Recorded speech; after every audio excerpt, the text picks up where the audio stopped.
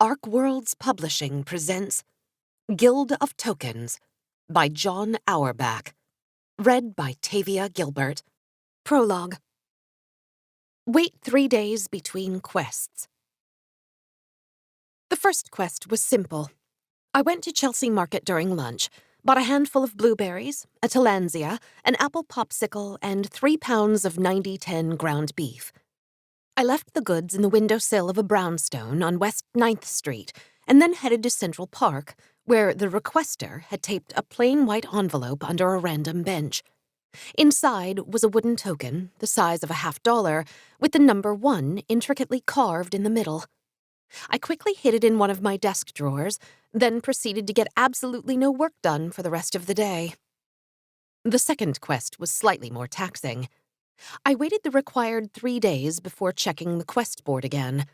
There didn't seem to be any enforcement mechanism of the waiting time, but not wanting to upset anyone, I did as instructed. When I logged onto the quest board, the screen flooded with fresh quests waiting to be undertaken. I soon found myself perched over the Hudson River, trying to fish out 5 small stones without falling in the disgusting brown water. My footing was sure, so I didn't have to explain to my coworkers why I smelled like rotten garbage. The stones I placed in a brown leather pouch, which I left next to a fire hydrant in Chinatown. This time I had to fetch my reward out of an unlocked mailbox up in the Bronx. I secreted away the token in the bottom of an old pair of shoes so that my nosy roommate wouldn't find it, and began the countdown again. The third quest was another straightforward one. The headline was misleading.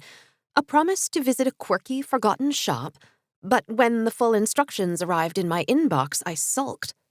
A quick trip into Grand Central was all it took to find the cheap plastic bracelet, which I deposited in a garbage can on track 18. This time, the token was close by, stuck between the pages of an issue of Nintendo Power. The fourth quest was nostalgic. I again gathered up another weird menagerie of items and went back to the brownstone on West 9th Street.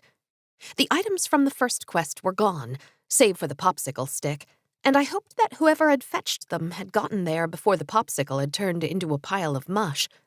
Or maybe they wanted the mush, who knows? Another envelope awaited me when I returned to the same Central Park bench. Later, I pulled out the first token and set it aside the new one. The craftsmanship was undeniable. Maybe at some point I would get to meet their creator.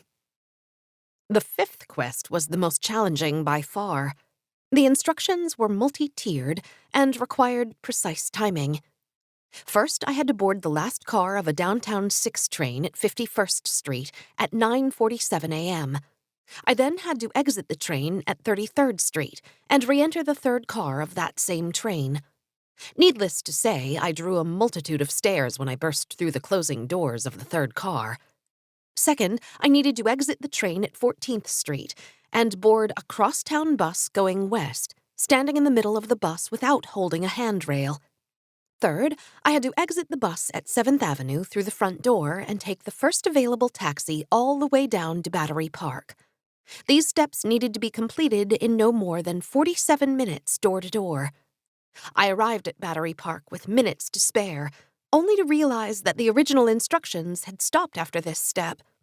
Dejected, I almost left to go home, but a small, intricately painted arrow on a sign caught the corner of my eye. I walked in the direction of the arrow, only to find another arrow on a second sign. That arrow led to several more. I lost count after the 11th one, as I zigzagged across the park. The final arrow pointed me to a set of stairs leading down underground. At the bottom was an imposing wooden door sporting a large iron knocker. I hesitated slightly before banging the knocker 3 times. Nothing happened. I waited. Still nothing. After several minutes of contemplating the exact number of knocks needed, a small portion of the door slid aside to reveal a pair of piercing, golden eyes. "You're late." The voice was raspy and deep-toned. "I'm sorry?" "Tokens, please." The quest made no mention of bringing my tokens with me, but on a hunch I had collected them from their various hiding places. I drew them out, and a small, sooty hand reached through the slot and grabbed them from me. Before I could say anything, the slot closed suddenly with a thud. I stared at the door.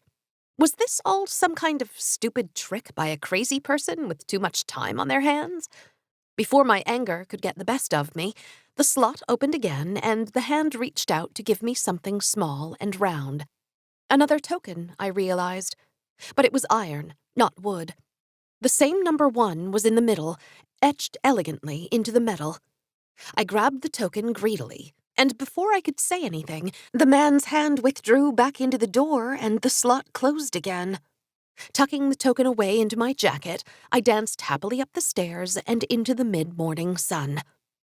When I logged onto the quest board again 3 days later, a new section had appeared. Epic Quests, it said. Requires 185 gold tokens. 1. In which I discover the world of questing.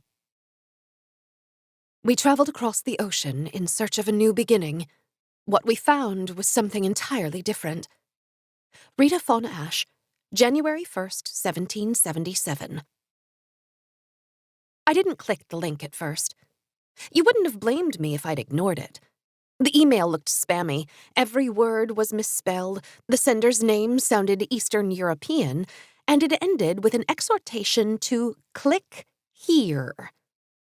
I'd left the office just after midnight, after an exhausting 48-hour sprint cleaning up code that my jerk of a coworker Russ dumped on my lap so he could take a 4-day weekend. The perils of being the only female programmer at a startup, I guess.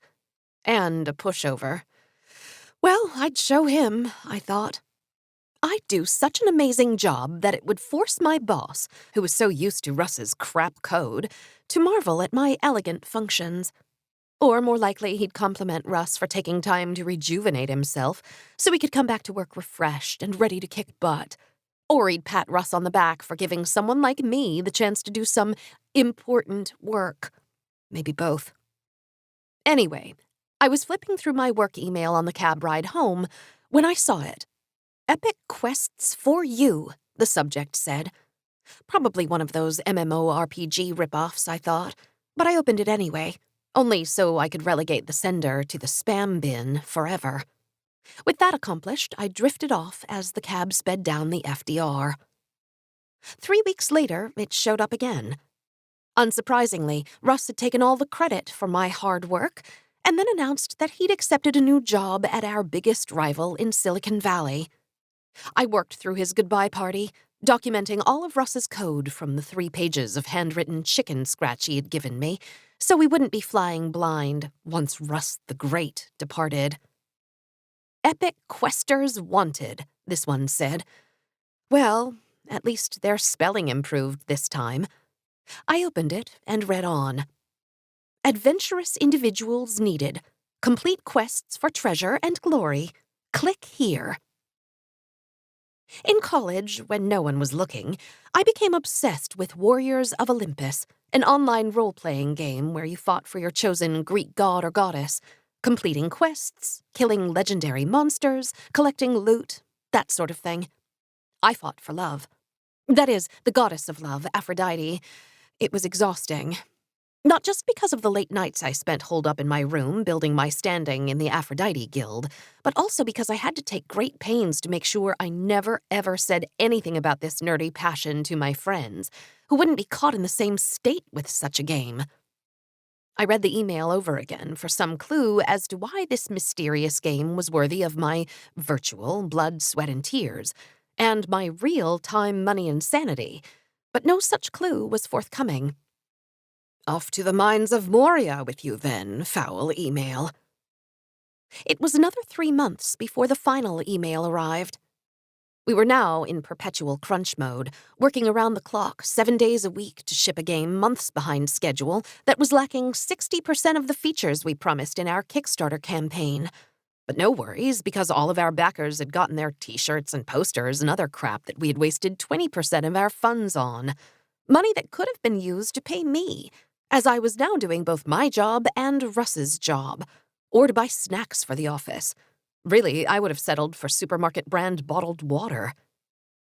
I had fallen asleep at my desk, the keys of my mechanical keyboard pressed into my face, when the ping of a new email roused me from my coma. It was 3:43 on a Sunday morning. "This is your final chance, Jen." Great, now they know my name. "This is not a game. The quests are real, the rewards are real, the glory is real. Do you have what it takes?" These jerks were relentless. They must only follow up with the people who opened the earlier emails. Clever bastards. Well, now they finally had my attention. I clicked the link. My screens went dark. So did the ones to my left, the ones to my right, and all the ones in the row in front of me. If anyone else had been in the office, they would be losing their minds right now. Of course it was the girl who clicked on the ransomware email, they would say. Of course it was the girl who willingly pushed millions of lines of code into an encrypted lockbox that would cost the rest of the company's cash to retrieve because she was so tired one night and got distracted by an email. An email, of all things. I stared at my screens, waiting in the pitch-black room for something to happen. Anything.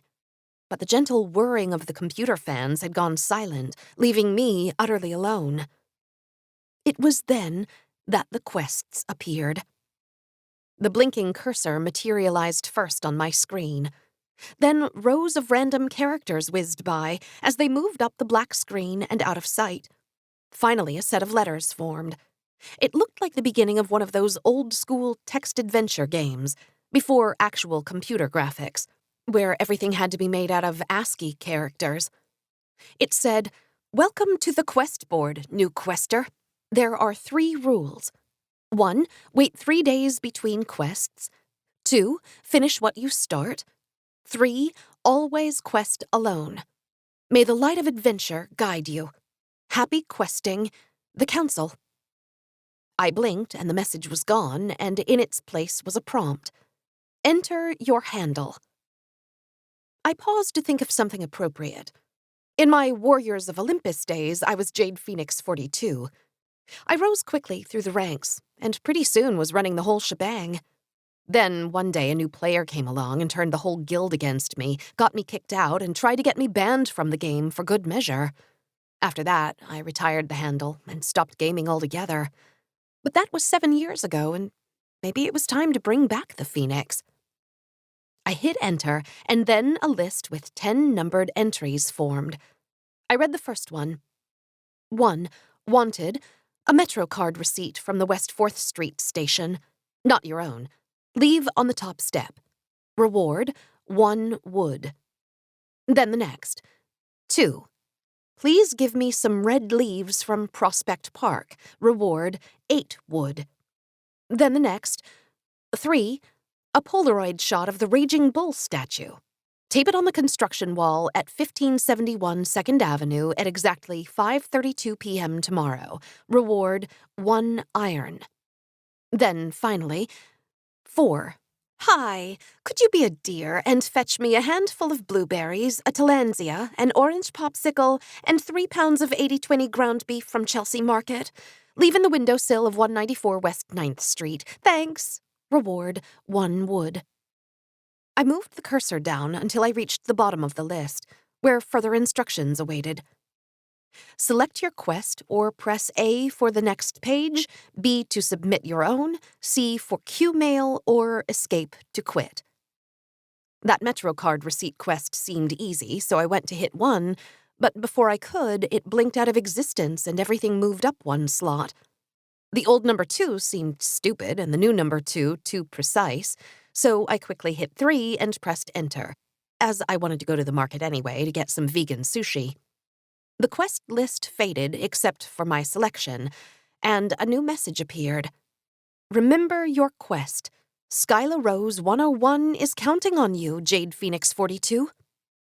With that exhortation, the quest board dissolved and I was left alone again in the dark. But only for a moment.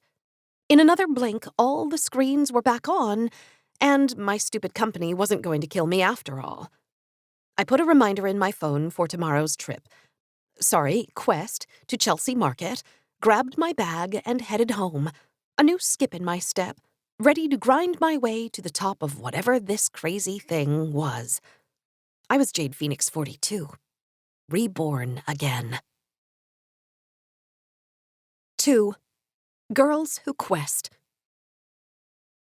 The natives called this island Mannahatta, the Island of Many Hills. A more appropriate name would have been the Island of Many Secrets. The dragon bowed before my might, the sword an extension of myself. I moved it with the fluidity of a dancer, the swiftness of a hummingbird, and the strength of an ox. The sword tore into the dragon's flesh, yellow blood bursting out, drenching the stone floor of the castle tower. The blood-stained weapon fell from my hands, and it clanged against the cold stones. I felt my knees go weak as I too fell to the ground. When I opened my eyes, the rat was dead and the blood-smeared shovel next to it. I didn't want to look at what I had wrought in the alleyway, the carnage I had unleashed for the sake of a few tokens. No, I wanted to leave the shovel and the dead rat and retreat back upstairs to the comfort of my railroad apartment. But I knew I couldn't. It would be a waste. I regretted taking the quest immediately. Kill a rat with a shovel, it said. Reward, 3 wood tokens, but make sure you bring the rat to Washington Square Park within 15 minutes after you kill it, or I don't want it. The first time I read it, it seemed like a win-win. There was a rat that lived in the alleyway next to my building, and there was a shovel that the super usually left in the lobby. I would throw some leftovers into the alley, lure the rat out into the open, and then smash its stupid head open, ridding me of the anxiety that surfaced every time I heard that clash of claws on concrete, and earning me some tokens in the process. Then I accepted the quest, and everything changed. I suddenly remembered that I went running the other way when I saw so much as an ant, and had the athletic skills and coordination of a manatee to boot. There was no way I was going to stare down a disgusting rat and kill it with a shovel and carry it to Washington Square Park within 15 minutes. Maybe Duncan could do it. I mean, that's what boyfriends are for, right? But he was in Hong Kong, again, raising money for his boss's newest fund, as he had been for much of our relationship. We met at work, actually. He and one of the fund's senior partners had come to the office 2 years ago to meet the engineering team as the initial part of their due diligence. There were only 3 engineers on the team then, me, Russ, and Andrew, who earned a PhD in Comp Sci from Caltech at 21. What he was doing at our rinky-dink startup, I still wasn't sure. Duncan and the senior partner impressed upon us that they made a point of investing in diverse companies, and I was going to say that 1 white girl and 9 white dudes hardly constituted diversity, but thought better of it and kept my mouth shut. As they made their rounds between the 3 rows of desks, Duncan kept turning his head back at me when he thought I wasn't looking. I proceeded to look away so that our eyes wouldn't meet, then eventually ran off to the bathroom to avoid further interaction. When I emerged 30 minutes later, Duncan was gone. He had, however, left his business card under my keyboard, with a short note scrawled at the bottom. Going to be a pass, sorry, but ditching Brett to grab a drink tonight at Rigby's if you're not inclined to pass on me. Wink. As far as pickup lines went, it was pretty terrible.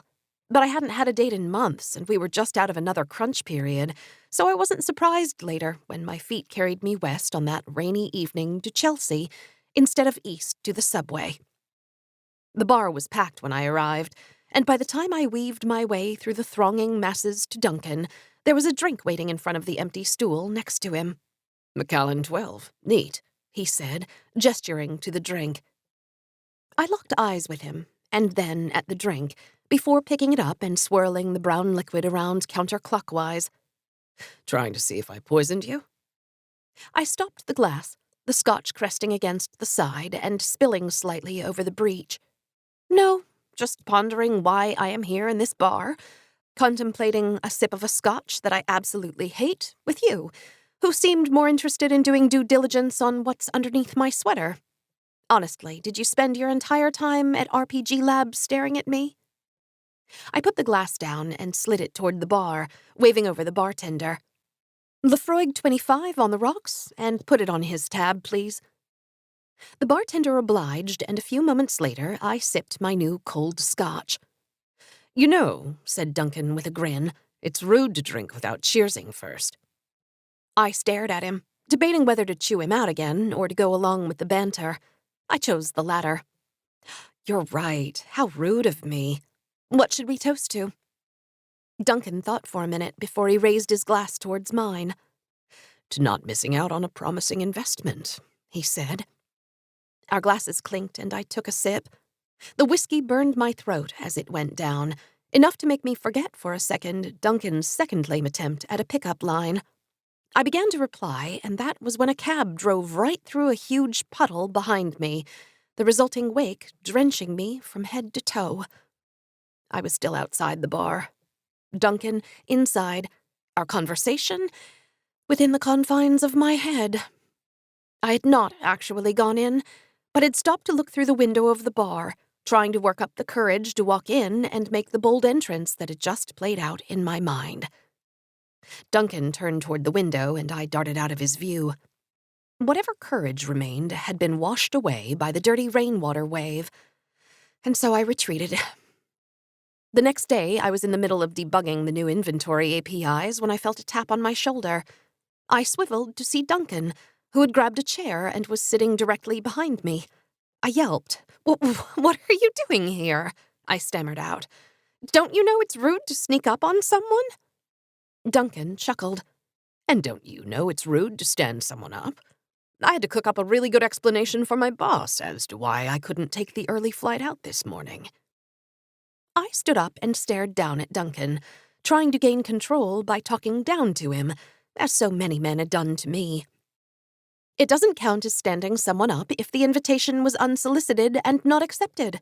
You're the one who chose to wait there, not knowing if I was going to come, which I couldn't, because I was here last night until 12:30, making up the work I could have been doing if we didn't have to spend 3 days getting a build ready for you and Brett. For all the good that did anyway, seeing as how you're more interested in me than my code.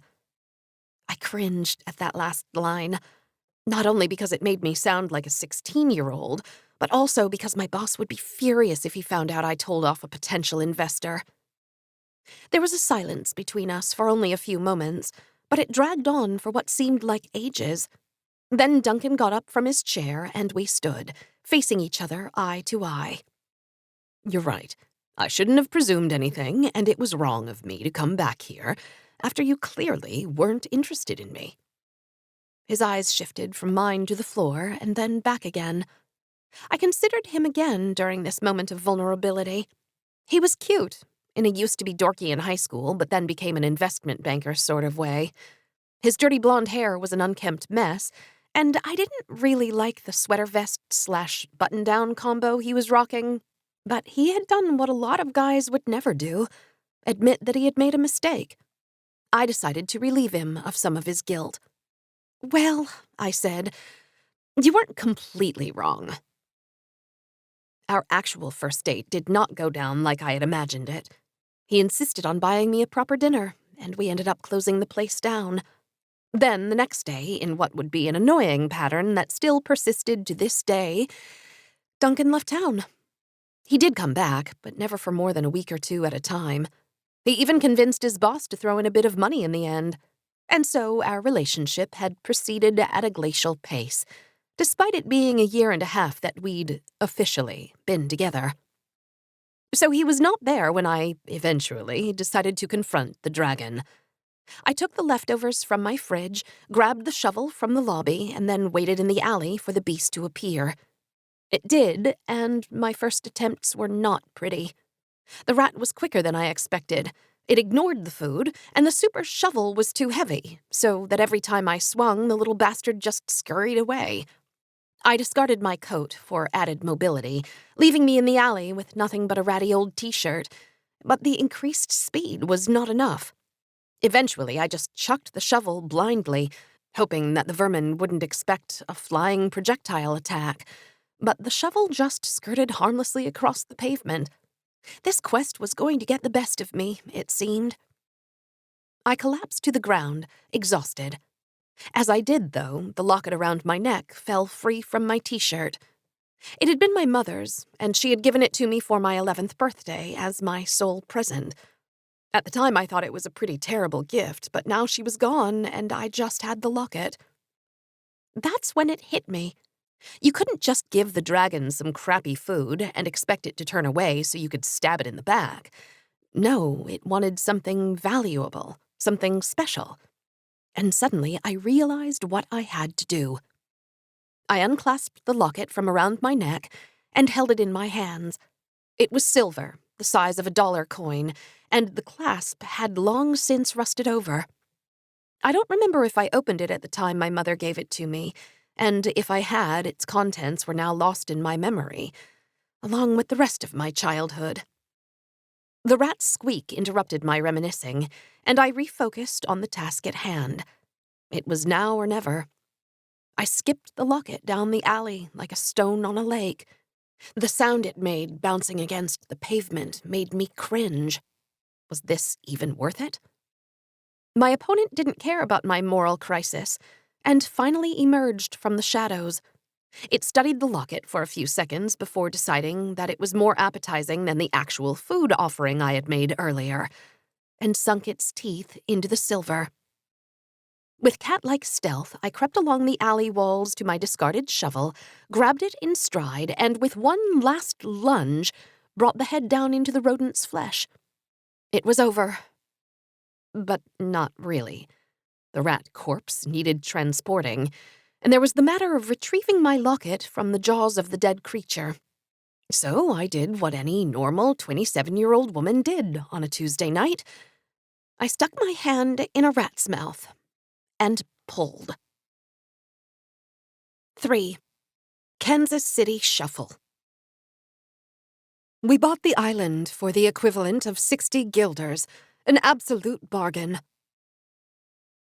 There was not enough silver polish in the world to remove the rat essence from my mother's locket, and after the 14th time I had buffed every arc and curve, I contemplated shutting it away in a drawer with the 3 stupid tokens it had earned me. But I couldn't, and back it went around my neck. One day soon, I hoped not to remember in crystal clear detail what I had gone through to get it back, but that day had not yet come. The momentary burst of courage I felt when I faced down the rat hadn't taken root, and so I was skittish in my selection of the next few quests, staying within the safe parameters of fetching tchotchkes from random stores around town. It was boring, and I knew it, but I couldn't bring myself to venture outside of my questing comfort zone. Besides, what was the point of this whole exercise? I was still half convinced that this was an elaborate marketing campaign for some new game, maybe even my own company's. And if so, I probably wouldn't even have cared. Any game that spent this much on advertising was probably going to be something incredible. Or a PR nightmare. Woman sues gaming company after catching rabies from rat. But I was growing tired of the fetch quests for random junk. And I was tired of watching my stack of wooden and iron tokens grow taller bit by bit with absolutely no idea of what to do with them. Fortunately, good things come to those who wait, because one night when I went to check the quests, there was a new section. D. Quester Profile. I hit D and a new screen appeared. Quester. Jade Phoenix 42. Quests completed, 11. Tokens earned, 23 wood, 2 iron. Level, 1. Token experience, 27. Level up, 30. Now we're talking. If there's one thing that will get someone to keep playing a game, it's the sense of making progress. It doesn't matter if it's steps on an endless, meaningless ladder. People will continue to climb even after their fingers are numb and their wallets are empty. It's one of the directives we received from the higher-ups at work. Keep the fish coming back for more. And now they had a hook in me, too. As much as I wanted to think that I was immune to such tactics, in truth, it activated the same dopamine trigger in my brain like everyone else. Show me that I'm 3 experience away from the next level, and I'll play all night to get there. I clicked from the profile screen to the quest list to look for something that would get me there in one hit, either a 3 wood for 3 experience, or a 2 iron for 4. I scrolled through several pages, looking for the perfect quest that would elevate me. Finally, on the 5th page, I found one that stood apart from all the others. Testing out a new shell game in Times Square. If you win, or even if you don't, I'll give you 2 iron. Come by the northwest corner of 47th and Broadway tomorrow at 2 p.m. I clicked quickly to accept. 2 iron for losing at an obvious con game was a no-brainer, and I didn't want anyone to grab it first. Plus, I would actually get to meet a fellow quester in the flesh. 11 quests in, and I still hadn't made contact with the people whose quests I had completed, or requesters, as I had dubbed them.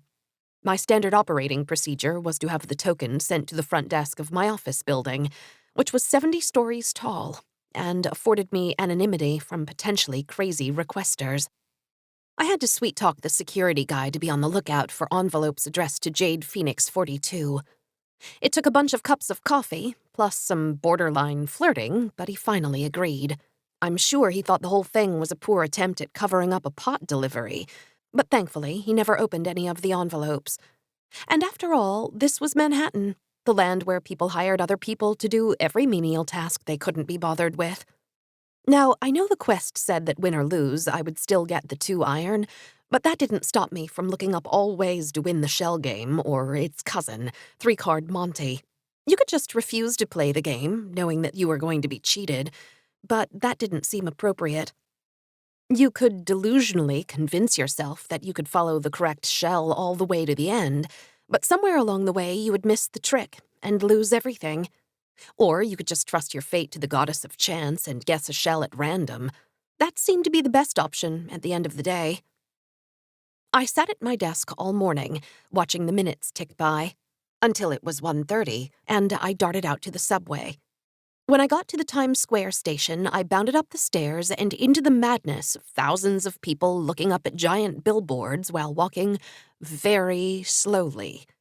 Finally, I arrived at the designated corner, which was empty. I looked at my watch and then at my phone to make sure I wasn't late. I wasn't. In fact, it was precisely 2 on the dot.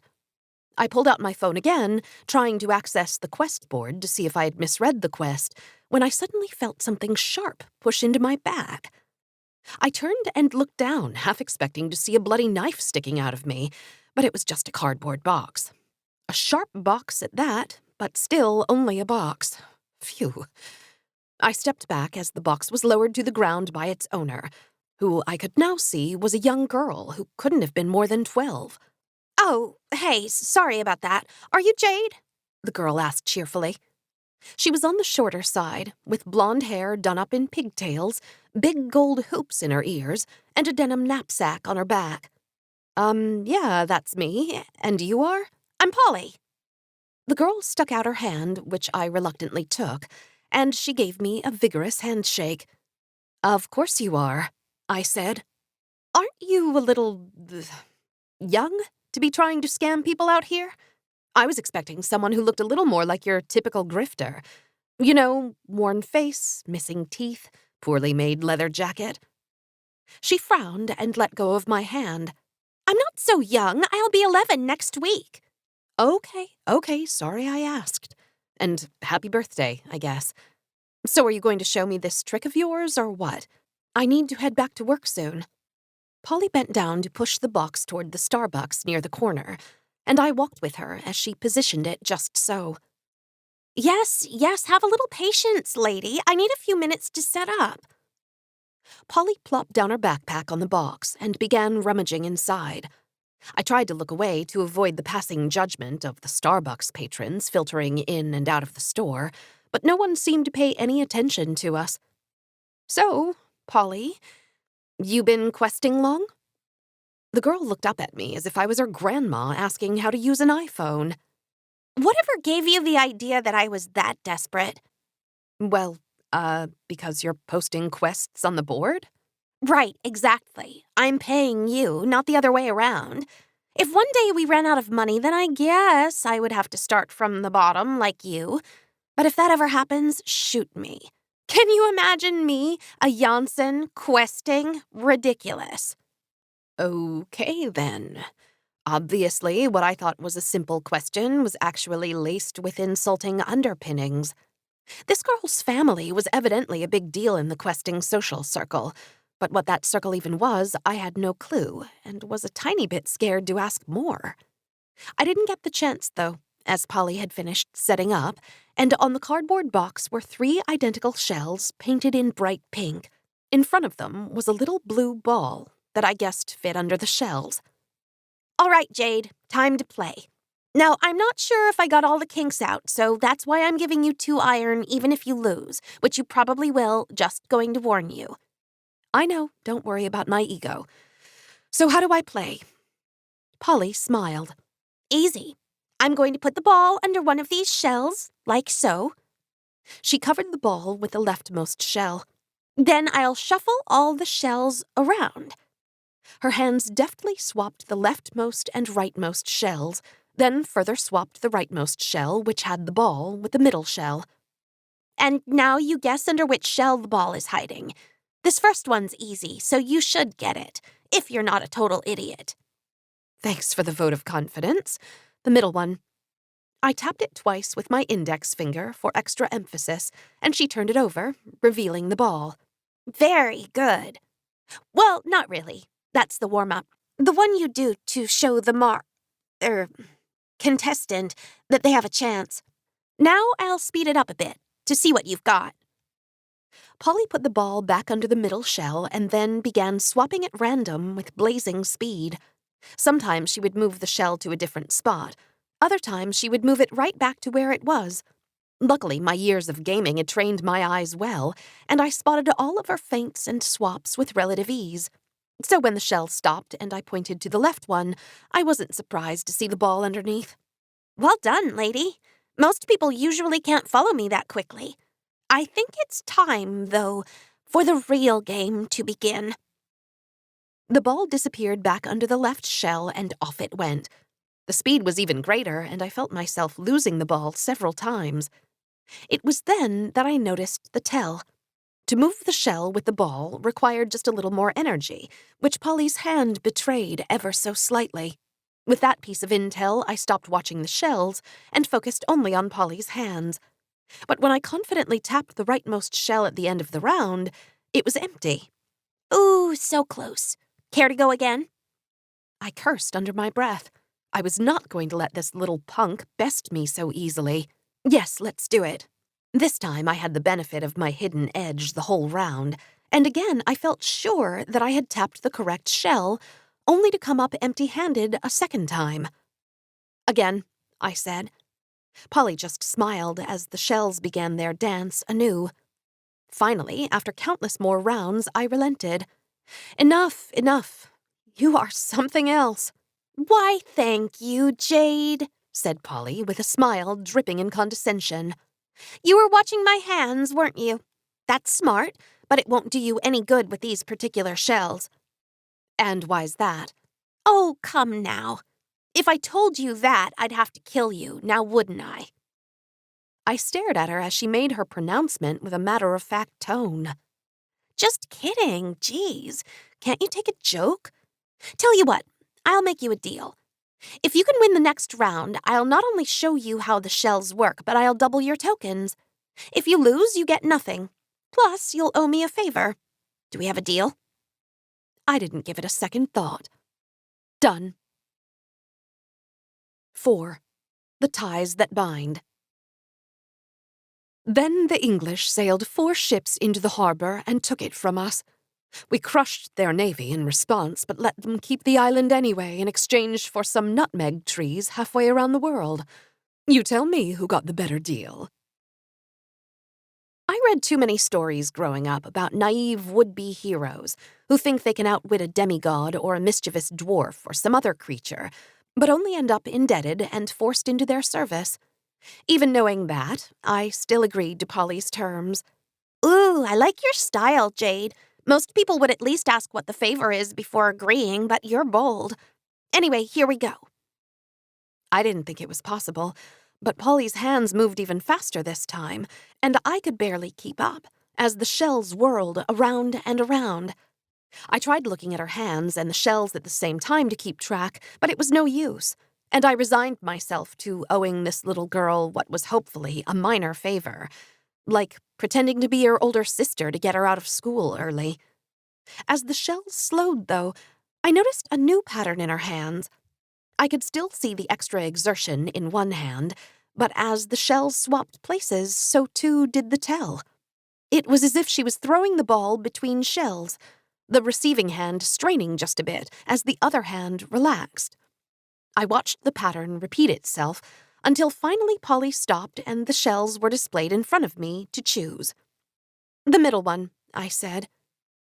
Polly's cheerful demeanor faded in an instant as she uncovered the shell to reveal the ball. "Well, I'll be darned! You won! I don't believe it!" I smiled. "Neither do I. Now pay up, please." Polly bent down to dig something out of her backpack and then set 2 iron tokens on the box. "Where are the other 2? "See, the thing is, I never expected you to win the double or nothing, and so I don't have the other 2. "Well, then I think that you are now in the position of owing me a favor." Polly frowned. "I don't give out favors willy-nilly, especially not for this small a debt. Come back here tomorrow and I'll have your tokens." "No, I don't think so. How about this? I'll forgive the debt, but after you show me how your little game works, I get to ask you one question and you have to answer it truthfully." We stared at each other while Polly considered my offer. Several times she opened her mouth as if she were about to say something, only to stop short. I was half expecting a lucrative offer to play the game again, but I think she was scared that I had actually deduced the secret. Finally, she sighed and started flipping over the shells. "The thing about you noobs, you're a noob, aren't you, is that you think this is all a game out of some Rumpelstiltskin fairy tale. Well, it's not. And ordinarily, there's no way I'd agree to answer your question, but I'm a Janssen, and we keep our word. Plus, I still can't believe you won, so I'll indulge you. Now watch closely." Polly tapped the 2 outer shells together, and then took the ball and dropped it in the left shell. She stood back with her hands in her pockets. I bent forward and looked into it, only to find nothing there. "Try the right one," said Polly. I looked in that one, and there was the ball. "But you didn't— How?" "Watch again." Polly took the ball out of the right shell, tapped the center and right shells together, and then put the ball back in the right shell. I peered into the right shell, and it was now empty. Instead, the middle one held the ball. "It's some sort of false bottom, right? You tap the shells together to open it?" Polly shook her head. "Any old person could do that, Jade. You should know better than—" "Oh, I see." "What?" "What level are you?" I didn't want to admit that the girl was right and that I was a noob. Nothing was more embarrassing than being that player who had no idea what they're doing and who stumbled around like a fool, playing the game so poorly that their own teammates try to off them so they didn't get in the way. But I knew so little as it was, and if I tried to pass myself off as someone more experienced, I was certain that Polly would not tell me anything at all. "So, I'm about to be level 2, once you give me the tokens? I've only been questing for a few weeks, though." Polly hit her forehead with her palm. "Unbelievable! Lost to a friggin' baby noob!" The girl shook her head, and a look of disgust formed on her face. "Look, I'm still going to show you how the trick actually works, but just tell me how you won. Tell me it was blind luck, and I'll sleep a little better tonight." I told her how I noticed the muscles in her hand flex and relax as the ball moved from one shell to the other, and she nodded, a slight smile on her face. "All right, I'm sorry I called you a noob. You clearly have some clue what you're doing, and next time I do this, I definitely need to wear gloves. And you're not entirely wrong about the false bottom, but there's only one ball. Here, hold these." Polly handed me the middle and right shells after fishing the ball out first. I looked inside them, but didn't see anything out of the ordinary. "Tap them together." I did, and felt a tingling sensation in my hands, as if the shells were now connected with an invisible tether. Now here comes the important part. Polly flicked the ball into the middle shell with a graceful throw, and I caught it, only it never arrived at the bottom of the shell. Instead, I looked down into the right shell to see the ball rolling lazily around the bottom. Impossible. How? You couldn't have. I saw the ball go into the middle shell. I held the shells in my hand, the tension between them gone. Without asking first, I quickly tapped them together, and the tension returned, but just as quickly faded. "Look in the middle shell again." I did, and there was the ball. I tapped them together again, and the ball went to the other shell. To an outside observer, I must have looked like a crazy person, tapping shells together next to a middle schooler. "You done, or do you want to wear a hole in them? Those weren't cheap, you know." I handed the shells back to Polly, who put them back on the box. "I give up," I said. "How does it work?" "Well," said Polly, "not sure I should actually be telling you, given your level. I mean, the council came up with those for a reason. But a promise is a promise, I guess." She turned the shells on their side, so the insides faced me, and then tapped two of them together. The formerly opaque bottoms had changed somehow, a silvery circle in their place. "Promise you won't scream?" she asked me. I nodded quickly, not wanting to miss out on what she was about to show me. "Okay then, stick your finger in one all the way to the bottom." I stuck my index finger into the bottom of one shell, only to see it emerge from the other one several inches away. As if not believing what I was seeing, my brain told my finger to move, and the floating fingertip obliged. I broke my promise and screamed. 5. Level up. The English, in their stupidity, let us stay. We've been paying them back for that favor ever since. There are moments in my life that are so vivid, I only need to close my eyes and think briefly about them before all the details come flooding up to the surface. Me locked in the middle school bathroom, sobbing for hours. My mother's body draped in a sheet on the morgue table. There were others, too few of them happy. And now I would have to add this one to the list. The next thing I remembered was Polly grabbing my wrist and pulling it away from the shell, as if I was a child who had touched a hot stove. I brought my hand up to my face and wiggled my index finger to make sure that it was still attached. It was. But before I could dwell on the stunning development of the magic shells, Polly began pulling me down the street. What are you doing?" I yanked myself free, and we continued walking away from the corner. "What does it look like I'm doing? Getting us the hell out of there. You promised you wouldn't scream, remember?" "I did, but you could have warned me." We walked to a grocery store at the end of the block, and I followed Polly inside. Only when we had reached the middle of the cereal aisle did Polly finally stop and set down her bag, into which she tossed the shells. "I didn't think I needed to. It looked like you had figured it out on your own." "You said it yourself, though. I'm newer than a noob. How was I supposed to know that you somehow created a tiny rip in the fabric of the space-time continuum?" "The what?" "You know, a wormhole." Polly shook her head. "I don't know what the heck you're talking about. It's just some vervorium painted on the bottom of each shell." "Oh, of course, some vervorium painted on the shells." Her tone made it sound like she was describing how to make a sandwich. "I don't mean to sound like an idiot, but what is vervorium exactly?" "Vervorium, Jade, is a very rare but incredibly useful prima materia used to link two places together. It's hard to make, and you need a lot of ingredients, like the spleen of a freshly killed rat, for one." She did it again. "Prima materia, available in your local bodega next to a can of chili." "So that was you I was delivering the rat to?" Polly smirked. "Nope. This vervorium I stole or borrowed from my dad. Whoever wanted your rat was someone else, and not necessarily to make vervorium. Rats are very useful. We keep a ton in our garage." A clerk walked by with a cart full of cereal, and we headed in the opposite direction towards the freezer section. I tried to process these new revelations and wanted to ask a million more questions. Was this real magic? Or some incredibly complex science that had been concealed from the world by a select few? At some level, it didn't really matter.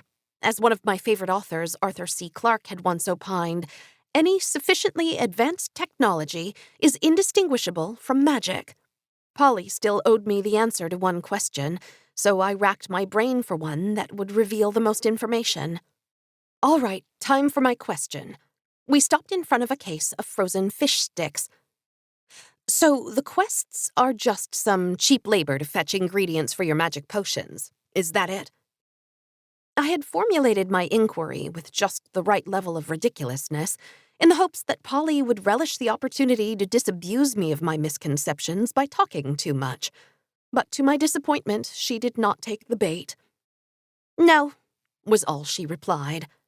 I waited for more, but she suddenly turned quiet and began drawing doodles on the freezer case. "That's it?" I said. "Look, I've already told you way too much for a level 1. Here's your iron. Good luck to you." She forced the tokens into my hand and then ran off before I could say anything more. For a second, I contemplated chasing her out of the store, but realized the optics of that were abysmal and would likely get me arrested. I kicked myself for asking too big of a question. There was clearly something greater going on here than just a bunch of random fetching. My fingertip floating in midair was proof of that, but all that I had to go on was a bunch of tokens, a crazy message board, and an even crazier story about a teleporting ball. With a sigh, I started to walk out of the store when something on the freezer case caught my attention. What I had thought were mere doodles were actually numbers.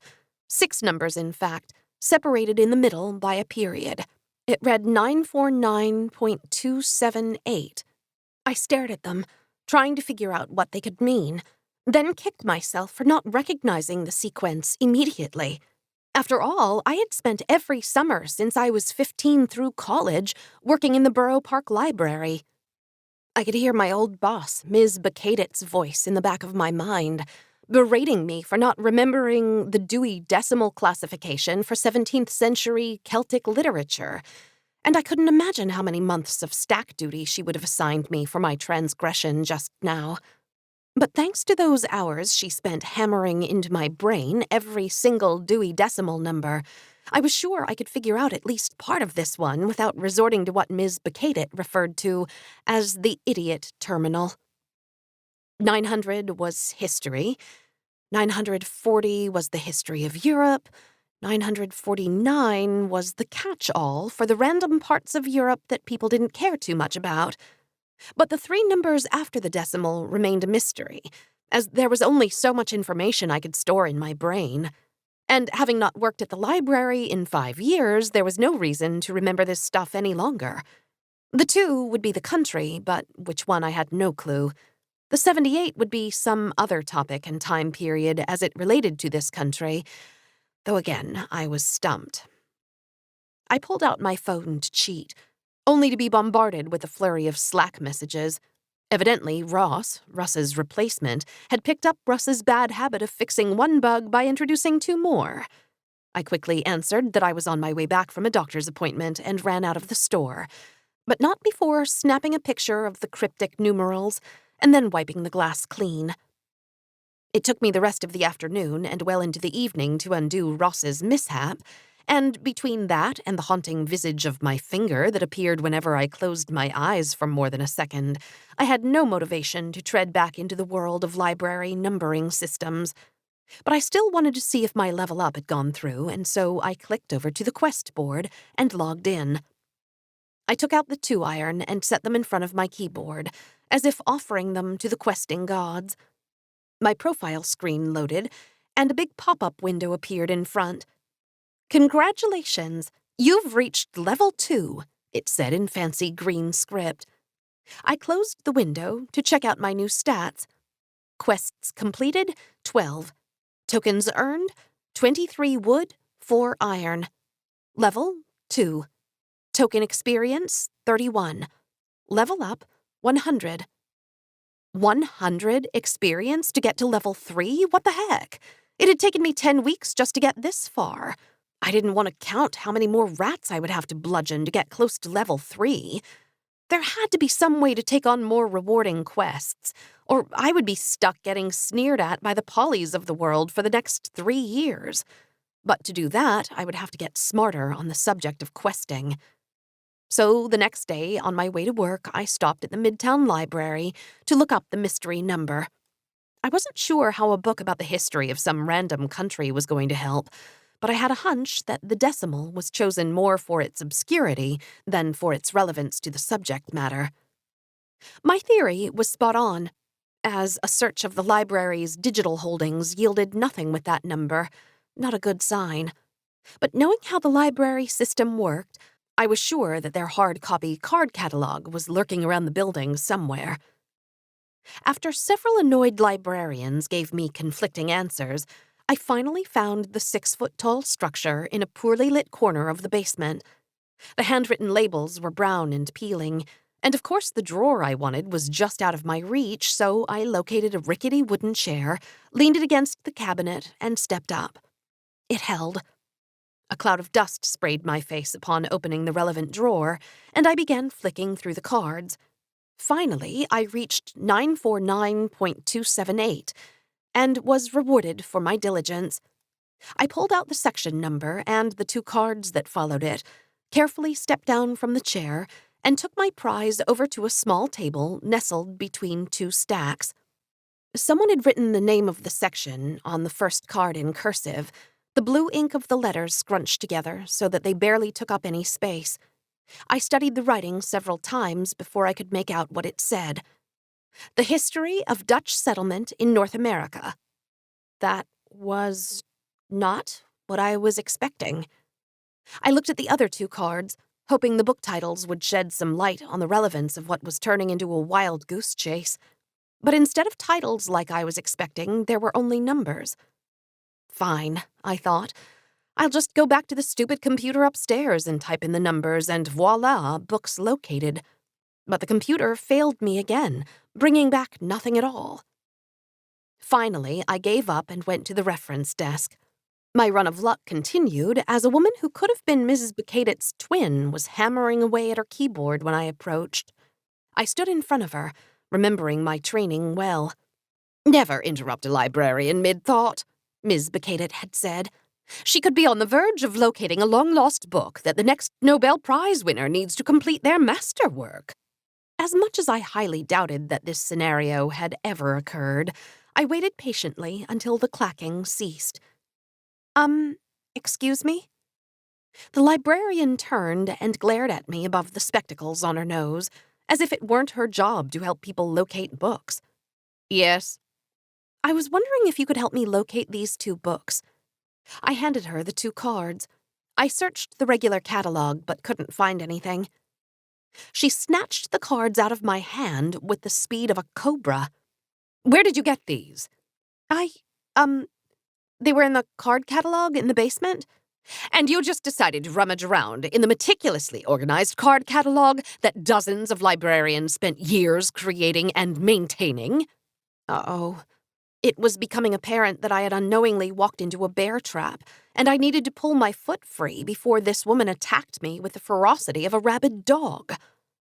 "Well, no, I just looked at these 2 cards, and I used to work at the Borough Park Library, so I know how important it—" "Oh, so you think because you used to work in a library, you can just waltz down to our card catalog and take out cards to your heart's content?"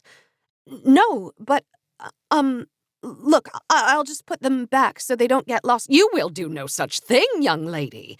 I don't want you anywhere near my card catalog. The fact that— Look, are you going to help me or not?" The rudeness of my question knocked the wind out of Ms. Bucatit's twin, and she just stared at me, unblinking, for several seconds. Then, in what I could only chalk up to a minor miracle, she relented and began searching for the numbers on the cards on her computer. I can see why these didn't come up for you. Someone must have transposed the book numbers incorrectly in the computer system. Fortunately for you, I've seen this before, or you would be out of luck. Here we go. Oh. What happened? So, I found your books. It's just that I don't know where they are." That made not one lick of sense to me, but maybe it did in librarian speak. "So they're lost?" The librarian glared at me. "We don't lose books.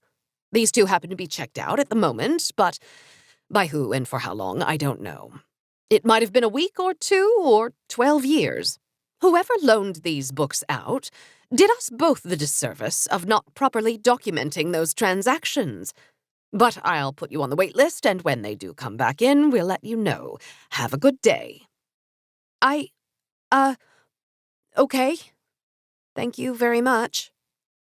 As much as I wanted to find out more about these missing books, I knew when I had overstayed my welcome and walked out of the library with even more questions and no answers. 6. Questaholics Anonymous. We kept to ourselves mostly, as the English never paid us much attention. Neither did the so-called Americans. Not that they knew the truth. If they did, maybe things would have turned out differently. Hi, my name is Steve, son of Steve, and I'm a questaholic. Hi, Steve. The voices echoed around the church basement, despite the small crowd seated in only one corner of the room. That other people had actually showed up quelled some of my remaining paranoia that I was the subject of a Harry Potter-obsessed lunatic's idea of an elaborate joke. But maybe everyone here was in on it too? That still wouldn't explain Polly's stupid shell, so I brushed such thoughts aside as I tried to listen to the confessional. Steve quickly launched into a sad and sordid tale about how he had broken his clavicle falling into the Gowanus Canal while collecting moss, and that after a couple of months of recuperating, he had finally attempted to complete the quest only to fall again into the canal. By the time he had gotten around to his 6th attempt at collecting the moss, I had largely tuned him out. Unlike the rest of the motley crew sitting in dingy chairs in the barely lit room, I had not come to achieve catharsis. No, this was an information-gathering mission. It had been several weeks since my visit to the library, and I still hadn't received any word on the mystery books. I had a sneaking suspicion that the friendly librarian had tossed my waitlist request into the garbage, and that I would never find out what Polly was trying to tell me. Then I caught a lucky break. I should have realized after the questing profile appeared randomly that there was more to the board than just the quests themselves, because now when I opened the main menu, there was a new option E, labeled Q Board. I hit E, and a new screen popped up. It was a rudimentary message board. The excitement bubbled inside me as I began scrolling through the posts. Here they were, the memoirs of the legendary heroine recounting her trials, tribulations, and defeat of the ancient evil that had ushered in this golden age of prosperity. Or the quest equivalent of spam. Awesome. Even membership in a secret underground magic world did little to slake humanity's innate compulsion to spam everyone else, apparently. But at least I was a member of the club. And given the lack of a missed connection section on the quest board, this spam was all I had to dive deeper. After checking to see that no one was looking over my shoulder, I printed out each post, stuffed the papers into my purse, and ran down to the treehouse. No, it was not one of our conference rooms.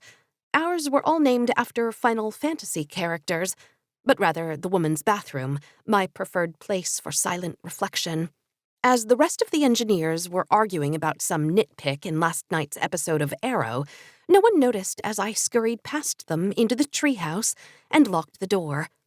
Finally alone, I pulled the papers out of my purse and set them down on the marble counter to study. There were token banks, where scrupulous individuals would watch over your tokens for free, and probably loan them out to seedy goblins played by Warwick Davis. Advertisements for how-to pamphlets, where to find the most frequent quest-requested items, creative excuses for work absences, and more, and then some of the posts had printed out completely blank as far as I could tell. It was all very exciting, but where to start? As much as I wanted to check out the token bank, they would probably laugh me out of the room for bringing my meager hoard. I was also convinced that it was merely a cover for robbing gullible idiots, and my lack of money also made the how-to pamphlets cost-prohibitive. I was about to stuff everything back in my purse when I noticed the last piece of paper, which I thought had been blank. Ignoring your spouse to dumpster dive for trash behind the 7-Eleven at 3 in the morning? skipping work meetings to meet quest scalpers outside Madison Square Garden, stealing half-eaten ice cream cones for kids because you think they're worth a couple of wood. These aren't the signs of healthy questing. No, they may be the symptoms of a questaholic. But you're not alone. We've been there, and we can help. We're Questaholics Anonymous. Next meeting on Thursday at 700 East 3rd Street, Grace Church basement. It was the perfect opportunity for an undercover operation because, after all, I had few tokens to my name, but a lifetime of sob stories to really inject some desperation into my fake descent into questaholism. I tucked the papers back in my purse and perused the quest board on my phone for quests I could pretend to have failed. Outside, I could hear the engineers hypothesizing what the title of Star Wars Episode 9 should be, but inside the treehouse, all was peaceful. The other questaholics drank in Steve's story, nodding at his misfortune while pretending to listen. I surveyed them as a sociologist would. Compared to the rest of the group, Steve could pass for normal. Some were disheveled, a cocktail of odors emanating from their bodies and mixing together to form an even more horrid stench. Some stared off into space as if they were observing a parallel reality. One woman wore an empty baby carrier across her front and would from time to time pat the head of the not-there baby. I didn't have to try hard to imagine how far she had fallen off the wagon. I soon realized that my rehearsed tale of woe was not going to be sufficient. These people were far more broken and screwed up than I was going to pretend to be, or actually was. If I was going to avoid the fate of a size 0 showing up at an Overeaters Anonymous meeting, I needed to kick it up a notch. Luckily, I ended up being last in the circle, so when it came to my turn, I had my story ready. Hi, my name is Jade, and I'm a questaholic. Hi, Jade. I stopped at the Park Slope Farmers Market on my way home from work to pick up an empty lobster tail shell. Digging through piles of discarded shellfish, I found the perfect one. Or so I thought. As I exited into the alley next to the seafood stand, a shortcut I had found during a previous questing foray, I was beset upon by a band of teenagers who circled around me with menace in their eyes. I was about to reach into my pocket to offer them my wallet when a smile appeared on one of their faces. Keep your filthy norm money. It's your tokens we're after. I was never one to carry my tokens on me, but I knew that wasn't going to be a satisfactory answer, so I stalled for time. This lobster tail shell is worth 5 wooden tokens if you throw it in the sewer grate on the corner of Baltic and Bond. That's all I have. I held out the shell with trepidation. The leader of the group walked toward me with a smile and took the offering. As he turned to walk away, I breathed a sigh of relief, but in that moment I let my guard down, and thus didn't hear his compatriot sneak up behind me. As I looked down, a gleaming serrated blade held audience with my throat, its edges just a thin gap of air away from spilling my blood. It was then that the first ruffian turned back towards me, a glint of metal reflecting from his knuckle. I stood there, paralyzed, as he punched me in the gut 3 times. The knife wielder withdrew and I collapsed to the ground, gasping for breath. Still smiling, my attacker, barely more than a boy, bent down until he was squatting in front of me. No one comes questing near the market without our assistance. If I see you snooping around here without any tokens on you, the hurt you're experiencing now will feel like a summer breeze compared to next time. You follow? I nodded slowly, which satisfied him and the rest of the group. By the time I got to my feet, they were gone. I looked around the circle, waiting to see the group's reaction. Finally, a woman in her 60s with graying brown hair smacked her fist into her palm. The council's got to put a stop to these attacks before someone gets hurt. I'll bring a petition to the next meeting that we can all sign. Most of the other people nodded in agreement as I breathed a sigh of relief, but then a troubling thought bubbled up in my brain. This manufactured gang might not have been as fake as I had thought, and that made my heart beat a little faster. Is there some sort of map charting out the safe spaces where we won't be attacked or robbed? I asked. If I was actually going to be set upon by marauding teens, I might as well know where the no-go zones were. The brown-haired woman's brow furrowed for a second at the question. Can't say that there is, but it would be a good idea to pool our findings. Let me talk to some of the other meeting groups, and maybe we can't just get something whipped up. The meeting finished soon after, and I made my exit quickly after grabbing a powdered donut, lest anyone hit me up for more information about the non-existent gang. I was nearly up the stairs to street level before Steve caught up to me. Interesting story back there, he said with a hint of mockery in his voice. If I didn't know better, I'd say you just carved yourself a nice little slice of territory where no one else is going to intrude. My eyes widened. I hadn't even thought of that. I was just trying to sound troubled. I don't know what you're talking. Save it, newbie. I'm not going to rat you out, Ms. Concerned Citizen down here, but next time, try to come up with something that doesn't sound like it was taken from a bad 80s movie that you watched on cable last night. We reached the top of the stairs, and Steve started walking away. Wait, I cried. This guy obviously knew a lot, and I would be stupid not to try to milk him for whatever information he would tell me. Steve stopped and turned around, and I jogged over to him. Look, I'm only a level 2, and honestly, I just want to know more about what the hell this whole thing is. An iron for your story? I'll throw in the first drink, too. I held out the token in my palm and stood there in silence while he considered my offer. I only had 4 iron, but this seemed like a good use of the tokens. Plus, I really had no idea at this point what else I would spend them on. Finally, Steve shook his head and pushed my hand away. Keep your tokens. Don't need them. But, he said, giving me a look up and down with a creepy smile that made the hair on the back of my neck stand on end, I do need a drink and some company after the day I've had. On second thought, maybe this wasn't such a good idea. Did he think I was hitting on him in a weird, roundabout way or something? Gross. But then that stupid shell flashed in my mind again. I had to know more, even if it meant enduring the stares of this creepazoid for a few hours. 7. Tales from the Cantina. When the war broke out, we didn't want to get involved.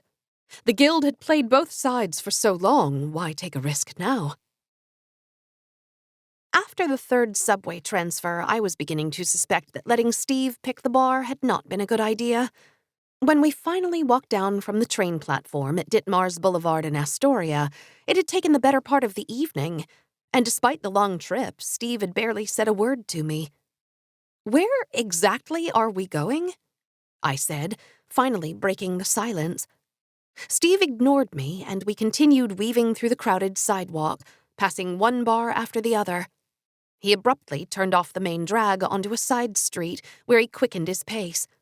I followed, but my danger radar was about to reach its boiling point. Thankfully, we had finally reached our destination, a 3-story brick building with a boarded-up storefront. Someone had tagged the boards with black spray paint, and the second-floor windows were all dark. So much for a night out at a trendy cocktail lounge. Look, I'm sorry if I gave you the wrong idea, but there's no way I'm stepping foot in your apartment.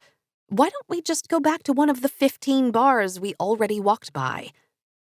Steve ignored me and hit a buzzer next to the door, which after a few seconds swung open on its own accord.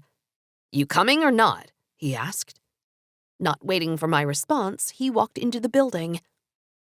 I could have walked away, then. It would only have cost me a wasted evening. But against my better judgment, I ran to the door before it swung shut.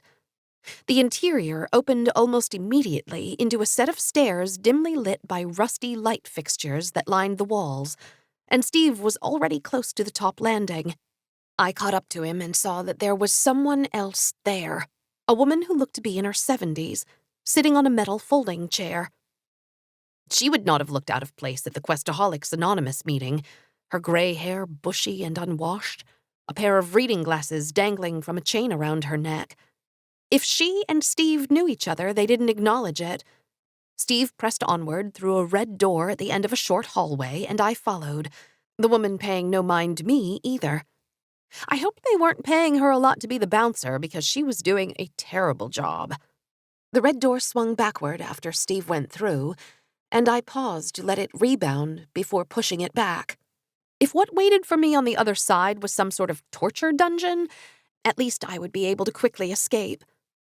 But all of my trepidation vanished as I stepped foot into a crowded, noisy bar. I blinked, waiting for the illusion to vanish, but it didn't. In contrast to the woman outside, all of the people here looked, dare I say, normal. The bar itself was in the center of the room, a huge square manned by 4 bartenders who were efficiently serving up drinks to the dozens of patrons on all sides. A balcony ringed the room above, with tables spaced around a metal railing. If I hadn't just spent the last 90 minutes trekking across the city to a random, abandoned-looking building, I would have thought it was indistinguishable from the bars I frequented in my post-college, finally on our own in the big city days. Steve walked past the bar to a small spiral staircase that led up to the balcony. The upper level was quieter, the crowd from downstairs evidently not preferring the intimate tables. We sat down at one of them, and the long journey finally was over. I waved over a waitress so I could fulfill my promise to buy the first round, only to realize that I had no idea if I even had enough tokens to cover one drink. Steve, I know I said I would get the first round, but, how many tokens does a drink usually cost? Steve snickered. Where do you think we are? Some secret quester bar? He shook his head. This is just a regular bar pretending to be a Prohibition-era speakeasy. Only difference is the extra $2 a drink for the ambiance. The waitress arrived, and we gave her our order. Now that I knew we were no place special, I held my quest talk until she had dropped off the drinks a few minutes later. Oh, but if this is just some random bar, then why did you make me trek all the way out here? Been meaning to try this place and wasn't sure they would let me in without a pretty face. He grinned, and I shuddered internally. Did he think that was a compliment? So, Jade, why were you at the meeting? I thought I was the only one who'd like to feel better about myself by listening to those sob stories. Wait, so you didn't break your clavicle trying to get some moss? Of course not. It just sounds so pathetic, and to be honest, most people don't know what a clavicle is, which means I don't have to show up to the meeting in a fake cast. Oh. This guy was turning into a real scumbag, but I tried not to let my disgust show. Got it. So you just quest as a hobby, or? Steve took a sip of his drink, put the glass back down, and then began stirring the tiny little straw in a clockwise rotation. Something like that. Let's just say that my father, also a Steve if you hadn't figured that out from my handle, was so wildly successful in certain pursuits that we wouldn't have to quest for several generations, even if we spent our tokens like a bunch of drunken sailors in a whorehouse. This conversation was leaving me more and more confused by the minute. Unless there was a whole underground economy run on tokens, what was the point of stockpiling these things when we were living in the real world and needed real money to pay for our real-world needs, like food and shelter, for instance? Right, I said, as if I knew what I was talking about. I wish I didn't have to quest, but my parents wanted nothing to do with me after high school, so now I'm starting from square one. The lie was believable. Or so I thought. I had already given away too much, I realized, when I asked Steve for help, but I thought that he might tell me more if he thought I was one of them, a member of the questing fraternity, rather than some random person who opened an email one night.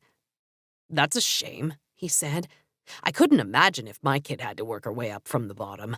Not that a little hard work wouldn't do her some good, mind you, but I'll bet it's been tough out there since they opened the floodgates. What do you mean? You must have noticed. Or maybe you hadn't because you're so new, but it didn't used to be like this. Like what? Quests done for a couple of wood. Not to sound like an old man, but when I was a kid, there weren't any wood tokens. They started at iron. And a quester wouldn't walk out the door for less than 20 iron, and that was for something basic. Now that the council has brought in so much riffraff, the bottom fell out, and you can source pretty much anything for a few wood. Steve paused to finish his drink in one long sip, and then flagged down the waitress for a second old-fashioned, which she brought over quickly. It was always a good sign when someone got so agitated that they felt like drinking more. It meant that I was on the right track, and just needed to keep needling. But people aren't just going to keep questing for wood, right? I mean, what good are they if they're not even worth so much experience? Experience? Another recent invention by the council. They thought that making the whole thing like a game, peeling things back level by level, would help them find what they are looking for. But no, all it's gotten them is that motley crew in the church basement. A bunch of people who couldn't find the Philosopher's Stone if it was lying on the ground in front of them. So I wasn't so far off in thinking this whole thing was a huge manipulation of everyone's dopamine triggers. I would have found the whole thing diabolical if I wasn't so impressed with the execution. So what is the council looking for? I asked. I didn't know who or what the council was, but it seemed like the next logical question. Steve took a big swig of his second drink and then perused the drink specials placard on our table until the waitress walked by. 2 grogs, please, he told her, which, according to the menu, was a drink that contained one or more of the following: rum, cider, beerhead, pineapple whiskey, lemon juice, water, cinnamon, and red dye number 2. It sounded disgustingly sweet, the kind of drink that would give you a hangover before the night was over. What are they looking for? That's easy. New blood. The grogs arrived in big glass mugs with intricately decorated handles. I had barely touched my scotch, as I wanted to maintain my facilities during this conversation, so I hoped that the grog wasn't too strong. The bartender must have put in copious amounts of red dye number 2, which I thought was a joke, because the liquid was a shimmering red. Cheers, said Steve as he raised his mug towards me.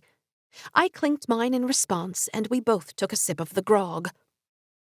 Imagine the most foul concoction of spirits, beer, and wine, and then multiply that by 30, and you still wouldn't be halfway to how bad this tasted.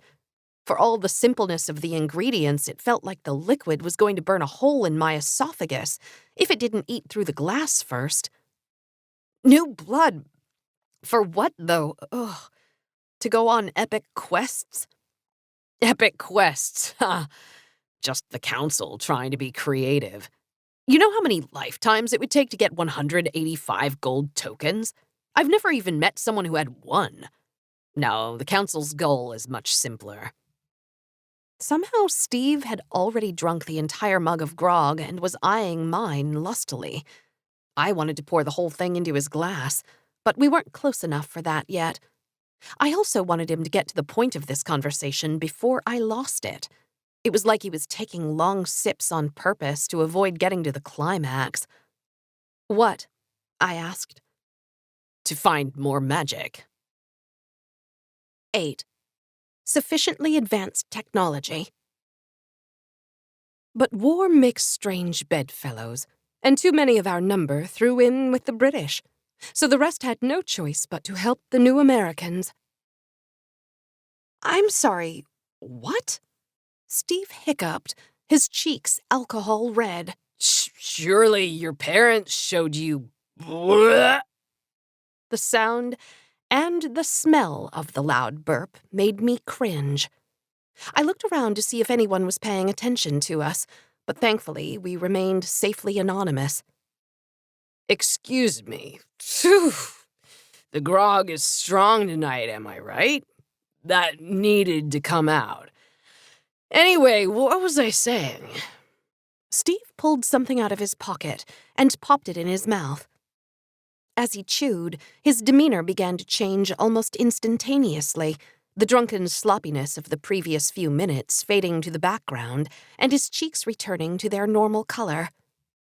You were saying that the council was bringing in new blood to find more magic. What magic? Oh, right. You know about magic, yeah? Real magic? Not wave your wand and say a stupid word magic? No, I didn't, but please continue. Sort of. My parents weren't exactly the talkative type. Oh. Maybe I shouldn't have said anything then. But how awful of your own family to keep you in the dark like that. I mean, I told my daughter the truth when she turned 6. Although if I had known how that was going to turn out, maybe I would have waited. Your daughter wouldn't by chance be an 11-year-old girl with blonde pigtails named Polly, would she? Steve's face lit up with excitement, and I instantly regretted making this connection. Yes, that's her. How do you know her? Is she mentoring you or something? I told her that she should be helping people instead of trying to scam everyone. The little scoundrel. What a small world. I mean, it's not like there are thousands of questers in the city, but still. Ah, crap. I had just broken open the dam of this whole secret world, and now we were going to get sidetracked into a discussion on how great little old Polly was. If Steve only knew how she had raided his stash of Vervorium, then he might not be so eager to sing her praises. Which gave me an idea. No, nothing like that. I did a quest for her a few weeks back. She wanted to test out a new game she was working on. Cute kid, but I stopped and reluctantly took a swig of the grog, causing me to shiver involuntarily as the liquid cascaded down my throat. But what? What did she do this time? I don't want to get her in trouble or anything. I mean, she paid me what she said she would, but no, I shouldn't. Yes, you should. You've already said enough to get her in trouble, so you might as well tell me so I know how serious this is. Okay, fine, I'll tell you. But you go first. Something about real magic? Oh, right. So, magic. Maybe that's a bad word for it. It's not something you're born with or can learn by practicing. That's just some fairy tale that Hollywood cooked up to sell movie tickets. No, magic is something that's literally a part of the earth. Think of it as this big source of power that's running through the entire planet, like a river. It's in everything. It can become part of anything. It's the most valuable natural resource in history, and most of the world doesn't even know it exists. I stared at Steve, not knowing what to say, my pulse quickening and my stomach churning. Like the day I got that call from the detective about my mom. I wanted to throw up. What insanity had I gotten myself into? What? I don't understand, I stuttered. So you're saying that there's literally magic coming out of the ground? Well, yes. And no. The days of pure magic spouting from the earth like a fountain are long, long gone, if those days ever existed in the first place. Oh, but I'm so confused. I mean, I've seen some things, but I thought maybe... That you were losing your mind? Yes. You're not. This is why you're not supposed to know the truth until level 25. By then, you would have completed enough quests to realize there was more going on than people asking random strangers to do weird errands. Right. Well, I appreciate the truth, I guess. So the items people are fetching on the quests have magic in them, yes. Not much, mind you. Like any natural resource, magic is not infinite. It can be used up, hence the current predicament.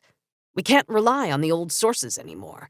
We've had to be resourceful to figure out new wells to draw from, some of which are inconvenient and messy. Like the spleen of a rat. Steve nodded. Yes, exactly. Picture all of the different places a rat goes, the different things a rat eats. It's a collector of sorts, of germs and disease, but also trace amounts of magic. Wouldn't that mean that there was magic in people, too? Probably. But the amount that could be pulled from a person is not worth the price of admission, if you know what I'm saying. Far easier to kill a rat, or even a pigeon. I didn't know whether to feel excitement at this incredible discovery, or absolute horror. If magic was real, marvelous, and amazing, that meant that other things could be real, too. Like ancient evil monsters sleeping within the Earth's crust, waiting for the appointed day to rise up and lay waste to humanity in an ocean of blood. It made my heart race even faster. I can tell by your silence that I've probably already told you too much. It's a lot to process, I'm sure. That's why those that know try to tell their kids early enough so it's something they think of as part of their everyday world. Your folks did you a real disservice by hiding it from you. Seems like it. But to be honest, this whole thing sounds like a far-fetched fairy tale from a guy who's had too much to drink. I don't mean to be rude, but you're, 4 drinks in? Steve smiled and reached into his pocket, pulling out something small in a bright green wrapper, which he put on the table. You're right about the number of drinks, but wrong about everything else. Finish your grog and your scotch and then take this, and you'll see what I mean. That sounded like a terrible idea. Get extremely drunk and then pop a who knows what from a complete stranger. Yet the next thing I knew, my mug and glass were empty, and my hands were fussing with the mystery object on the table. The sudden influx of alcohol had already hampered my fine motor skills, and so it took almost a minute for me to unwind the green wrapping, which revealed an even brighter orange square gummy. I popped it in my mouth and began to chew. Contrary to its outward appearance, the gummy tasted like a rotting piece of fish with the consistency of an uncut cherry tomato. Fortunately, it was small enough that the disgusting taste soon faded, and I waited for something to happen. I began to feel lightheaded, the 2 drinks I had imbibed in successive fashion no doubt working their destructive force inside my liver, and I felt my already churned stomach getting ready to release its content back up my throat. Can you excuse me for... Steve shook his head. Just give it a second. My head began to spin, and I gripped the table, expecting the worst. But then, like a flick of a switch, my sober mind was back and my stomach calm. I sat back down. What just happened? Steve smiled. Just a little concoction I whipped up using some basic alchemy. Nothing too fancy. Here, take another for your next night out. He slid another green-wrapped gummy across the table, and I pocketed it. That was something else. How did you make that? What else can those gummies do? What are the ingredients? Do you need any special equipment? What's alchemy? Seems like it's causing a weird side effect on you. It'll probably go away in a few minutes, but pretty impressive, right? It was impressive. Something like that could be worth millions, if not billions of dollars. But at the same time, it seemed so mundane. What Polly had shown me was something I couldn't have thought possible. Anyway, what was it that you didn't want to tell me about Polly? Oh, that. Well, the thing is, she borrowed a bit of your vervorium, whatever that is. Not a lot, according to her. Just enough to create a portal between 2 shells for a 3-card Monty scam. It was actually quite clever. I screamed so loud when I put my finger in. The grog mug came down on the table and shattered into a dozen pieces. I looked at Steve, whose forehead now sported several popping veins. I'm sorry, I need to go. Thanks for the drink. He tossed some crumpled-up dollars on the table and headed down the stairs. I dug a similar handful of money out of my purse, hoped it was enough, and ran after him. Steve had stopped at the bar, where he had pulled out another wad of cash and placed it on the counter. Sorry about the mess. The bartender looked at him quizzically, but Steve didn't stay to explain as he continued to the door, down the stairs, and out onto the street. "Why are you in such a hurry?" I yelled at him. He stopped and turned back to me, and I made up the distance. Because my daughter is in more trouble than I realized. Now, good night. He started off again, but I wasn't ready to let him go. "I know about the books. Polly told me," I said. Technically, that was true. I did know about them, just not what they were or where they were. She did? Yes. I didn't say more, hoping he would spill some more secrets. Bullshit.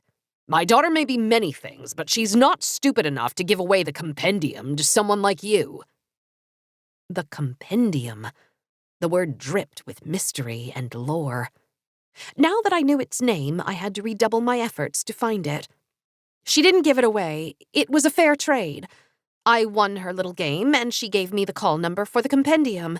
But a lot of good that did me. Someone else checked it out of the library first. Steve chuckled. The compendium isn't in any library. No, I'm afraid my daughter was playing another trick on you. Wouldn't be the first time. She has a bad habit of messing with noobs. Then what damned if I know? Listen, I really need to get home. Try to stay out of trouble, especially the alleyway behind Trader Joe's in Union Square. That's the Black Vulture's domain, and you don't want to mess with them. Okay.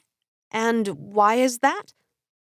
Steve pulled up the bottom of his sweater, revealing a jagged scar that pulsed with a faint, otherworldly green glow.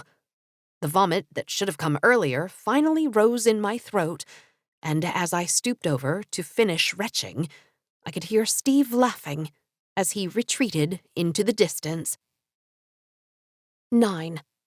Girls' Night Out. I was one of the last holdouts. Most of the men in power were spoken for, and it is hard to predict, even for me, who will be pivotal and who will be pitiful. But I eventually found someone suitable.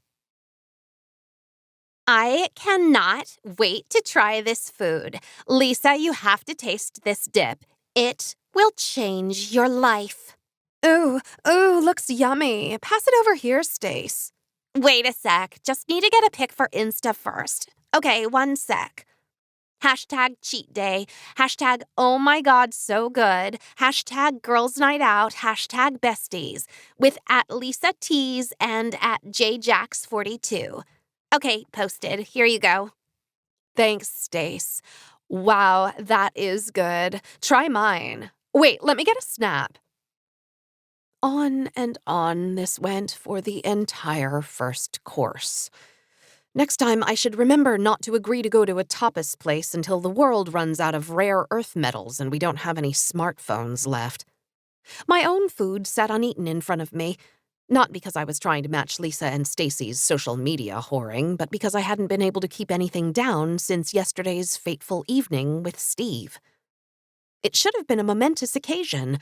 The discovery that the world wasn't what it seemed, that there was something greater lurking underneath the veneer of everyday life. But no, Steve had to leave me with that final parting gift. The jerk hadn't even bothered to see if I was okay after the vomiting subsided. When I finally regained strength enough to stand, he was gone and I was alone. In fact, I had probably never felt more alone. And that was saying something. I spent the entire night staring at the ceiling in my bedroom, afraid to fall asleep lest that green glow trap me in a never-waking nightmare. Why couldn't he have let me enjoy the discovery of the truth for even a few hours, without revealing the darker, horrific side of magic? I dragged myself to the office, exhausted, and spent the day trying to forget what I had learned and what I had seen. It didn't work, no matter how many lines of code my eyes scanned through. I think I fell asleep in the treehouse for at least an hour at some point, which was good, I guess. But back at my desk, the quest board was calling to me. My mind had shifted into grief mode, a familiar setting, to process this new reality, and I had already moved past denial and anger to bargaining. What if I just played it safe? I asked myself. I won't go milling about in dark alleys late at night, I declared. You can't get stabbed with a mystical knife if you don't hang around in an area where the knife wielders are likely to be. It was just another version of being street smart. My mind continued warring with itself the rest of the day, one side never gaining enough will to either command my hand to click over to the quest board or delete the bookmark forever. When the texts from Stacy and Lisa began pouring in about our dinner, I broke the stalemate and rushed out the door to meet them. This was what I needed, a night of distraction. Even if I couldn't tell them what was going on, just being with other people was enough for the moment, despite them probably ignoring me for most of the evening. JJ, have you lost weight? You look great, cooed Lisa. I hated that nickname. It's not like my last name was long or unusual. It's Jacobs. How much more nondescript could you get? And yes, I had lost weight, thank you very much, all in the last 20 hours. I wish I had never met Steve. Oh, maybe just a little. Trying to eat smaller portions, I said sheepishly. Well, whatever you're doing, keep it up. Anyway, Stace, you should have seen the look on Brad's face when he saw this month's credit card bill. I swear. I tuned out Lisa's latest wedding planning squabbling while moving the spoonful of orzo around on my plate. It had only been 4 months since their engagement, but it felt like that movie The 5-Year Engagement. What with the number of dress fittings, celebration drinks, celebration brunches, and other assorted celebrations that Lisa had concocted. For some reason, news of these outings always managed to trickle my way at the last minute.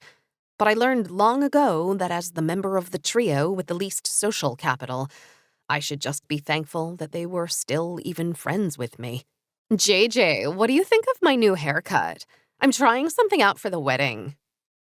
I looked at Lisa's hair, which looked indistinguishable from its normal look, but I knew better than to say that, so I studied her perfectly coiffed do for a few more seconds before answering. It looks cute, I said, with as much enthusiasm as I could muster. No!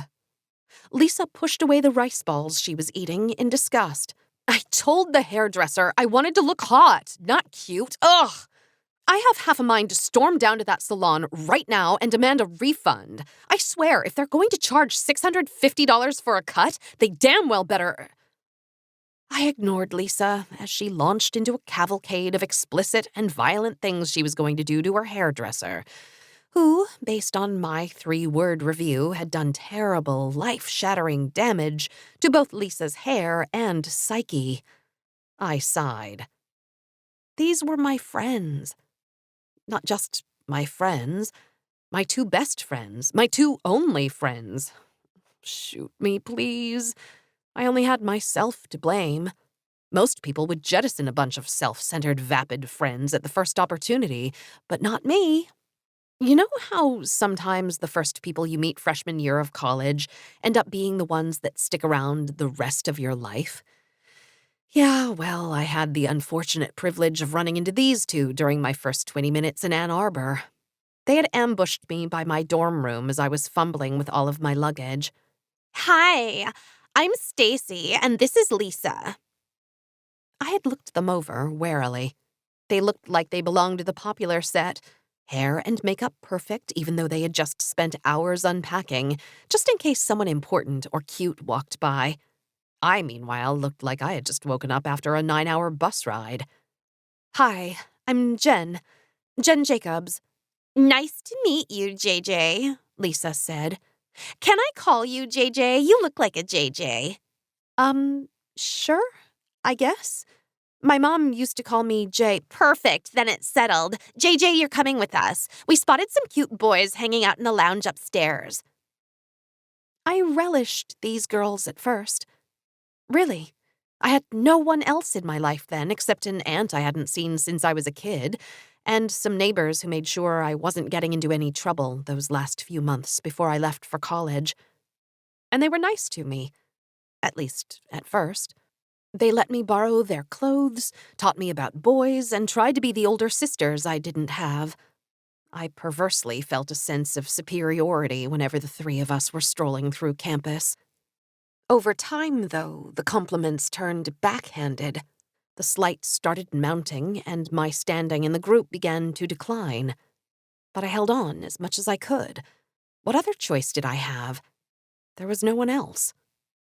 I felt a buzz in my pants pocket. I pulled out my phone and nearly dropped it on the floor. The quest board had somehow opened on my phone and was displaying blinding, blinking pink text. Time for a new quest, it said. I put my phone back in my pocket, my hand trembling. What was happening? It was like the board knew what I had learned and was determined to wrap its tentacles around me and not let go. My mind wandered back to the internal battle I had been putting off earlier.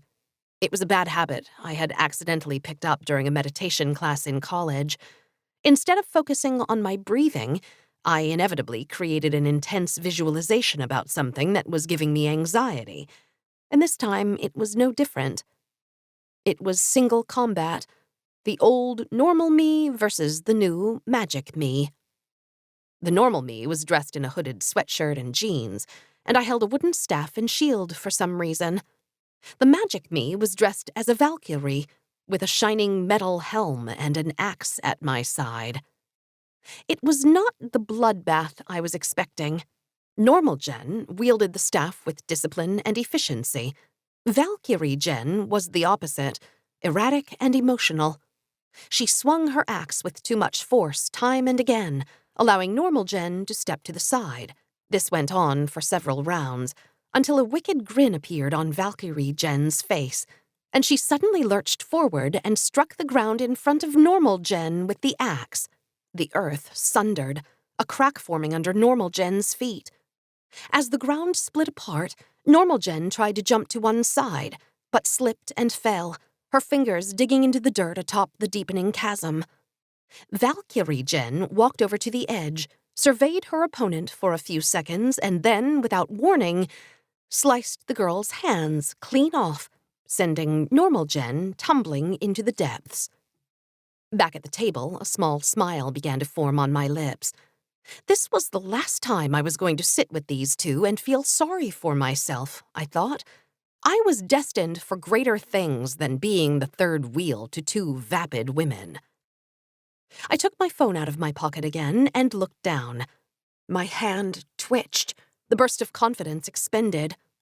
The blinking message was still there, and I quickly tapped it with one finger, bringing up a single quest. Please bring 5 3/4-eaten portions of food to 1690 Bleecker Street in the next 20 minutes. But it can't be your food. Tricky, I know. Also, a stolen lipstick. Reward, 2 iron tokens. I stared at the quest, which seemed to have been written by the guy sitting at the booth behind me. If I hadn't just been put through the ringer by Steve and his stupid scar, I would have been totally weirded out and refused to take it. But what would have bothered me yesterday morning wouldn't even register today in my new reality. Now that I knew at least some of the truth about the quests, the requested items didn't seem like they were destined for some intricate magical concoction. No, if I had to guess, the requester was hungry and had some spare tokens lying around. Iron being fairly worthless, it was like getting food and lipstick for free. So, of course, I accepted the quest without giving it another thought. Ugh, this sucks, I said, still staring at my phone. What happened? Asked Lisa. My boss just emailed me. Some new investors are coming in tomorrow and he needs some more hand-holding on the new code we just finished up. I gotta run. I'm sorry, girls. I pushed my plate away and began inching out of the booth. Oh, that stinks, JJ. Let's have them wrap up some stuff for you to go. I'm done eating anyway. Don't want to add any more inches to my figure since I already had my last fitting. Excuse me? Lisa snapped her fingers at a passing waitress as I exited the booth, knocking over Stacy's purse accidentally in the process, the contents spewing all over the floor. Shoot, my bad, Stace. Let me clean that up for you. I got down on my knees and began scooping up the fallen items, pocketing a neon red shade of lipstick for myself. I grabbed the food from the waitress and raced out of the restaurant. 10 minutes later, the items were safely deposited on the stoop of a seemingly abandoned townhouse, and I was enjoying a leisurely evening stroll back to my apartment. My mind wandered back to the aftermath of the battle. Valkyrie Jen stood alone at the edge of the chasm before walking a few paces to pick up the wooden shield that Normal Jen had been holding. She stared at the depictions on the front, and I observed them too. There was me, staring at a computer screen, my eyes bloodshot. Me waiting for Duncan to FaceTime from Hong Kong. Me trying to pay attention at dinner tonight. Valkyrie Jen shook her head and let out a loud guffaw. Then, with a flourish, she tossed the shield into the air, grabbed her axe from her side with the other hand, and, with a perfectly timed swing, obliterated the shield as it began falling to the ground. Despite the earlier violence that I had witnessed, this display of wanton destruction raised a little seed of doubt within me. Had I made the right choice? As if sensing the growing moral quandary, the pieces of the shield on the ground began shaking as if they were trying to put themselves back together. Valkyrie Jen, however, was having none of it. She snapped her fingers, and a column of flame erupted around the broken shield. The flames vanished, and when the smoke dissipated, all that was left was a pile of ash. Satisfied with her destruction, Valkyrie Jen then turned her gaze skyward, as if she could see me, as if I was a goddess watching her creation from above. The proud warrior grinned at the sky, clapped the dust off her hands, and walked away. The scene dissolved into a hazy mist, and when I reoriented to my surroundings, I found myself in front of my apartment. A grin had formed on my face, the same grin worn by the Valkyrie.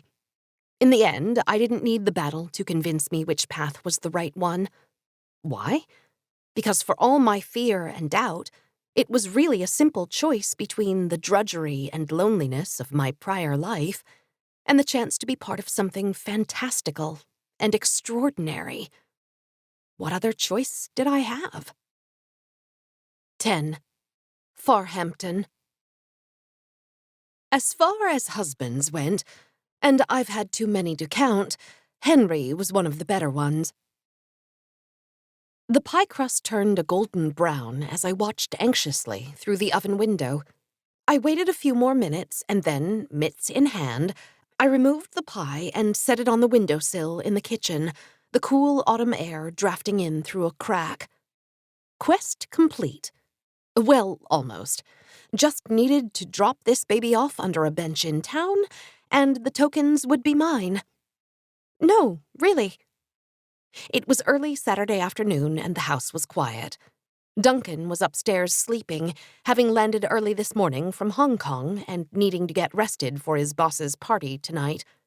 We had rented a small house for the weekend in Northampton, a very old East End hamlet with a very new name. Evidently, an enterprising real estate agent had started advertising his listings as being located in the then non-existent town of Northampton to foreign buyers looking to stash their cash in the U.S., and suddenly prices began skyrocketing, trendy shops began filling the downtown strip, and the town council was considering multiple petitions to change the town's name. Fortunately, the new 8-figure homes that had popped up hadn't yet fully pushed out the quaint cottages that dotted the town's winding roads. It had only made their owners jack up the weekend rental price. But Duncan didn't flinch at the cost, his most recent bonus plentiful enough to absorb the hit. Speaking of, the man had still not made his way downstairs, which gave me time to make another pie. I cut up the apples I had picked earlier into slices, poured the sugary filling into the crust, and laid the top over the whole thing. I slid it into the oven and pulled up the details of the quest. 1 apple pie made with Mutsu apples picked from the 17th row of trees at Running Brook Orchard. Reward, 7 iron. I wasn't planning on questing this weekend, as I needed a break from, well, everything. The last 4 months had been an unrelenting grind. If not for the mandatory 3-day wait between quests, I would have tried to do one every single day. Even with the gaps, I still managed to rake in 40 wood and 16 iron for a grand total of 72 experience, leaving me just a hair over level 3. The day I reached that milestone should have been a happy one, but Duncan had been away and I hadn't felt like drinking by myself. Again. So I splurged on a spa day and tried to forget that to get to level 4 at my current rate would take at least 8 months. If the council, whoever they were, wanted some new blood, this incessant grinding was not the way to go about it. And I hadn't had any luck tracking down the mystery library books either. Several visits to branches in all 5 boroughs had yielded nothing. Hours of online searching had been fruitless, and if I set foot in another used bookstore, I was going to shoot myself. So it was a nice surprise when I woke up to an email from Duncan the other day that not only would he be coming home a few days early, we were going away for the weekend to boot. A whole weekend with Duncan was a rare occurrence, and I wanted to be present rather than thinking about alchemy, prima materia, and the scar. Unfortunately, my curiosity and boredom got the best of me after 5 minutes, as I really had nothing else to do when I got to the house yesterday evening. I had innocently pulled up the quest board to see if there was anyone out here who had taken the red pill. Turned out that the East End was not a questing hotbed, with only a smattering of rinky-dink fetch quests offering a few iron at most. I wouldn't get out of bed for less than 6 iron, so 7 iron was right on the line. But the opportunity to take in the fresh fall air at a scenic farm was enough of an incentive for me, so I accepted.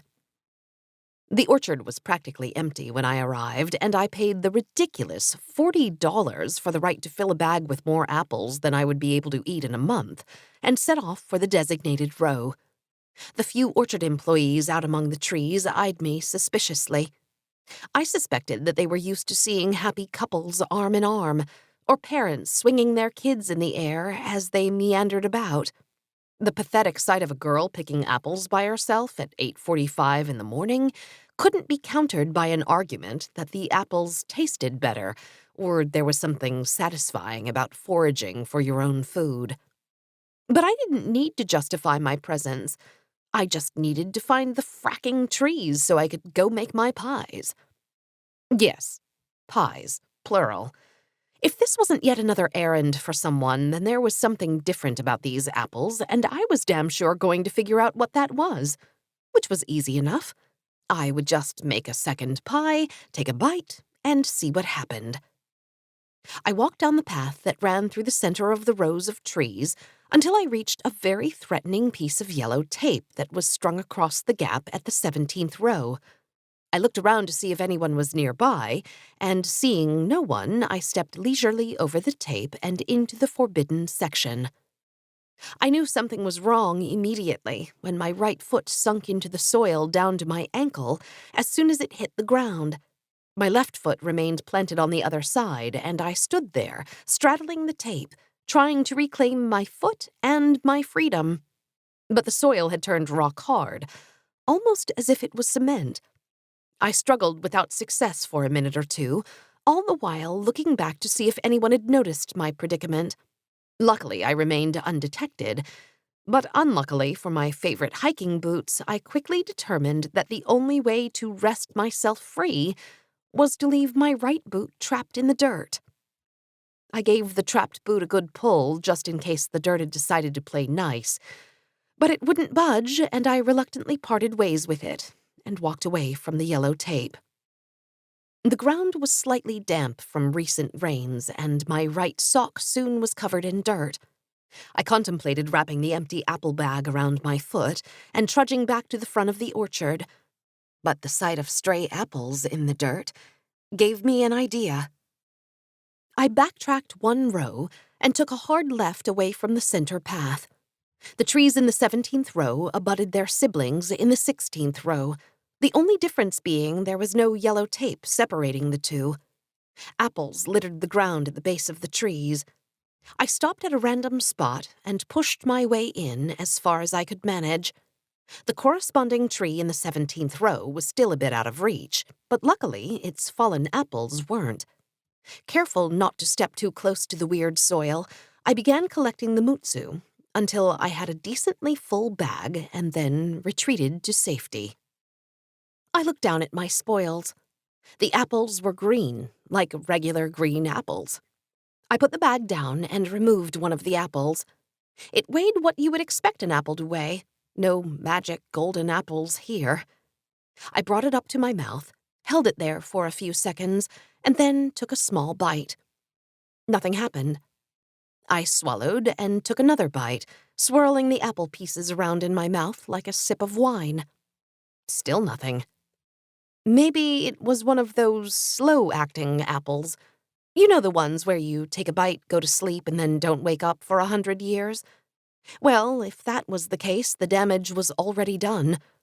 Or maybe the apples needed to be heated for the effects to kick in, hence the request for a pie. In any event, my facilities remained unimpaired, so I figured I might as well get the hell out of Dodge before I was discovered. I put the half-eaten apple back in my bag, stopped at a row of trees with yellow apples to cover over the mutsu, and trudged off back to the rental car.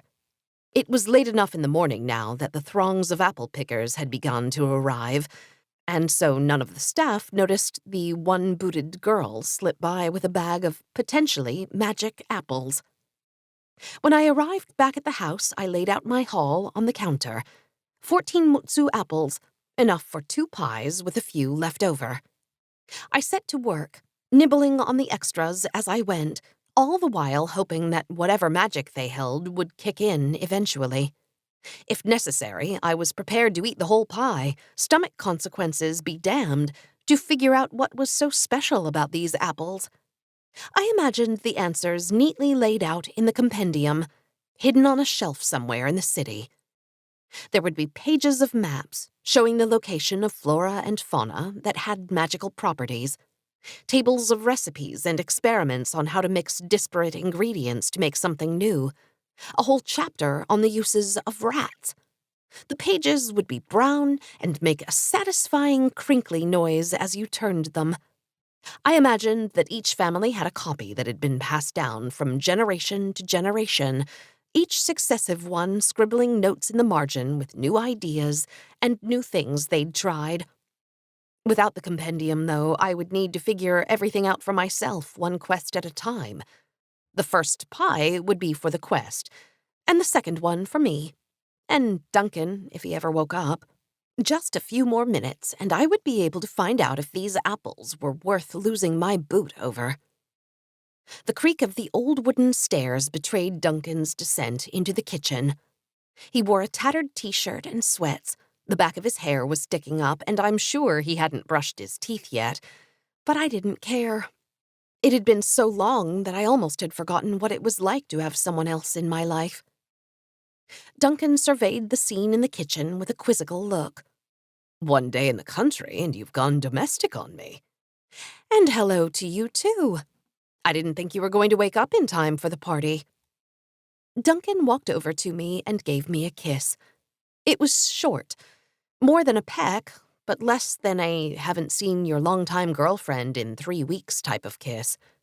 He pulled back slightly, and I wondered if he was waiting for me to press forward, as if testing me to see if I would continue the kiss, to see if I had missed him more than he had missed me. But then suddenly his hands were around my waist, his lips back against mine, his fingers trying to untie the apron. Our lips never parted as we made our way up to the bedroom, and the distance that had separated us was gone. We lay together in bed afterward, the sheets and blankets strewn about haphazardly, my head resting on his shoulder, his arm around me. For the first time in a while, I felt content and calm, as if the world outside the room didn't exist, as if the quests were just a bizarre daydream I had created. I closed my eyes and pretended that this could last as long as I didn't open them. But the kitchen smoke detector had other plans. 11.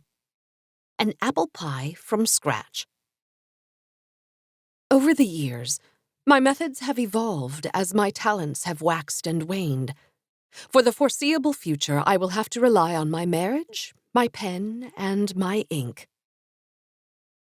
Duncan raced out of the room, still naked, and scampered down the stairs. I threw on half of my clothes quickly, grabbed some of Duncan's, and followed. The kitchen was full of smoke billowing from the oven when I entered, and the sight of him wearing nothing but oven mitts trying to fish a pie out of the oven was too much, so I let out a chuckle. Duncan looked up, his face red from either the heat or anger, and stopped what he was doing.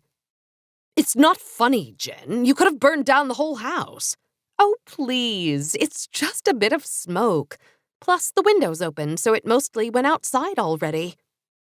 I plopped his clothes on the counter and shooed him away from the oven to survey the damage.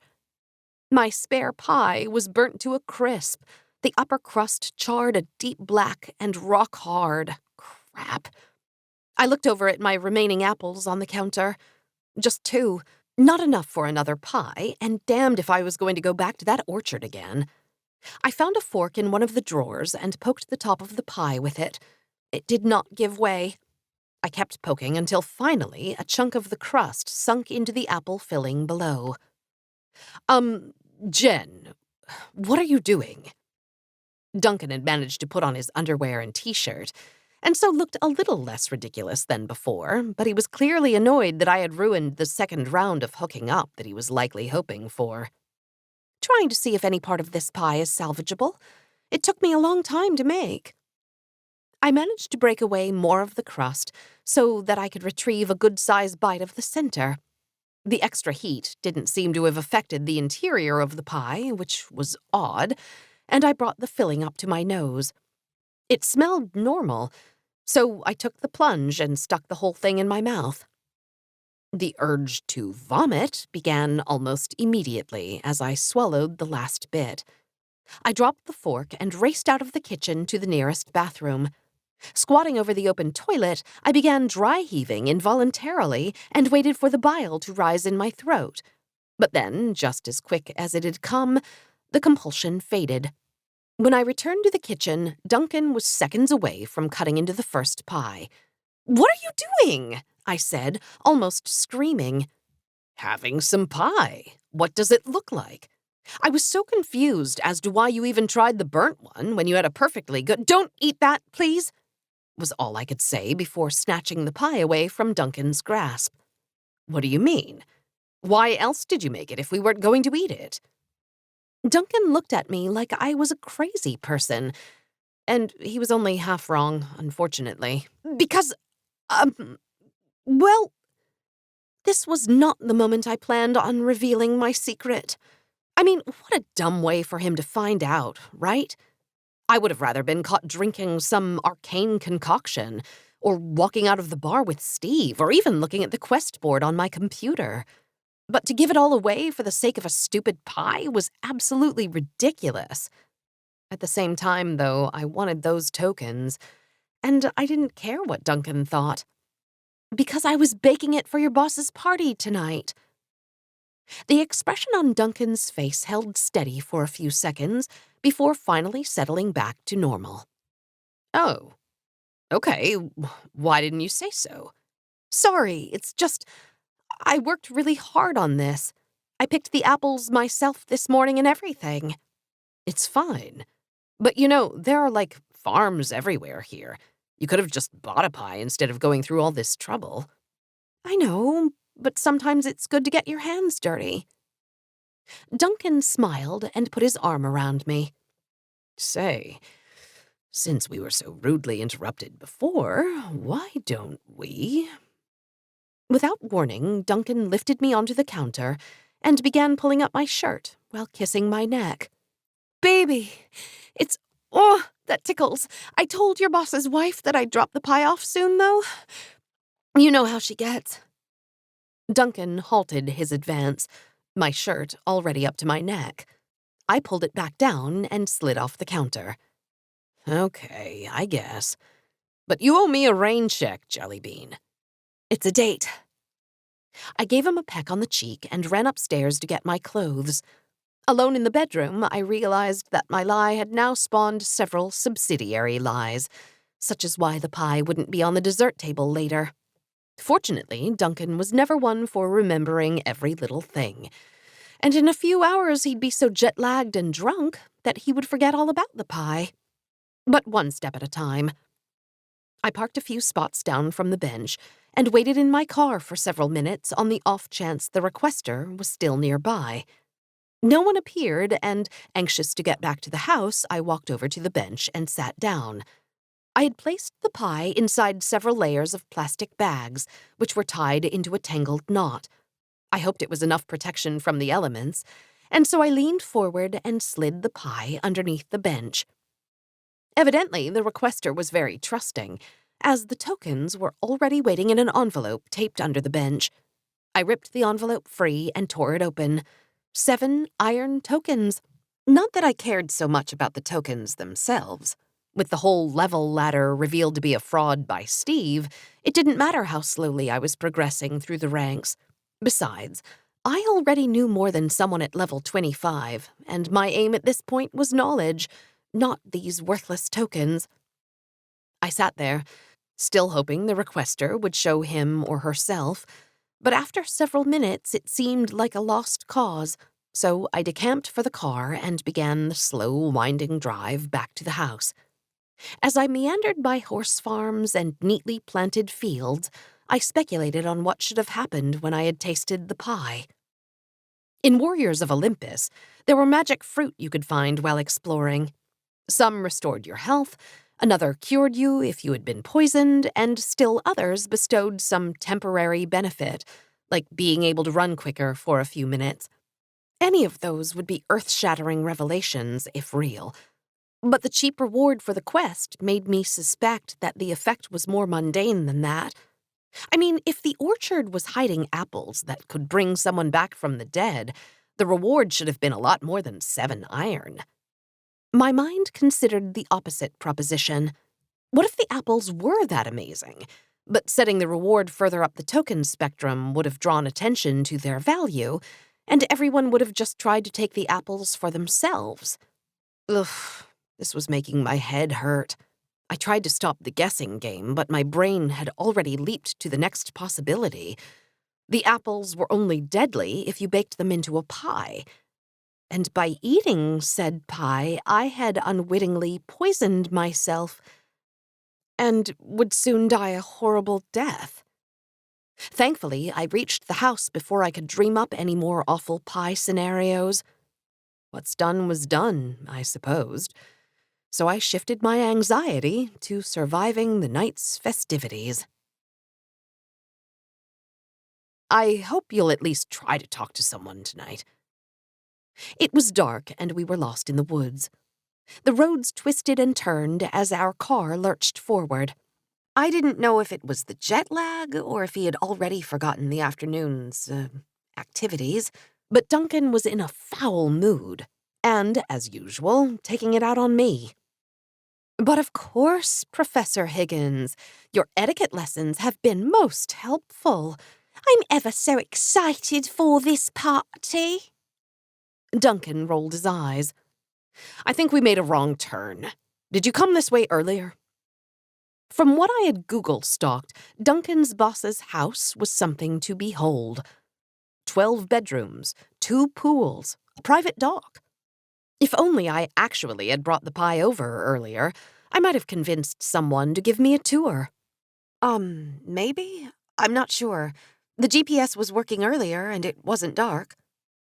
After a few more silent minutes, the woods melted away, and we were driving between 8-foot-tall, perfectly manicured hedges.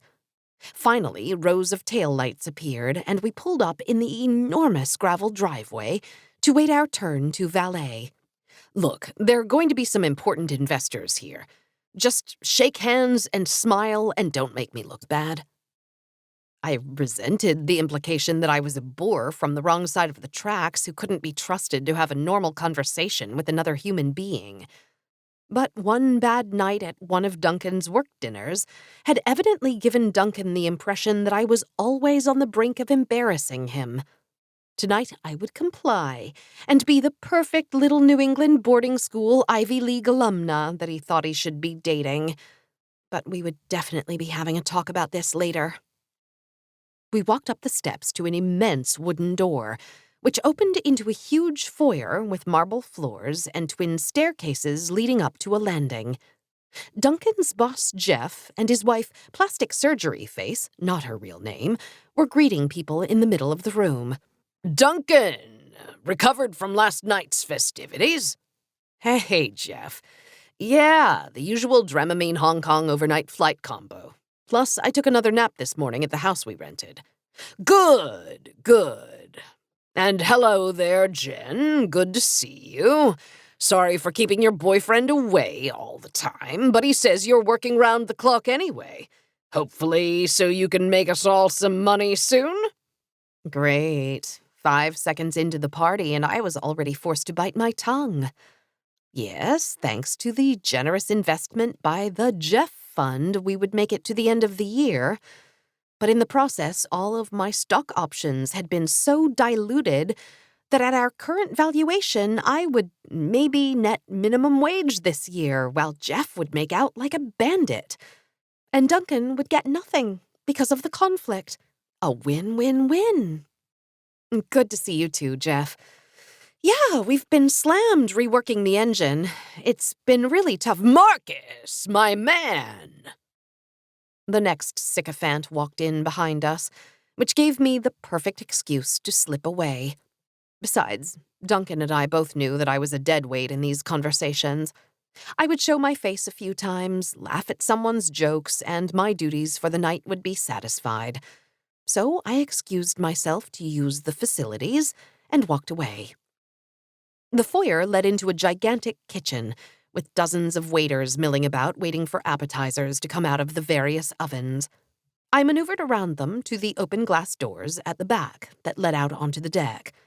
The cool fall air was kept at bay by tall heat lamps placed every few feet. I found a spot at an empty cocktail table, flagged down a waiter for a drink, and waited to see if Duncan would eventually find me. He didn't.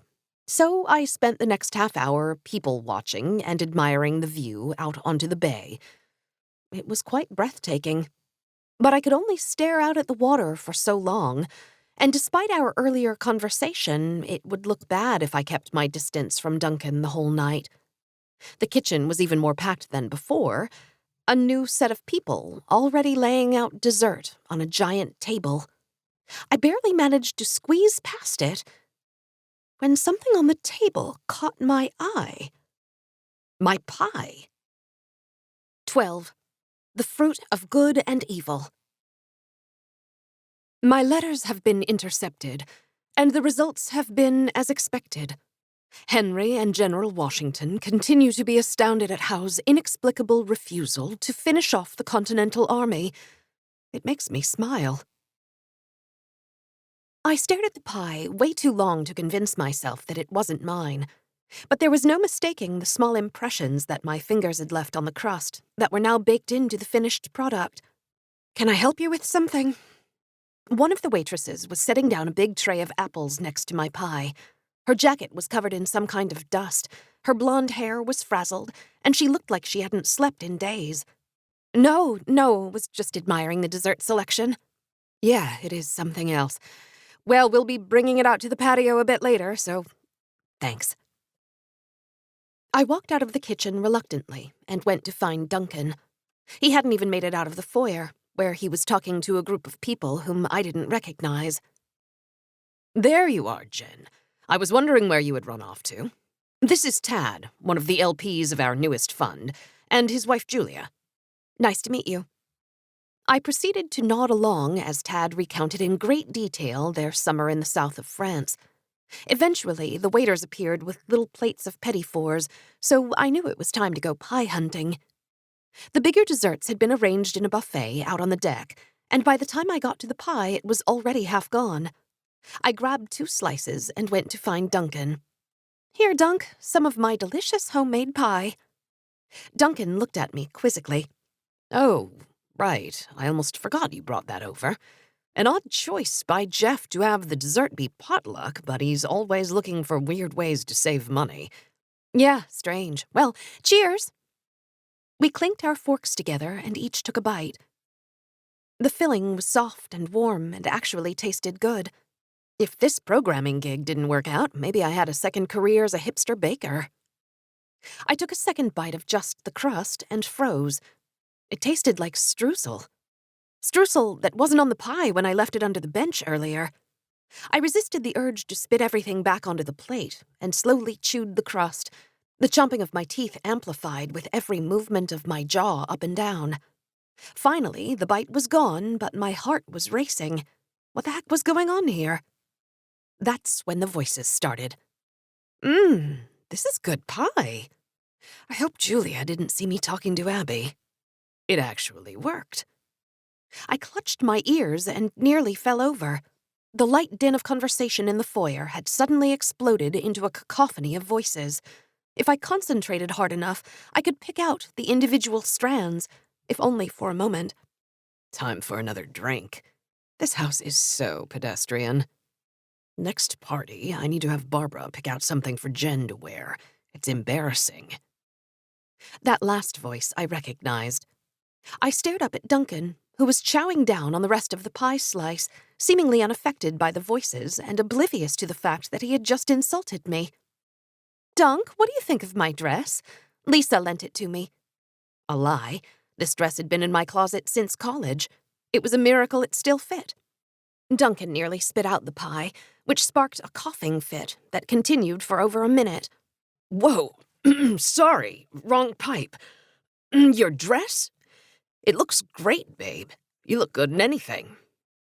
I glared at him, not sure whether to accept the compliment or call him on the... What are you doing? A woman's voice cut through the others, and I looked around the room to see who was yelling at me. I said, what are you doing? The voice hit me again a second time, and I nearly fell to the ground. A chair was set nearby, and I staggered over to it and sat down. Jen, what's wrong? Probably had too much to drink. She's always been a lightweight. Duncan's words and thoughts hit me back to back, but I didn't want to deal with him right now. I just wanted the voices to go away. Just a bit of a headache. I'll catch up to you in a bit. He nodded and walked away, leaving me alone with my thoughts and everyone else's, apparently. Don't ignore me. I asked you a question. Who, me? I said out loud. Yes, you. But you don't need to shout. I can hear you even if you don't speak. Oh, I thought. What do you mean? What am I doing? I'm being bombarded with the thoughts of half the people at this party. Yes, I know. And you almost ruined a perfectly good experiment. Sorry? The sensation of talking with someone in my mind was incredibly disorienting, and stop that. You know I can hear what you're thinking, right? I just didn't think you would be able to hear me back. That has made things interesting. Glad I could help. I'm not sure I would go that far, but you've piqued my curiosity, so I'll let this go a little more before I get rid of you. Crap. I knew I shouldn't have eaten some of the apples. Wait, could she hear this? I needed to come up with a plan before— Too late. I heard it. I told you, it's like you're shouting in my ears from a foot away. So you're Jade Phoenix 42. Kind of a dumb handle if you ask me. But I guess a small thanks is in order, though, for baking such a delicious pie. And for solving the mystery of why you can hear everyone, too. That would have been I shut my eyes tightly and blocked out the rest of the voices. Instead of trying to block my tormentor's thoughts, too, I would channel them into a place where I was in control, my anti-meditation skills finally proving their usefulness. I imagined myself in a bare room with no doors. Without warning, a big sheet of glass appeared on one wall that looked out into another room. I could vaguely see the contents of that room and the formless shadow of my tormentor, who was perched at the glass trying to listen. If my thoughts were loud, my voice would carry through the glass and she could hear me. But if I whispered, then she was cut off, and my thoughts were still my own. Excellent. Now to figure out how to get rid of this woman. So I asked what I thought she would think was a stupid question. Because of the apples? When I ate them earlier, nothing happened. I saw the shadow of the figure behind the glass move, but then the figure disappeared and a new image appeared on the glass. It was the fuzzy outline of someone walking through Running Brook Orchard. The image vanished as quickly as it appeared, and I forced myself not to think about it further. Of course not. Did you let your boyfriend over there have some? No. Right. Then there would have been nothing for you to hear. The apples create the link that allows thoughts to travel from one mind to the other. The mention of the apples again triggered another scene to start playing on the screen, but it wasn't like watching a movie.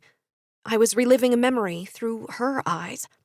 It was the orchard, except this time at night. I watched for a few seconds as she walked down the familiar rows of trees before the memory flickered off again. Oh, that makes sense. Like the Vervorium linking places. Yes, exactly. Now, if you don't mind, I need to get going and you— Wait, but then what about the pie? Do I need to lay everything out for you like a kindergartner? When you baked the pie, you degraded the apples so that the linkage between minds only went in one direction, like a one-way mirror. At least that was my theory before tonight, and now that I've proven it, now I got it. But hold on a second, there was streusel on the pie that I didn't put there. Was that part of it too? Don't be stupid. Your pie just looked so bland, so I needed to make it more appetizing. Anyway, I'm glad we cleared this whole thing up, and I really do need to get on with mind wiping and all, but why didn't you just go get the apples yourself? The memory resumed, and this time I could feel what Beatrice was feeling, too. I didn't know if that was her name, but I needed to call her something other than that woman or the mind reader, and it was the first thing that came to mind. I felt the thrill of sneaking into the orchard at night, felt that thrill turn to terror as her feet submerged into the same soil that my foot had been trapped in, felt that terror turn to fear and desperation as she struggled to free herself. Well, because you so helpfully agreed to get them for me for 7 iron. What an asinine question. Quit stalling so I get not buying it. If I knew about these apples and what they did, there's no way I would let some random person know that there was something different about them. You'd be surprised at how desperate some people are for tokens. They don't ask questions and are just happy to have the chance to get no. I think that you would have gotten them yourself, but you were afraid of going back to the orchard. The memory flickered off, but it gave me an idea. It was a wisp of a thought, a puff of smoke, there and gone in an instant. I couldn't risk Beatrice hearing it and ruining the plan before I could execute. What? Don't be ridiculous. It's an apple orchard, not a torture chamber. You know, you are starting. In my mind, I ran over to the glass wall and started shouting as loud and fast as I could. You got stuck, just like I did. Well, probably worse. You went at night and no one found you until the next morning. I can just imagine the state you were in when they dug your feet out of the ground. And as I recounted what I had just seen back to Beatrice, I felt the same feelings resurface in her mind, and the linkage between us began to weaken, the joined rooms becoming fuzzy. You were cold and tired. Your pants were soiled, and then, for good measure, they dropped you on the dirt and gave you a few nice whacks in the stomach. Then they stood you up, walked you out of the orchard, and tossed you onto the road. Guessing they banned you for life. Not that you could ever go back. The trauma— Stop it! The force of her voice pushed me out of the room in my mind, and nearly out of the actual chair I was sitting on in the real world. I straightened myself up and tried to refocus on the room, only for the voice to— You know, I was going to go easy on you. Just push you to drink a little too much so by tomorrow you wouldn't be sure if this was real or not. But now you've really pissed me off. The room snapped back into focus, except this time, instead of the glass divider, there was an old wooden door between my mind and her mind. As the knob began to jiggle slowly, I retreated to the back of my room. Oh, have I? The way I see it, we wouldn't even be having this conversation if it wasn't for me. I tried to keep up my confident front, but I could feel the fierceness of her anger increasing like a shark that smelled blood. Not a great way to repay someone who helped you out now, is it? You got paid what you agreed to, she yelled through the door. It began to open, but the wood was warped, and Beatrice had trouble pushing all the way through. Maybe so, but had I known when I agreed to your quest what I was really fetching, well, nothing. I found the apples. You're just a pair of hands, a pair that has overstayed its welcome. So if you don't mind, I think you'll be going now. The door flung open, and I saw her for the first time. Except it wasn't the first time, I realized. I had thought Beatrice was likely the snooty wife of one of Jeff's investors, but this made much more sense. The perfect way to infiltrate a party full of rich people with lots of secrets to be purloined. Because no one ever pays attention to the help. The avatar Beatrice presented in my mind was different than the frazzled waitress I had seen in the kitchen. The dusty jacket was replaced with a long black gown, her blonde hair was long and stick-straight, and there were no bags under her piercing green eyes. She stared at me, cowering at the back of this room I'd constructed, and smiled. "Nowhere to run, Jade," she said, as she slowly walked the length of the room toward me. She was right. I had nowhere to run. My back was against the wall, and the only thing separating me from her was time. Wait. That was the answer. If I couldn't run away, then I would make her keep running to me. Because after all, this whole room was of a construction of my own making. It could be as long as I wanted it to be. As the thought finished, the room exploded, and I felt myself being flung backward. When the dust settled, I was still against the same wall, except instead I was now at the end of a very long hallway. "Neat trick," Beatrice yelled from the other end. "But I'm going to catch up to you eventually, So all that you've done is postponed the inevitable. Beatrice trudged down the hallway in her heels, but that gave me precious moments to think of how to stop her. With the orchard memory used up, I didn't have any of her own pain left to use against her. That was okay, though, because I had plenty of my own to spare. "Can I tell you a story?" I shouted. "It won't take long. I'll be done by the time you reach me. I was having a drink with a dear friend the other day, and he was telling me about how he got into a right nasty scuffle with a bunch of street toughs and things got ugly. One of them had a knife, you see, and not one of your everyday run-of-the-mill knives that just stabs someone and makes all the blood come out. No, this knife was different." "Enough." She was getting closer, maybe only 10 feet away. "Get out of this house now, or..." It left a mark on its victim that just wouldn't go away. And then my friend, who loves a good joke, pulled up his shirt and... I pulled up the bottom of my dress while calling up the image of Steve's green scar.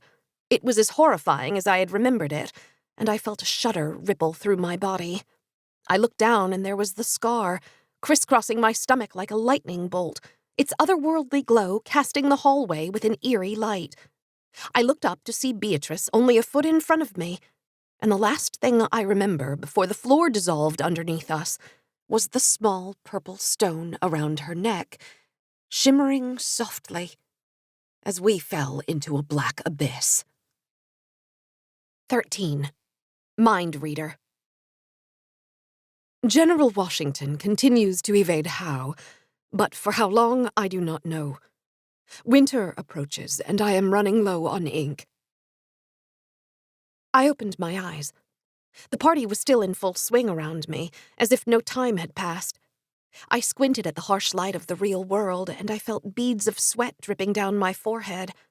Whether the people around me were actually talking out loud or if I was still hearing their thoughts, I wasn't sure, and I felt a growing urge to vomit for the second time that day. Suddenly, one of the waiters ran past me toward the kitchen. I took that as a sign that Beatrice had caused some sort of commotion, and I staggered off to the front door. Luckily, the valet stand was not crowded, and I was soon winding my way back through the dark country roads. I was halfway back to the house when I was sure the voices had stopped, which was about 10 minutes before I realized I left Duncan at the party with no car. I had bigger problems to deal with now, though. I finally pulled into the unlit driveway of the rental and found my phone flooded with dozens of texts from Duncan, who had been scouring the party looking for me. "Sorry, Dunk. Felt sick, so needed to get out of there," I texted him. "Also, you're a dick for thinking that I can't dress myself." "You could have told me," he wrote back. "I know, but I didn't want you to feel obligated to leave." "It's fine. Some stupid waitress knocked into Clarice and she smacked her face against the marble counter. Blood everywhere. Jeff took her to the hospital." "Oh, wow. Is she okay?" "Not sure. Might need another nose job." "Ha ha. Wasn't trying to be funny." "Oh. I need to stay until Jeff gets back." "Okay." I got out of the car and walked to the front door. The night was quiet and starless, the only sound coming from the crunching of my heels on the gravel walkway. It was a marked change from earlier, when the combined chatter of the partygoers' thoughts had threatened to overwhelm my sanity.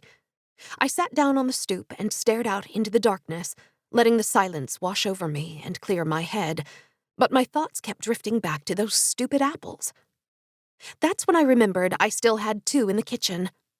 I headed inside to the kitchen counter where I had left them. I picked them both up and weighed them in my hands, as if they now were the golden apples of Eris. What were they truly capable of? And what else was out there, lurking in plain sight? I put them in the freezer, climbed the rickety stairs, and collapsed on the bed. I woke up to an empty bed and a text from Duncan that he had stayed over at Jeff's and was getting a ride back with him to the city. Whatever. He would be on his way back to Hong Kong tomorrow, and by the time he came back, last night would be ancient history. Well, nothing to do now but pack up and head back home myself. It was a long, lonely ride west, and I spent most of the time trying not to replay my encounter with Beatrice. Looking back, it was a miracle I had escaped from her clutches unscathed. If she was actually capable of controlling my mind, there's no telling what she would have made me do.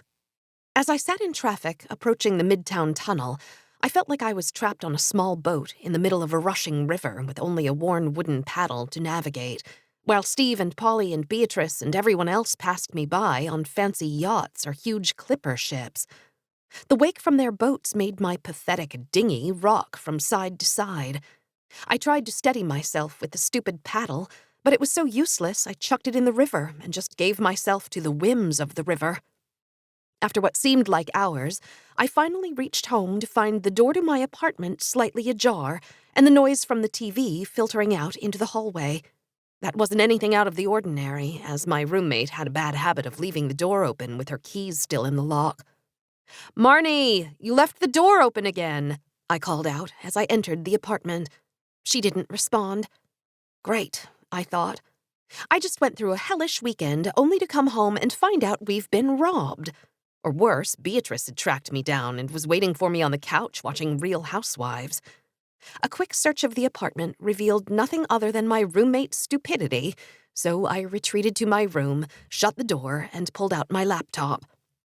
Before I realized what I was doing, the familiar whizzing of the quest list appeared on my screen. I began scrolling through the text, looking for promising leads, discarding quests that were too easy or too cheap, and was about to accept one to fetch some cot leaves when I stopped myself. What the hell was I doing? Any one of these quests could deliver me right into the arms of another psychopath, or the same psychopath. I couldn't stay away, though. I had taken the red pill, and I needed to keep going down the rabbit hole to see where it went. The ping of my regular inbox interrupted my moral quandary, and I clicked over to see who was bothering me. An email from the New York Public Library was waiting for me with the subject "Book on Hold Available." My eyes widened. Had someone finally returned one of the mystery books? I put all thoughts of questing on hold and ran out the door to find out. It was unexpectedly pouring when I exited the subway, and I sprinted the last few blocks to avoid getting drenched. After waiting behind an old man trying to return a DVD for 20 minutes, it was finally my turn at the circulation desk. A familiar visage greeted me as I stepped forward, the librarian from my first visit. She looked at me with unknowing eyes and quickly walked to a room in the back after wordlessly looking up my hold on the computer, returning a few minutes later with a large book wrapped in a plastic dust jacket. "Here you go. Due in 2 weeks. Next!"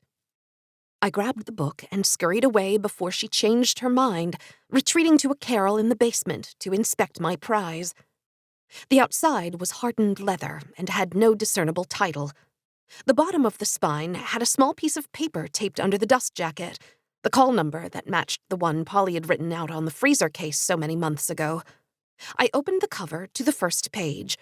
The texture of the paper was coarse, and the weight of the page substantial. 3 words and a number were written in dark green ink. Rita Von Ash, 1777. The pages that followed were similarly handwritten in the same dark green ink. Some of the ink had faded. Other pages were incomplete, either with pieces torn out or with the writing stopping halfway down the page. I read the beginning few lines of a couple of random pages, which seemed to recount the history of the settlement of New Amsterdam/New York, although not one that I had ever read. I flipped to the last page, which sported an entry dated December 31st, 1777, and read the first few lines. Finally arrived at Valley Forge with some of the other officers' wives. British Army retreated back to Philadelphia. According to Henry, we will be camped here for the better part of the winter. The area has good natural defenses, and my survey yesterday indicated the presence of several promising sources. Hid compendium in the usual place before I left, which is unfortunate, but troops will provide plentiful supply of testing subjects. Any resulting deaths can be blamed on starvation. I closed the book. The account was cold, methodical, and it made my head spin. This woman, whoever she was, sounded like a sociopath, like someone who would throw away lives as if they were lab rats. In short, she sounded like a certain person with a penchant for apple pie. I shuddered and turned the last page over to see if there was another entry on the opposite side, only to be greeted with an envelope taped to the inside back cover. An envelope with one word written on it. Jen. I felt my insides turn to jelly as I traced my finger across my name. What the heck was going on? Maybe Polly had had the book this whole time and was waiting to see if I was worthy enough to receive it. That made sense. If I were her, I wouldn't have trusted this book to me either. I ripped the envelope from the book and carefully opened it to find a piece of paper folded in 3. Unfurling it revealed a short handwritten note with something taped to the bottom. Jen. Yes, I know your name isn't Jade. That's what happens when you join minds with someone. Things are bound to leak through that you didn't expect. It's how you probably know my name, too. It's also how I knew you were looking for this book. Consider it a gesture of goodwill on my part. Because I have great plans for you, Jen. You see, I've reached an inflection point in my questing progression.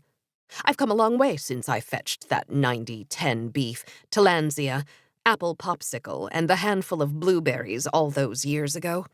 But I need help to keep climbing the mountain, to take on the guild. And after searching for a long time, I think I found the person who's going to help get me there. See you soon, Beatrice. My eyes drifted to the bottom of the letter where the writing continued in a darker black ink. P.S. Put this ring on. A simple silver ring was taped to the letter just below the words, which suddenly began echoing in my head in Beatrice's voice. They got louder and louder and louder until my own thoughts were suffocating under their weight, and the only thing I could do was comply. And I watched as my left hand ripped the ring from the paper and placed it on my right index finger. Beatrice's voice immediately faded into the back of my mind until my own thoughts resurfaced, and I stared at the ring now adorning my finger. The initials RVA were inscribed along the band. Horrified, I grabbed the ring with my left hand and began to pull, only to hear Beatrice's voice rise again in my mind, commanding me to put on the ring. I stopped pulling, and the voice subsided. 3 additional attempts yielded the same result. Just then, I felt my phone buzz in my pocket. I pulled it out to see a new text message from a number I didn't recognize. You can't take it off, Jen, so don't try. See you soon. Love, B. What had I done? Interlude. Never quest alone. The first quest was simple. I went to Chelsea Market, bought a handful of raspberries, a Tillandsia, a grape popsicle, and 3 pounds of 75/25 ground beef. I left the goods in the windowsill of a brownstone on West 9th Street, and then headed to Prospect Park, where a plain white envelope was waiting for me under a random bench. Inside was a wooden token, the size of a $50, with the number 1 intricately carved in the middle. I quickly tucked it into my pocket and began the long trek back to my office, a new swing in my step. I progressed quickly through the next series of quests. It was as if someone had copied down the tutorial section of World of Warcraft and was playing it out in real life. Kill 3 pigeons, fetch some random plant, buy 2 rats from a particular pet shop. They were a fun diversion at first, and luckily I had no girlfriend at the moment to distract me, but I didn't see the point.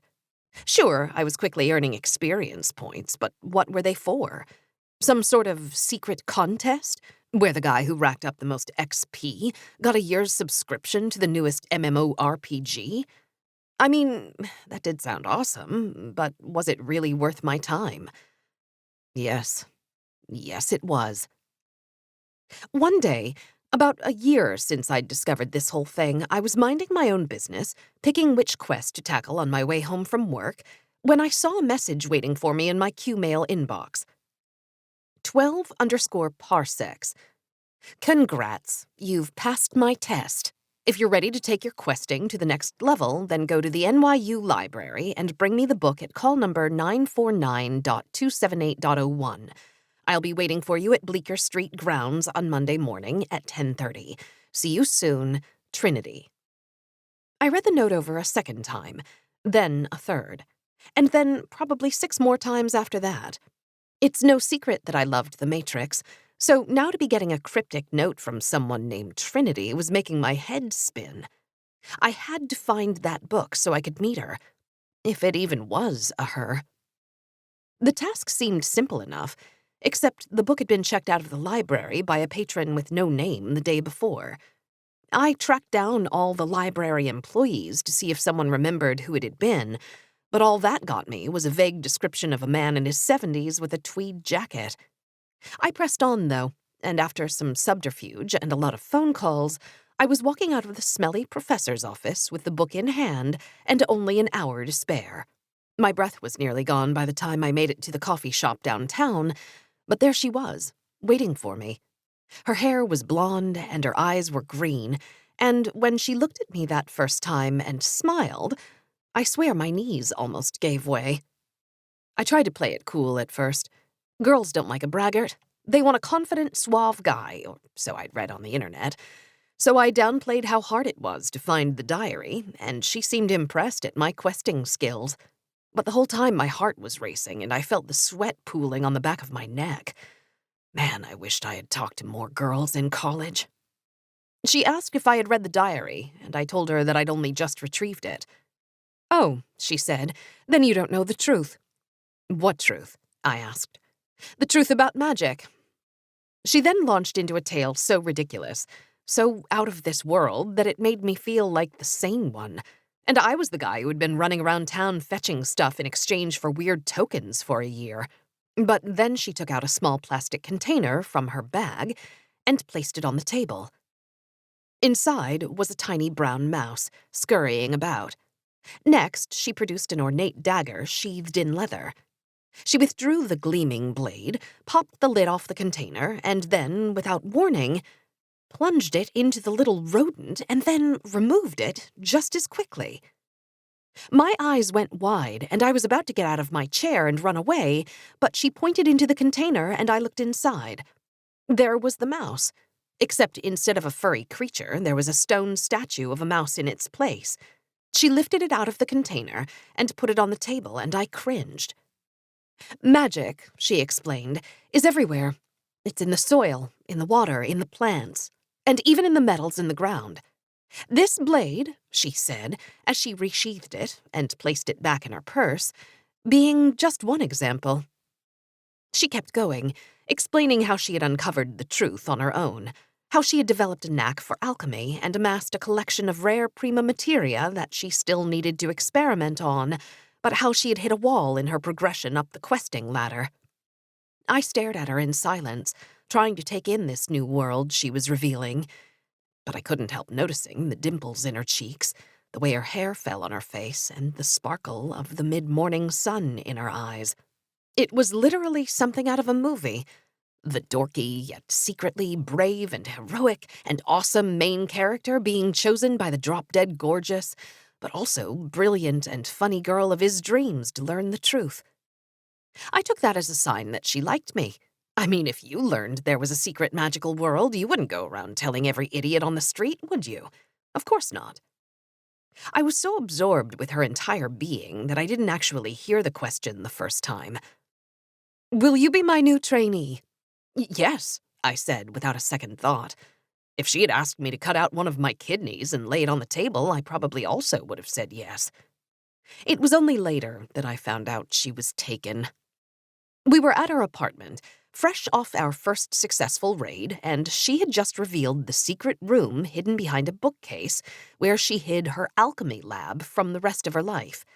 The room was stocked with shelves and bookcases full of vials and jars, and she began explaining what everything was. I tried to pay attention, but it was all just so much to take in, on top of the fact that I was actually alone with her in her apartment. But before I could try to make a move, I saw the picture out of the corner of my eye. "Oh," I said, pointing at it. "Is that your brother?" It wasn't. Worse, the guy was a jerk. It wasn't that hard to figure out that he was cheating on Trinity, and I only followed him for one day. She must have known, but I held my tongue. Well, for a while, anyway. It took me a couple of months to work up the courage to tell her, and when I did, you'd think she would have thanked me, but she didn't. No, she pretended I hadn't said anything and then abruptly left the coffee shop. I waited a few days before reaching out and wondered how long I should wait before asking her out.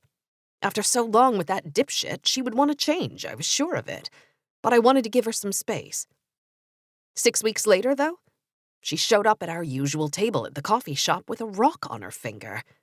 That should have been the end of it. I should have pushed down my feelings and moved on. We could still work together. I didn't want that to end because I was learning so much about alchemy and prima materia and magic and, well, I couldn't go back to how it was before, when I was just grinding up a down escalator with no hope of getting to the top. But the heart leads and the brain follows. It started small at first. I began stopping by her apartment building each morning, waiting across the street until she went out for her morning jog. God, she looked good even in sweats. I figured out a running route after a few weeks, and then one day ran into her by accident. She was a little weirded out, but I explained that I had started exercising, and the West Side Highway was really the best place to run near my apartment. Next, I started following her to her tutoring appointments at our coffee shop. I showed up at one of them and pretended that I thought we were meeting that day. She gave me an awkward hello and then told me I was mistaken. Finally, I executed the last part of my plan: confront the cheater head-on. I took a break from tailing Trinity to document that scumbag's extracurricular activities, printed out all the evidence, and then waited for the perfect opportunity. I waited outside a restaurant where they were having dinner, dressed in my finest suit. When they were done with their entrees, I strode up to their table and plopped the folder of pictures down. "You deserve better than him," I said. She went white as a ghost, while he turned beet red. The entire restaurant was staring, but I stood my ground and waited for her to say something. Except she didn't.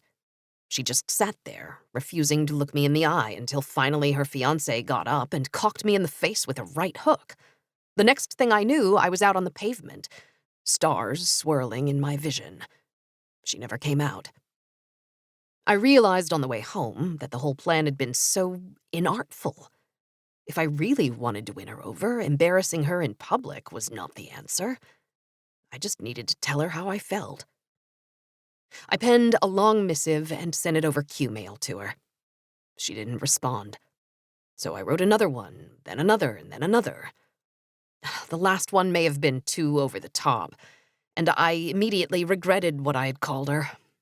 I quickly wrote a follow-up note profusely apologizing and asking if we could meet so I could sort this whole thing out.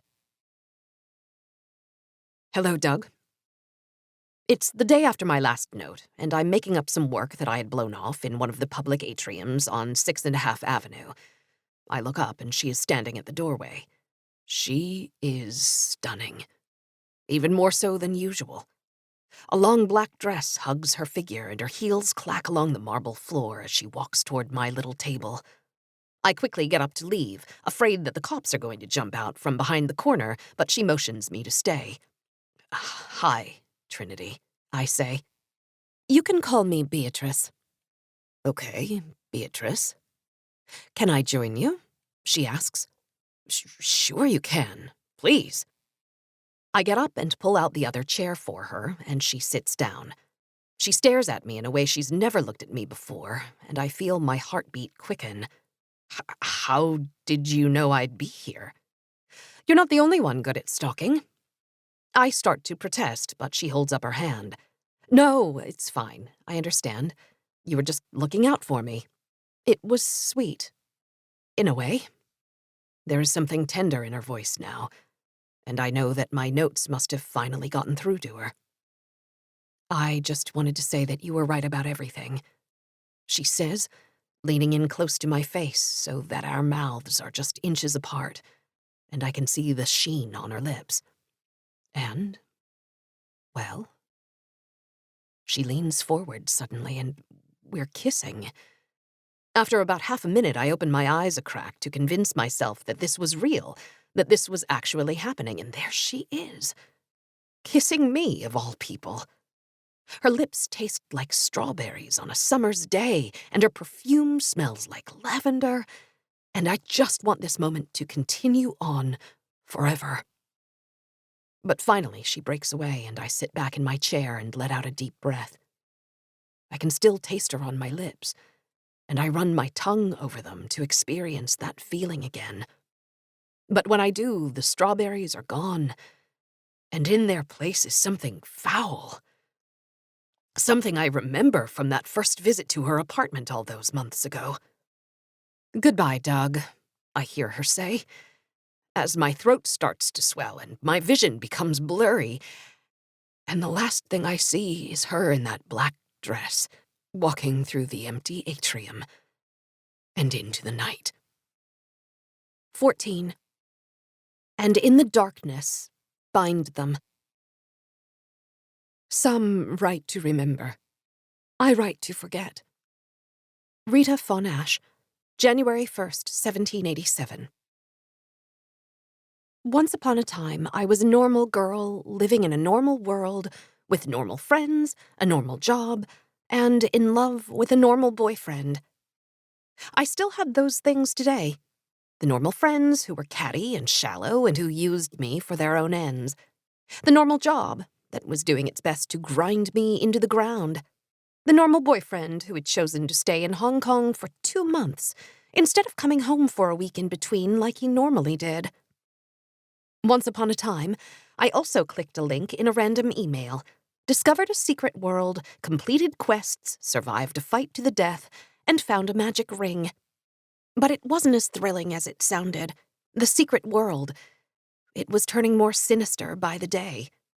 The quests, well, they had led me straight into the mind of a madwoman. And the ring, it was trapped on my finger, put there by said madwoman. That ring had adorned my right index finger for 3 weeks. But as for the woman who put it there, well, she had gone radio silent. As soon as I had returned from the library, I had locked the dusty book away in a drawer in my bedroom, along with the top half of Beatrice's note. I didn't want any part of Rita Von Ash, didn't want to know what she had done, didn't want to know why the diary was so important. No, I had a constant reminder of Rita on my finger at all times, and that was enough. The bottom portion of the note, with those words that had compelled me to put the ring on, I had placed in an envelope, which I had then put inside a second envelope and then inside a still larger third envelope for good measure. I had buried the Russian doll of envelopes under a smattering of old clothes in a box in the corner of my closet, where hopefully no one would find it. I had waited a day before attempting to take the ring off again, and when I did, Beatrice's voice returned, commanding me to put the ring on. I complied, and the voice stopped once more. This became my morning routine, but every result was the same. Some days I lasted a minute before succumbing, and other days I had given up before the voice could even finish the sentence. One random morning a week ago, I had resolved to hold out as long as possible. In one fluid motion, I had pulled the ring off my finger, dropped it into the same drawer that held the diary, and then quickly closed and locked it again. But the command returned as if a set of speakers were held up to my ears, and I writhed on the floor for what seemed like an eternity trying to resist its pull. In the end, I had lasted a total of 75 seconds. There was no text from Beatrice afterward, though. Did she know what I was attempting to do? Or was she so confident in the command's power over me that she didn't feel the need to check on me? And if her torments during my waking hours weren't enough, there was no refuge in sleep either. It had taken about a week for me to realize that the weird dreams I had been having weren't dreams at all, but more of Beatrice's memories that had seeped into my mind during our encounter at the party. Each morning, I tried to write down whatever I could recall, but all I produced were meaningless fragments. A baby's cry, a deserted path in a park on a moonless night, a woman reading a newspaper at a coffee shop. Tonight, as I continued my new nightly ritual of numbing myself with scotch and trying to speed run through A Link to the Past before my midnight FaceTime with Duncan, I read over the unintelligible scribblings and searched for a deeper meaning. I didn't find it. The time on my laptop flicked to 12, and I clicked on Duncan's number in the chat window and waited for his visage to appear. But the pinging noise continued on with no response from him, halfway around the world.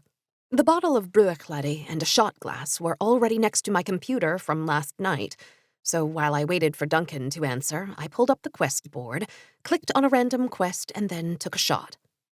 I clicked back to FaceTime and then back to the board to open a different quest, and took another shot. By the fifth shot, my mouse hand could barely move the cursor over the end call button, so I took that as a sign to retire for the evening, Duncan be damned. I laid down in my bed, closed my eyes, and waited for sleep to claim me. I opened my eyes. A bottle of red wine was in front of me, and I was sitting on an unfamiliar couch in an unfamiliar apartment. A phone next to me vibrated several times before I picked it up and brought it into a kitchen full of marble and stainless steel. As I set it down, it vibrated again, and I read the messages that appeared on the screen. An inexplicable jolt of anger suddenly flared up inside me, but I didn't know why. I blinked, and I was now standing in a doorway in front of a man in his boxers who was sitting on a bed. I held up the phone so he could see it before letting it fall from my hand and storming out of the apartment. On my cab ride to somewhere, I pulled out a different phone and began texting random numbers until one responded. I blinked again, and I was in a bar, a drink in my hand, an older man in the seat next to me. I blinked a third time, and we were in bed together, our bodies pressed against each other.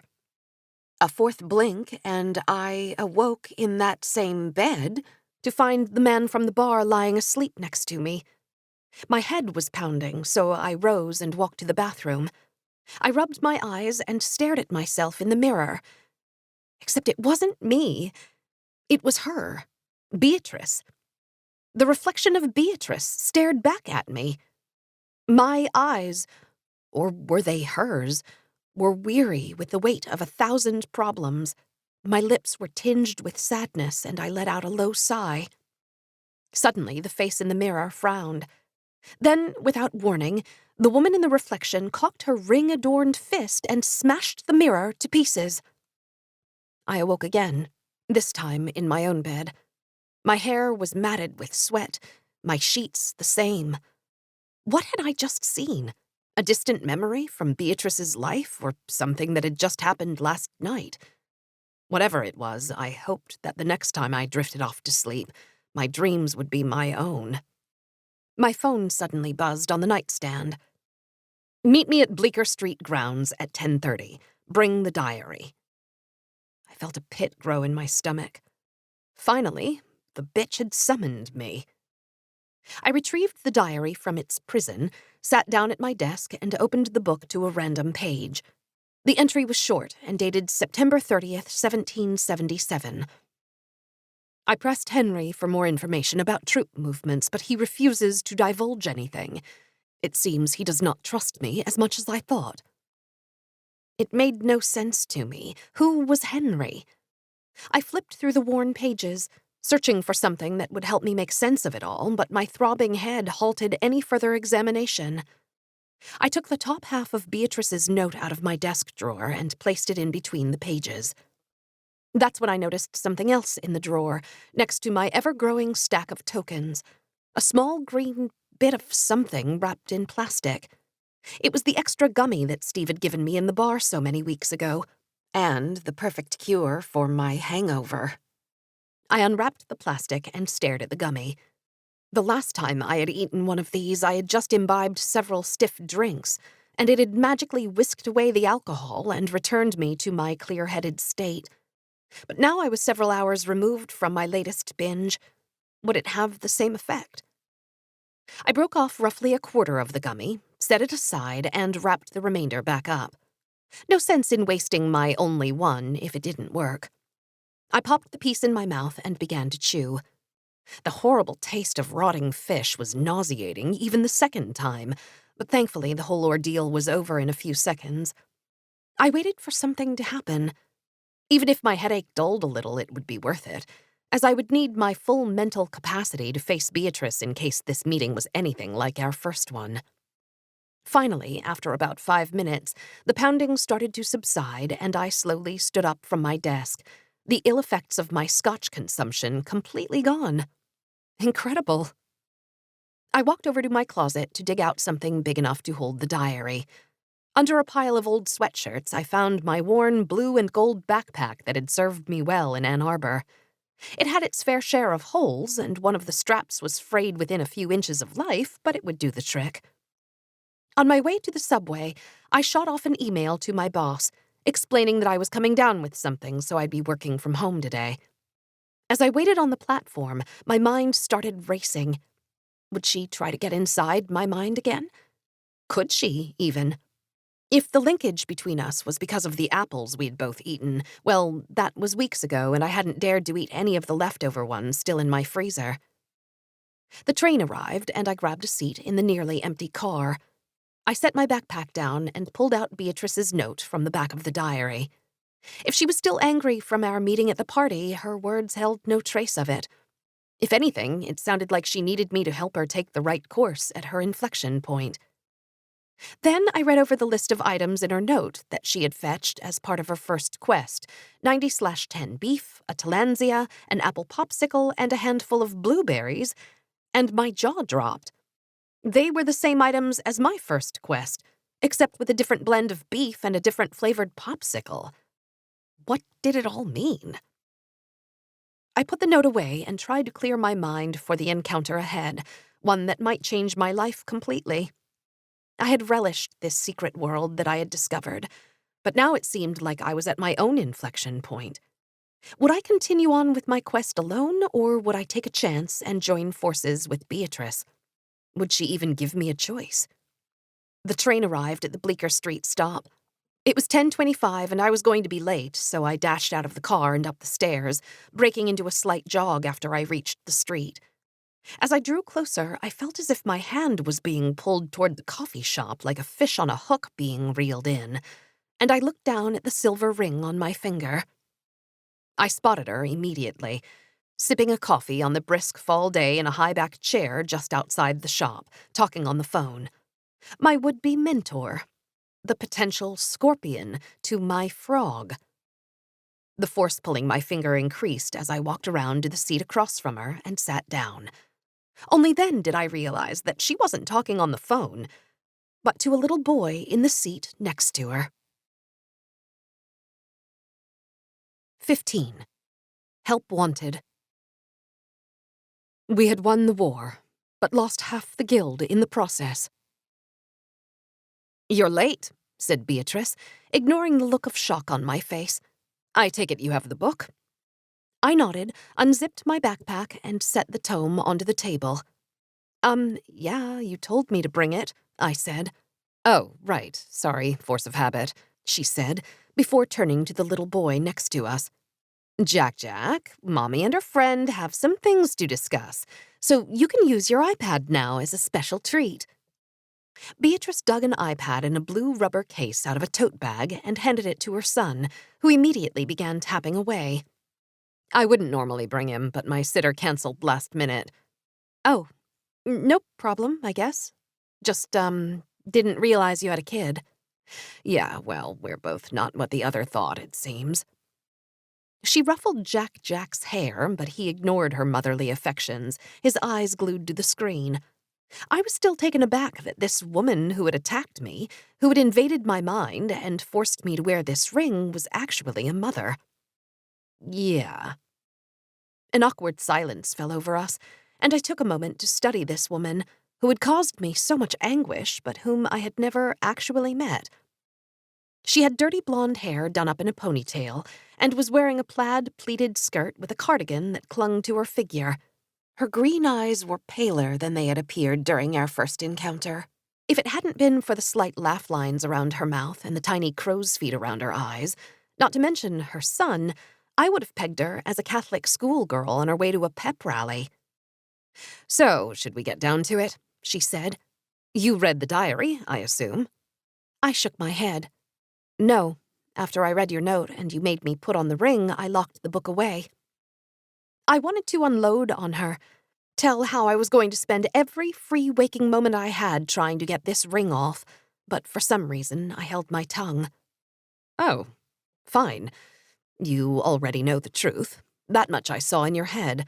And you already know the diary's true value." "I do? Yes. The ink?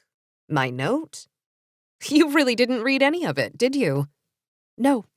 Just the last entry about test subjects at Valley Forge, and the compendium." Beatrice took a sip of coffee out of the oversized mug, and I saw it on her left index finger, the twin to the cuff on my right index finger with the same inscribed initials. I felt my right hand slowly drift toward her hand, and I pulled it back, as a spark of anger ignited the rage inside me. She had brushed off what she had done, as if it was normal, as if she had merely lent me some fancy jewelry for a night out. "Ah, well, you missed the part. Why did you do it?" I shouted. The other patrons of the cafe turned towards us, but Beatrice maintained her composure and just smiled, which made me even angrier. "Calm down," she whispered. It was so soft I almost thought for a second that her voice was back in my head. "You'll scare Jack. "I don't give a fuck about your don't," Beatrice said, holding up her left hand, and I again felt my right hand inch towards her. I knew this was a bad idea, bringing him here. I thought maybe it would temper your anger toward me, seeing me here as a regular mom. The only thing that would do that is if you let me take this stupid thing off my finger. She sighed. "I can't." "Well, I can, but it would be a waste." "A waste of what?" "The ink. Do you know how valuable it is? Did you stop to think what else it's capable of?" I shook my head. "Besides," she said, "it's a good way of keeping you in line. I'm sure you've felt it by now. Our rings are linked. Like there's an invisible string between them. I can tell when your ring is off. Every morning you try to remove it, only for the ink command to kick in again, and you put it back on. You'll drive yourself insane if you keep trying that. Just do what I say, and we'll get along swimmingly." "And what if I don't? You'll kill me?" "Please, Jen, do I look like a killer? I'm just a simple stay-at-home mom trying to find enough hours in the day to get everything done." I didn't buy the frazzled mom act for a second, but antagonizing her more was not going to get me anywhere, so I took a deep breath and tried to just stay in the moment. "So now what?" I asked. "You said in your note that you needed me. For what? To run experiments on? Like back at the party with the apple pie?" "No, you're too valuable to just be a lab rat. Although I'm sure there will come a time or two where you'll need to provide that service. Honestly, it's my own fault for not reaching out sooner. Polly told me about you months ago, but I had my hands full with other things. We could have avoided all that unpleasantness at the party if I had." "What are you talking about?" "Polly's been one of my scouts for a few years. She keeps her ears and eyes open for any promising noobs and sends them my way. Did you think it was purely a coincidence that she had the call number for the diary?" I stopped, my breath faltering. Had I just spent the last several months of my life as a puppet on the end of her strings? I don't know what to think about anything anymore. The tears started to pool in my eyes, and before I could bring my hand up to wipe them, they spilled forth down my cheeks. "Oh, keep it together, girl." Beatrice dug a pack of tissues out of her mom bag and handed it to me. I turned away to wipe away the tears while Beatrice rolled her eyes. "If you're done with your little crying fit, we have a business arrangement to solidify." Beatrice pulled 2 stapled sheets of paper out of her bag and handed them to me. On the top of the first page, it said in printed letters, "Novice Agreement." It continued, "This novice agreement, the agreement, is made effective as of November 21st, 2018, by and between Beatrice Taylor, the alchemist, and Jen Jacobs, the novice. 1. Description of services. Novice will provide the following services to alchemist. Collectively, the services: raid assistance, questing research, alchemic experimentation feedback and assistance, and additional miscellaneous services to be determined at a later date. Novice will make herself available to complete the services upon request of alchemist at times and places of alchemist's choosing. Novice will use her best efforts to comply with alchemist's requests. 2. Payment. In exchange for Novice's performance of the services, alchemist agrees to pay Novice a monthly retainer of 3 bronze tokens, plus additional token dispensations for extraordinary performance at the sole discretion of alchemist. 3. Term/termination. The term of this agreement shall be for 1 year from the effective date. At Alchemist's option, the term of the agreement may be extended by 1 year, provided that Alchemist gives novice notice of such extension at least 30 days prior to the expiration of this agreement. Alchemist may terminate the agreement by providing 30 days written notice of said termination to novice. 4. Confidentiality. Novice shall keep the existence and contents of this agreement and services provided hereunder confidential information, and shall not— I stopped reading and looked up at Beatrice. Is this a joke? She shook her head. No, it's a necessity I've had to implement after a recent string of trainee failures. And as a show of good faith, I've bumped you up to the rank of novice, with all the perks that entails. Normally, I'd be starting you out dealing magic Adderall to the kids at NYU, but I'm cash-rich at the moment, so we can skip that. Great, so I didn't have to be a magic drug mule. I just had to be at Beatrice's beck and call in exchange for some bronze tokens. And what was I supposed to do with these tokens? See how many I could stack on my desk before they toppled over? How generous of you, I said, my voice dripping in condescension. Beatrice frowned. I could just make you agree, you know. It wouldn't take much ink. But then you'd hate me even more, and that's not what I want. I've been dealt too many setbacks so far, and I can't afford another one. She took back the contract, pulled out a pen, and signed her name on the second page, and then handed it back to me. Look, go home, read through the diary and the contract. Think things through. I'm confident that you'll see that the path I'm offering you is the only way forward. Then meet me back here tonight at 10:30. This place has a speakeasy in the back that makes a mean martini. Fine, I said, glad to have at least the illusion of choice, if only for a few hours. Great, it's a date. Beatrice tapped Jack on the shoulder, and the kid broke out of his iPad daze and looked up at his mom. Sweetie, iPad time is over. Let's go down the street and check out the math museum.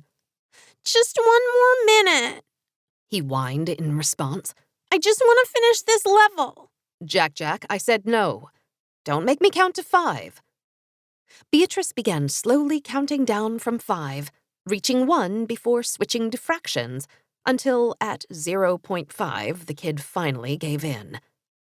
I tried to suppress a laugh at this woman, who wielded power I couldn't even have fathomed, being outmaneuvered by a toddler. Say goodbye to Mommy's friend, said Beatrice as she started to push the stroller out of the cafe. Goodbye to Mommy's friend, the little whelp said. 16. Decision points. But recruitment would have to wait. This new country was in its infancy, and I intended to have my say on how it should be run. I sat at the cafe for about an hour before I worked up the strength to trudge home with the diary and my enslavement agreement. Despite the magnanimous way in which she presented it, there was no doubt in my mind what Beatrice was proposing. I would be her lackey, her patsy, her guinea pig, her lapdog.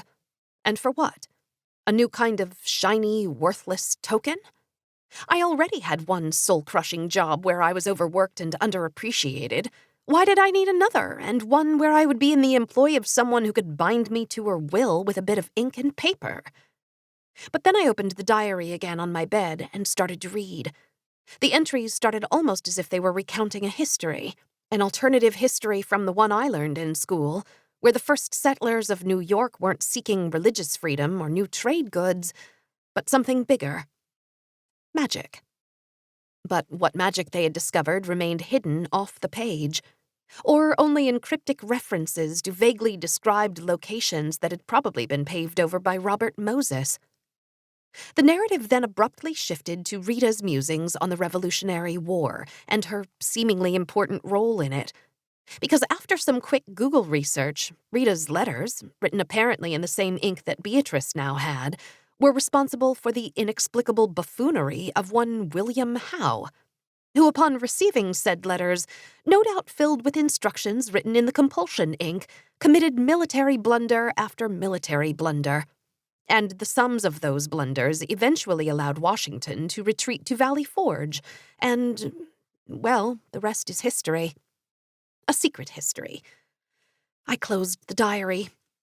It was all so much to take in that my head began to spin, and I collapsed backward onto the bed. I reached for my phone. The digits were still burned into my memory after all these years. My mom's cell phone number. After she had died, I had called the number by mistake one day, only to get sent straight to her voicemail. It shouldn't have gone through. I remember canceling it as part of the flurry of activity that had consumed me after the funeral. The sound of her voice had been too much to take, so I had hung up before her greeting could finish. But I called back. I didn't know why it still worked, but hearing her voice, even for those few seconds, helped me in ways I couldn't explain. Then, in college, I started leaving messages. It was an accident the first time, as I had forgotten to hang up before the beep sounded. But the next time, it was on purpose, and I talked to my mother again for the first time in years. Even if it was only one way, it felt like magic sometimes, like I was leaving her messages in heaven. Other times, I just felt pathetic, that I was pouring my heart out to a hard drive in some server farm in the middle of nowhere. Each time I called, I had wondered if this was going to be the time that the phone company caught on and shut it down, and my mother would be completely gone. Eventually, I weaned myself off of that crutch, but a part of me wondered if she was still out there, waiting for me to call just one more time. I must have fallen asleep before I could decide to call her, because next thing I knew, I was Beatrice again, in the cafe where we had just met. I was reading a newspaper, sipping coffee, and something in the paper made me smile, but I couldn't make out the words. Then a red-headed girl ran up to the table and sat down. "Sorry I'm late. The subway was a complete disaster," the girl said. "No worries. I take it you have the book," I said in reply. The beep-boop of an incoming FaceTime call jostled me from the dream memory, and I sat up in bed, again covered in sweat. For a millisecond, I thought it was somehow my mom, but the number on the screen was Duncan's. I looked over at the clock. It was 1 in the afternoon already, 1 a.m. the next day in Hong Kong. We didn't usually talk at this time, but maybe he was feeling guilty for having missed our last call. I clicked the green button and waited for Duncan's face to appear. But it didn't. Instead, a blurry, dark image filled the screen, and all I could hear was the unintelligible noise of what sounded like a party. He had pocket-dialed me, just what every girl dreamed of. I waited to say something, but the screen didn't change, and then I heard the raucous, muffled laughter of a woman followed by the similarly muffled tones of Duncan's voice. "Duncan!" I screamed into the phone. Nothing happened. Several more shouts did nothing to get his attention, so I finally gave up and ended the call. I wanted to believe that what I had heard was nothing out of the ordinary, that he was just out for a fun night with his coworkers, but instead all I felt was anger. Anger that he was not here when I needed someone to turn to. Anger that he couldn't even make the effort to remember that he had forgotten to call me. Well, I didn't need his counsel, or my mother's, for that matter. I had done pretty well on my own, so there was no point in doubting myself now. I pulled out the contract, turned to the second page, and was about to sign on the anointed line when a better idea popped into my head. The inside of the coffee shop was practically empty, except for a sole barista behind the counter who was staring down at her phone. Behind her was an intimidating wall lined with cubbies full of bags of coffee. "Hi," I said to the barista. She didn't look up. Where's the bar?" I asked. "We're closed," she said, still not looking up. "Okay, then." I stood there for a few minutes to see if she would relent and reveal the secret entrance, but she kept on with her act and didn't say a word. I was about to risk the wrath of texting Beatrice when suddenly the wall of coffee opened inward, and a gaggle of scantily dressed college girls burst through the opening, lifted up the counter, and brushed past me. The coffee wall remained ajar, and the barista remained oblivious, so I crept forward and walked into the dark passage, which after several feet opened into a dimly lit room. The bar resembled more of a cellar than a lounge, with exposed brick along the walls painted black, and individual light bulbs hung from wires attached to the low ceiling. I walked between the teal-upholstered leather booths on one side and the bar stools on the other, until finally reaching Beatrice at the end of the bar, an empty martini glass in front of her. I walked over and sat down next to her, and she glanced at her watch. 10:29. Cutting it a bit close, but fine. She flagged down a bartender. Another martini, please. Up, no vermouth, and very cold. And my friend here will have gin? Neat? The bartender nodded and then retreated. So, said Beatrice, did you think it over? Yes, I said, and I have a few changes to your deal. I took the contract out of my bag and placed it on the bar. Do you? She said, raising an eyebrow. Yes. First, I want some real money, not just tokens. If I get fired from my job because I'm off on some crazy expedition for you, then I still want to be able to live. Fine, that's reasonable.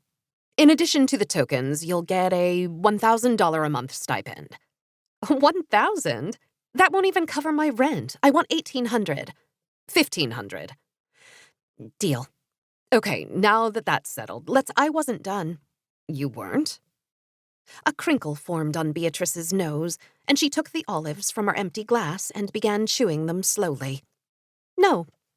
The way I see it, this contract binds me to you indefinitely. I want a buyout option. If I want to quit after 6 months, you'll agree to release me if I pay back everything, the tokens and the cash. The bartender finally returned with the drinks, and Beatrice took hers, raised the glass to her lips, and took a long, drawn-out sip, before setting the nearly empty glass down again. 2 years, she said. What? You'll give me 2 years. Then we can reconsider the terms of your contract. That's too long. I don't want to— No, it's not. I've been at this for 12 years, Jen, and I've only now just reached the crest, ready to make the final ascent to the top. So you can leave now if you want and waste the next decade of your life retreading my path up the mountain, or you can recognize the opportunity in front of you and grab it. She finished her speech and got up. Another one, please, she said to the bartender before retreating into the back of the bar. I sat in silence, contemplating her offer, and my thoughts drifted to the fragmented memories that had seeped into my dreams. Beatrice had done this before, tried to train someone to help her. But what had happened to the girl from the dream? Had she failed and been cast aside? Or worse? Maybe it was better to run now while I still had the chance. I would just forget everything that had happened, that there wasn't a secret magic underpinning the world, that I didn't have a silver ring stuck on my finger for the rest of my life. Or I could stick it out on my own, learn everything from the ground up. If Beatrice could do it, then so could I. I could take my time, forge my own path on my own terms. I pictured late nights in my apartment trying to come up with my own concoctions, rainy afternoons spent in abandoned alleyways seeking out rats, weekends wasted in the bowels of a library trying to track down any reference to alchemy or to Rita or to prima materia. It would be an adventure, sure, but one in which I was utterly alone. The bartender brought Beatrice's third martini, and I suddenly wished I knew enough alchemy to spike the drink with a poison that would kill her in just a sip. But I didn't. And I couldn't. I stared off into space, angry at myself for even thinking about that path, when Beatrice finally returned and sat back down. Okay, I said to her. Beatrice turned to me. Okay, what? We have a deal. Oh, excellent. Let me just make a few edits to the contract, and we'll be all set to execute. She produced a pen from her own bag and began scratching out the provisions we'd changed, before sliding the document back to me. Just initial next to my changes and sign on the dotted line. Without giving myself another chance to change my mind, I quickly jotted JJ next to Beatrice's BT, and then signed on the second page. Fantastic. I'll make you a copy. She took the contract and put it in her bag and then raised her glass to mine. I clinked it, and we both sipped. This is a momentous day for you, Jen. For both of us. We're finally going to give the Guild a run for its money. The Guild. Beatrice had mentioned it in her note to me, but I had completely forgotten about it. What's the Guild? It's the biggest puppet master of them all. It runs the council. It has been lurking in the shadows of New York before there even was a New York. I suppressed a laugh. 1 minute into my new apprenticeship, and apparently I had signed on to take down a 100-year-old secret society. You make it sound like they were the ones who bought the island from the Lenape. Beatrice nodded. They were. Didn't you read the diary? Rita Von Ash laid it all out for you. The Guild came to America to find a new source of magic, and as far as I know, they're still looking for it. But they did find something. Rita mentioned that's just the same trace of magic that you can find anywhere, if you know how to look for it. No, they were looking for pure magic. To do what, though? Rule over everyone as our magical overlords? Maybe, I don't know. Sometimes I feel like they don't know either. It's been so long, they might have forgotten. And the two of us are going to just bring down this guild? I asked. Don't be ridiculous, she said. We're just going to steal from them. What are we stealing? The compendium. Oh, I thought everyone had a copy of that. No, Beatrice said. Each family keeps a log of their discoveries, alchemic recipes, etc. You could call that a compendium with a lowercase c, but the one we're after, the compendium, it's the sum total knowledge of the guild. It's all their secrets, all their prima materia, everything. With even a fraction of that information, I could finally send a message to them that I'm here to stay. She downed the rest of her martini and threw some cash down on the bar and got up. Where are you going? I asked. I'm going to bed, Jen. I've got a toddler who will come bursting into my room without fail in about 6 hours, and I need some sleep. I followed her out of the bar and back through the wall to the coffee shop, which was now mobbed with people dressed to the nines. We pushed them aside and walked out to the patio where we had met for the first time only 12 hours earlier. Next time I see you, you need to have read that diary cover to cover, okay? I've sussed out all the secrets it's hiding, but a fresh pair of eyes is always welcome. Will do, I said. Good. As long as you do what I say, we'll avoid all the unpleasantness of our first encounter. She continued out of the patio and waved down a cab before turning back to me. Oh, and Jen? Her words sounded in my head, just like at the party, and I froze. Don't try to fuck with me, because if you do, the last thing you'll remember is reading the words, "Kill yourself," on a random scrap of paper. 17. Bridesmaids. I sat out the drafting of the articles. We were away at war, and I assumed that the Congress would absolutely make a mess of things. As usual, I was right. So, girls, what do you think? Lisa stood on a raised platform surrounded by mirrors, decked out in the 8th wedding dress of the afternoon. Stacy and I sat behind her on a plush couch, champagne flutes in hand, and midway through our second bottle. Lise, you look stunning. I think this is definitely the one, said Stacy. She had said that about the last 3, but who was counting? You think so? But what about the DeWitt? I think that one was very slimming. As if you need the help. But let me take a pic of this one, and then we can compare. Good idea, Stace, I added. I was at my wit's end with this outing, and anything that sped it along was a win in my book. Stacy got up from the couch and started taking pictures of Lisa from every conceivable angle as I reached down into my bag to retrieve the tiny piece of the gummy I had stashed away at the bottom. I hated to waste a piece, but if today was the day that Beatrice finally resurfaced, I wanted to be ready. And if it wasn't, then at least the late night at work I was going to have to put in to make up for skipping out early wouldn't be terrible. The taste of the gummy was slightly more palatable the third time around, and after a few moments I felt the buzz of the champagne fade away. A week had passed since I had become Beatrice's woman, And of course my new boss had gone silent again. It had given me time to do my homework, though. I had finally made my way through Rita von Ash's diary, but hadn't gleaned anything more from it than during my first purview.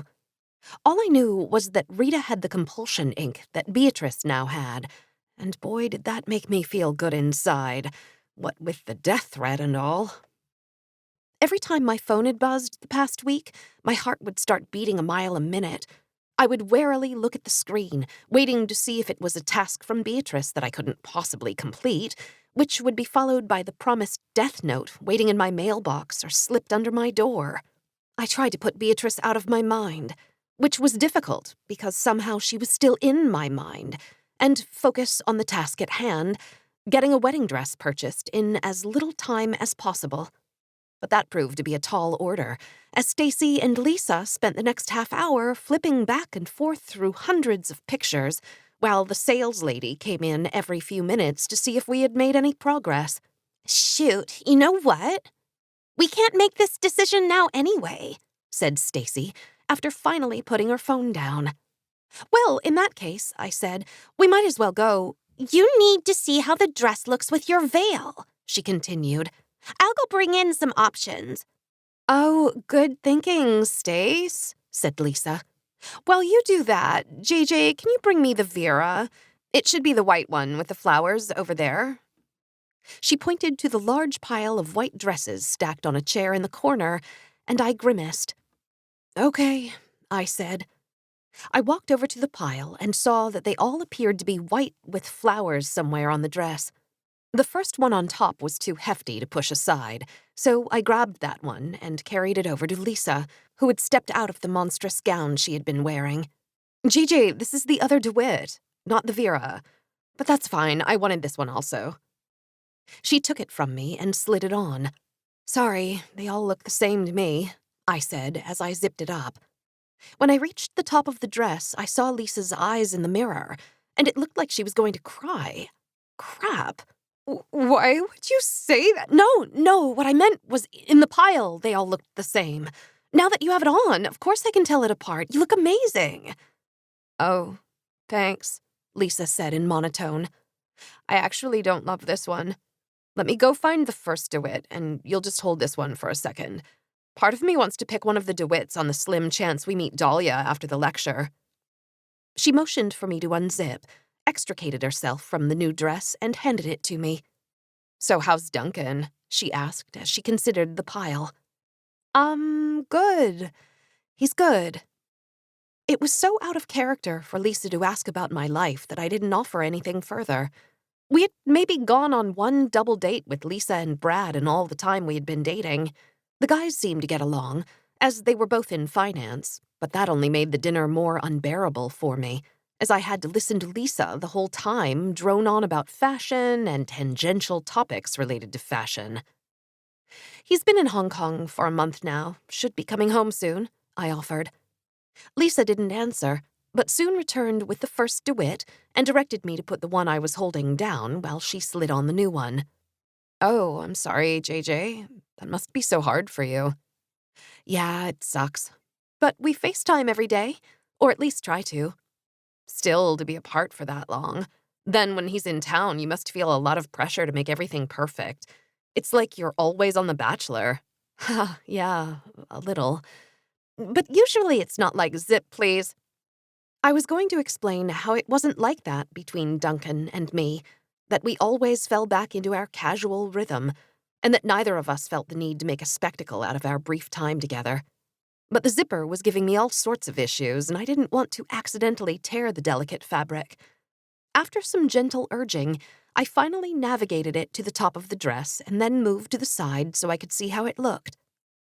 Lisa did look stunning, I had to admit, and I was genuinely happy for her. It wasn't every day that one of your best friends got married, and deep down I was happy to still be included in her inner circle. She certainly had had plenty of opportunities to ditch me over the years, but she hadn't. And that had to count for something, right? Ooh, JJ, what is that on your finger? Lisa suddenly turned around, grabbed my right wrist, and held it up to her face. Well, it's not an engagement ring, but I guess something is better than nothing. Let me see how it looks on my finger. I need to pick out a wedding band for the ceremony." Before I could protest, Lisa started shimmying the ring off my finger, and I heard the commanding words start to form in the back of my mind. "No!" I yelled, shaking free of Lisa's grasp and retreating back to the couch to push the ring back down to its resting place. The voice faded once again, and I breathed a sigh of relief, but Lisa turned around fully and stared at me, a look of bewilderment in her eyes. "JJ, what the hell is the matter with you?" Nothing. It's just... This ring, it was my mom's. I didn't want you to... I don't want to lose it." "I wasn't going to swallow it, Jen. Jesus Christ, you need to chill the F out." Lisa shook her head, stepped down from the platform, and sat down on the couch next to me. The contrast between us was ridiculous. Me in my work hoodie and her in a $7,000 dress. And now I had made things even more awkward. But as much as I wanted to explain myself, what could I say? "Hey, sorry, Lise, it's just if I take the ring off, my sociopathic mentor's voice will start sounding in my head." "Yeah, okay." "JJ, is something wrong?" Lisa's tone changed abruptly from rage to caring, and I looked down at the floor, embarrassed at my outburst. "The last few months, it's like you've pulled yourself back. You never initiate, you zone out during dinner, you're really behind on your bachelorette planning tasks. I mean, at this point, we're going to have to take a boat to London if you don't get our flights booked ASAP. It's like you're just going through the motions." "No, it's not like that. My phone suddenly buzzed, and I pulled it out to see a text from Beatrice, now of all times. "Where are you?" was all it said. "Downtown," I wrote back quickly before slipping my phone back into my bag and hoping that her question wasn't a sign of things to come. Unfortunately, it was, as my phone buzzed again a few seconds later and I sheepishly looked at Lisa. "Sorry, Slack feed at work is blowing up," I offered before looking at the text. "Need you to get to raid board ASAP." Well, maybe it was nearby. Another buzz. 1391 St. Nicholas Avenue. Shit, that was all the way uptown, practically in the Bronx. "Go through yellow door and up to floor 3 and turn left. At end of hallway." Terrific. "I'm all the way downtown. Might be a while," I wrote back, trying to buy time. A final buzz. "Well, then you'd better start running. Smiley face," was the response. The smiley face almost made me throw my phone across the room. Was she kidding with this crap? I was supposed to just drop everything at a moment's notice and run off to some random place with barely an explanation? "Do you need to leave?" Lisa suddenly cut in, and I realized I had been staring at my phone for a minute without saying a word. "Yes. I mean, I don't want to, but it's my boss. I told him I had to go to a doctor's appointment so I could duck out, no questions asked. And now he's asking when I can get back to the office. It's fine, just go." She picked up Stacy's phone and started flipping through the dress pictures. I contemplated trying to explain myself further, but instead turned and walked silently out of the room, just as Stacy was returning with her hands full of veils. JJ, where? I kept walking, not wanting to explain myself to her either. What happened? Stacy asked Lisa from the doorway, but I continued my exit into the main part of the boutique without looking back. "Work emergency, apparent," was the last thing I heard, before I sprinted out of the store and into the pouring rain. Fan-fucking-tastic. I pulled out the tiny umbrella I kept in my purse, only for it to be blown inside out immediately upon opening. The rain was coming down in sheets, and it being the evening rush as well, there was no chance I could get a cab.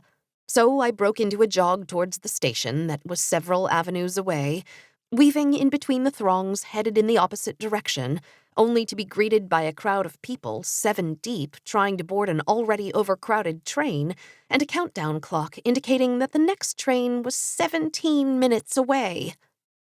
I ran down the platform, looking for a shallower crowd to push my way through, And after throwing a couple of elbows, I staggered into the train just as the doors closed for the final time. It took several stops before the car emptied enough for me to pull out my phone to text Beatrice that I would be there soon. A slew of texts greeted me on my screen. How far are you? What's taking so long? Why aren't you answering? Sorry, I wrote back. On subway, very crowded, 7 stops away. I waited for a response as the train exited onto the elevated tracks, which finally gave me time to read over her first text, my drenched clothing clinging to my skin. What the heck was the raid board? Beatrice hadn't bothered to mention it last week, but I knew what a raid was in a video game, a more complex task or quest that required multiple people working together, so maybe this was something similar. Why the raid board was in a physical location, as opposed to just another section of the online quest board, was a different story, but I guess I would soon find out. The train slowed as it reached the last stop, and I bolted through the doors and down the stairs, the rain finally subsiding. I looked up the address on my phone, and it was only 2 blocks north. No further word from Beatrice meant that I had maybe beat her there, so I quickened my pace until the end was in sight. It was only then that I realized where I was heading. An elementary school. 18. Leroy Jenkins. It took longer than I thought for the articles to collapse. I spent those years traveling the newly independent states looking for new recruits. This had to be a joke. Maybe it was Beatrice's attempt at hazing. Make someone go to a random location and make a fool of themselves. But then I saw the yellow door just past the main entrance of the school. Prank or not, I needed to get to the 3rd floor before Beatrice upbraided me further. The door opened without issue into a landing with 2 sets of stairs, one with an arrow pointing up and one with an arrow pointing down. It triggered bad memories of my own elementary school in Brooklyn, where if you walked into the wrong stairwell, you would be barreled into by kids going the correct direction. And if you walked into the right staircase, you would be barreled into by kids who thought it was funny to walk up the down staircase. Thankfully, the school appeared empty, so I made my way up to the 3rd floor without incident and turned left as instructed, until I finally reached the end of the hallway to find a bulletin board filled with Post-it notes. You would have thought there would be a cooler system for giving out requests to steal valuable items from highly secured places than a small bulletin board with Post-it notes, but nothing made sense in this messed-up world. With Beatrice still nowhere in sight, I approached the board, picked a random section, and then began scanning the notes. Wanted, silver pocket watch. Don't care where you get it, as long as it's stolen and at least 110 years old. Reward 34 bronze tokens. Request the 1954 Audrey Hepburn Barbie from the FAO Schwartz display case. The store is closed, so you'll need to figure out where they put it now. I'll give you 70 iron tokens for your trouble or a bottle of rare, and I do mean rare whiskey. And on they went. The level of skill required to accomplish these raids was overwhelming, especially for a still relatively newbie like me. Digging through dumpsters was one thing, but breaking into the Museum of Natural History to steal a stuffed penguin was something entirely else. Good, you're here. I turned around and Beatrice was walking down the empty hallway toward me, dressed in a long white dress. Yeah, sorry about earlier. I had no service on the train. It's fine. You didn't actually need to be here to get the raid, but I figured this was easier than setting up another meeting later. Oh. So I had just killed myself getting here on time for absolutely nothing. It was like the time at work I rewrote the entire code base for the Archer class, only to find out the next day that we were dropping it from the game. Did you get a chance to look at the board? I nodded. It's just a bunch of really hard quests. Like, incredibly hard. Yes and no. They're raids, so you need at least 2 people. That's part of the reason I need you. I haven't been able to do a raid since my last trainee left. So I'm not one of your first? No, like I said, it's been slow going with my current pool of prospects. But you're probably the most promising since… Ah, here it is. She grabbed a post-it note from the board and pulled it off. Didn't want someone beating us to this one. I can't believe there are this many, I said. I had no idea how many questers were leveled up enough to even know about the raid board, or even how many there were at all, but this seemed crazy. Not really. This board is for the entire East Coast. What? Isn't that kind of inconvenient for everyone? Yes, but it just means that we are lucky that the board is in New York City. They usually move it to other locations around town. One year, I think they moved it to Wilmington, Delaware, but people flipped out. I wouldn't have minded that much. It would only have been an Acela ride away. Beatrice handed me the note. Purple ink filled the small square, and the handwriting was so sloppy I could barely make out what it said. Some valuable information was recently tattooed onto the back of a woman who has no idea what it means. I need that information. Leave this note under the garbage can next to Belvedere Castle and await further instruction. I read it over a few times before giving it back to Beatrice. I don't understand. We just need to look at this woman's tattoo? That's it? Beatrice frowned. No, that's not it. That tattoo is hiding something very important. What is it? I asked. I don't know. Then how do you know it's important? Because I got a tip an hour ago from a trusted source that this raid was going to be posted here. And this trusted source, as you put it, is worth listening to? Yes, they're the reason I am where I am today. Well, that and my relentlessness. I don't understand. We're going to complete the raid and then what? Keep a copy of the tattoo information for ourselves? Maybe. Who knows? I told them that I was back in business and ready to move forward against the guild, and this was the first response I got back. But we can't do anything until we find this woman. It just seems like you're placing a lot of trust in this person and sounds like you've never even met them, so… Enough, said Beatrice with a huff. If I wanted your opinion, then I would have asked for it. Just trust me that I know what I'm doing. Okay, I said. Clearly, I'd touched a nerve, and it wasn't worth crossing Beatrice over something like this. It wasn't like we were supposed to go kill someone. Maybe it would be as simple as tracking down this woman and asking to see her tattoo. Still, that seemed too easy to make a whole raid out of. So this mysterious person also has an axe to grind with the guild? It would seem so. And I'll take all the help I can get when it comes to the guild. Why is that? Beatrice pulled up the right side of her dress suddenly. It took me a minute, but I saw it. The faint line of a red scar going from her upper thigh all the way down past her knee. Because of this. Because I was minding my own business and the guild tried to kill me. Oh. I'm sorry, I didn't realize. She dropped her dress back down and stared at the note again. It's fine. It was years ago. Doesn't really hurt anymore. Just a memory. There was a sadness in her eyes with a twinge of fear that I hadn't seen before.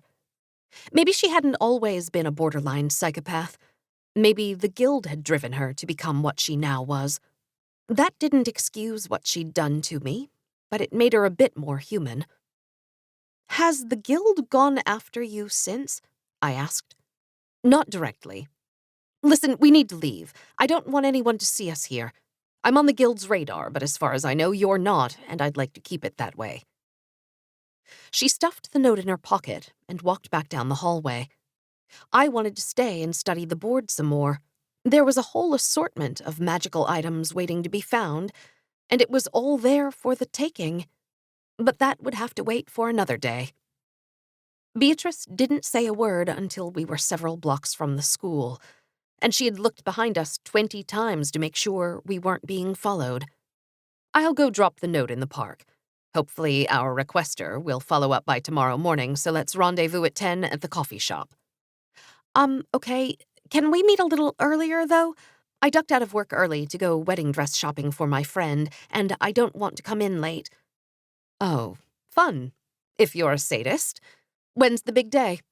Next June? But the bachelorette party is in February. We're going to some fashion lecture at the Met, and then flying to London for Fashion Week. Wow, your friend sounds nuts. For my bachelorette, we went to the Bahamas and got hammered on the beach all day. But to each their own.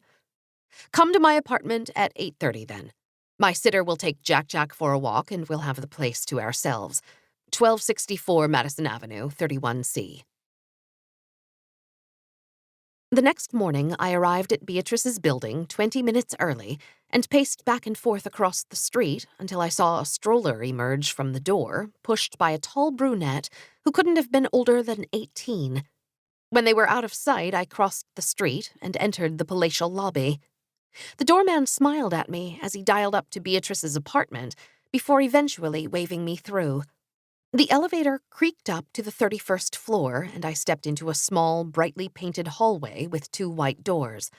I knocked on the one labeled C and waited for Beatrice to appear.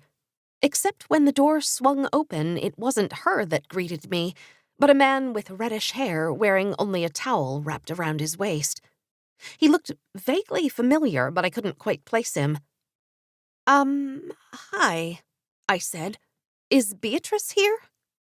The man smiled, and I realized that I had seen him somewhere before. Sure, she's just getting ready. Come on in. I walked past him and into the living room, and there was the couch I had sat on in the dream of Beatrice's memory. And on the other side of the room, the kitchen I had been in. And you are? The man asked. Oh, I'm Jen. Nice to meet you, Jen. Didn't realize Bea had hired another tutor. Yeah, that's me, I lied. And you are? Garrett, Bea's husband. He extended his right hand, keeping the other strategically on the towel, and I tried not to stare as I returned the gesture. It was then that Beatrice decided to finally make her entrance. Garrett, I told you I was getting the door, she said, a look of annoyance in her eyes. Go put some clothes on. Beatrice swatted away Garrett's hand and tried to shoo him out of the room, but he wouldn't budge. What? I'm not allowed to meet your new employee? He said with an even wider grin on his face. Men. Ugh. No, and we're leaving. See you later. Beatrice wrapped her arm around me and led me out of the apartment before Garrett could protest further. We rode the elevator down in silence, and I smartly kept any mention of the dream to myself, not wanting to upset Beatrice any further. The weather was mild for the last day of November in New York, so instead of plopping down at a coffee shop, we walked into the park. So your husband is an ass? Actually, that wasn't harsh enough. He's a pompous ass who thinks he's entitled to stick his— Sorry, didn't mean to pour salt on a raw wound. It's okay. I'm far past caring. This meeting was quickly turning into a disaster. I knew from the dream memory that Beatrice and her husband had some issues, but didn't expect her to be so upfront about it. It was like she was doing her best to convince me that she was a real person with real problems so I would sympathize with her. Did you find out who the target is? I said, after we had crested a hill overlooking the Met. Yes, said Beatrice, with a detached note in her voice. Her name is Francesca Lewis. Goes by Frankie for some reason. Here. She handed me her phone, and I looked down at a headshot of a woman who looked a little older than me, with strawberry red hair, too much mascara, a tattoo of 2 cursive words on her neck, and bronze skin from too many visits to the tanning salon. I take it that's not the tattoo we're looking for? I asked, handing the phone back to Beatrice. No, the one we're looking for is on her back. Oh, got it. Kind of a weird raid, isn't it? They're all weird if you think about it, Beatrice said. I just try to focus on the end goal. I've done so many of these, and every time I think I've come one step closer, it ends up being another dead end. But maybe this time. Anyway, it doesn't do any good to hope that this will be the raid that leads us to the compendium. Why do you need it so badly? You have the ink. That was enough for Rita. She practically changed the course of history with it. Beatrice shook her head. It wasn't enough. Not for her and not for me. Rita ran out of ink and had to leave the compendium behind when she fled New York, and I only have so much ink left. I had to give most of it away, and I still haven't figured out all the prima materia in it. That's why the compendium would be a game changer. The amount of alchemic knowledge in there. I keep hearing those words, alchemy, prima materia. You don't mean turning lead into gold, do you? No. Alchemy is just a fancy name someone came up with to describe the science of magic. And prima materia is anything that has any magic in it, even a tiny bit. Oh, I see. This is still new to me. It makes my head spin sometimes. I'll make you a deal, then. Prove yourself during this raid, and I'll give you a proper alchemy lesson. Sounds great, I said. So what's next? 19. Identity theft.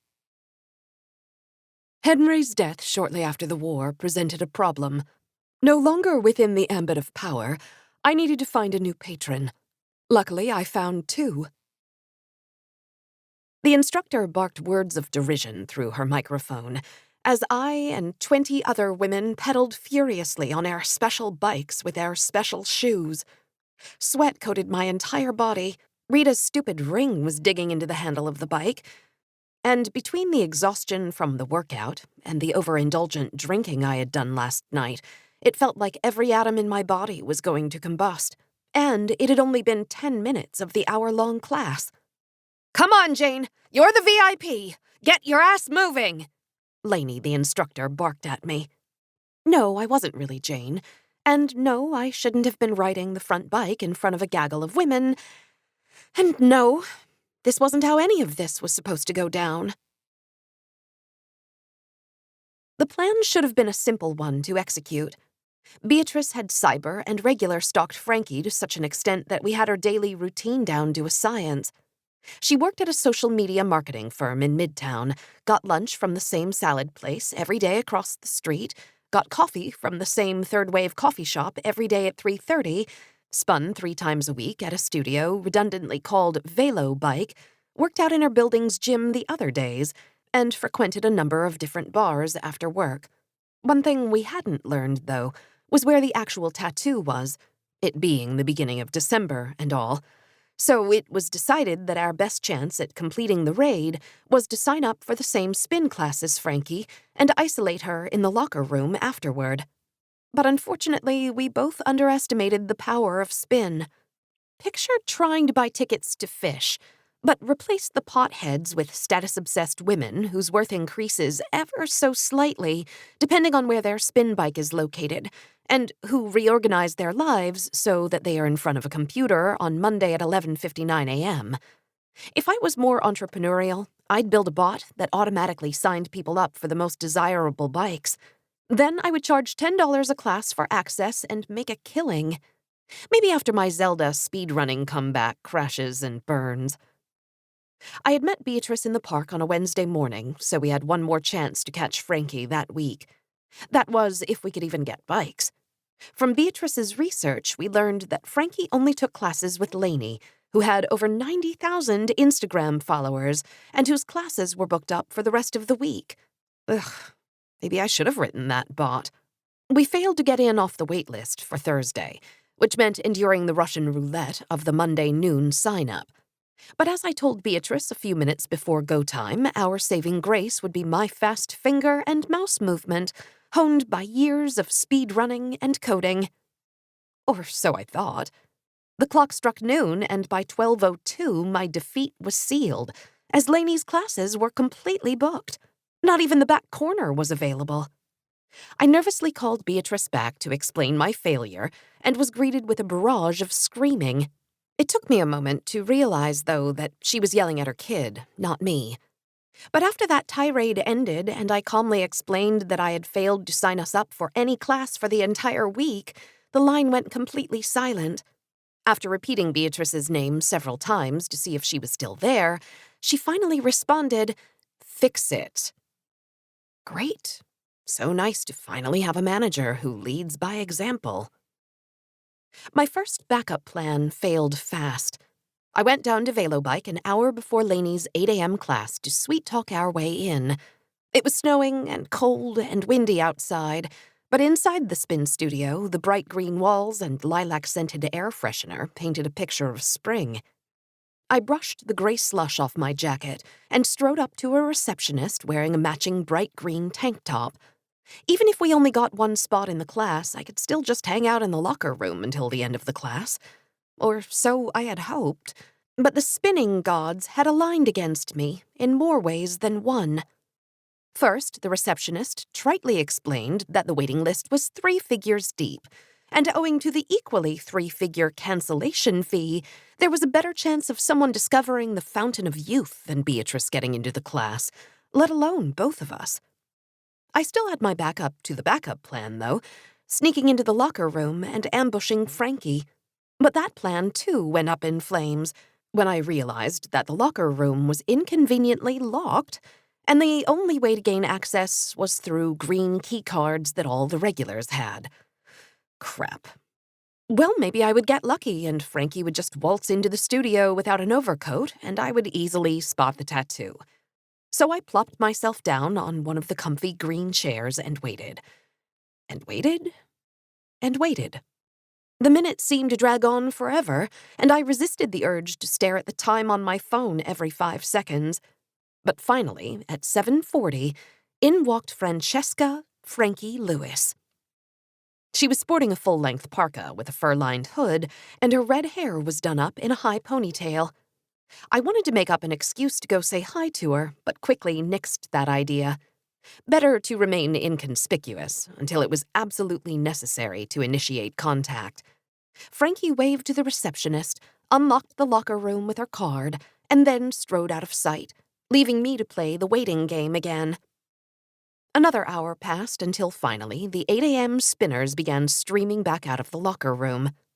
Finally, it was Frankie's turn, but much to my consternation, she reappeared wearing that same stupid parka, leaving any possibility of tattoo interception lost to me. I stared at her, hoping that my mind would come up with a crazy plan to complete the raid, but all I could do was watch as she left the studio and walked into the squall outside. I was about to crazily chase after her when I finally caught a break as a group of girls had emerged from the locker room, chattering so loudly that I couldn't help but overhear. "Jane, honey, you deserve better than him." "He's not worth it." "I can't believe Charlotte did—" "Shh, don't say it, Maria." The nexus of this conversation was a short, brown-haired woman walking in the middle of the cluster. Her face was red, most likely from the workout, but I could also see tears streaming from her eyes. Even a breakup was not enough to stop someone from going to this spin class, it seemed. "I just want to go home and curl up in a ball until tomorrow's class," said Jane. "Absolutely not," said one of the other girls. "And I don't know why you feel the need to go 5 days a week. You look amazing. We are taking you out tonight to make you forget all about Travis." "Yeah, Travis. See, I've almost forgotten it already. Ladies, we'll reconvene at Muldoon's at 7:30. The group continued offering words of encouragement to Jane as they too disappeared into the storm outside. But a germ of an idea had formed in my head, and I texted Beatrice that tomorrow morning I would have a spot in Lainey's class waiting for her. They say that to know someone's true name is to hold power over them. That made sense in the case of a dragon or some other mythical creature, but not for your average 20-something woman living in Manhattan. This was different, though. I knew her name, I knew her sorrow, and I knew I had to succeed in my task.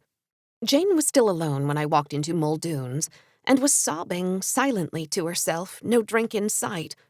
The bartender stood a few feet back, unsure if he should do something, so I pulled up a stool next to the downtrodden woman and waited for my opening.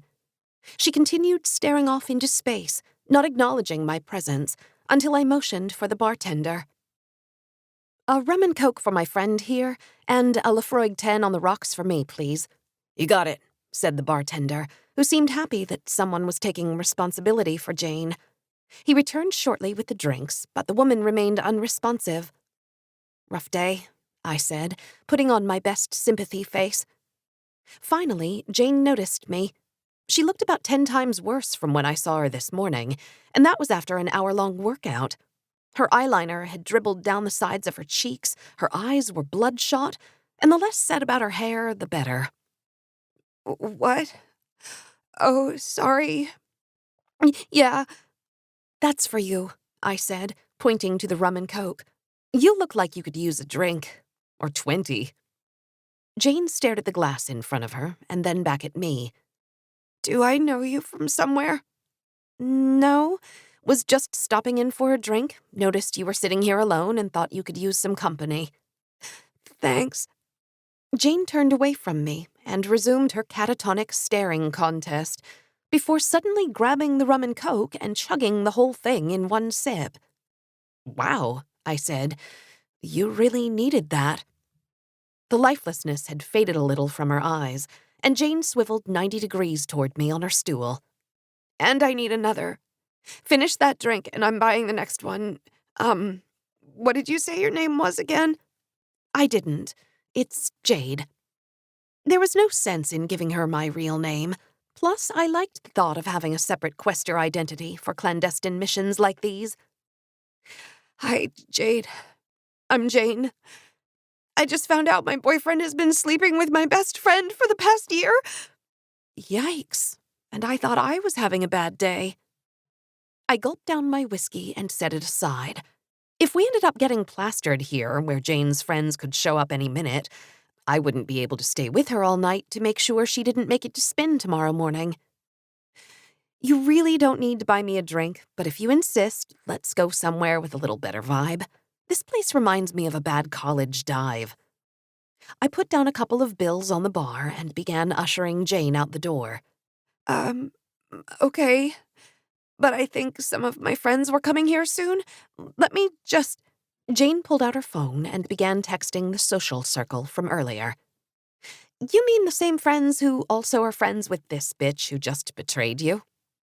Jane stopped texting and looked at me as I continued moving her towards the exit. "You're right. I don't need them. Let's go get drunk."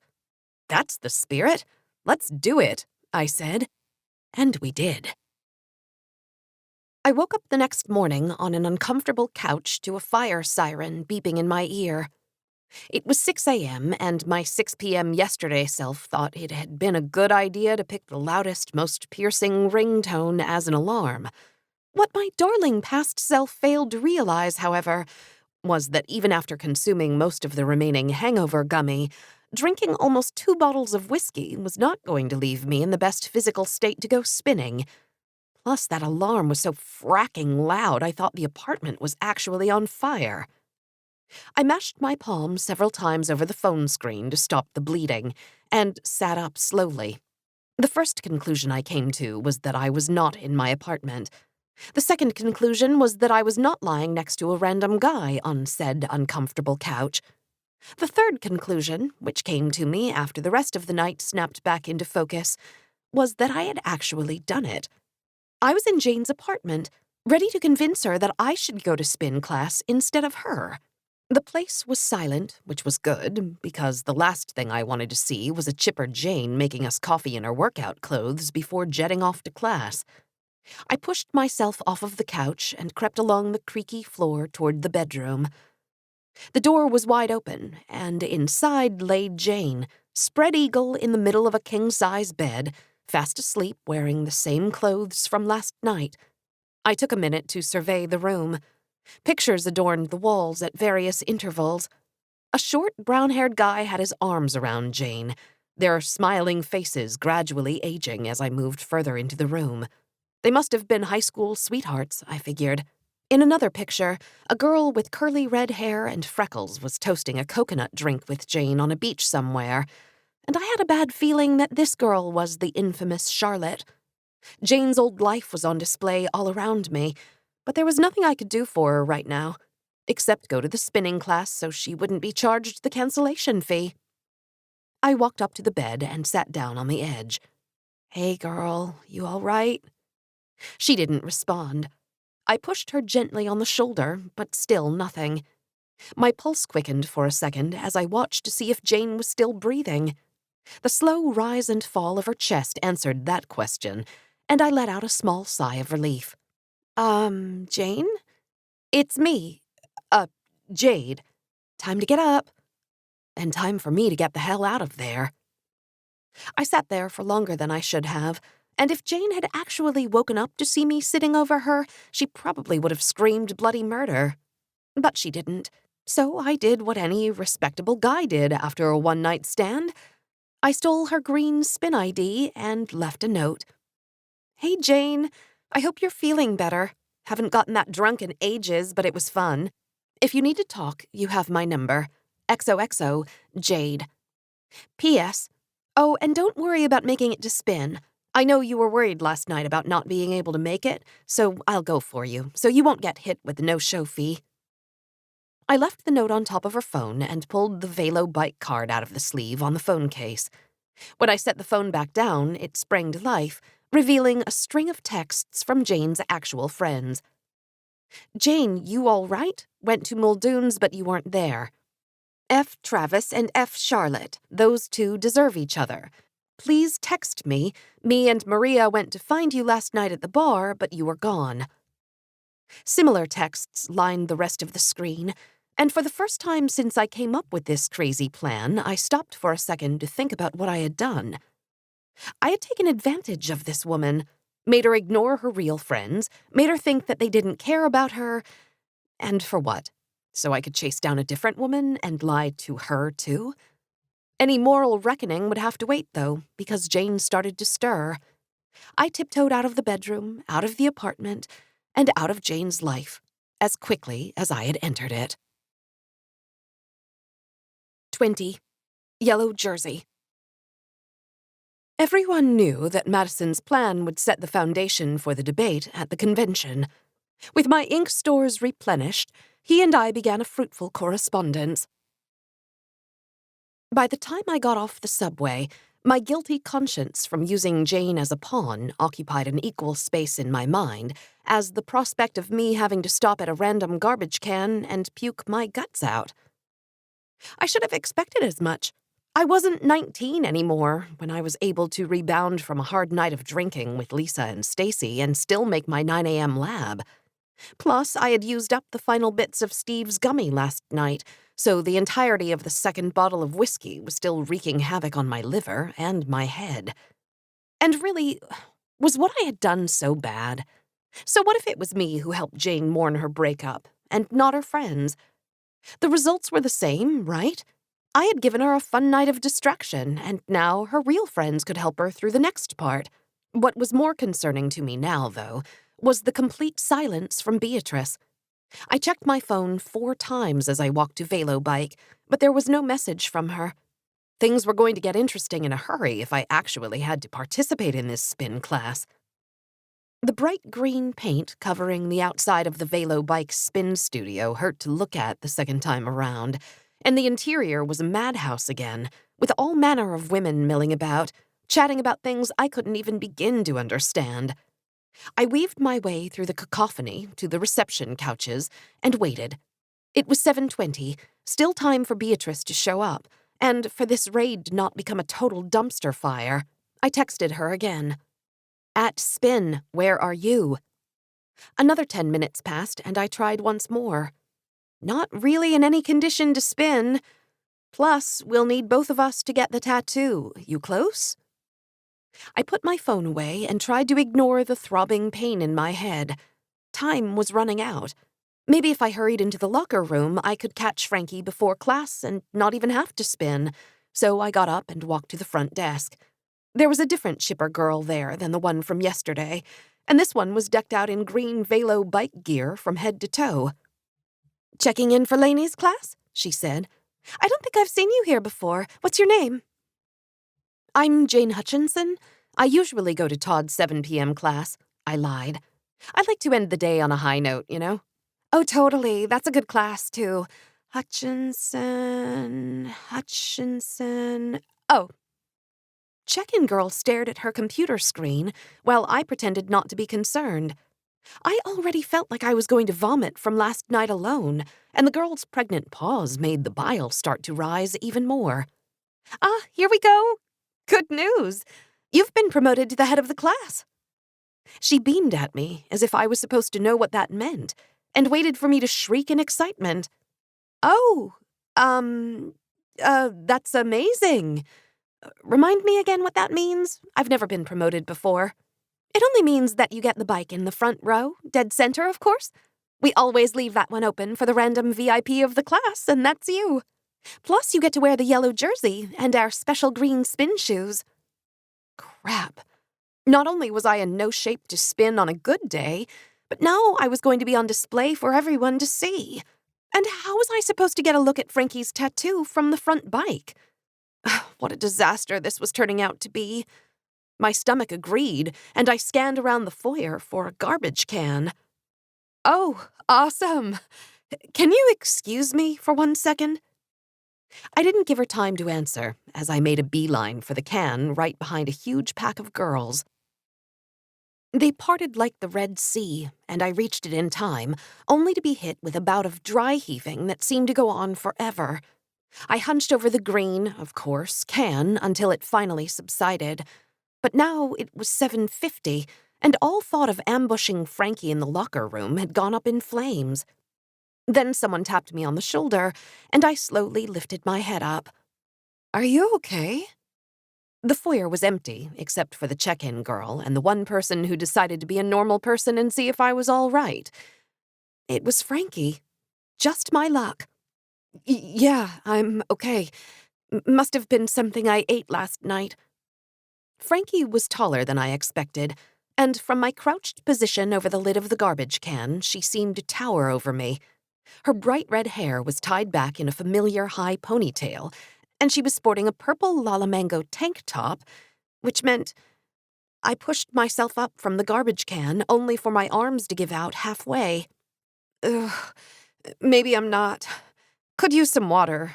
Is there any at the front desk? Frankie nodded. Yeah, let me get you one. She turned, and I quickly grabbed my phone out of the back of my yoga pants. I didn't even have time to look at what I was pointing at before I hit the camera button a dozen times. A rapid fire of clicks sounded in the near-empty foyer, and I hoped like heck she didn't hear them. Only when I tucked the phone away did I see that it had all been in vain. Where the tattoo should have been was instead covered by a big, square bandage. Before I could wallow in my failure, Frankie returned with a room-temperature bottle of Velo Bike-branded water. I grabbed it greedily, twisting off the cap and gulping down the water, which ran down my workout clothes. I must have looked pathetic. Sorry, I just, really needed that. It's okay, I've been there. Well, not here, but elsewhere. Anyway, you sure you're all right? I nodded and took another swig, this time swirling the water around in my mouth and then spitting it into the can. I needed to prolong this interaction somehow, needed to give myself another chance to talk to her. Then a crazy idea crystallized in my head, one that would hopefully reveal the tattoo, but also get me, really, Jane, banned for life from this place, which was fine because this was the last spin class I ever hoped to do. Yeah, I'll be fine. Can't miss this class. I'm the VIP today. Frankie laughed. Honey, you're in no condition to spin. Let's get you cleaned up and then I'll call you a cab. No, I'm fine, honestly. I pushed myself up from the garbage can and finally got back on my own 2 feet, but Frankie looked at me and frowned. Suit yourself. I'll see you in there then. I got another look at the bandage as she walked away. I was so close to actually pulling off this crazy raid, and all by myself to boot, a thin layer of fabric separating me from glorious victory. The check-in girl handed me the VIP jersey and green spin shoes, and I grabbed them before buzzing myself into the locker room using the pass I had borrowed from Jane. The music blared through the locker room door, indicating that the class had already started. Great. I quickly changed and walked slowly to the door and pushed it open. Memories of 7th grade gym class flooded my mind, as 20 women swiveled their heads in unison to watch me walk awkwardly toward the glittery green VIP bike. Lainey, in the middle of some ridiculous set of arm gyrations, glared at me while barking out encouragement into the tiny microphone attached to her ear. I ignored her and tried to locate Frankie in the crowd, which wasn't difficult because she was right behind me in the second row.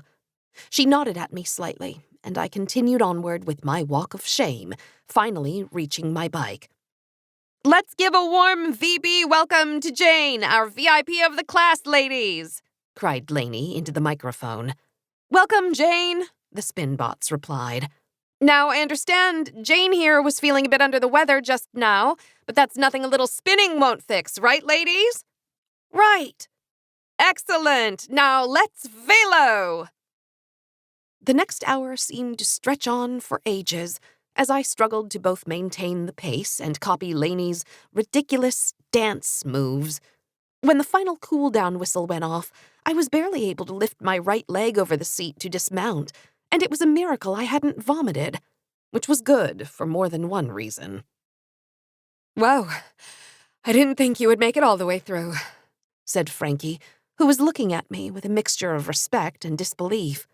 The rest of the class had petered out, leaving us alone. "Well, you know what they say. The body does what the mind commands.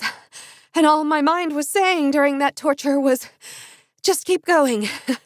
Just keep going." We started walking toward the locker room, me a step behind her, and I was eager to dispense with this stupid yellow jersey once and for all. But not before I executed the final part of my plan. "Oh, one of your straps on your spin shoes came undone, Frankie," I said. Her name slipped out of my mouth just as I realized that she hadn't actually told me what it was. "Huh?" said Frankie. She looked down for a second to see that her straps weren't in fact undone, and that's when I vomited all over her back. 21. Managing up. But that wasn't enough. I couldn't be in the room where it was going to happen, cursed again by my gender, but I could be in the room where something else happened. I'm sure there was another way I could have done it.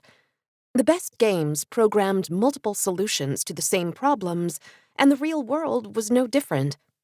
I could have accidentally spilled some water on her. That would have been much simpler. Or I could have ripped the bandage off and memorized the numbers quickly before she decked me.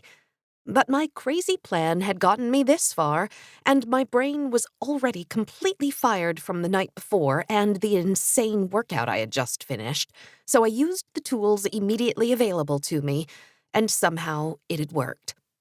"I'm so sorry," I said, wiping the remnants of the vomit from my mouth. "Don't move. I'll go get something to clean you up." Frankie turned around and stared at me with a look of disgust and helplessness, but didn't say anything. That was a surprise. I had expected that she would at least start screaming, and I was prepared to deal with anyone who ventured out of the locker room to see what was going on. But her silence made things much simpler, I'd admit. I ran to the front and started pulling wet wipes out over and over from the dispenser until I had enough to clean an elephant, then hurried back over to Frankie, who was now crouched down on her knees for some reason. I began wiping around the edges of the bandage, and I debated whether to first tell Frankie that I was going to take it off or just give it a good old yank and apologize later. I decided on the latter, and after patting the bandage with several wipes, it actually slid off nicely. Finally, the tattoo would be mine. It was bigger than I expected, with ornate ivy forming a ring around a set of cursive numbers. What a weird idea for a tattoo. But then again, maybe it hadn't been Frankie's idea in the first place. She was just a pawn in some unknown game, a piece being moved across the board without her even knowing it. But then again, so was I. If Frankie realized what was going on, she didn't say, and so I initiated the final phase of my plan, the collection. I whipped out my phone, opened up a blank email, and typed in the numbers from the tattoo. 4044427356727. It was harder than I thought, Not just because of the archaic script, but also because I seemed not to be able to remember each number long enough for my brain to tell my finger which key to press on the phone. Probably a side effect of the hangover. After another minute, during which Frankie still didn't say anything, I finally got all the numbers down and hit send. My eyes hurt from the exercise for some reason, so I decided to get a backup, just in case I accidentally transposed a digit. Shoot, your tank top is just completely ruined. Let me take a pic so I can buy you a new one, okay? Frankie nodded in silence, and with several clicks, I got the goods. I stood back from the crouching Frankie to bask in my accomplishment, only to snap out of it. I was still behind enemy lines and needed an extraction plan. Of course, I could just run away, leaving Frankie there alone on the floor.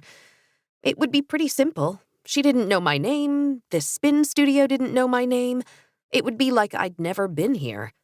I couldn't, though. I had been horrible enough for 24 hours, and the least I could do was help her into the locker room. And that wasn't saying much. "You want some help getting up?" I asked, walking around in front of her. "Fine," Frankie stammered, her ability to speak finally coming back to her. I reached out my hand, and she reluctantly took it, but refused to look me in the eye. It was a struggle pulling her up, as she had almost a foot on me, but somehow I managed it.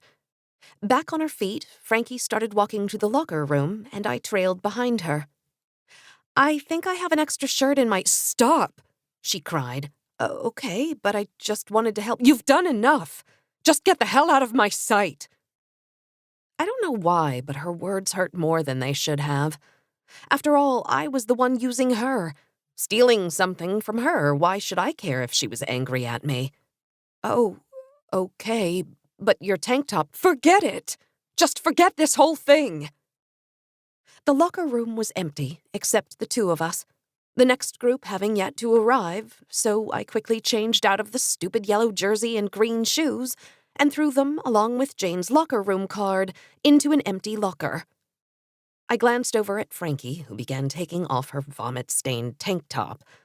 As she pulled it up over her head, she ran her hand over the now-exposed tattoo and winced from the pain. I froze, and as she turned her head towards me, I could feel the venom in her eyes as she realized what I had done.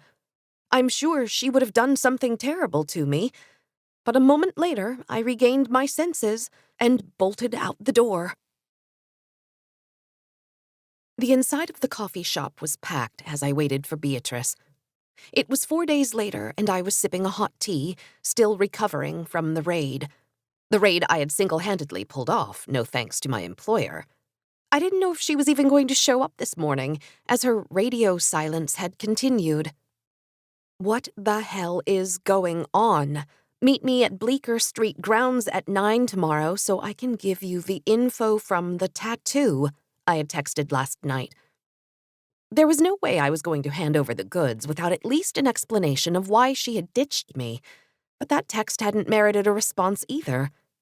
I had nothing else going on this weekend except catching up on work, with Duncan not due back until mid-next week anyway, so I decided to head over to the coffee shop on the small chance Beatrice decided to show her face. The intervening days had not been pleasant. There was the lingering hangover, the rawness in my throat, and the weight of the guilt from toying with 2 women. Plus, Lisa had made me call the airline every morning at 7:30 to try to get our seats upgraded for London, which had been an utter failure so far. I hadn't heard from either Jane or Frankie since our encounters, and the sense of relief I should have felt was just not there. It had all seemed like a good plan in the moment, and besides Frankie's tank top, what lasting damage had I actually done? But I couldn't dismiss things that easily, and Beatrice's prolonged absence wasn't helping. By 10 o'clock, Beatrice still hadn't shown up, and I felt nothing from the ring indicating she was getting closer, so I decided to call it. The snow from earlier in the week had mostly been plowed away, but the sidewalks were still covered in gray slush, and I stood outside the coffee shop, contemplating whether I should just head to the office to finish up the dialogue selection interface I had neglected earlier in the week. I kicked some slush in frustration, and hit a passing car that thankfully kept going. I should have been learning more about alchemy, not wondering why I had been left to dither in the wind. I was about to start the long walk to work when I saw something across the street that caught my eye. A bulletin board. Jumping over a huge slush puddle, I made my way over to it, but was immediately disappointed to find it full of flyers about community events. But there was a perfectly good bulletin board stocked with raids uptown. Maybe picking a new raid would be exactly the kind of thing to get Beatrice to acknowledge my existence.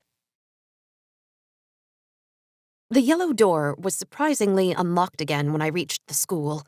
I made my way without incident to the 3rd floor and down the same hallway where I could see the raid board waiting for me at the end. The board was unattended, and I took my time to read every single raid before finding the one that was the most outlandish and difficult, and that would freak Beatrice out if she thought I had taken it. There's a signed Mickey Mantle baseball at Yankee Tavern behind the bar in a glass case. The key to the case is buried under the warning track in left field at the stadium. Bring me both for 1 silver token. I snapped a picture and texted it to Beatrice with a note. Here's our next raid. Can we meet soon to discuss? If that didn't get her attention, then I was all out of ideas. Well, except for waiting for her outside her apartment. But I didn't want to turn into a stalker. Besides, she needed me, or so she'd opined, so eventually she would seek me out. "Hi," said a voice behind me. I froze before slowly turning around to find a young girl standing in the previously empty hallway. She looked to be about 16 and was wearing a jean jacket adorned with scores of pins. Her dark brown hair fell down to her shoulders, and she sported a wry smile, the kind that said, "Hey, I know you're not supposed to be here." Maybe there was a basketball game or something in the gym, and she was here to cheer on her little brother. Hello? Sorry, got turned around. What floor is the game on again? The girl's smile vanished in an instant. "There's no game today." "What are you doing here? I'm going to get the security guard. I went to this school when I—" Her smile returned, and she let out a laugh. "Relax, I'm just messing with you. You were looking at the raid board. It's not a crime." I breathed a sigh of relief, but only for a second. This girl reminded me too much of Polly, and that didn't make me feel any better. "Oh, haha, yeah, just looking for a new raid. It's hard to choose." The girl walked up to the board and stood beside me, considering the post-it notes. Yeah, I see what you mean. Not a good one in the batch." "What do you mean?" I asked. "Personally, my friends and I wouldn't do one for anything less than 90 bronze. This one," she pointed to the raid requesting the stolen pocket watch that I had seen last time I was here, "looks okay, but pretty boring. Would have been better if it was asking for a particular 110-year-old watch. Just because something is old doesn't mean it's special." "Oh, yeah. I'm Jade, by the way." I held out my right hand, and the girl looked at me for a second, as if she was deciding whether to believe that Jade was my real name, or if shaking hands was something only people over 35 did. But she eventually extended hers in return, which was decked out in various rings stacked on her fingers. "Nice to meet you, Jade. I'm Ty." The handshake lasted a second too long, and I slowly pulled away before things got more awkward. "I like your rings," I said, trying to change the subject. "Thanks. I like, your locket." "Thank you," I said, rubbing it with my fingers, before tucking it under my sweater. It was my mom's. "Well, I'll let you get back to your raid selection," Ty said. "You're here first, so it's only polite. And my mom is always going on about etiquette." No, I was waiting to hear back from my friend about something. You go ahead." "Okay, suit yourself, but don't get mad at me if I take the one you wanted." She moved closer to the board, and I took a few steps back, not wanting to look over her shoulder, but I secretly wanted to know which one she was going to pick. My phone buzzed, and I pulled it out of my bag. It was Beatrice, finally. "Are you out of your mind?" the text read. Well, mission accomplished. "So you don't want that one? Should I get another while I'm here?" This time, I didn't have to wait a week for the next response. No, come meet me at my apartment downtown in an hour. But you live on the Upper East Side, I wrote back. Not that apartment, the other one. 227 Bowery, apartment 4A. It must have been nice having enough cash lying around to own 2 apartments in Manhattan. I barely had enough money to rent half of a crummy walk-up. But in any event, my plan had worked, and I had finally gotten Beatrice's attention. Now I just needed to extricate myself from this meeting of the Breakfast Club. Well, it was nice meeting you. Gotta head back downtown. Bye, she said, without turning around. Teenagers. I knocked on the door of apartment 4A 90 minutes later, the D train deciding to stop between stations for no good reason. After a few seconds, the door creaked open, and there she was, with a sour look on her face. "You're late," was all Beatrice said, before disappearing back into the apartment. The tension from my ring felt like it was going to pull me through the door, and I quickly followed her inside. The apartment opened into a small foyer, with the kitchen and living room to the left, and the bedroom straight ahead. I froze. I had been here too, in that same dream. The shards of the memory were slowly coalescing back into one piece, and I remembered Beatrice fleeing her apartment, picking a random guy in her phone, and ending up here by the next morning. Had she smashed the mirror too, or was that part of my own creation? "So you finished the raid?" said Beatrice from the living room, where she had taken a seat on a small gray futon. I walked past a large bookcase and sat down next to her. "Yeah. What happened? I got the spot for you and you didn't." "Life happened, Jen. I can't just drop everything at the drop of a hat and waltz into a spin class at 8 in the morning. That's what you're here for. And if you had gotten the spots in the class when you were supposed to, I could have made arrangements ahead of time. But it seems like my presence was not needed anyway, so why are you so upset?" Because it was pure luck, and you abandoned me." "Oh, please. You sound like I left you stranded in the Iraqi desert. If anything, you earned yourself major brownie points for improvising on the fly. I'm impressed. And willing to let this attention-getting stunt of yours go." "Okay," I said, not buying her excuse, but not really caring at this point what actually happened. "So now what?" "Now it's time for your alchemy lesson." Beatrice got up from the couch and walked over to the bookcase. She ran both her hands along the books before grabbing a different one with each hand and pulling. I stared in disbelief as Beatrice pushed the bookcase into the wall and then disappeared through the newly revealed opening before popping her head back out a few seconds later. "You coming?" 22. Equivalent exchange. His name is William. He is unassuming yet powerful. A man of few words yet influential nonetheless. The perfect conduit to push things past the tipping point. As a kid, I would fantasize about a secret room in our small apartment. I imagined that if you pulled out the correct brick from the living room wall, there would be a switch that would make the wall behind the fireplace rotate. Then, if you crawled through the opening, there would be a long, candlelit hallway leading to a set of stairs. At the bottom of the stairs would be a room where my mom would work late into the night on clandestine missions. But no matter how many times I tried to find it, the key to that secret room remained hidden, and no matter how many times I tried to pretend otherwise, my mom was just an ordinary traffic cop, not a superhero or super spy in hiding. Stepping into the secret room behind the bookcase now, I couldn't help but feel some excitement that my childhood dream was at least partially coming true.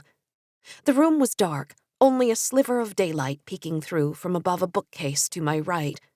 Across from me was a long tabletop that went from wall to wall, held up by small sets of drawers with 2 stools tucked underneath.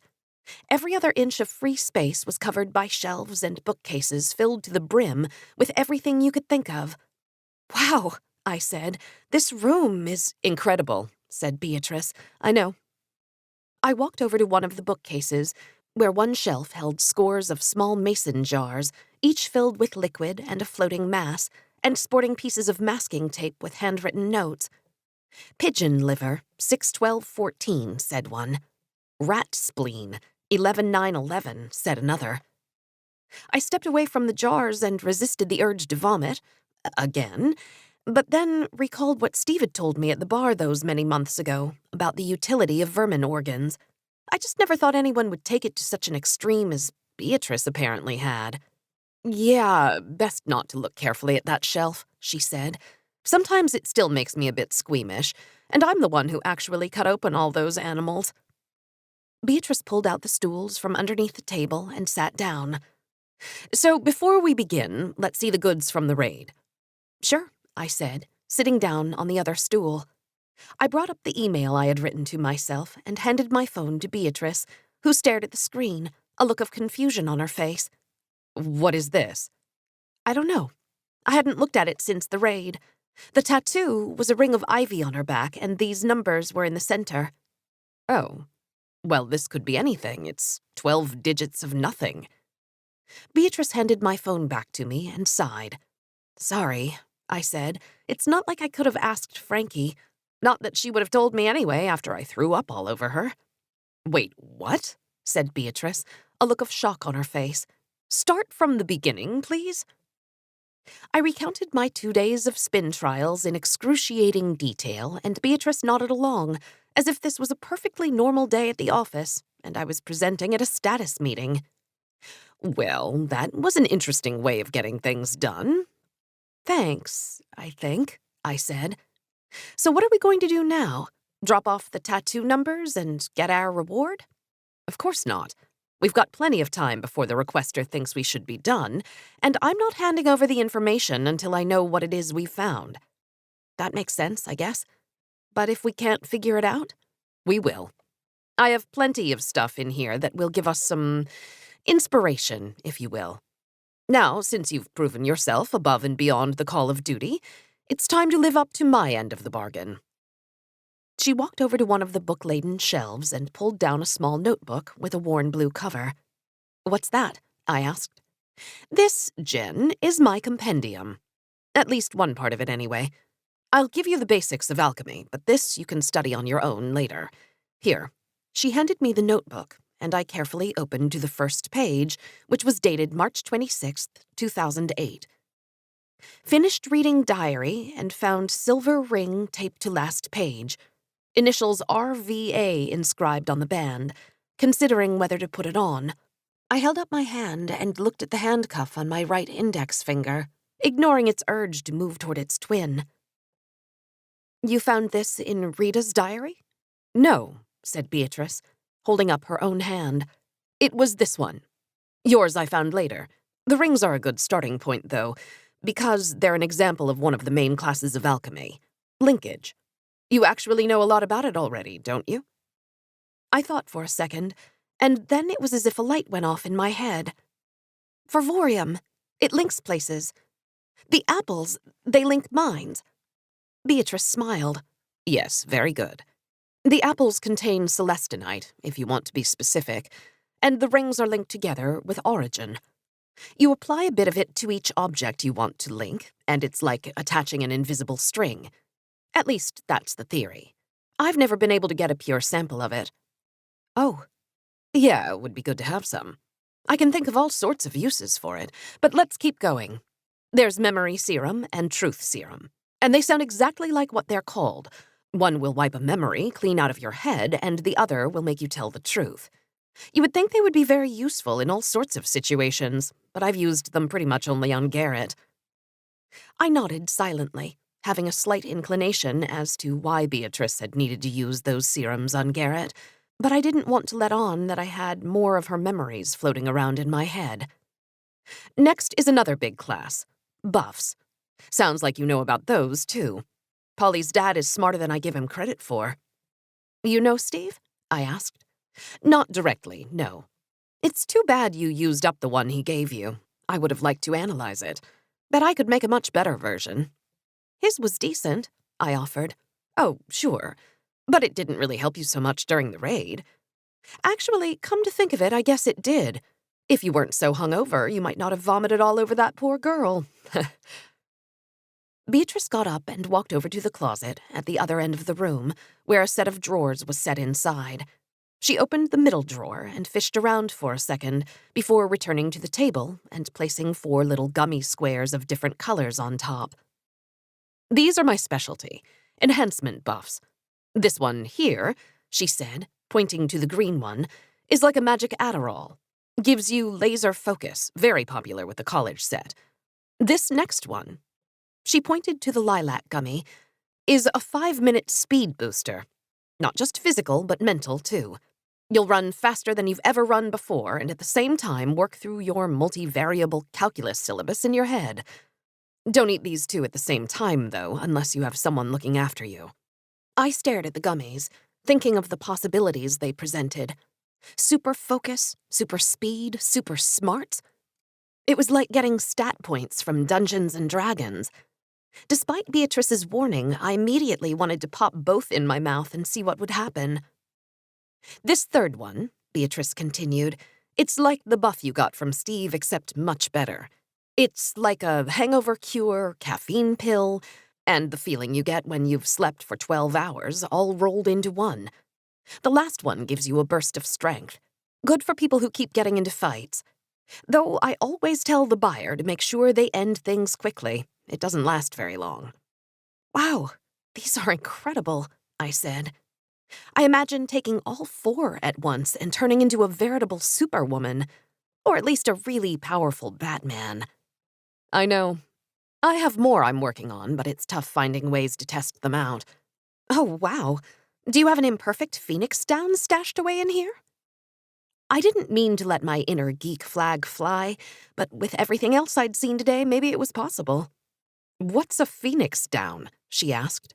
"Oh, it's, you know that video game Final Fantasy?" Beatrice shook her head and looked at me warily.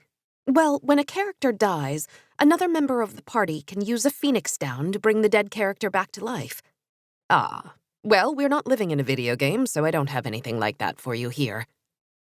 She collected the buffs from the table in a single swooping motion and handed them to me. "Here, you've earned these along with your token stipend and your cash." "Thanks," I said, placing the 4 carefully in my bag and trying to remember which color did which. "Now that last buff is a good segue into the final category for today. I'll skip the compulsion ink because you already know about that too." A flicker of anger sparked within me at the mention of the ink, but I managed to quickly suppress it. I was beginning to come around to my new boss, what with the secret laboratory and magical enhancers.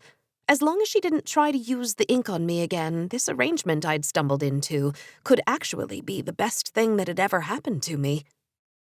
Beatrice held out her right hand, and my eyes were immediately drawn to the large rock on her ring finger.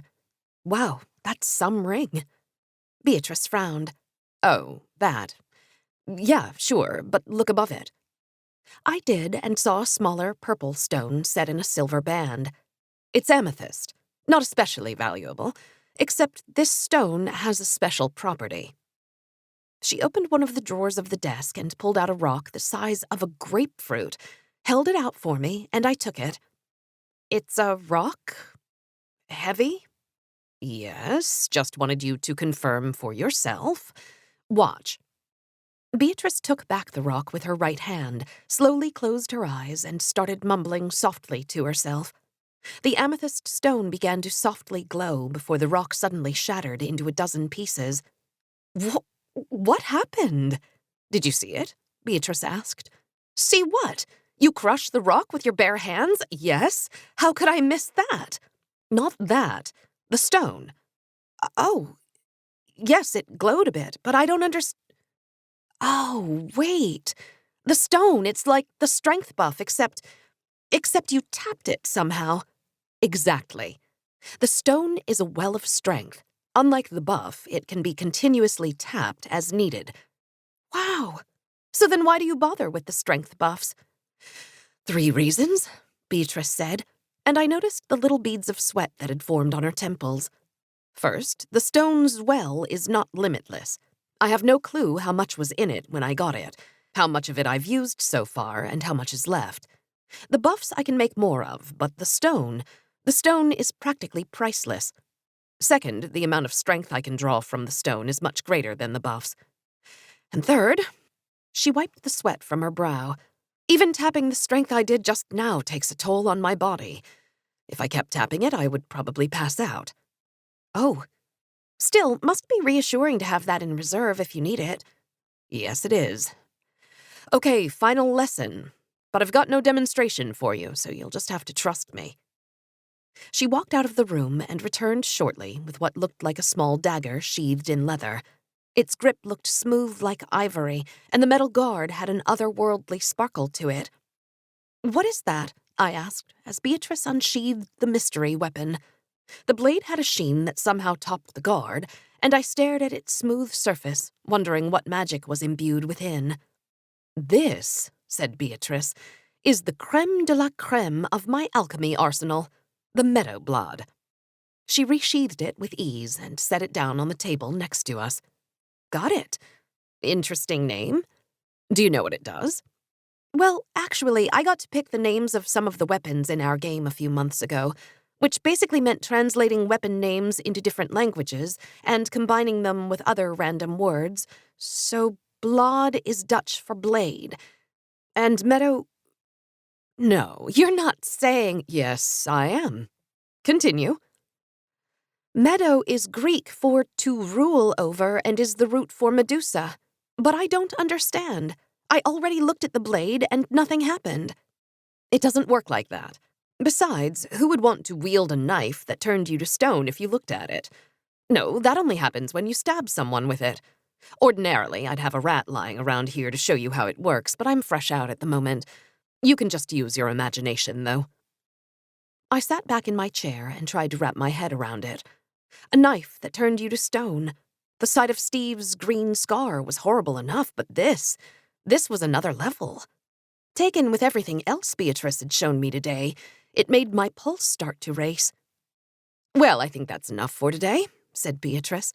"We still need to tease out what these numbers mean. Go somewhere to clear your head.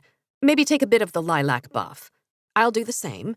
Then let's meet tomorrow at 11 at BSG to compare notes. Sound good?" She smiled at me as if we were working on a group project in college, as if she hadn't just unveiled an inventory of deadly magic, and I struggled to maintain a calm and collected mask. "Sure, that works. Do you have anything to drink? My throat's a little dry." "Yeah, the fridge is well stocked with ginger ale, my favorite. Help yourself." I got up from the stool and left the dark room, the collected sweat dripping down the small of my back. She didn't follow as I walked to the small kitchen, where, as promised, there was a fridge loaded with cans of ginger ale and nothing else. I took out a can and, my curiosity getting the best of me, slowly opened the freezer to find it full of frozen green apples. 23. Cool Runnings. William's wife suddenly became too ill to travel, the poor thing, and I just happened to be there waiting for him when he arrived in Philadelphia. His rooms are much nicer than my own. I began to run. Not too fast at first. I was still somehow sore from spinning, despite it being 5 days later, and my body was threatening open rebellion after it realized my intentions. The West Side Highway path was practically empty, it being December and Sunday morning and all. Only the most fanatical people would think it was a good idea to run in these conditions, and normally I wouldn't be one of them. But after a fruitless afternoon spent tearing those 12 numbers apart, while at the same time trying to forget the freezer of mind-reading apples, I decided to take Beatrice's advice and clear my head. The wind swept up suddenly, blowing back my hair, and the icy breeze off the water made my insides turn, but I pressed onward up to the Whitney and turned into the grid. I slowed to a walk and pulled out the lilac buff, which had been tucked in the small pocket of my workout pants, along with a piece of paper with the numbers from the tattoo. I hesitated. Curing a hangover had been a neat little parlor trick, and even the apples seemed quaint compared to what Beatrice said this buff would do. How would it feel, I wondered? Would anyone notice me, or would I be an unrecognizable blur? And what about my mind? I held the buff up to my nose and breathed in. A sweet aroma of citrus hit my nostrils, and that gave me the last sliver of confidence I needed to step over the Rubicon. The taste of the buff matched its smell. It was like chewing an orange slice after a soccer game, almost refreshing, and nothing like Steve's buff. I quickly swallowed it, started a 5-minute timer on my sports watch, and resumed my previous pace. A block or two passed, and I felt the same. Maybe Beatrice's alchemy skills weren't all she made them out to be. I kept jogging and started to cross 8th Avenue when all of a sudden, a biker going the wrong way appeared out of the corner of my eye. I turned and locked eyes with him, and it was then that the entire world, except for me, slowed to a crawl. I considered the biker. He was only a foot away, and his face wore a mask of fear, but I had nothing to worry about. At his current speed, it was as if he was 10 blocks away, and how could I not move a few feet forward to let him pass behind me? The biker dealt with, I ran out of the crosswalk and into the oncoming traffic. The cars inched forward as I deftly weaved in between them. If they noticed me, I wasn't sure, but after a block I grew tired of that game and jogged back onto the sidewalk and into the West Village. I then set my mind to work on the numbers. They appeared in my vision as if they had materialized into the real world. My mind moved them around in a circle, jumbled them out of order, reversed them, and then put them back in order. It was a neat trick, but not all that useful to the problem at hand. I pushed the numbers onto the various storefronts as I passed them. It was too long by 2 digits to be a phone number, but maybe the first 2 were a country code? Also, how long were foreign phone numbers supposed to be? This wasn't a good use of my expanded brain power, so I moved on. Next, I decided to multiply each individual digit of the sequence together to see what happened, but all that got me was a large and meaningless number. Maybe it was a set of IP addresses. I could check those later, though. Or a substitution cipher, that was a possibility.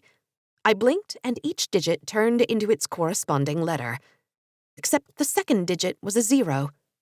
And what about all the letters after I? That couldn't be right. There were too many ways to separate the digits, and I could do that on paper at home later anyway. I looked down at my watch. Only 3 minutes had passed, and I had run across the West Village, down through NYU, and was now about to enter Soho. Insanity. And I still felt like I could run all the way back up to the tip of the island and not be worse for wear.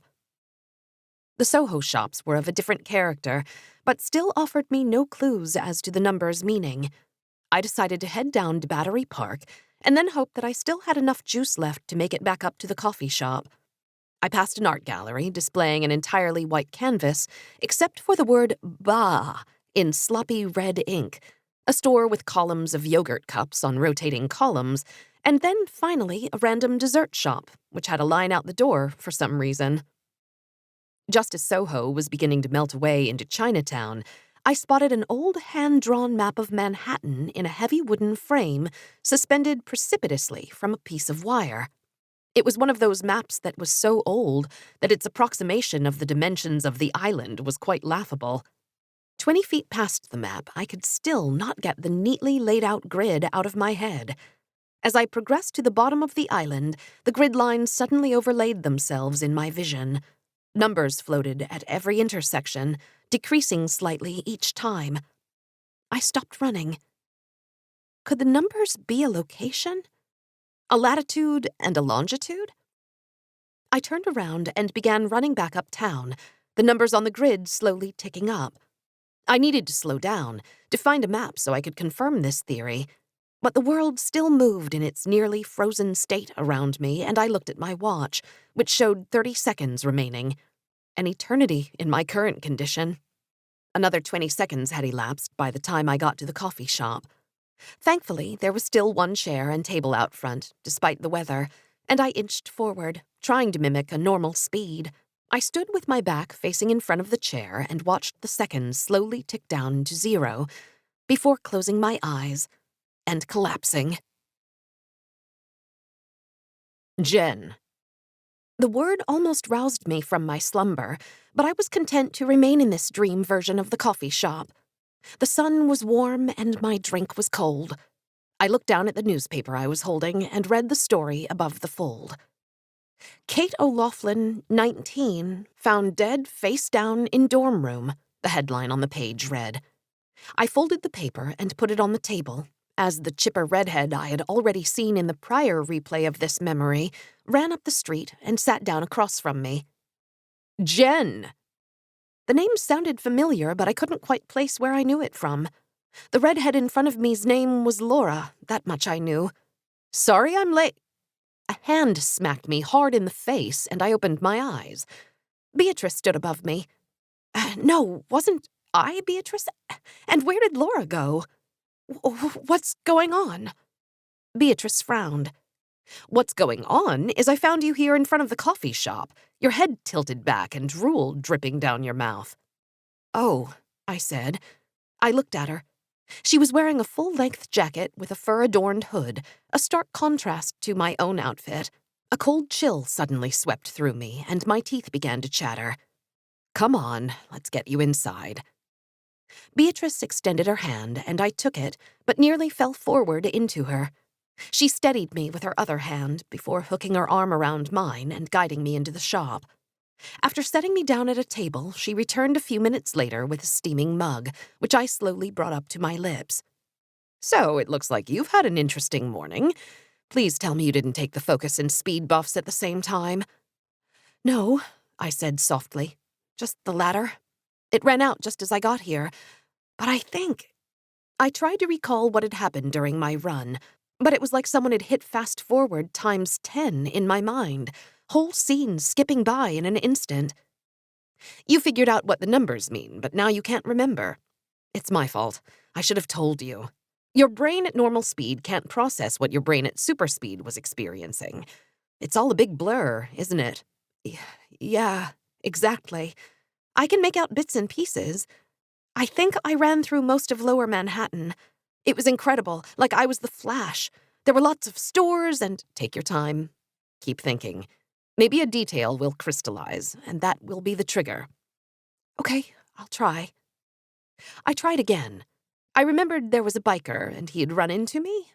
Well, almost. But then I was blocks away in Soho, and there had been a window and— A map, I said. What? Asked Beatrice. I saw a map, in a window. It was old. Wait a minute. I pulled out my phone and brought up the 12 numbers. I think it's a place, I said. A set of coordinates.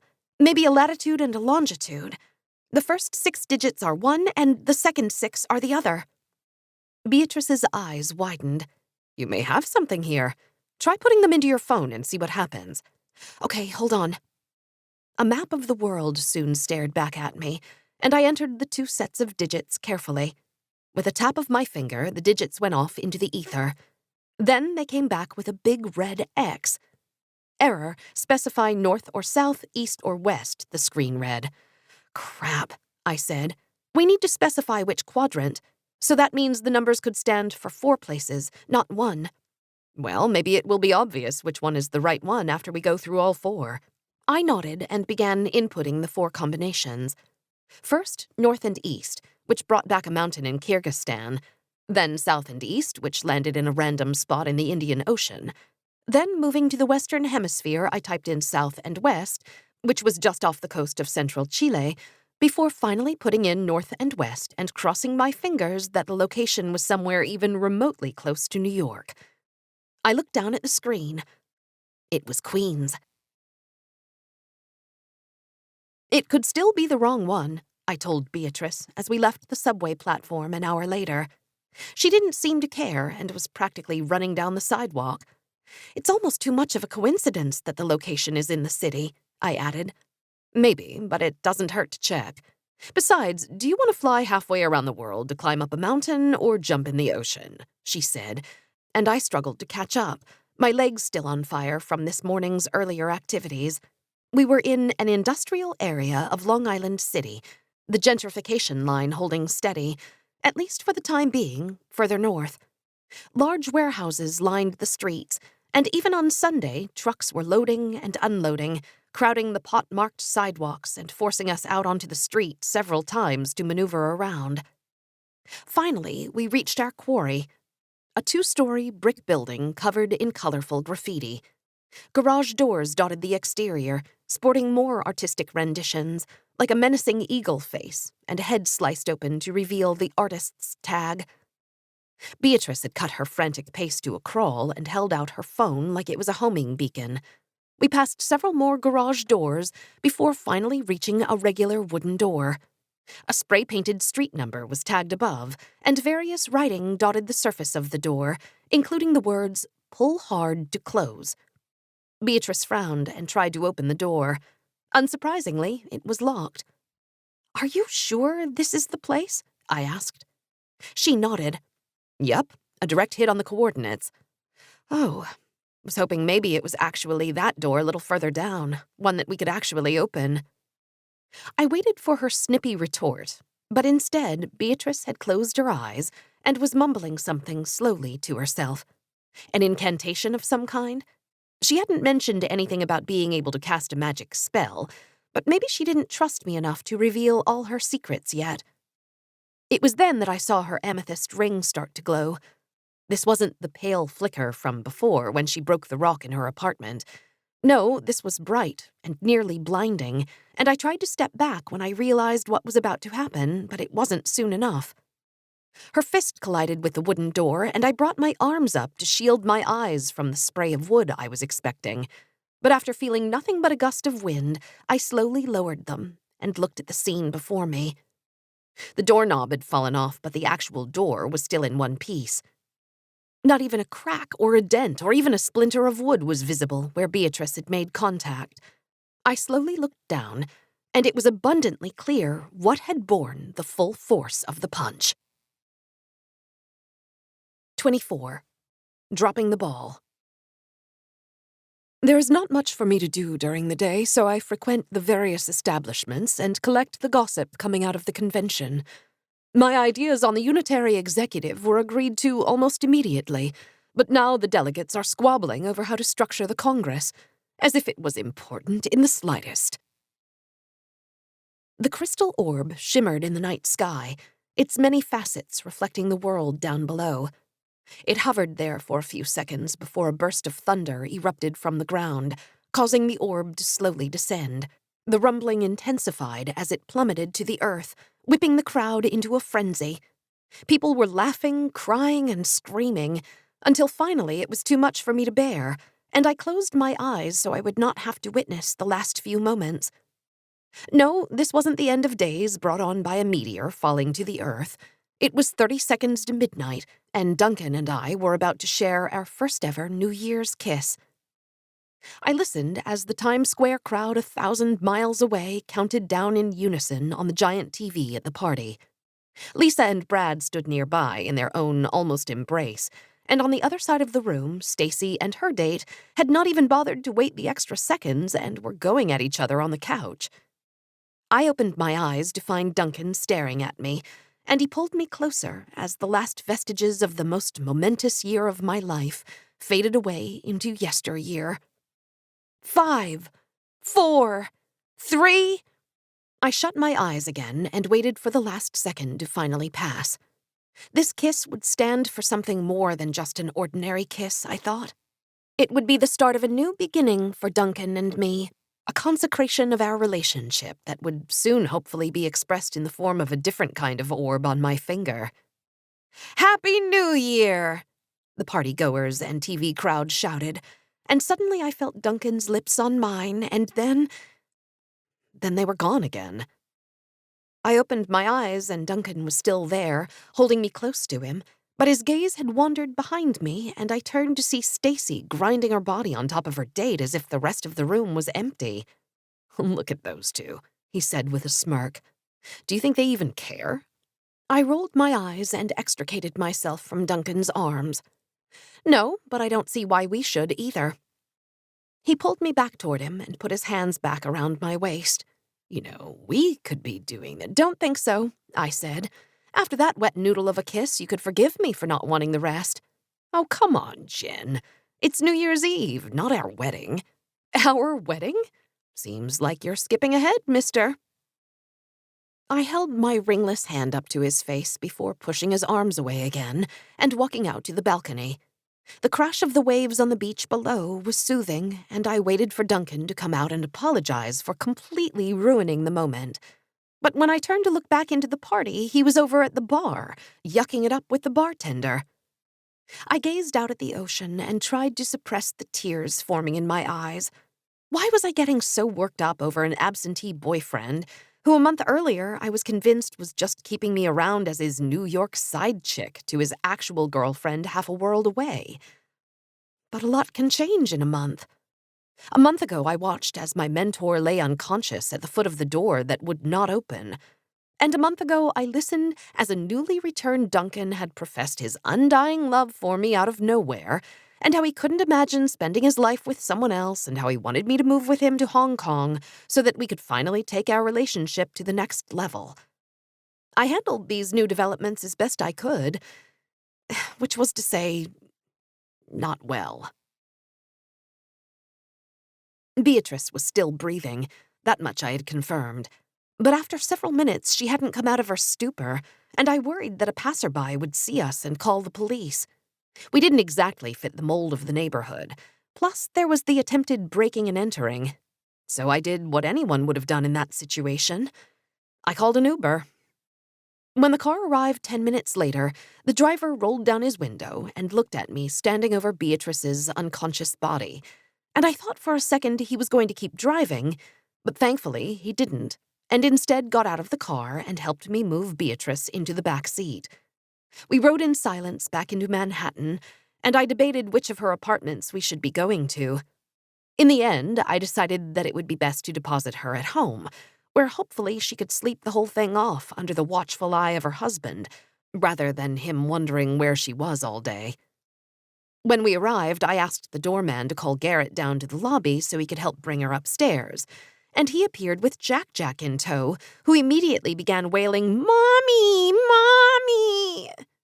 My face turned beet red, and I tried, unconvincingly, to explain that we had been out at a champagne brunch to celebrate the end of another tutoring semester, and things had gotten very messy very quickly, and I was so sorry I had let her drink so much, and on and on. When I finished my story, Garrett didn't say a word, instead motioning for the doorman to help him carry Beatrice to the elevator, and I stood there, wondering if I should follow them up until they were gone. Beatrice had not been happy with my decision. "BSG tomorrow, 8:30, the text 2 days later read. I tossed and turned the whole night, wondering what she was going to do to me. Would she just fire me outright? Make me test out her unperfected buffs? But it was the fact that she didn't acknowledge what I had done that was the most unnerving. Instead, she told me that she had completed the raid by delivering the information to the requester, and that maybe whoever it was would figure out how to actually open the door. In the meantime, I was to go back there and put a piece of tape between the door and the frame and check it every day, so we could see if anyone had managed to open it. I obliged without a fight. Not that in my mind I had done anything wrong. We hadn't exactly talked through contingency plans if something horrible happened. Had she expected me to take her to the other apartment and keep a bedside vigil until she woke up? I didn't want to press the issue, though. The door had been a literal dead end, and I was anxious to work on something new. But that something never came. Instead, I dutifully taped the door and returned every morning before work to see if it had been disturbed. Spoiler alert, it hadn't. Luckily, I had something else to distract me from the drudgery my secret life had become. Well, someone. Duncan had come back for a month-long stint over the holidays, his longest layover in New York in the time that we had been dating. It was during his first night back that he dropped the bombshell on me, that he wanted me to move to Hong Kong, to live together, and to eventually get married. Yes, this was the same Duncan who, during that ill-fated party in the Hamptons, had disparaged me. Of course, it had all been in his mind, and he had no clue that I had heard. And the missed calls over these past 2 months hadn't exactly inspired confidence that this relationship was heading someplace other than a mutual parting of ways. So yes, I viewed his newfound proclamation of love with skepticism. How could I not? But I didn't say no. I wanted to take this month slowly, I had said, to get back in the rhythm of being an us. A few days later, he suggested that we go away to Miami for New Year's. Not just the two of us, but Lisa and Brad, too. He even lined up a friend of a friend for Stacy to hang with. The full court press was on, and as much as I didn't want to admit it, it had worked so far. The door slid open, and Duncan finally joined me on the balcony. "Hey," he said. "Look, I didn't mean to. It's just—" Duncan waffled and looked down at the ground, then at me, as if waiting for me to let him off the hook. "What?" I asked. "I'm not going to finish your thought for you." "I'm sorry. I had forgotten it was our first actual New Year's together, like, actually together in the same physical location, not me calling you at noon and you calling me at noon. That's part of the reason I want you to come with me to Hong Kong, so we can just be a couple together." "I want that too," I said, sliding over to him. "To be a normal couple. To have someone to come home to. But I don't know if I can just pack up and leave my life." "I know. But you wouldn't be leaving your life. You'd just be starting a new chapter. Besides, the way you talk about your job, I would have thought you'd jump at the chance for a fresh start. I have tons of connections in the Hong Kong startup scene. You'd get—" "It's not just that," I said. Leaving New York meant leaving the quests, the raids, the magic I had discovered. Not to mention the novice agreement. Maybe there was another version of it all in Hong Kong. And I'd be free from Beatrice. What was she going to do, follow me? "I just need some time. To figure things out, that's all. I hope that's okay." Duncan nodded, not saying anything, just continuing to stare out at the ocean. "That's it? A nod?" "No," he said, and pulled me toward him to finally give me a proper New Year's kiss. Several minutes passed until I finally drew back from him, my face flush and my breath short. "Should we?" he said with a wry smile. I hit him playfully and shook my head. "It's not even 12:30. Besides, first I want to commemorate this occasion. Our first New Year's." I pulled out my phone and handed it to him. We turned our backs to the water and smiled. "Okay," I said, taking the phone back. "Okay, what?" "Now, you know." He grabbed my hand without another word and didn't let go for a long time. The January sun reflected off the water outside the window, finally rousing me from my sleep. Duncan was already awake next to me, holding my phone for some reason. Dunk?" I said, rolling over in bed to face him. "What are you doing?" "I just wanted to see the picture from last night, but then I scrolled back a bit and— What are these?" He handed me my phone, and I looked down to see the picture of Frankie's tattoo. Crap. "Oh, that's a friend's tattoo. Took a picture to show to someone at work who's thinking of getting one." "Ah, but does your friend have 3 very similar tattoos? Because you have 3 pictures here, and the numbers in each tattoo are different." "No, it's just the one." I scrolled through the pictures for the first time. It hadn't seemed necessary to look at them because I had written down the numbers and those had led us to the unopenable door. But Duncan was right. Each tattoo had a slightly different set of 12 digits, and the 3 new strings of numbers were different from the numbers I had written down, but not by much. What the hell was going on? "Oh, now I remember," I lied. "These other 2 are mock-ups that my coworker made based off of the original. Not sure why she wants to tattoo random numbers on her back, but to each her own." Duncan looked at me quizzically before getting out of bed and walking to the bathroom, and I hoped he wouldn't press the issue when he returned. This was the last way I wanted him to find out about my secret double life, if I ever told him at all. But that was a debate for another day. Right now, though, I had to tell Beatrice. Maybe that would put things back to normal as our relationship was. I wrote a short text to her about finding a new clue about the tattoo and was about to hit send when I stopped myself. Why was I so willing to just hand over this information? After how she had been treating me? After I had been the one to complete the raid on my own and figured out what the tattoo meant? Besides, I didn't have anything now but a set of weird pictures and 3 new locations 1,000 miles away to investigate, and she would probably appreciate me not bothering her until I'd actually confirmed that I had a lead. My eyes drifted over to my carry-on, where Beatrice's compendium was tucked away, still unread. I should have been more diligent in reading it, but there were only so many moments I had to myself on this trip, and it wasn't the type of book you could let someone catch you reading. Maybe I could sneak a peek while Duncan was in the shower. No. I needed a break from that life, and resolved to put all thoughts of tattoos and secret numbers and sociopathic bosses out of my head for the rest of the trip. "Hey," said Duncan, reappearing in the bedroom, fully dressed, and holding a piece of paper, which he handed to me. "What's this?" I said, looking down at a printed-out flight itinerary between Hong Kong and Paris. I was going to keep it a surprise, but after talking to Lisa last night, now seemed like a good time to tell you.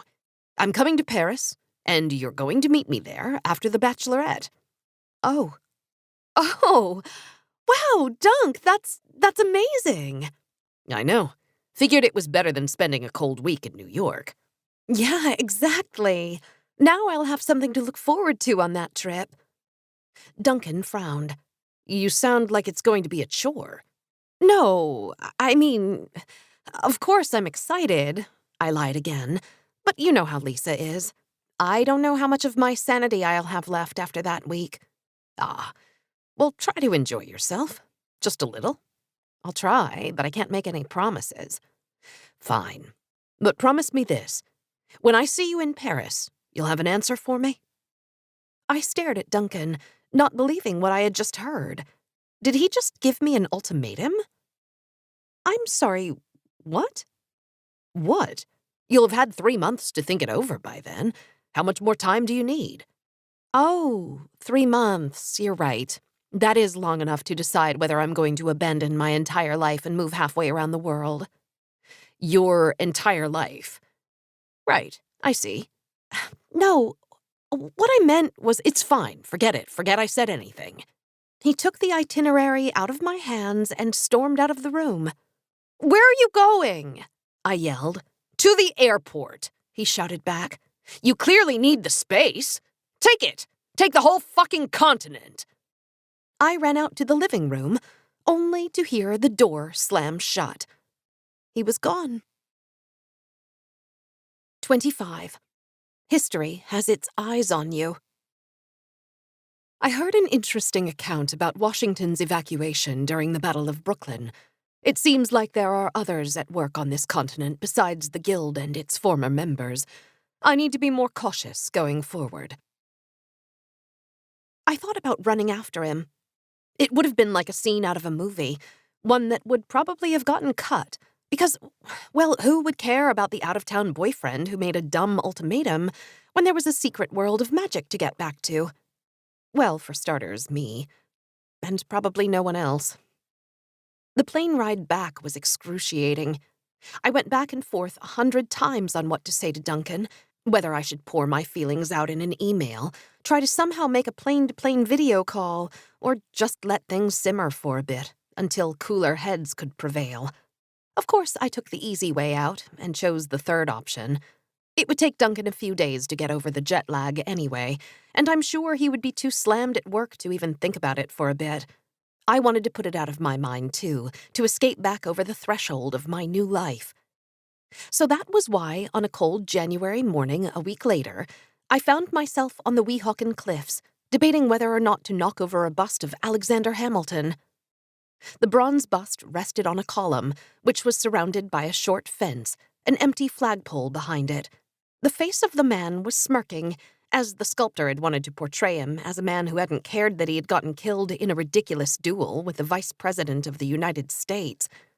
I walked to the back of the fenced-in area to find a boulder with words inscribed into the surface. Upon this stone rested the head of the patriot soldier, statesman, and jurist Alexander Hamilton after the duel with Aaron Burr. I knew from my reading on the way over that the stone's claim was an unconfirmed myth, But so much of what I had thought was myth was not. So maybe there was something to this rock after all? 4 holes drilled into the stone formed a rectangle of sorts around the words, remnants of a long-since stolen plaque that sported the same words now carved into the stone. If anything was hidden here, those holes were the best place, save for some secret compartment under the bust, and I wasn't ready to venture into destruction of property just yet. I made a lap around the premises and, satisfied that no one was around, climbed over the fence and stepped down next to the stone. It only took a few seconds to confirm that each of the holes was empty, except for windswept dirt that now adorned my fingers. I quickly climbed back over the fence and left the fallen founder to his thoughts. Fortunately, the bust was a short walk from the ferry terminal, and in no time I was looking back at the cliffs from the water and wondering if this whole sojourn was going to be a complete waste of time. The ferry soon docked, and I walked over to the subway to head uptown to the next set of coordinates. My train car was empty, so I pulled out Beatrice's little notebook and finally began to read. Her handwriting was sparse and neat, and all the entries were dated, which made it easy to decipher. I quickly flipped to the back to see the last page dated 2010, which meant that this was potentially only a small sliver of Beatrice's knowledge. I turned back to the second entry, the one right after Beatrice had found her Rita ring. Put on ring, nothing happened. Took off ring. That was the extent of the note. Great. At least I already knew why nothing had happened when she had put on the ring. She hadn't yet found my Rita ring, and whoever had it at that point wasn't wearing it. I read on to the next entry. Plan. Identify locations mentioned in diary and visit to see if any prima materia left. That seemed sensible, except that the intervening hundreds of years had probably reduced whatever magic was there to nothing. Identified pond mentioned in March 1777 entry, located in Crotona Park in Bronx, collected various flora in vicinity for testing. So she had done the hard work of correlating the vague descriptions in the diary to their present-day locations. Smart. I read on. Incomplete May 1777 entry makes reference to rat. Hypothesis, vermin accumulate traces of magic. We'll need to devise method to extract. I didn't want to imagine how many rats, pigeons, and other creatures Beatrice had killed in her experimentation, but it was fascinating to read how she had sussed all of this out, seemingly by herself. The screech of the train brakes shook me out of my reading stupor, and I put the book away and braced for re-entry into the cold. The second location was another relic of history, the former site of the polo grounds, or, rather, the lone remaining stairway from that once hallowed stadium which led up to a small park. I walked to the designated spot and was greeted with another inscription. The John T. Brush Stairway, presented by the New York Giants. This was turning into a ridiculous scavenger hunt crafted by an overly enthusiastic history teacher. I walked back down and underneath the portion of the stairs where the plaque was. The ground looked undisturbed, which I took as a good sign that someone hadn't beaten me here. Or a bad sign that there was nothing here to begin with. I knelt down and started digging up the dirt with my hands. The cold soil came up in chunks, and after a little while I had made a perfectly good mess of the ground and myself. Still, I had nothing to show for it. Maybe whatever was supposed to be here was deeper than I'd managed to go. I heard the footsteps of people above on the stairway and stepped away from the makeshift hole.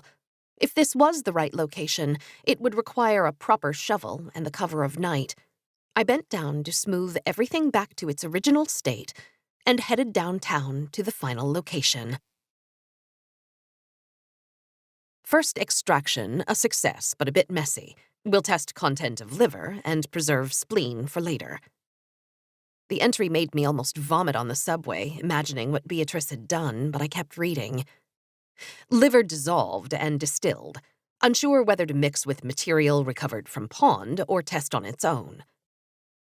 I hadn't thought of the difference between sources of prima materia. In my mind, it was like this one big well of magic that you could use in different ways, but maybe it wasn't that simple. Mixed liver essence with ink and wrote test command on paper. Jump once. Nothing happened. so she had gone straight to the big stuff. I would have done the same thing too, although I was relieved that it wasn't as easy as mixing any prima materia with any regular thing and expecting a magical result. I didn't have time to ponder further as the train arrived at my final destination for the day, Long Island City, not far from the door. It had begun to snow as I descended from the platform, and I pulled the top of my jacket close to my face. The last set of coordinates was in a small park surrounded by on-roads to the Queensboro Bridge. I walked along a cobblestone path that ran between the multiple lanes of traffic, columns of jagged rocks lining the way. The aesthetic was appropriate, and, I hoped, a good sign that I was nearing the end of this journey. I crossed over to the park and spotted my destination, a Dutch millstone from the 1600s that, prior to the park's creation, was buried in a traffic island. I wondered what else this city had buried and forgotten. A small sign stood next to the millstone. In 1642, Dutch citizens were issued licenses to settle around a stream, or kill in Dutch, that fed into Newtown Creek, which divides Queens from Brooklyn, so the area became known as Dutch Kills. This millstone was used to make flour. My eyes widened. Everything was starting to fit into place, and it couldn't have been a coincidence that I had been led here, to one of the oldest artifacts in the city, to where the first alchemists had settled after arriving from Europe. But like the other two locations, this one was also empty. The center of the millstone, which would have been a great place to stash something, was filled in with concrete, and again I resisted the small urge to destroy an object of historical significance. Dejected, I walked back up to the subway and pondered my next move on the way back to Manhattan, glad that I had not told Beatrice anything about this. I could only imagine what she would be saying right now if she was here, after a day spent running down dead leads. But this couldn't be a dead end. Clearly there was something more to the tattoo ink, a second kind of ink that Beatrice didn't want to tell me about. That didn't make sense, though. If she knew about this second ink, she would have told me to take the photos instead of just writing down the numbers by hand. The day's travels had taken a bit out of me, so I leaned my head against the plastic subway seat just for a second and closed my eyes. But when I opened my eyes again, I was back in that tiny bathroom, staring at the reflection of Beatrice in the unbroken mirror. My eyes were weary with the weight of 1,000 problems, my lips were tinged with sadness, and I let out a low sigh. I turned on the tap and let the rust-colored water turn clear before splashing some on my face, my head pounding from the prior night's activities. 3 poundings on the front door shook me from my hungover stupor. I blinked and was standing in front of the door, flicking up the peephole to see a young woman outside. I unlocked and unlatched the door, and the pounding stopped. "Just a second," I said, opening the door slowly. A girl stood outside, every part of her a mess. "Kate, what are you doing here?" The girl pushed past me without saying a word and deposited herself on the couch in the living room. I blinked again, and I was setting a glass of water on the table next to the girl named Kate, who still hadn't responded. I shouted Kate's name a few times before picking up the glass and throwing its contents on the catatonic girl. Kate regarded the situation with a detached look in her eyes before suddenly diving towards a pocketbook that was also on the table and pulling something out, an ivory-handled knife. Kate held the knife blade point at me, her hand shaking uncontrollably. I felt my heart start to pound, but tried to remain calm. "More. I need more." "More what, Kate? You know, you could have just called. Now why don't you just give me the buffs? I need more." "Oh." I blinked a third time, and I was in the secret room behind the bookcase, digging through the bottom drawer of an armoire. I pulled out a container and brought it over to the desk, where a note written in black ink was drying in the dim light of the room. I took out 2 envelopes and wrote Kate O'Loughlin, 5H on the front of one of them, before opening the container and stuffing a small piece of something wrapped in plastic into the envelope and sealing it. I then turned to the letter, folding it neatly and stuffing it in the second envelope, and writing a second name and address on the front. I returned to the living room with the second envelope and handed it to Kate. "Here, I said, handing Kate the envelope, who stared at it with a puzzled look on her face. "What's this?" "Your next task. Make sure this letter gets delivered, and I'll make sure you're taken care of by the evening." The girl considered the envelope, the stoic look on her face never wavering, before stuffing it in her pocket and walking out the door. "Well, time to start over again," I said to myself. The train suddenly stopped short, and I was jolted out of the memory. Unlike the previous times, the details of what I had seen were crystal clear, and I struggled to slot this latest piece of the puzzle into the right place. I recognized the meadow blot in the memory and wondered if Kate had known its true power when she had threatened Beatrice, and what was in the envelope that Beatrice was going to give her later that night. A buff to wipe her memory, or... The realization hit me like the swing of a bat to the gut. The newspaper headline that Beatrice had been reading at the coffee shop was about Kate. I started inhaling huge gulps of air, but still felt like I couldn't breathe. She had killed her. And her threat to kill me if I crossed her wasn't an idle one. She would follow through, I was sure of it. The train began to slowly inch forward, and my mind spun in a million directions. If Beatrice had wanted to kill me, she would have already done so, I reassured myself. But it was just as likely that she still needed me to help open the door, and then she would dispose of me. One thing was clear, though. I needed to figure out the secret behind the 3 tattoo locations before I faced her again. Except I was fresh out of ideas, and I had no one to turn to. "Times Square, 42nd Street," the conductor shouted over the loudspeaker. Well, not no one. 26. Force of Wisdom. The convention plods on in the suffocating heat. Luckily, recruitment efforts are going well. Soon we will have a full complement of guild members again. The sidewalks were white when I finally exited the subway. I didn't even know if she would be at the corner, but I was already here, so it was worth looking before I messaged her. And somehow my luck finally hit because there she was, with that same stupid box and those same stupid shells that had first dragged me into this mess in the first place. Polly Janssen. A family of 5, all sporting fanny packs, was in the middle of having their money stolen by the little punk, and I watched her seamlessly move the ball between the shells just like before. The father was about to tap the left shell when I interrupted. "I think you want the middle one," I said, and a look of shock registered on Polly's face when she saw me. The father stared at me as if I was crazy and withdrew his hand. "Look, if I'm wrong, I'll take the loss," I said. "Ah, okay," he said, with an accent I couldn't quite place, and he moved his hand over to the middle shell and tapped it. Polly glared at me as she turned over the shell to reveal the ball, and I smiled. She handed the man some money, and he and his family walked away. "So," I said, "it's been a while?" It has, hasn't it, Jade? Polly said with a sneer. Or should I say Jen? "Beatrice told you about me, did she?" Yep. Where is she? Or is she out with the family and too busy to give me a message herself? "Not exactly. I'm here on my own accord." Oh, come to yell at me then? Or maybe I should be the one yelling at you after all the trouble you got me in with my dad. Ah, yeah, sorry about that. It's fine. I'm good at lying.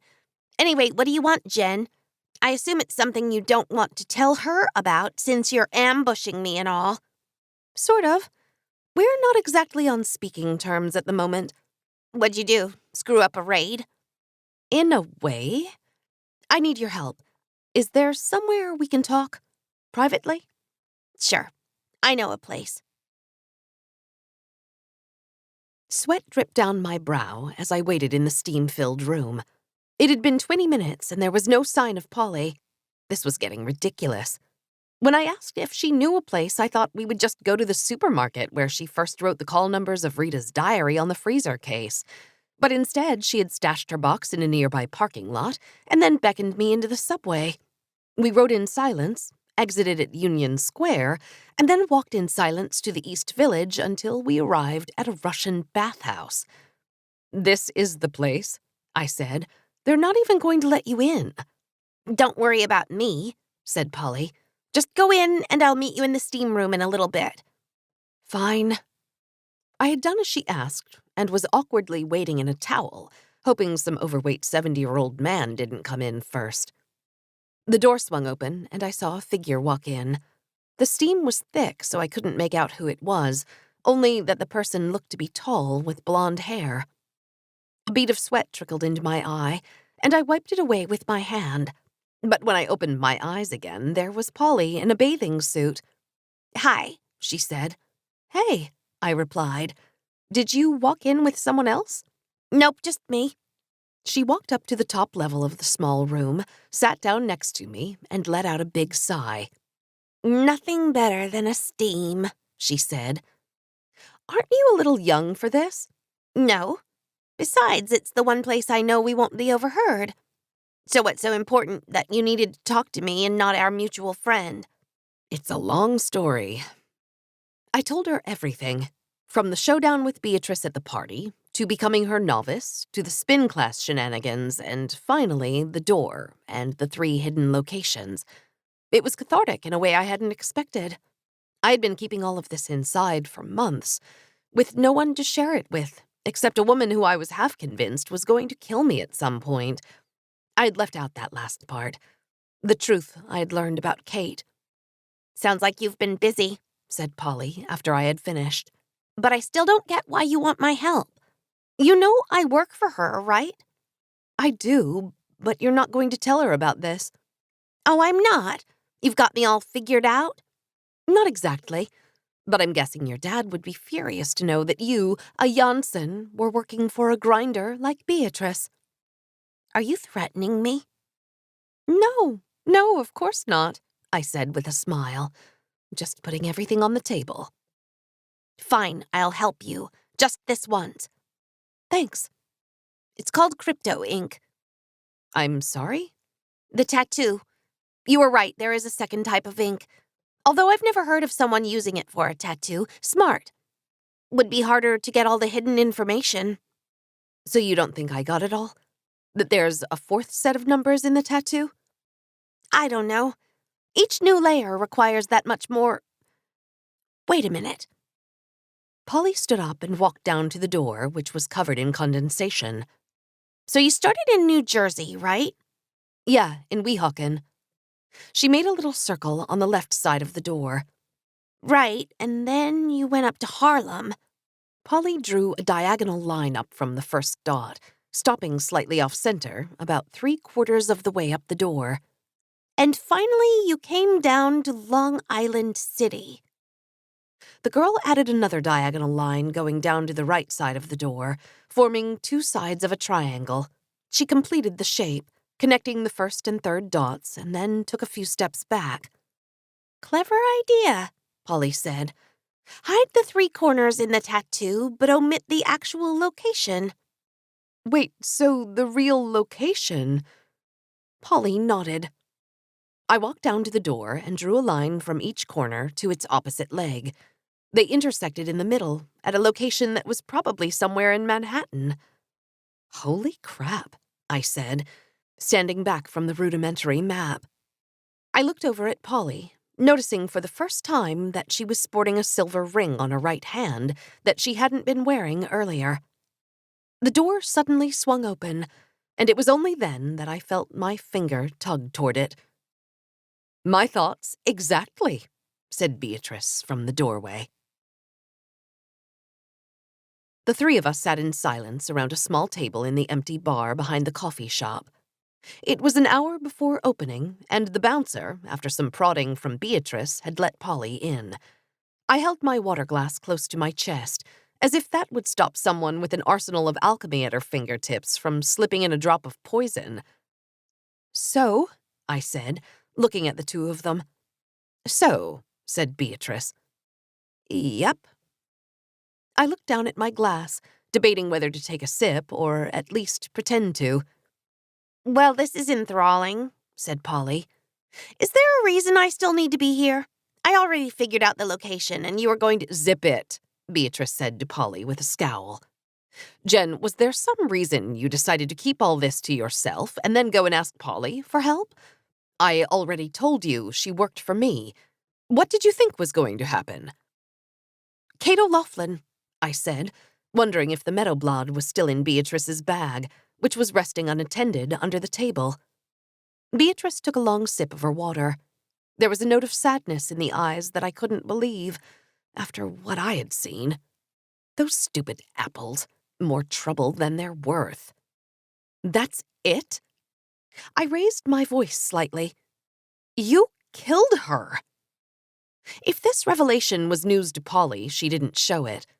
Another sociopath in the making, apparently. How much did you see? Beatrice asked. Enough to know that I don't want anything to do with you. Beatrice let out a long sigh. You know, the first time I did it, I couldn't sleep for months afterward. I told myself that it had to be done, that Doug wasn't going to leave me alone. But with Kate, it was easier. She came after me first. Did you see that part? I nodded. So then what's the issue? I told you last time we were here that I would kill you if you fucked with me. Kate fucked with me, so I dealt with her. If the guild has no qualms about killing people that get in their way, then why should I? She reached under the table, and I recoiled, expecting the worst. Relax, said Beatrice.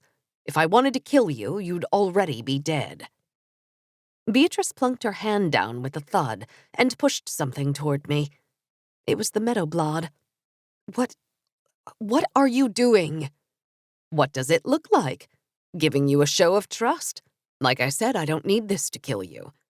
Also, if I used it, then I'd be stuck with an incredibly heavy stone statue of you, and what am I going to do with that? Put it in my living room? No, but why are you giving this to me? After what happened before... I picked up the knife. Its handle was smooth, the material definitely ivory, and it was surprisingly light, even with the leather scabbard. You don't look like a crazed Adderall-ack at the moment. Plus, we need to start taking precautions, and I'm highly doubtful of your ability to properly defend yourself. What are you talking about?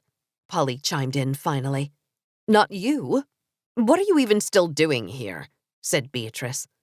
I was asking myself the very same question, but there is the little matter of my payment. Fine. Here. Beatrice retrieved a small box from her bag and put it in Polly's hands. Now you can go. You're welcome, by the way, Polly said as she got up and walked toward the coffee shop, and I wasn't sure if she was talking to me or both of us. Given that she betrayed me to Beatrice before I had even had the chance to blackmail her, I didn't exactly feel like thanking her. What did you give her? I asked, once Polly was completely out of sight. That? Oh, a smidge of the ink. Just enough to get her into trouble, I'm sure. Aren't you worried about what she could do with it?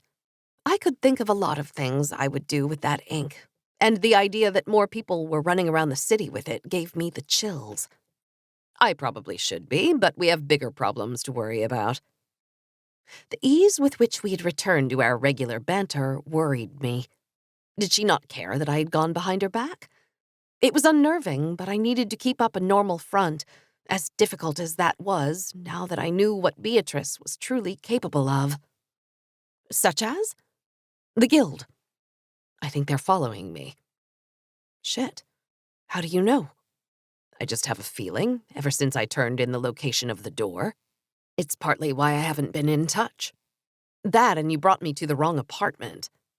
What do you mean the wrong apartment? I asked. Did you think it was a particularly good idea to bring me passed out back to my Madison Avenue apartment so that my husband and son could see me like that? Oh, I'm sorry. It's fine, I'm over it. Never thought I would have to use the memory serum on my own kid.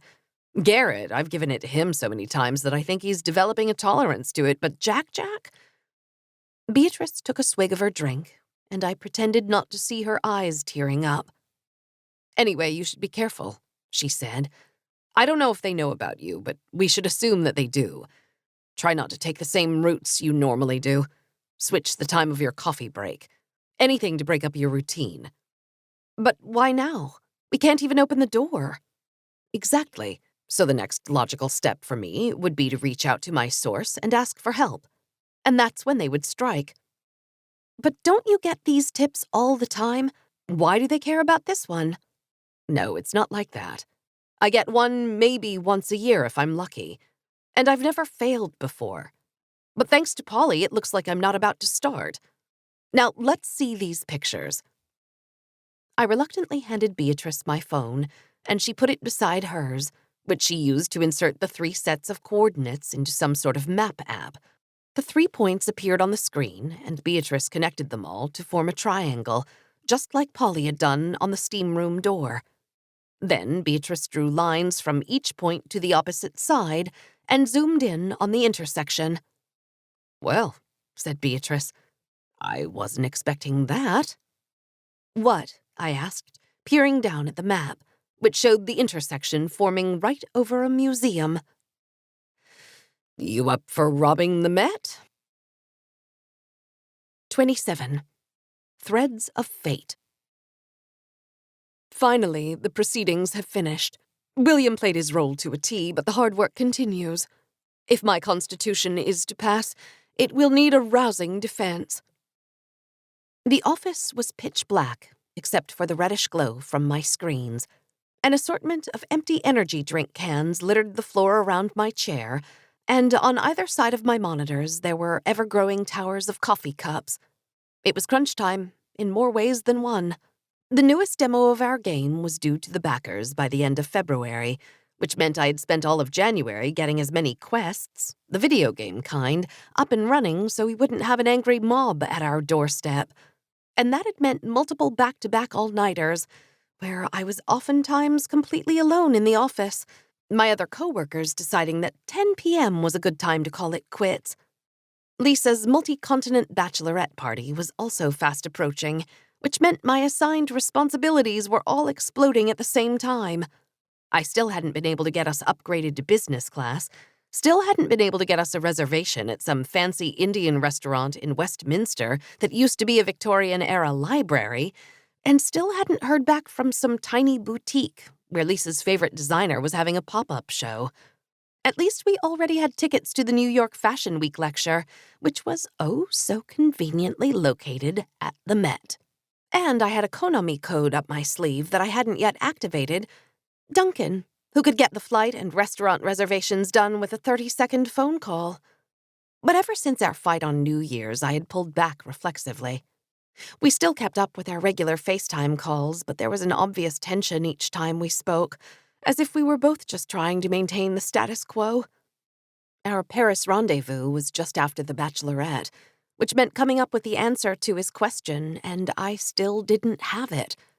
It should have been an easy decision after Beatrice's murderous admission. I would be insane not to try to get as far away from her as possible, and Duncan's offer was the best cover I was ever going to receive. Would she really insist I blow up my own life to honor my contract? But part of me didn't want to say yes to Duncan just to run away from Beatrice. Part of me wanted to keep going down the rabbit hole. And that same part didn't want to be stuck all alone halfway around the world with someone who I still wasn't convinced loved me. And then, of course, there was still the raid, which meant figuring out how to steal something from the Metropolitan Museum of Art, of all places. When I hadn't been coding into the wee hours of the morning, figuring that puzzle out had been my other dedicated focus. Beatrice had decided against going to the museum just to figure out what was hidden there, as she was certain that she was still being followed. Fortunately, the Met had made a bunch of virtual tours available online, but unfortunately they didn't cover the whole museum. And there was the added complication that we didn't know which floor the latitude and longitude was pointing to. We had narrowed it down to either something in the Egyptian wing or a series of rooms on the second floor that housed a bunch of random objects not tied to any particular exhibition or collection. The latter seemed like the obvious choice, but the museum's website was woefully out of date for that collection's current objects. We also needed an escape plan, which Beatrice had taken on herself to formulate, and I assumed she was whipping up some sort of alchemic-timed explosion that would go off in the opposite end of the museum and distract all the guards and the other people attending the lecture. Oh, that was the other thing. We were going to pull all this off on the first night of Lisa's bachelorette party during the fashion lecture at the museum. To say I wasn't thrilled about this particular aspect of the plan would be an understatement to the highest degree. The thought of Lisa, Stacy, and Lisa's other friends in near orbit of Beatrice had been giving me indigestion for weeks now. It was my fault, really. I was the one who had mentioned the lecture in the first place. But that had been months ago, and I didn't think Beatrice was the sort to pay attention to an offhand comment of no significance. I had begged and pleaded with her to figure out an alternative, but on this point, Beatrice would not bend. I still extracted a concession, though. I could go to London and Paris, free and clear now. And if we succeeded in our mission at the lecture, Beatrice had agreed to handle the aftermath on her own if she didn't want to wait for me to get back. As the days counted down to the lecture, I kept envisioning the million ways my entire life was all going to blow up in my face at once. It was almost a relief when we were only 3 days away, and I would hopefully soon be on my way to London and away from it all. The cursor on my screen hadn't moved down a line in about an hour, and I figured 3 a.m. was as good as any time to pack it in for the night. I felt myself nodding off, my eyes closing for just a second, before I beat down sleep's siren call and snapped back to attention. But in that moment, somehow a green apple had appeared on my keyboard, a string of random letters and numbers flying across my screen. I looked down at my hands to see if I was awake or trapped in another memory, before a familiar voice sounded in the empty office. "Burning the midnight oil again?" said Beatrice, peering over the top of my monitors. How long have you been here?" Beatrice let out a chuckle before walking around the long shared desk to take up the seat next to me. "About 10 minutes. You were out for about 5 before I put the apple down on your keyboard. I was going to wake you, but it seemed like you needed the rest." "You're so thoughtful," I said, rubbing my eyes before pointing to the apple. "What is that doing here?" "It's for Thursday night. I wasn't sure if you had any of your own left over from my quest, so I wanted to give it to you ahead of time." "I don't have any left," I lied. "But why do I need this?" "So we can communicate while we're at the Met without your friends or anyone else knowing. Put it in your purse and start eating it halfway through the lecture, and I'll do the same. I don't want anyone seeing us within 5 feet of each other." "What about right now? I thought you were supposed to be keeping your distance." "I was, but I snuck out the service entrance of my apartment and have spent the last 4 hours crisscrossing the city. If anyone followed me in here, then at least there's 2 of us to fend them off." I grabbed the apple and put it inside my work backpack. "You do remember what happened the last time we ate these, don't you? Aren't you worried about more of your memories seeping into my mind?" "No, last time was different. As long as you don't do something crazy, this is just going to be like using a walkie-talkie." "Fine. Did you finish whatever you were making to draw out the Met's armies? Make them blind to all else that moves?" "What the hell are you talking about?" said Beatrice. "A diversion. You were supposed to be handling that part of the op." "Oh, yes, it's ready." "Okay, great. What is it?" Beatrice shook her head. "I'll tell you after you eat the apple." Fine, but I feel like we should maybe think this through some more. We're talking about the Met here, not some 2-bit pawn shop we're robbing, and we don't even know what we're supposed to steal. Just trust me, okay? Besides, we have the combined magic of alchemy and GPS tracking, do we not? They won't know what hit them." I wanted to push her for more details, but before I could, she got up from the chair and retreated back into the darkness from whence she came. "Ladies and gentlemen, without further ado, the impeccable Dahlia DeWick." The audience burst into applause as a woman with short jet black hair, an even shorter black dress, and knee-high boots strode out from behind the curtain, her image mirrored on a big screen hanging from the middle of the stage. She adjusted the tortoiseshell glasses on her nose, cleared her throat, and began to speak. Thank you so much, Cassie, for that great introduction. You know, I remember coming up in the business as a bright-eyed young woman, like all of you, dreaming of a chance to sit front row at all the big runway shows. Hell, I would have killed just for the opportunity to stand on the sidewalk outside of Bryant Park and watch all the icons and luminaries and the celebrities walk out of their fancy cars and into those white tents all those many moons ago. How many moons, I'm not saying. The audience burst into laughter at the line. Worst of all, Lisa, who I thought was going to pass out from all her fake guffawing. I wanted to tell her that no one would know if she didn't laugh at the joke, least of all this Dahlia person, as we were so far back that we were almost outside.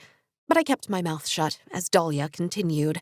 Her image towered over us from the big screen, and I noticed that what I previously thought was a simple black dress was actually covered in an intricate embroidery of black thread, the shape of which I struggled to make out.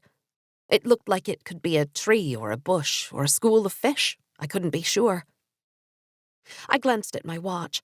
5 minutes of the hour-long lecture had elapsed, although it had felt like a lifetime already. And we still had an entire cocktail hour where Lisa was going to try to talk to Dahlia before the attendees would be given free rein of the museum. The green apple, which I had cut into slices just before I left my apartment, was stashed away in the clutch on my lap. The remaining buffs Beatrice had given me were in there too.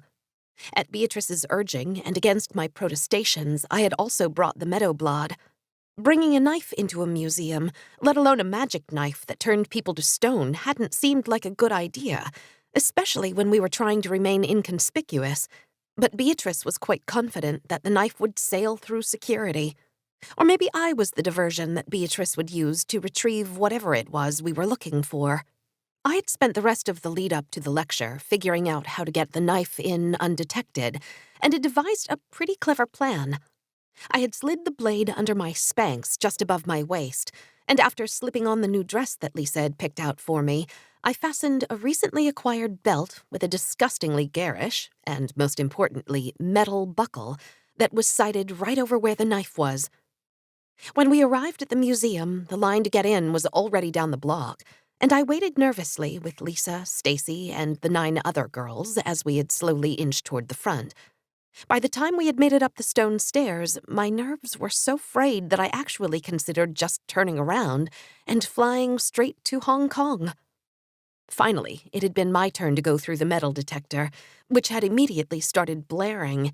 But thankfully, the guard spent only 3 seconds waving the beeping hand wand over my belt buckle before waving me in, and I breathed a sigh of relief. 1 step down, only 400 to go, I thought. I would not have believed you if you told me that someday I would not only be sitting front row, but would also be invited to give the inaugural Tia Landsplan Memorial Lecture, especially after working so closely with her for so many years. Her wit, wisdom, and warmth will be severely missed. Now, I'm sure that a lot of you here today are wondering. I zoned out as the impeccable Ms. DeWick blathered on about the 7 things necessary for a successful career in the fashion world, and how even she would have had a tougher road today, but that didn't mean it was impossible, blah, blah, blah. The waiting was excruciating, and at this point I just wanted to eat the apple so Beatrice could start bossing me around rather than having to keep listening to this drivel. And so rather than naming my line after myself, as so many do, I wasn't talking about you, Lars. The crowd burst into laughter again at the expense of whoever Lars was. I instead named it after my grandmother, Tara DeWitt. She lost everything when her childhood home, a house that had been in her family for hundreds of years, burnt to the ground one night. My watch started blinking zeros, and it was finally time. I reached a hand inside my clutch, pulled out a couple of the slices, and began to chew, waiting for the link between my mind and Beatrice's to open. But that didn't stop her. She rebuilt her house, rebuilt her family, and rebuilt her life. And in a way, she built my life. I remember early in my career working late nights for months on end, and whenever I felt the urge to quit, to just walk away from it all, I would remember the stories she told me and what she had been through, and it kept me going. I couldn't concentrate for the rest of the lecture, as any second I was expecting Beatrice's voice to start whispering in my head. Finally, Dahlia got to number 7 on her list, and the room erupted into a final round of applause and a standing ovation that I was forced to participate in. Suddenly, I felt a throbbing in my head, as if someone had clamped a vice around my temples and was beginning to tighten it. "Leave the auditorium and go to the bathroom," said a voice that I could barely hear over the still-going applause. "What?" I said out loud. "The bathroom, go now," said Beatrice in my head. "And don't try to look for me." "Okay," I thought back as I slid out of the row past Lisa, who had an annoyed look on her face. "Sorry, just want to get to the bathroom before it becomes a mob scene," I said to her. I didn't wait for a reply or look back, and thanks to our terrible seats, a few seconds later I had cleared the auditorium and entered the foyer, which had been elaborately decorated with gowns from Dahlia's line and pictures of her with various celebrities. "Okay, I'm out of the auditorium. Where's the bathroom?" I thought. "To your right," said Beatrice's voice, which, now that I was out of the raucous cacophony, sounded like it was coming from right next to me. "Why can I hear you so well?" I asked her. "Been trying to improve the effectiveness of the apples. I have a small plot of land upstate where I hid the tree." "What? If you had your own apples this whole time, why did you post that quest to go to the orchard?" "Focus, Jen. And you already know the answer, because I can't go back there, and I didn't want to waste my own apples on an experiment." "Fine, I'm in the bathroom," I said. "Good. Go into the 3rd stall and open the toilet tank. There's an envelope taped at the top for you." I walked over to the stall, which thankfully was empty, and locked myself inside. The porcelain lid on the tank was heavy, and I slid it off its moorings to see the promised envelope. I pulled it free and pushed the lid closed again before sitting down on the seat. "What is this?" I asked. "Notes, for your friends. Go out to the reception and give one to Lisa and the other to Stacy, and then meet me in the Egyptian wing." "What? Why do I need to—" I opened the envelope and pulled out 2 folded sheets. I slowly unfurled one, only to see the familiar dark black ink scrawled across the paper. 28. Words with Friends. The good thing about egotistical men is that they are so easy to control. I delivered so many papers to Hamilton, and what did he go and do? He used them all. By my count, Madison wrote 29, John J. 5, and Hamilton wrote 10 on his own, taking all of mine for a staggering total of 51. "Don't read them," said Beatrice, her voice booming in my head. "Put them back in the envelope and go deliver them." I complied, but my hand was gripping the papers so hard I thought I would tear the notes in 2. "What do they say?" I shouted in my mind. "You don't want to know," said Beatrice. "Yes, I think I do, seeing as they involve my friends."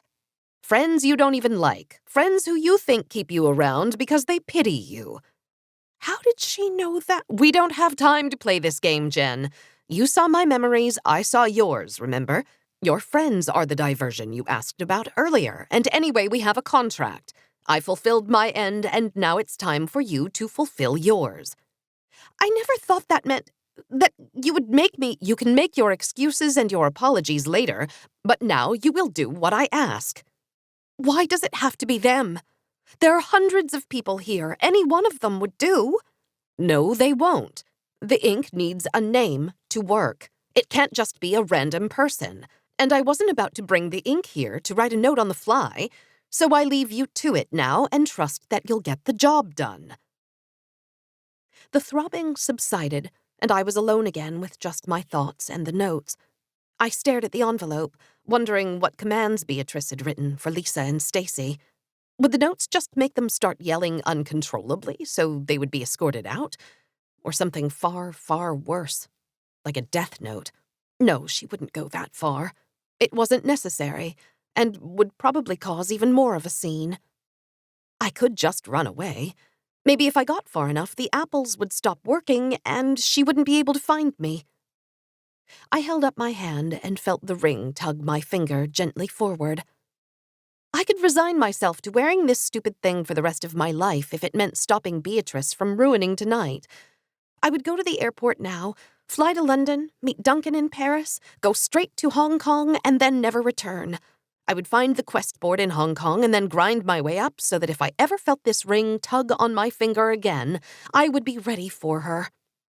My hand trembled as I lifted the seat, and I held the envelope over the open toilet. All I had to do was let go. Let go and run. Run and never look back. No, I couldn't. It was too late. The plan was already in my head. If I ran, as soon as Beatrice came back into my mind and I didn't answer, she'd know what I was going to do. I doubted if I could even get out of the museum. I put the envelope in my clutch and opened the stall to see Stacy washing her hands at the sink. She spotted me in the mirror and turned around. "Oh, hi, JJ," she said. "That was a great talk, don't you think?" I walked over to the sink next to her and started to wash my hands, the pounding of my heart so loud it sounded like someone had pulled it from my chest and held it up to my ears. "Oh, yeah, it was, interesting, but I'm looking forward to getting to walk around the museum a little bit. Haven't been here in ages."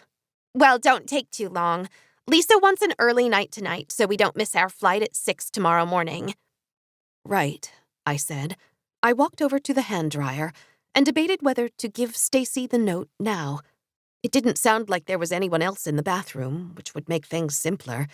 But with the reception about to begin, she might start going crazy in front of everyone. I looked over and Stacy was still at the sink, fixing her hair. I wasn't going to get a better shot. It had to be now. I opened my clutch and pulled out both notes. Looking at the ink through the paper, I could see the one that had Stacy's name at the beginning, and slid the other one away. I walked back over to Stacy and held out the note. "What's this?" she said, giving me a funny look. "Oh, it's just a little note I wrote. Was feeling sentimental, thinking about how much we've changed since you guys walked by my dorm room that day." "JJ, that's so sweet. I'll save this for the plane ride tomorrow morning. I really need to get back out there. Lisa's going to try to talk to Doll. Would you mind reading it now? I don't want you to forget." "Oh, okay," she said, unfolding the note. I bit my lip as Stacy began to read. The note looked short, and in a few seconds, Stacy looked back up at me with a confused expression on her face. "JJ, what?" Stacy's eyes suddenly turned glassy as the command activated, and without another word, she sprinted out of the bathroom. "Stace, where are you going?" I yelled after her, but she was gone. "The first note is away," I said loudly in my head, and felt the familiar pressure return. "Good," said Beatrice. "Now go give the other one quickly. We won't have a big enough window if you don't." "Okay," I said, and she was gone again. I put Stacy out of my mind and walked out of the bathroom. The reception was bustling with women in incredibly high heels and dressed to the nines, who were still making their way out of the lecture. If Stacy had caused a scene, it must have been a minor one, because everyone was acting normal. A server passed by with a tray of champagne flutes, and I grabbed one in stride, taking a long sip as I continued to scan the room for any sign of Lisa, but didn't see her. I walked over to a set of blown-up photographs I had seen earlier, which were mounted on easels and relatively unattended. An older-looking woman stood stoically in front of a young girl in pigtails on a random city street. I didn't need to read the caption to figure out that it was a Tara DeWitt and a young Dahlia, as the woman and her granddaughter, as she was now, bore many of the same features. I heard a small commotion as the actual Dahlia entered the foyer on the far side of the room. She had changed out of the boots and was now sporting a pair of incredibly high platform heels and a jewel-studded handbag. A gaggle of women had already made their way over to pay homage to her, so I left the photos and walked to the periphery of the gathering, note in hand, hoping to see Lisa. I spotted her after a few seconds, slowly pushing her way toward Dahlia. If she got to Dahlia before I got to her, I would lose my chance, so I started politely elbowing my way through the outer circle of the group until I reached her. Lise, there you are. Been looking all over for you. Listen, can I talk to you for a sec? 1 minute, JJ. Just want to try to say hello to Dahlia. She lurched forward, further into the crowd, but I grabbed her by the arm and held her back. JJ, what the fuck are you? I held the note in front of her face and watched as the hard expression softened into the glossy mask that Stacy had also worn. All fight drained out of Lisa, and she took the note from my hand without a word before sprinting away and almost knocking over a waitress carrying a full tray of champagne. A sudden wave of despondency came over me, and I brought my hand up to my eyes to block the tears that were forming, but it was too late. I had sacrificed my 2 friends on the questing altar. And for what? A pat on the back from a murderer? There would be time enough to wrestle with what I'd done, but all I wanted to do now was get the hell out of this museum. It's done, I said in my head. Excellent, said Beatrice. I'm already in the Egyptian wing at the spot. There's nothing here, so it must be in the 2nd floor collection. Meet me there. Okay, I said.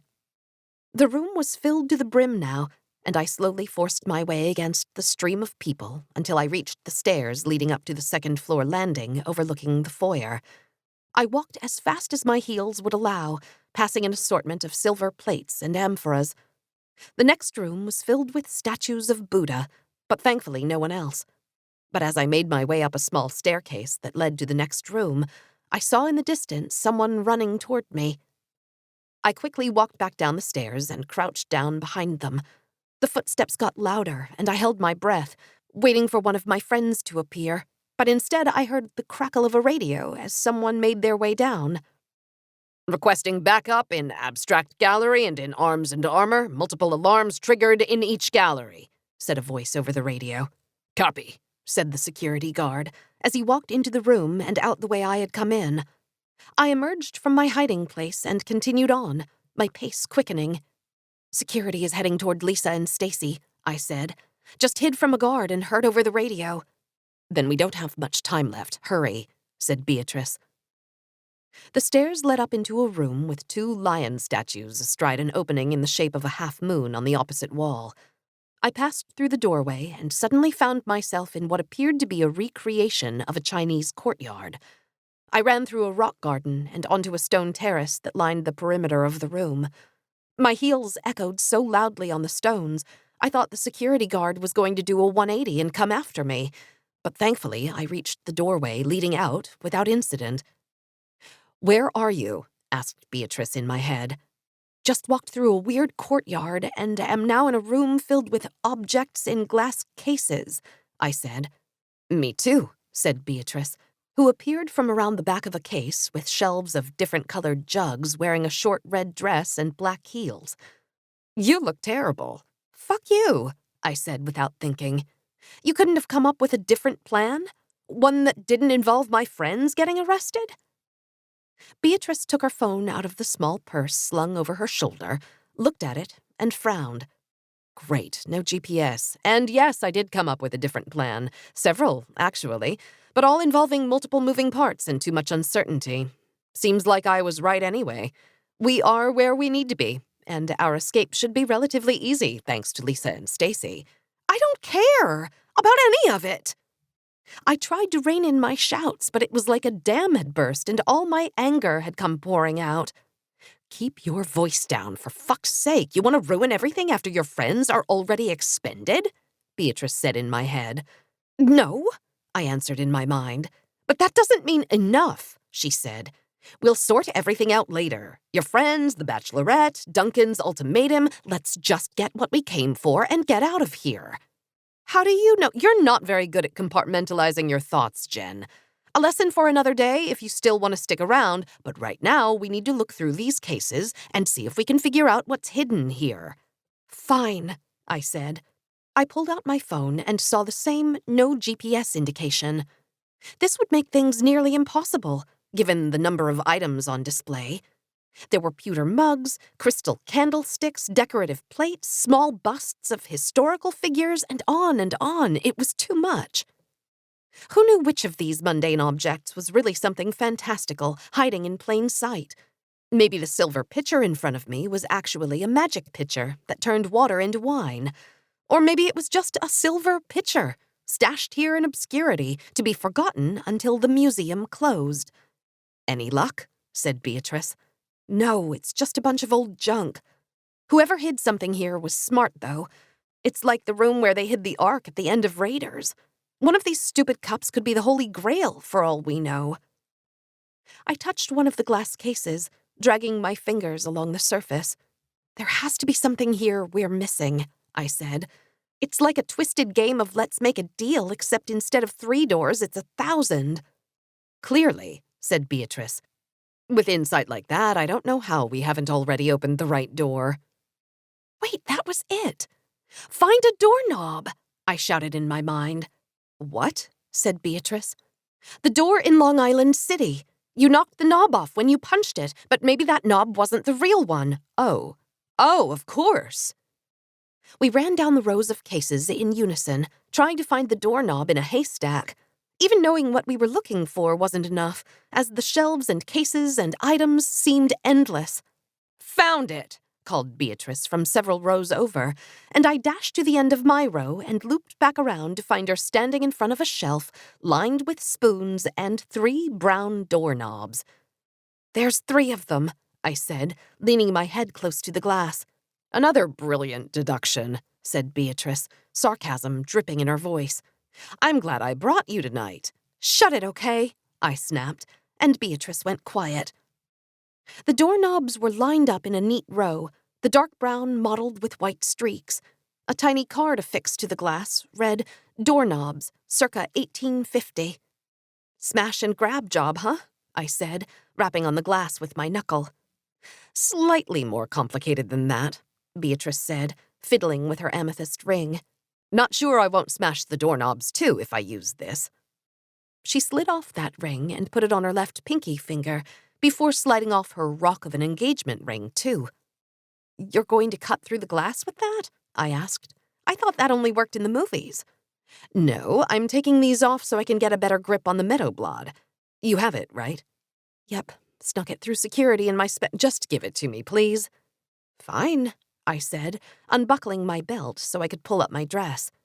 "What the hell are you doing?" Beatrice said, turning away.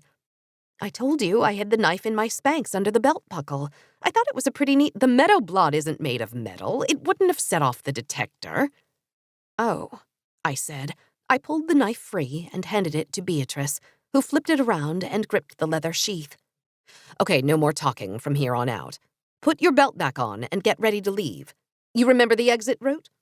"Yes," I said. "But what about Lisa and Stacy?" "What about them?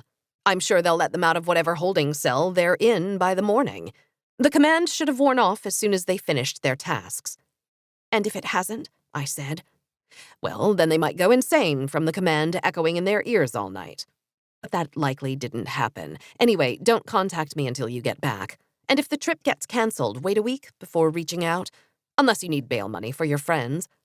"How generous of you. That's the thing I love about this job, all the unexpected perks." Beatrice rolled her eyes at me and shook her head before taking a small piece of plastic out of her bag. She unwrapped what I assumed was one of her strength buffs, popped it in her mouth, and began to chew. "Stand back."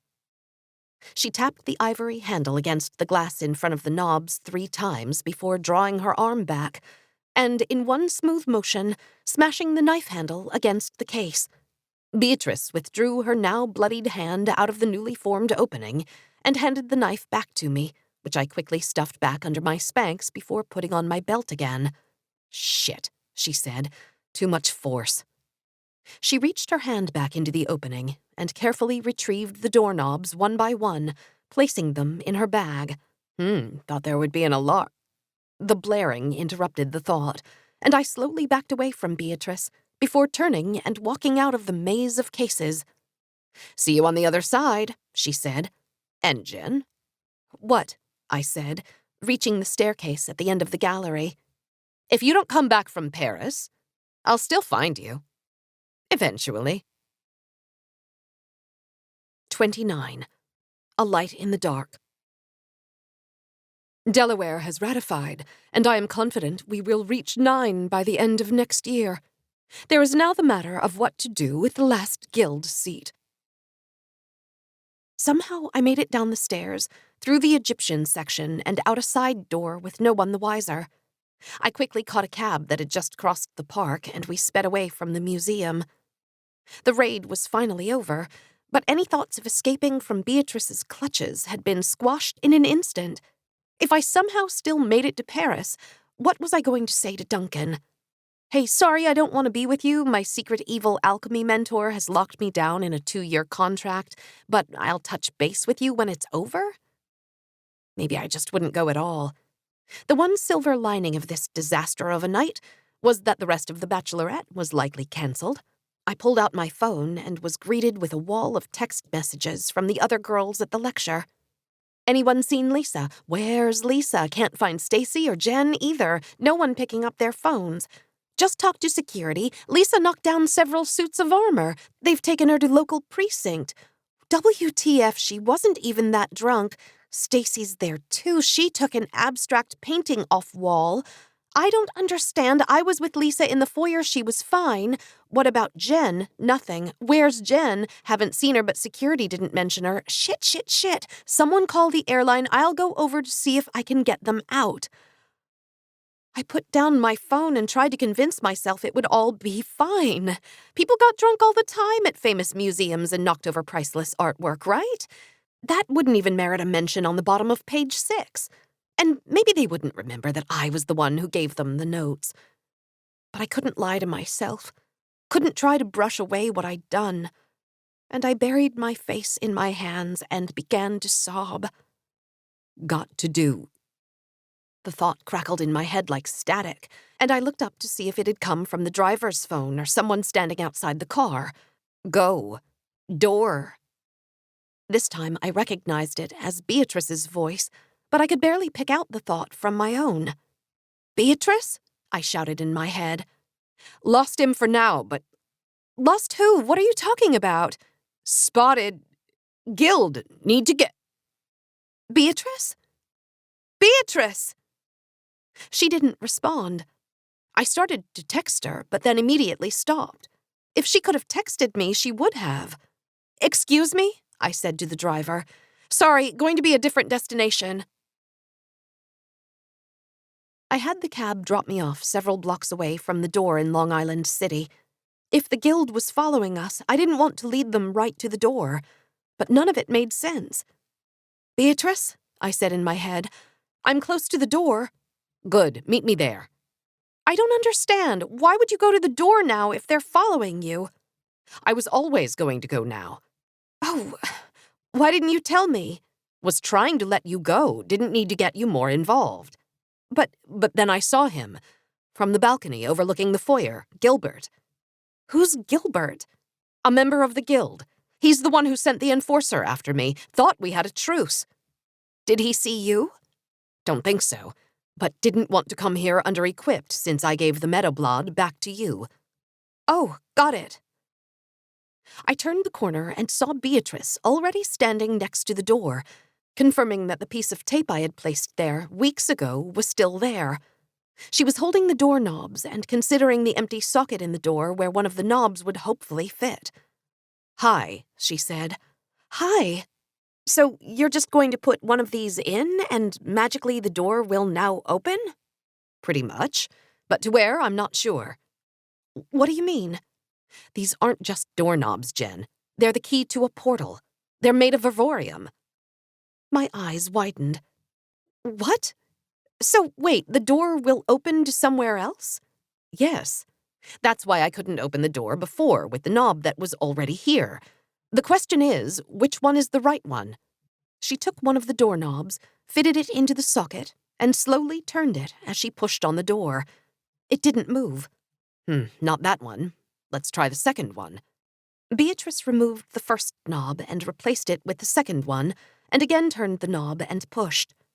This time, however, the door slowly slid open, just a crack, and all I could see behind it was darkness. Beatrice peered into the opening and pushed the door inward another few inches before gingerly moving her arm across the threshold and then withdrawing it. Doesn't feel like my arm went anywhere. Same thing happened with my finger when I played Polly's shell game. It was like I was sticking my finger in an empty tube. Well, we'll just have to take the plunge and see what happens. Ready? I nodded. Yes. Then let's go. Beatrice opened the door all the way, stepped into the darkness, and vanished from view. I waited for her to reemerge and tell me it was all clear, but she didn't, and I stood on the precipice alone, deciding whether to move forward into the unknown or run back to try to pick up the pieces of my other life. The decision, just as when I agreed to be Beatrice's novice, was an easy one. I had run from so many things in my life, and knew that if I ran from this, I would never get the chance to come back. I held my breath, closed my eyes, and stepped through the doorway. I couldn't breathe. That was the first thing I noticed. I also couldn't see and couldn't tell if my eyes were opened or closed. It was as if someone had blindfolded me, spun me around, and tossed me into a tank of water. Up and down had no meaning, and my hands and legs searched for purchase on a solid surface, but just thrashed in the ether. Then, off in the distance, a small flicker appeared. I held my hand up to it, but it was far away and I still couldn't see anything else. The light grew larger, as if my body was being pushed toward it by some unseen force, until finally I saw it. A doorway. I tumbled forward onto a hard wooden floor and gulped in a huge breath. Beatrice was standing above me, fist cocked as if she was ready to knock my head off. Sorry, you took so long to come through that I thought Gilbert had gotten you. She opened her fist and I grabbed her hand to pull myself up, taking in our new surroundings. The room was dark, but for the light coming from Beatrice's phone flashlight, which was on the floor. It was a small room, maybe 7 steps across in length. Pairs of boarded-up windows framed doors on all 4 walls. Beatrice let go of my hand and pushed the door we had come through closed with a shove. A familiar brown doorknob with white modeling was in the socket on this side as well, but 2 of the 3 other sockets were empty. "Where are we?" I asked. Beatrice ignored me and pulled the doorknob, grasping it free from the socket before handing it to me. "Hold on to this. Now we can go back through later without someone else coming through from the other side. And we're in Miniford Lighthouse in the middle of Long Island Sound." What? Really? I opened the map on my phone and the cursor zoomed in on a barely there island not far from the Throg's Neck Bridge. Yes, I was disappointed too, but maybe one of these doors leads to somewhere cooler. I walked over to the door with a knob and tried to open it, but it wouldn't budge. "That one's no good. Can't even free the knob. It's rusted over," said Beatrice. "Hopefully on the other side, too." "Oh. What is this place?" If I had to guess, some sort of waypoint. A way to travel to and from multiple locations. "Incredible," I said. "Yes and no," said Beatrice. "Why would someone go to all this trouble to hide a gateway from an abandoned warehouse to an abandoned lighthouse?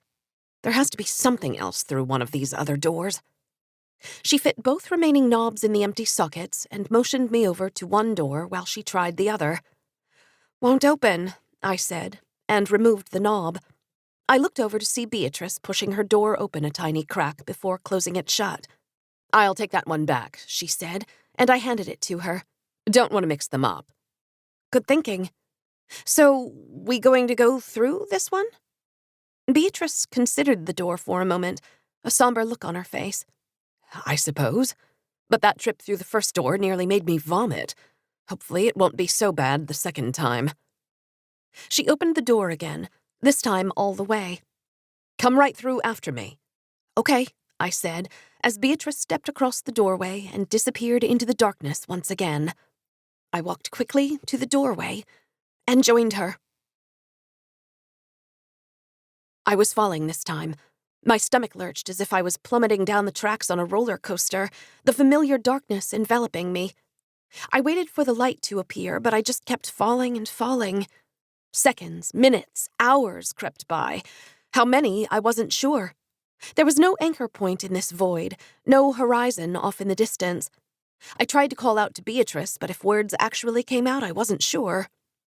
Finally, though, a shimmer of a speck of light appeared above me, gradually getting larger, and I realized I wasn't falling down. I was soaring up towards it. The ground was hard and cold when I fell through the doorway, and Beatrice was again waiting, her phone flashlight providing the only light. "That was unpleasant," I said, getting to my feet. "Where are we now?" "Don't know," said Beatrice, closing the door and trying, but failing, to remove the doorknob. "No service, no GPS, but from the looks of it, somewhere underground."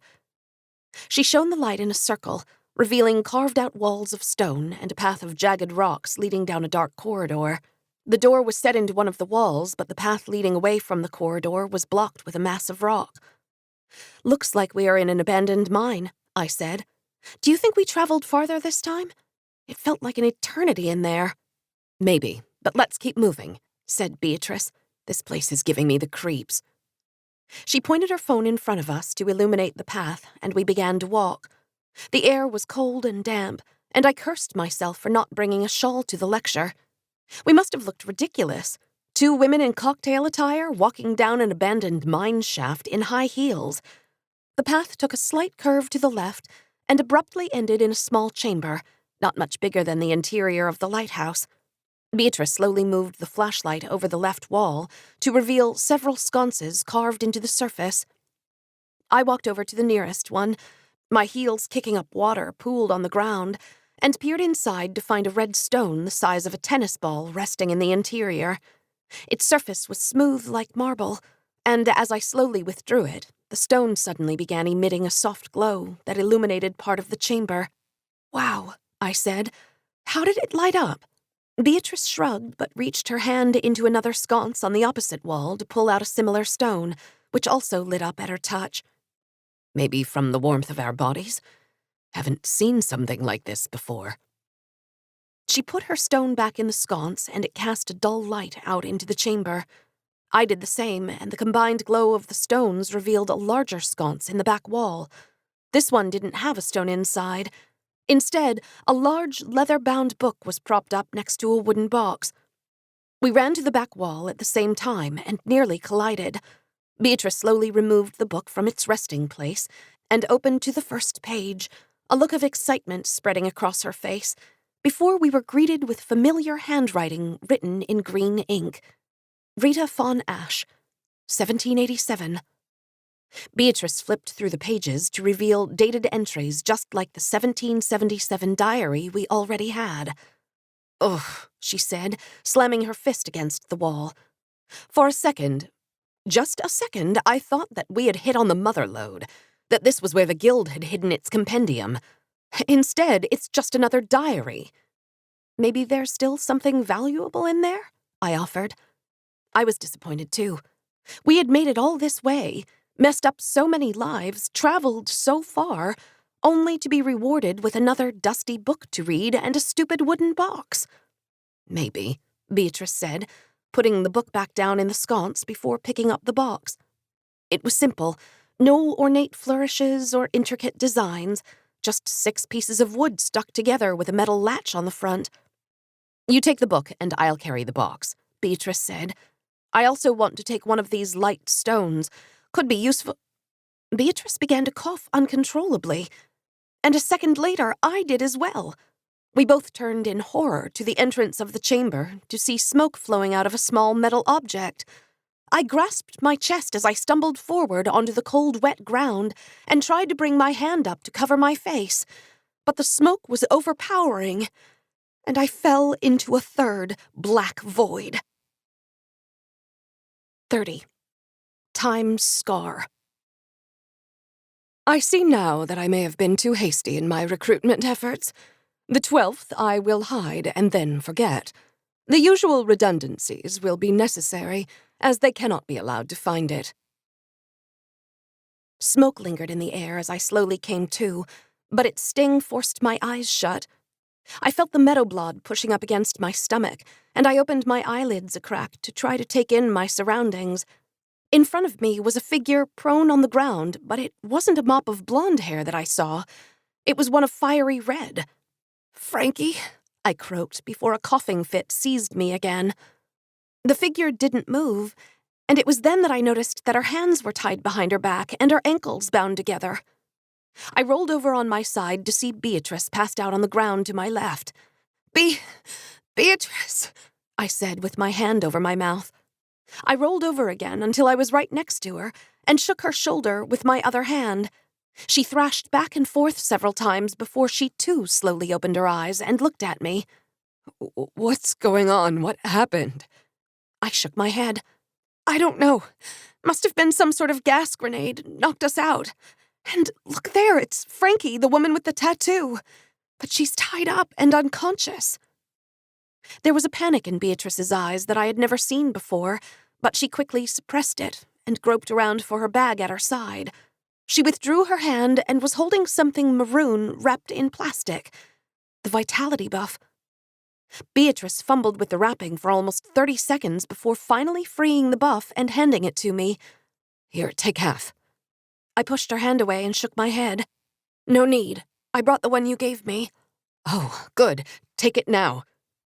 She popped the buff in her mouth and began to chew as I reached for my own in my bag.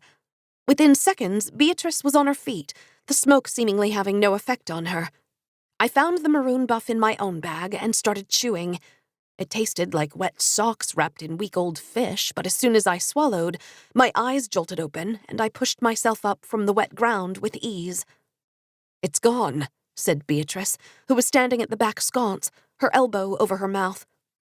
"What?" I said, careful not to breathe in too much of the smoke. "The diary?" "No, that's still here, but the box isn't. Shit! Should have opened it right away. Stay here with the girl. I'm going to go check up ahead." "What if whoever attacked us is still there?" "Then I'll handle them," said Beatrice, making a fist with her right hand. "Okay." Beatrice walked past me and disappeared into the smoke, while I bent down to check on Frankie. Her eyes were still closed, and I could see the slow rise and fall of her chest, along with raw red skin on her wrists. Whoever had done this to her had kept her tied up for longer than this evening, and I shuddered at the thought. I heard a yell up ahead and left Frankie to investigate, grabbing one of the red stones from the wall to light the way. The smoke eventually dissipated as I made my way back up the path. Turning the corner, I saw Beatrice holding her phone flashlight over a large wall of debris that completely blocked the way back to the door. "Shit," she yelled. "We're trapped! God damn it!" Beatrice kicked the air in anger and began pacing back and forth. "How are we going to get out of here?" I said.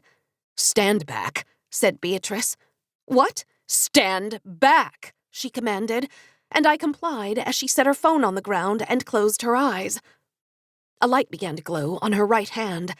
At first, it was barely as bright as a firefly, but as it intensified, the light became almost blinding, and I shielded my eyes.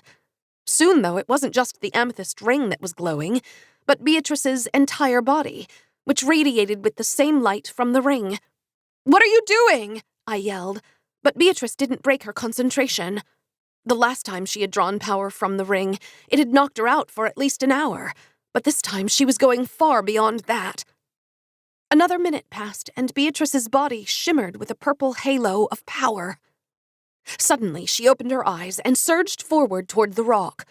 The first punch blasted a small chunk of the debris free, and she brought her fist back again before smashing it into the rock again.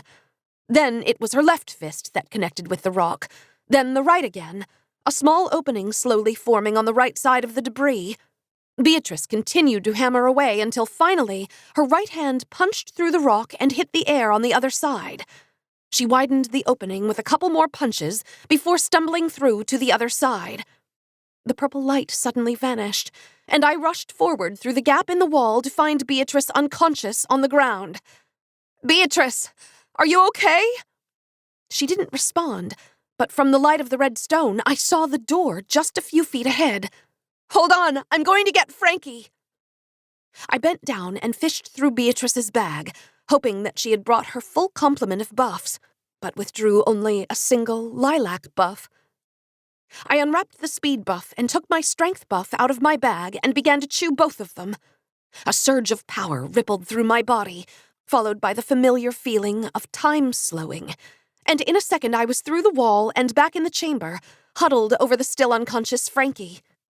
I wrapped my right arm around her and lifted her upward, and it was as if I was holding a bag of feathers. The strength coursing through me felt incredible, but I knew I only had moments to spare, which, thanks to the speed buff, were stretched out a little longer. I carried Frankie up the path and through the gap, setting her down next to the crumpled mass that was Beatrice, and hurried to the door, hoping that whoever had done this had not had the foresight to remove the knob from the other side. The knob turned slowly in my hand, and miraculously, I pulled the door open.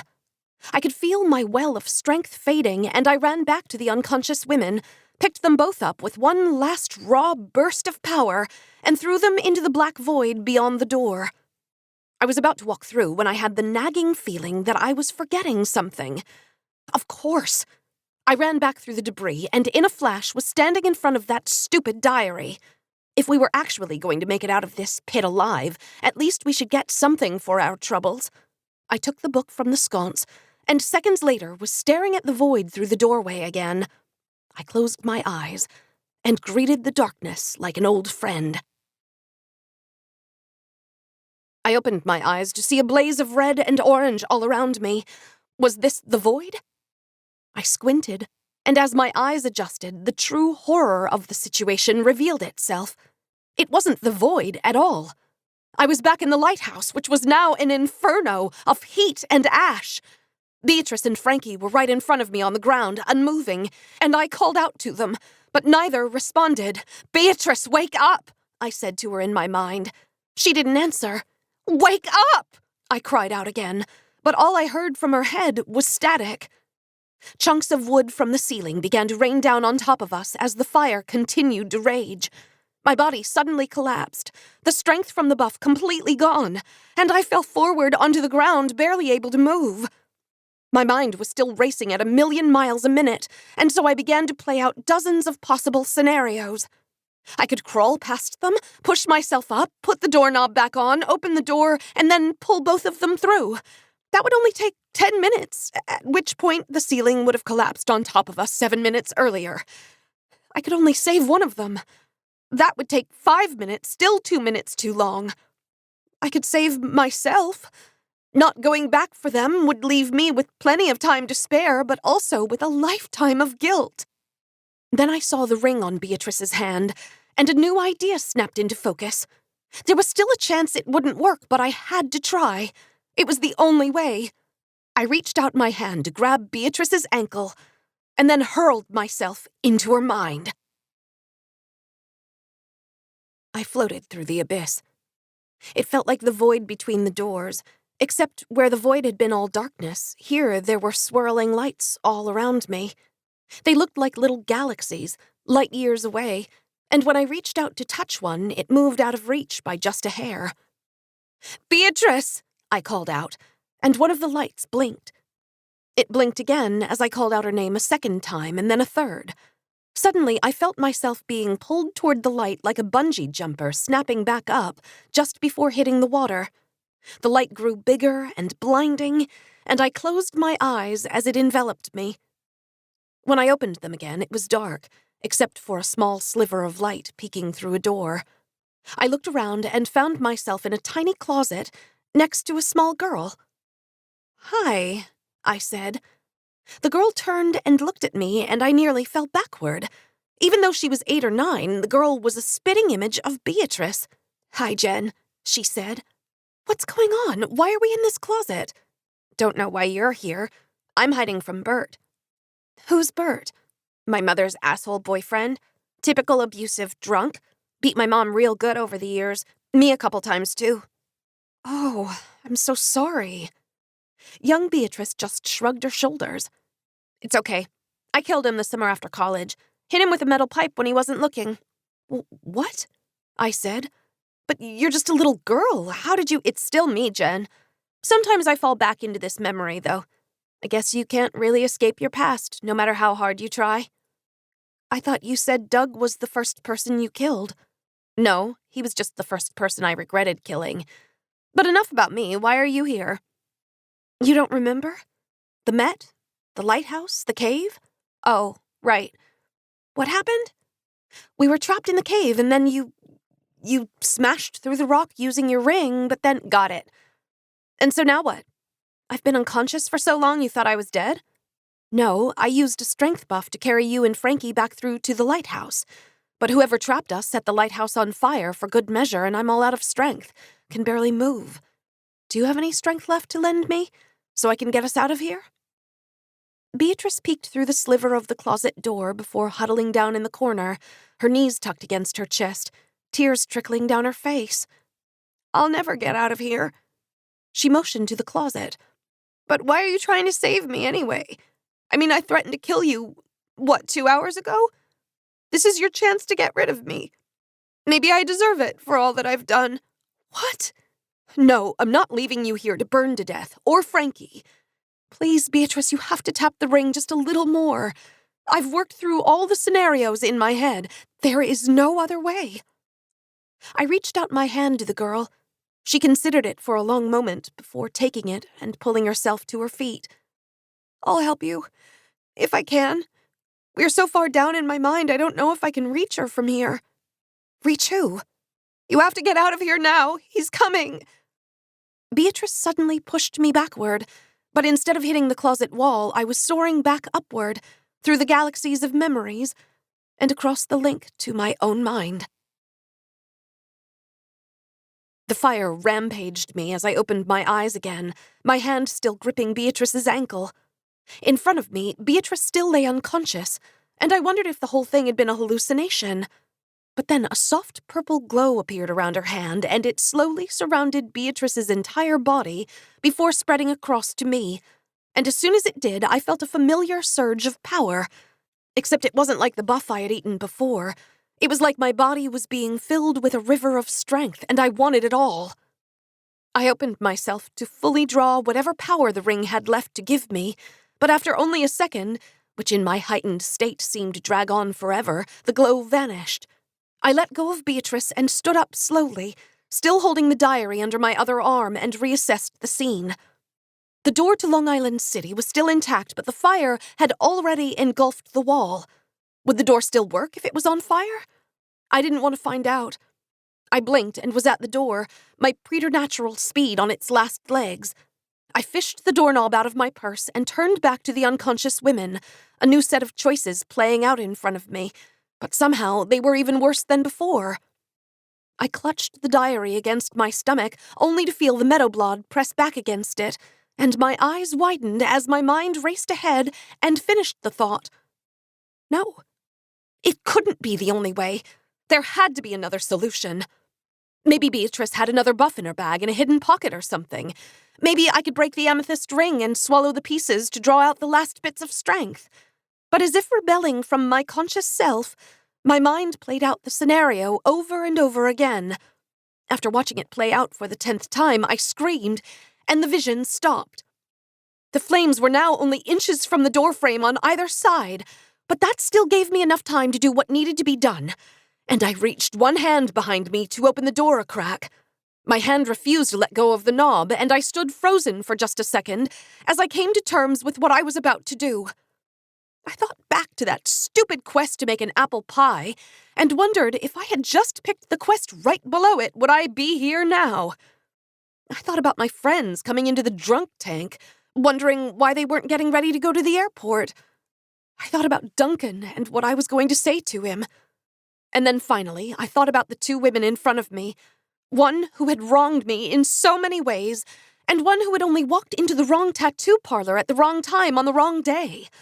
I had tried so hard to save us all, pushed my mind and body to their limits, but it wasn't enough. I felt a different fire began to spark inside of me, a fire of pure rage at the ones who had forced me onto this path. The Guild. Enough stalling, I thought to myself. It was time. Tears welled in my eyes as I ripped the meadowblood free from my dress and decided which woman to turn to stone. 31. Shadows of the Past. My mind is nearly full. After this task is done, I must consider what I need to take with me into the next century. Once upon a time, I was a normal girl living in a normal world with normal friends, a normal job, and in love with a normal boyfriend. Now I only really had one of those things. The normal friends who had spent 2 nights in prison. The normal job, which I still had for now. The normal boyfriend, who had already flown all the way to Paris only to find out I wasn't coming.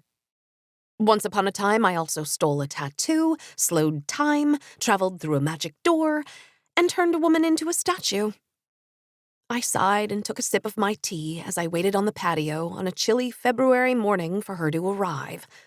Finally, after I nearly reached the bottom of the mug, a chipper blonde approached the cafe and took the seat across from me. "Sorry I'm late," said Beatrice, her face flush. "Subway was a disaster." "No worries," I said. "I take it you have the book?" "Yep," she said, pulling out the diary that had cost us so much. "And?" It's a fascinating upheaval of what we thought we knew about the Constitutional Convention. But in terms of alchemy, it's a complete bust." "You cannot be serious," I said.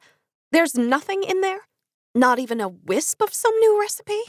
Why the hell was it hidden then?" I'm not sure. Maybe whoever hid the box just wanted to stash this in the mine too." I shook my head and nearly laughed at the role reversal. Ever since Beatrice had woken up from her near coma the next afternoon, she had been walking on eggshells around me. But that was exactly what I didn't want.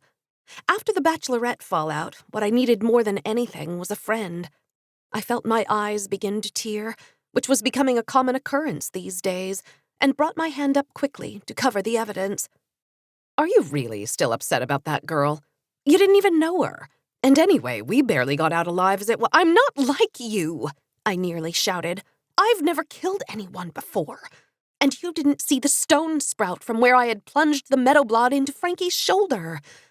You didn't see it work its way over her entire body until she was nothing but... I collapsed onto the table and began to sob uncontrollably. It was all too much to bear.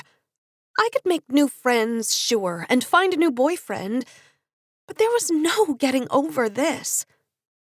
I felt Beatrice's hand touch my arm, and I looked up at the woman I had chosen to save. "She's a statue, Jen, but she's not dead. You have to realize that. If it weren't for you, she would be, though. So stop beating yourself up over things you have no control over." "Okay," I said with a whimper before clearing my throat and trying to regain my composure. "How is the research going?" Beatrice looked down at the table, her eyes refusing to meet mine. "Haven't found much there, either, unfortunately.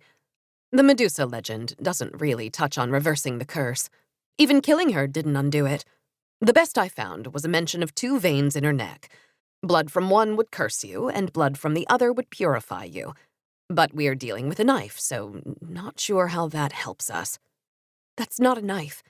It's a nightmare machine. I wish I had left it in the lighthouse." "Good thing you didn't," said Beatrice. "We'll need all the help we can get, now that the guild has it out for us."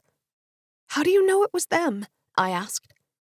"It wasn't just a coincidence that Gilbert followed us to the Met, and then we were attacked and left for dead. He planned this whole thing from the start, to get whatever was in the box." "Why didn't he just do it himself?" "The guild isn't like you and me," said Beatrice. "They've spent generations getting people to do their dirty work, all the while sitting atop a trove of the most powerful alchemic items on the continent, even as far back as Rita." Beatrice opened the diary to a random entry and began to scan the handwriting as she spoke. "It's a miracle Gilbert even managed to do as much as he did to us. Guess they are still out of enforcers." It was bad enough I had to deal with one sociopath with only 2 magical items, but a whole guild of them? I sighed and reached for the tea, only to have my ringed finger jerk forward slowly toward Beatrice. "Get this fucking thing off of me!" I yelled. "Okay," said Beatrice. "Excuse me?" I said okay. It's the absolute least I could do after what you did for me. "Oh, fine. But don't think you're even close to making us square." Beatrice pulled out a piece of paper, a quill, and a vial of pitch-black ink. She unscrewed the vial and began stirring the ink with the quill. I don't. Good. What are you going to write? I walked over to the other side of the table so I could see the note. As much as Beatrice was playing the part of the grateful victim, I still didn't put it past her to just do away with me now and not have to be in my debt.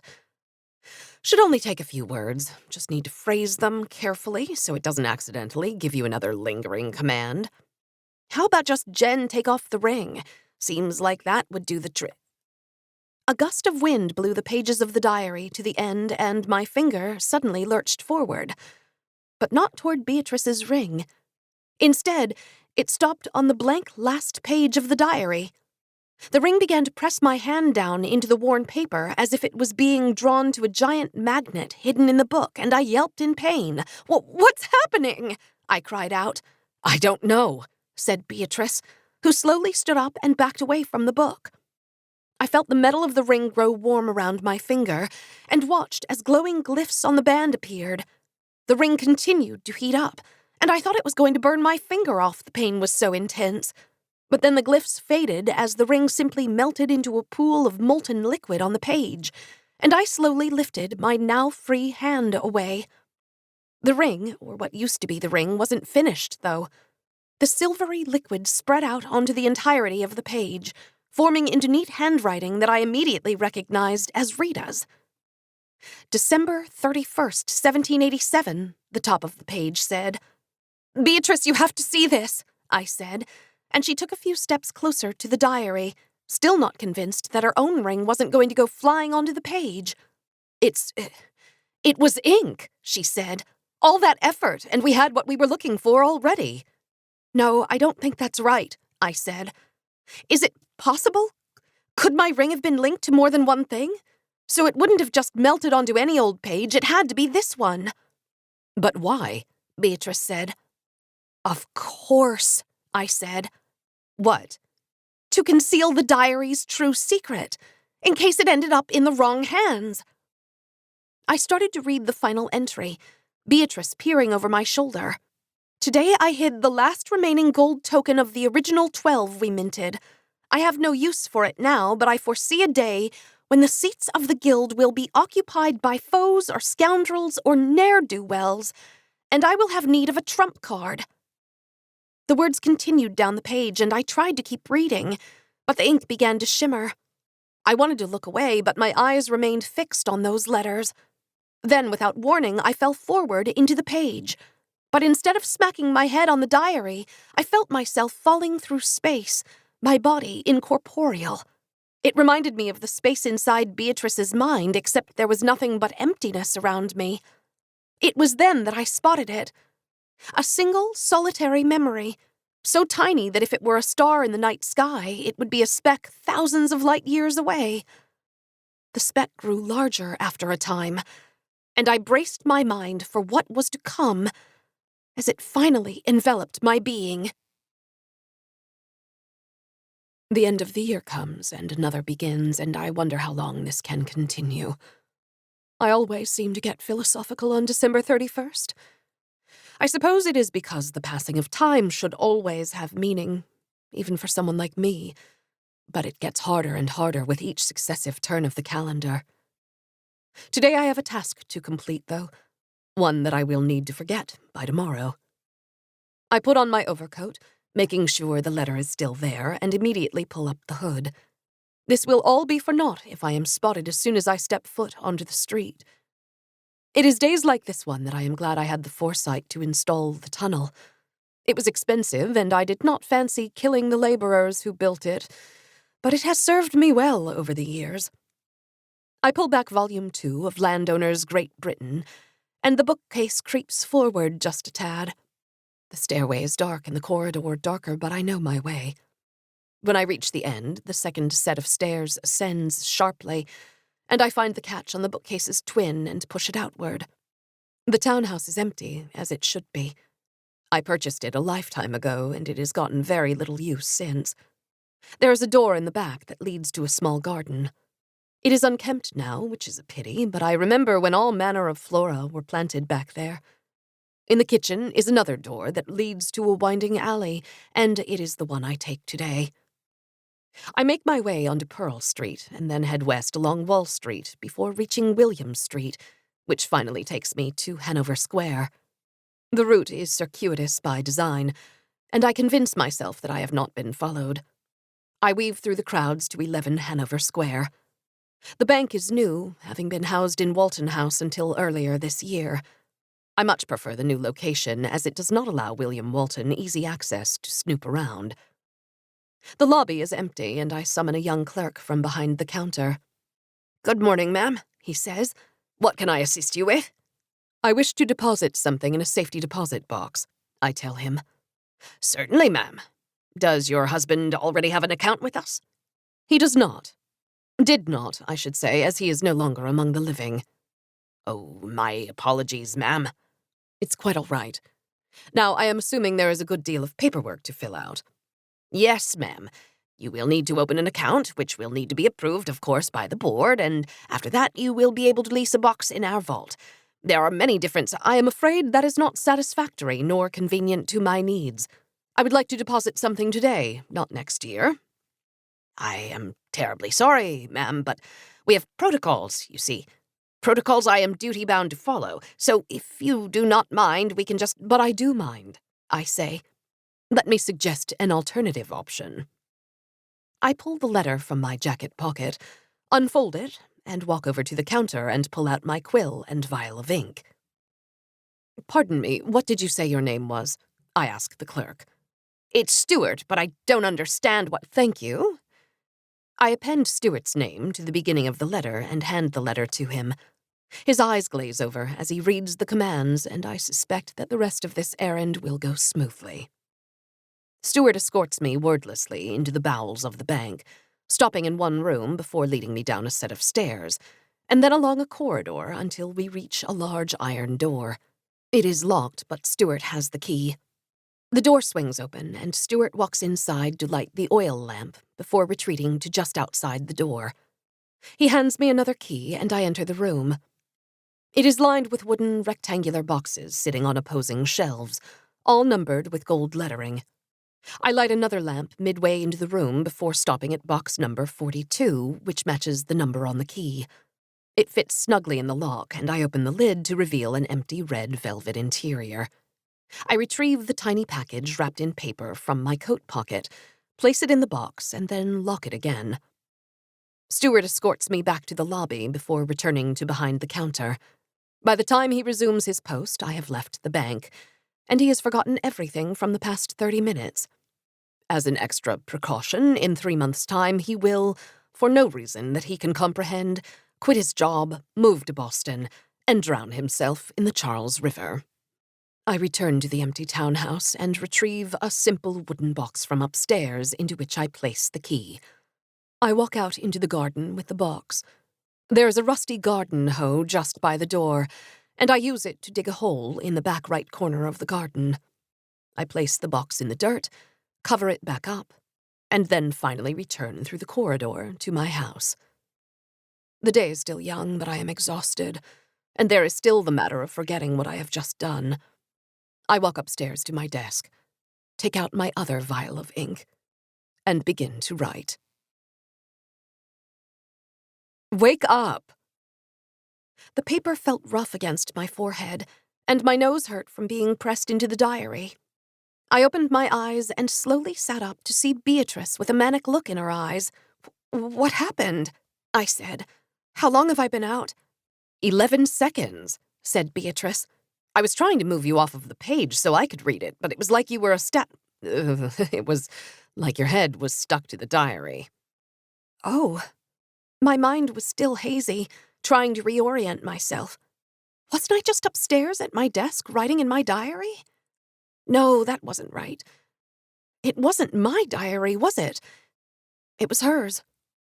Rita's. But in my head there now sat a memory of a cold December morning of me— again, not me, but Rita— hiding a gold token in a safe deposit box. I could replay the events of that morning over again, like they had occurred yesterday, and I could recall her thoughts and opinions as if they were my own. Beatrice suddenly closed the diary in a huff. "The writing is just gibberish after the first sentence. I can't make heads or tails of it." What are you talking about? I said, opening the page a peek to see black ink smeared in patterns down to the very bottom. No, that's not right. It wasn't like... It was a memory. Her memory. Rita's. It's in my head now. I can see what she saw, remember what she thought. I know where the token is. Beatrice looked at me with a wide-eyed expression, as if I had just escaped from the psych ward. Where? She said. It's in a... Wait.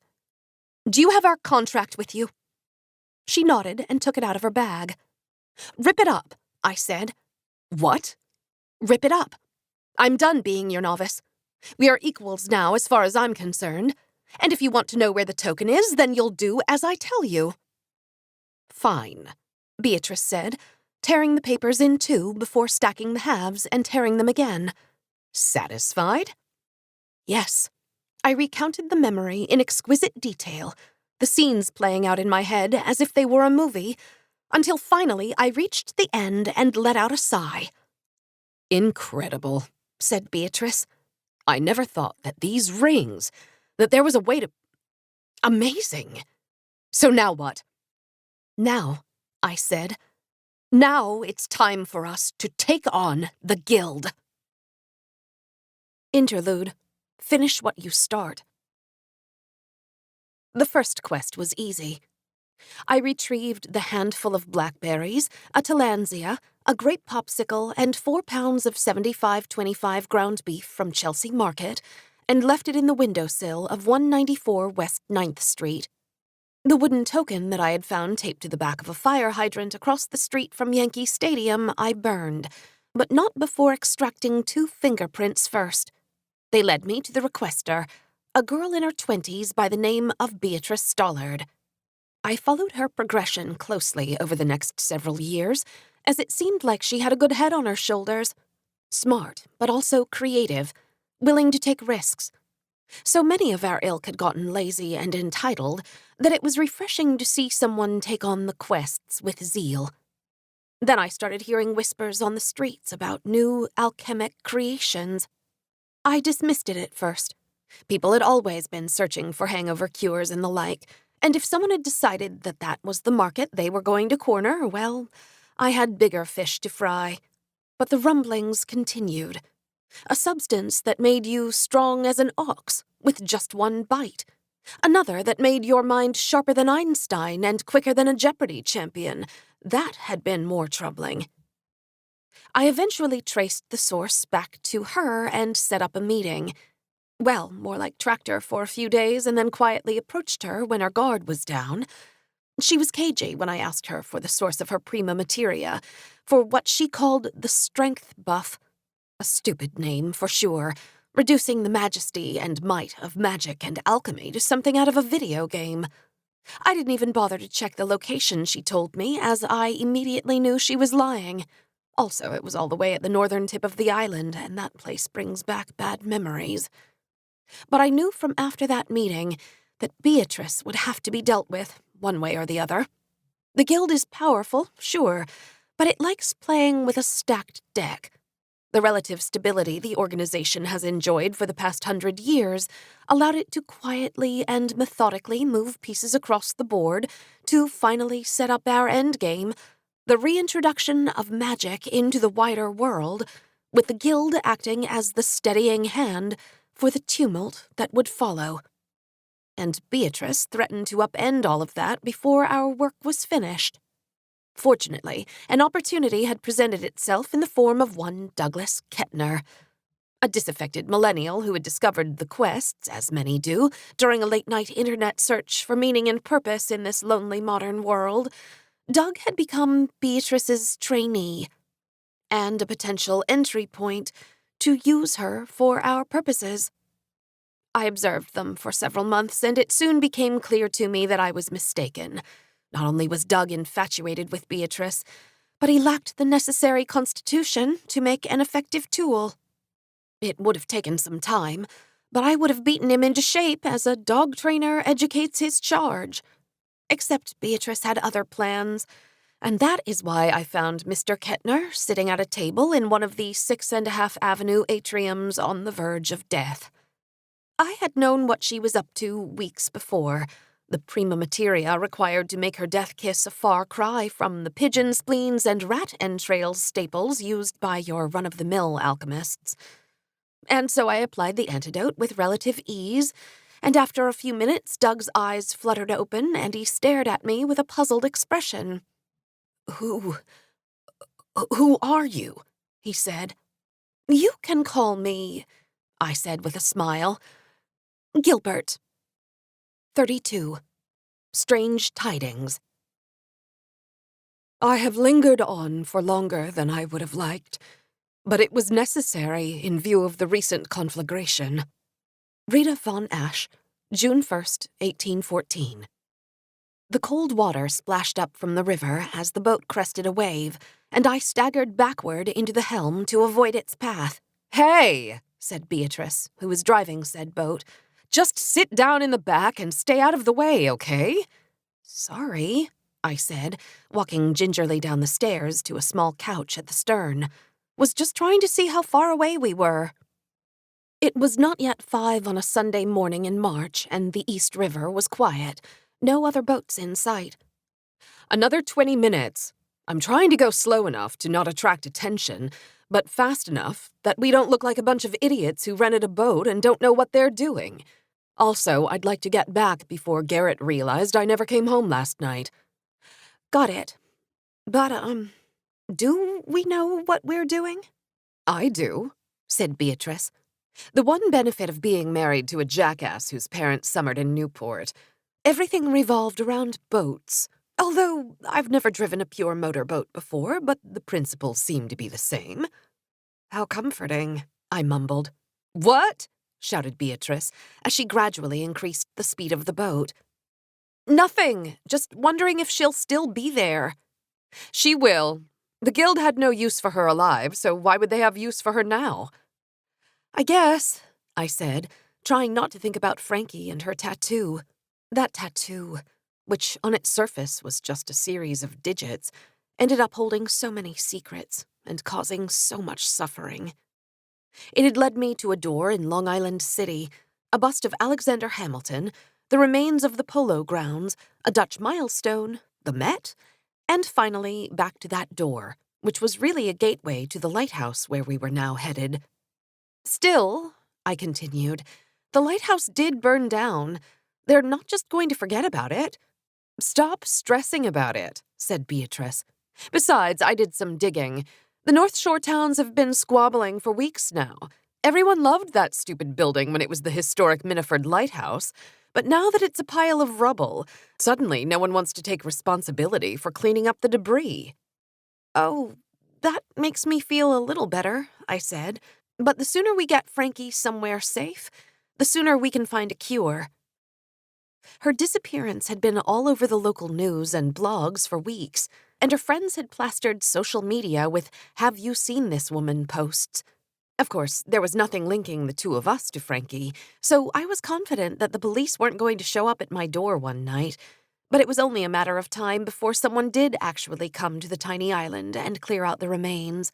And when they did, they would find an incredibly lifelike statue of Francesca Frankie Lewis, and everything would hit the fan.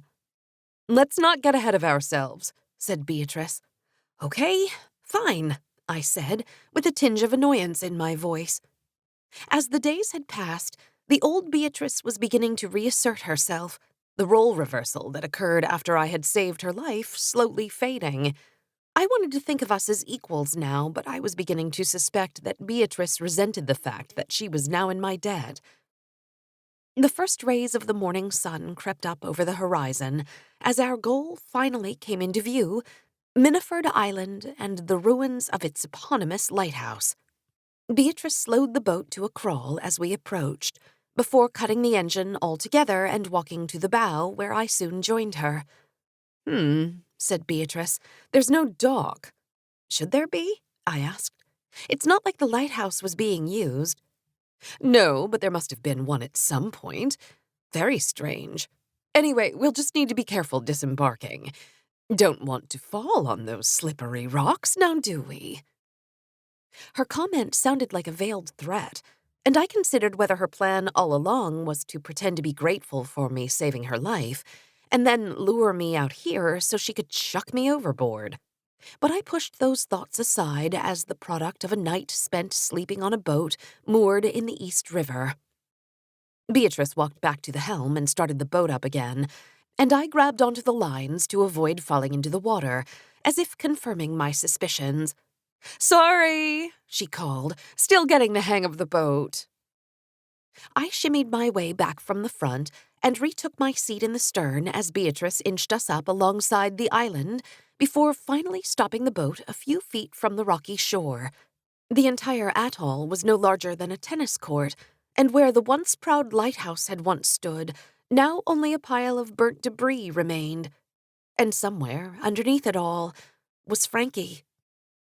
The gangplank barely bridged the gap between the boat and the moss-covered rocks that lined the outer edge of the island, and I scrambled up to the edge of the former lighthouse on my hands.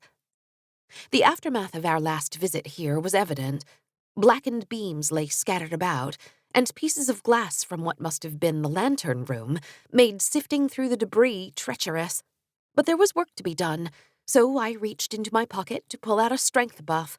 I set my watch and choked down the wretched taste and waited for that familiar surge of power. The first beam I hurled into the water like a javelin. The second one I broke in two and then into again.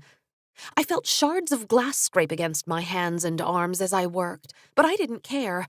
Until the buff wore off, I was a demigoddess, and the cuts and bruises of mortal women were far below my concern. Whether Beatrice ended up helping me at all, I wasn't sure, but when the seconds finally ticked down to 0, there was only one small pile of refuse left. I felt the strength leave my body, and I collapsed onto the ground. Blood covered my shirt, hands, and fingers, and it took all of my will to reach my hand into my pocket to pull out a different buff, this one maroon. I closed my eyes, even that small task taking most of my remaining strength, and began fumbling with the plastic wrapping. "Let me help you with that, at least," said Beatrice.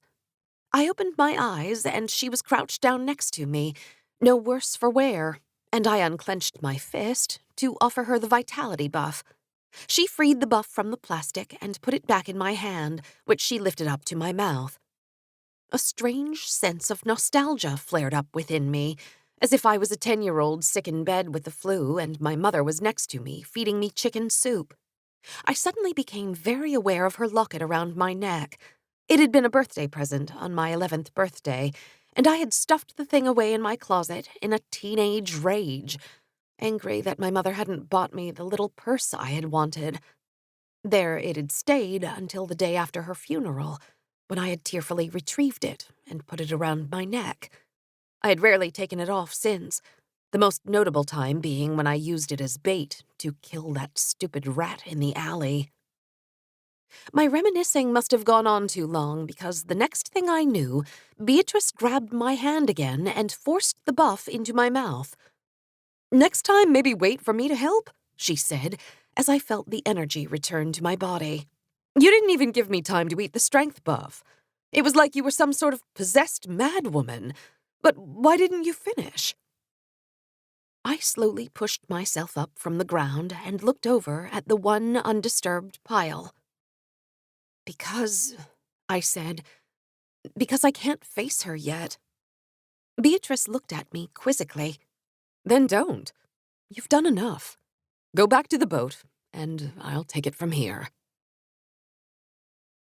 I awoke to the sound of a foghorn, and the faint rays of the morning sun reflecting off the water made me quickly close my eyes again. Shielding my face, I slowly opened them again. A large wake trailed behind our boat, and an immense yacht 100 yards off our stern was slowly making its way toward the horizon. We were otherwise the only craft on the wide expanse of water, the closest shore barely visible. I slowly got to my feet and walked to the helm, where Beatrice stood, her hands gripping the wheel so tightly they were almost white. "Where are we? How long was I out?" "Welcome back to the land of the living," said Beatrice. "Not sure. Took me longer than expected to finish up at the lighthouse." She motioned to a large black tarp that was laid out over something on the bow of the boat. Is that— Yup. Do you want to go look? She asked. No. Okay, suit yourself. But I'll need your help getting her off the boat, so you'll have to do it at some point. Fine. But where are we? This doesn't look like the East River. Beatrice chuckled. It's not. Did you think we were taking her back to Manhattan? I mean, we probably wouldn't get a second glance carrying Frankie down Houston, but I am not lugging her up 5 flights of stairs. Oh. Then where are we going? There, said Beatrice, pointing out to a spot nowhere in particular ahead of us. I don't see anything. Please tell me you're not planning on dumping her over the side of the boat. No, but not gonna lie, I did think about it for a minute. We've been too distracted trying to find a cure that we haven't made any progress on the guild front. I'm not giving up, I said. I know you're not. It's adorable in an incredibly annoying way. But let me concentrate. We'll be coming up on our destination soon. The coastline came into full view, and I saw a string of small barrier islands off of the south shore of Long Island on the electronic map next to the wheel. The little triangle on the screen that was our boat inched toward them, and I wondered if we really were just going to dump Frankie on a beach somewhere and hope no one found her.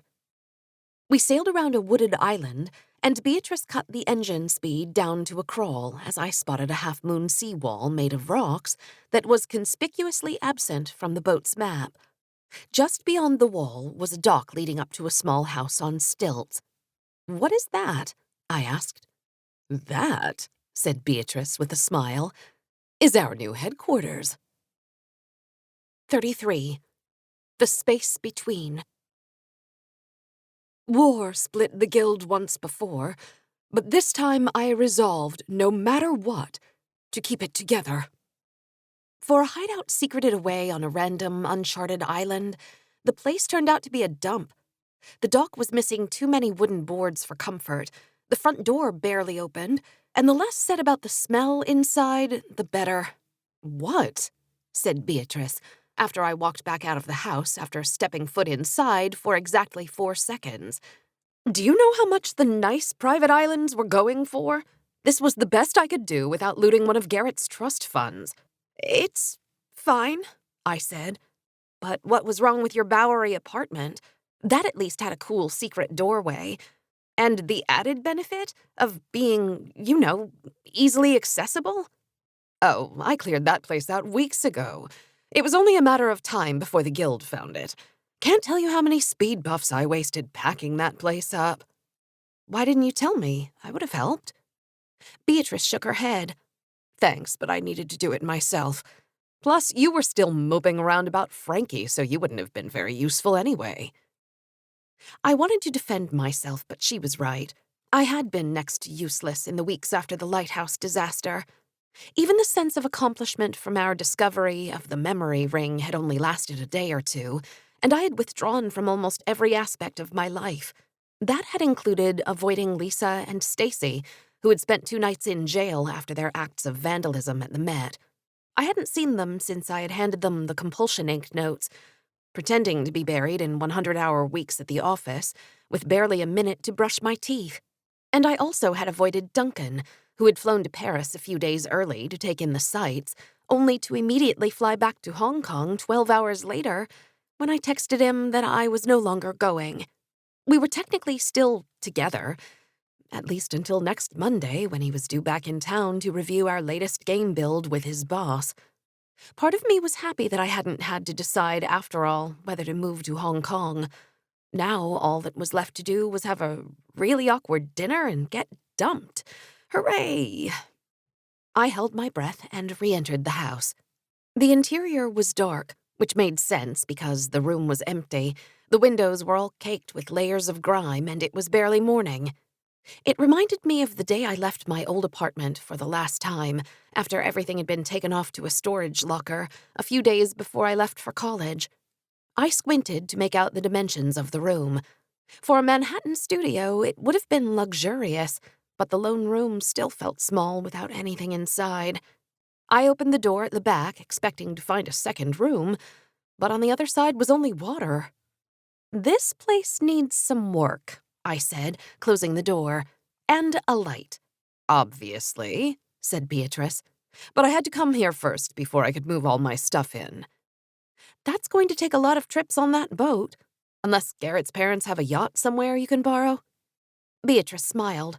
"Nope. But we don't need a boat." "What do you mean?" Beatrice reached into her back pocket and pulled out a small circular object, a brown doorknob, to be precise. "Oh, no. No, no, no," I said, the feeling of helplessness as I drifted untethered through the dark void, flooding back into my mind. I had traveled through the vivorium doorways enough in one night for a lifetime, and there was no way I was going to do that ever again. "Your choice," said Beatrice. "You can leave the boat at the docks by the River Club. Just make sure no one sees you, and I'm sure it'll be fine." Before I could protest further, she walked back out the front door, leaving me alone in the dark. A wave of fear washed over me, and I crouched down to the ground, as if that would help me avoid it. I had tried so hard to hide from the aftermath of that fateful night at the Met and the lighthouse, to pretend like my life wasn't in shambles. But denying my new reality only left me feeling like I was trapped in the space between the vivorium gateways, where up and down had no meaning, where time passed in an instant and dragged on for an eternity. I had felt that emptiness before, when my mom had died, and it had taken me a long time to climb out of that pit and return to the world. But I had done it, one step at a time. And now I would do the same thing all over again. Beatrice was fussing with the tarp-wrapped statue on the boat when I emerged from the house a few minutes later. "Good, you've come to your senses. Let's get this inside, and then we can get out of here." "Her?" I said. "Right, her," said Beatrice. I walked along the creaky dock and back onto the boat. With our remaining strength buffs, we easily carried the statue into the house before each taking another vitality buff. The tarp still wrapped around her, we placed Frankie in one of the back corners of the house, and, the task done, I collapsed onto the cold wooden floor. It was just a shade before 8 a.m., but even with the restorative effects of the vitality buff, I felt like I had just spent the last week hauling coal out of a dank mine. I heard Beatrice walk over to the front door and begin fiddling with the existing doorknob. So we were really doing this. I wondered where the door would now lead, how it would feel to again travel dozens of miles in an instant. But I had no time to dwell on the intricacies of the folding of the fabric of the space-time continuum, as Beatrice cleared her throat in a pronounced manner and I pushed myself up to my feet. "See you on the other side," she said, as she pulled open the front door, revealing a familiar black abyss instead of the path back out to the boat.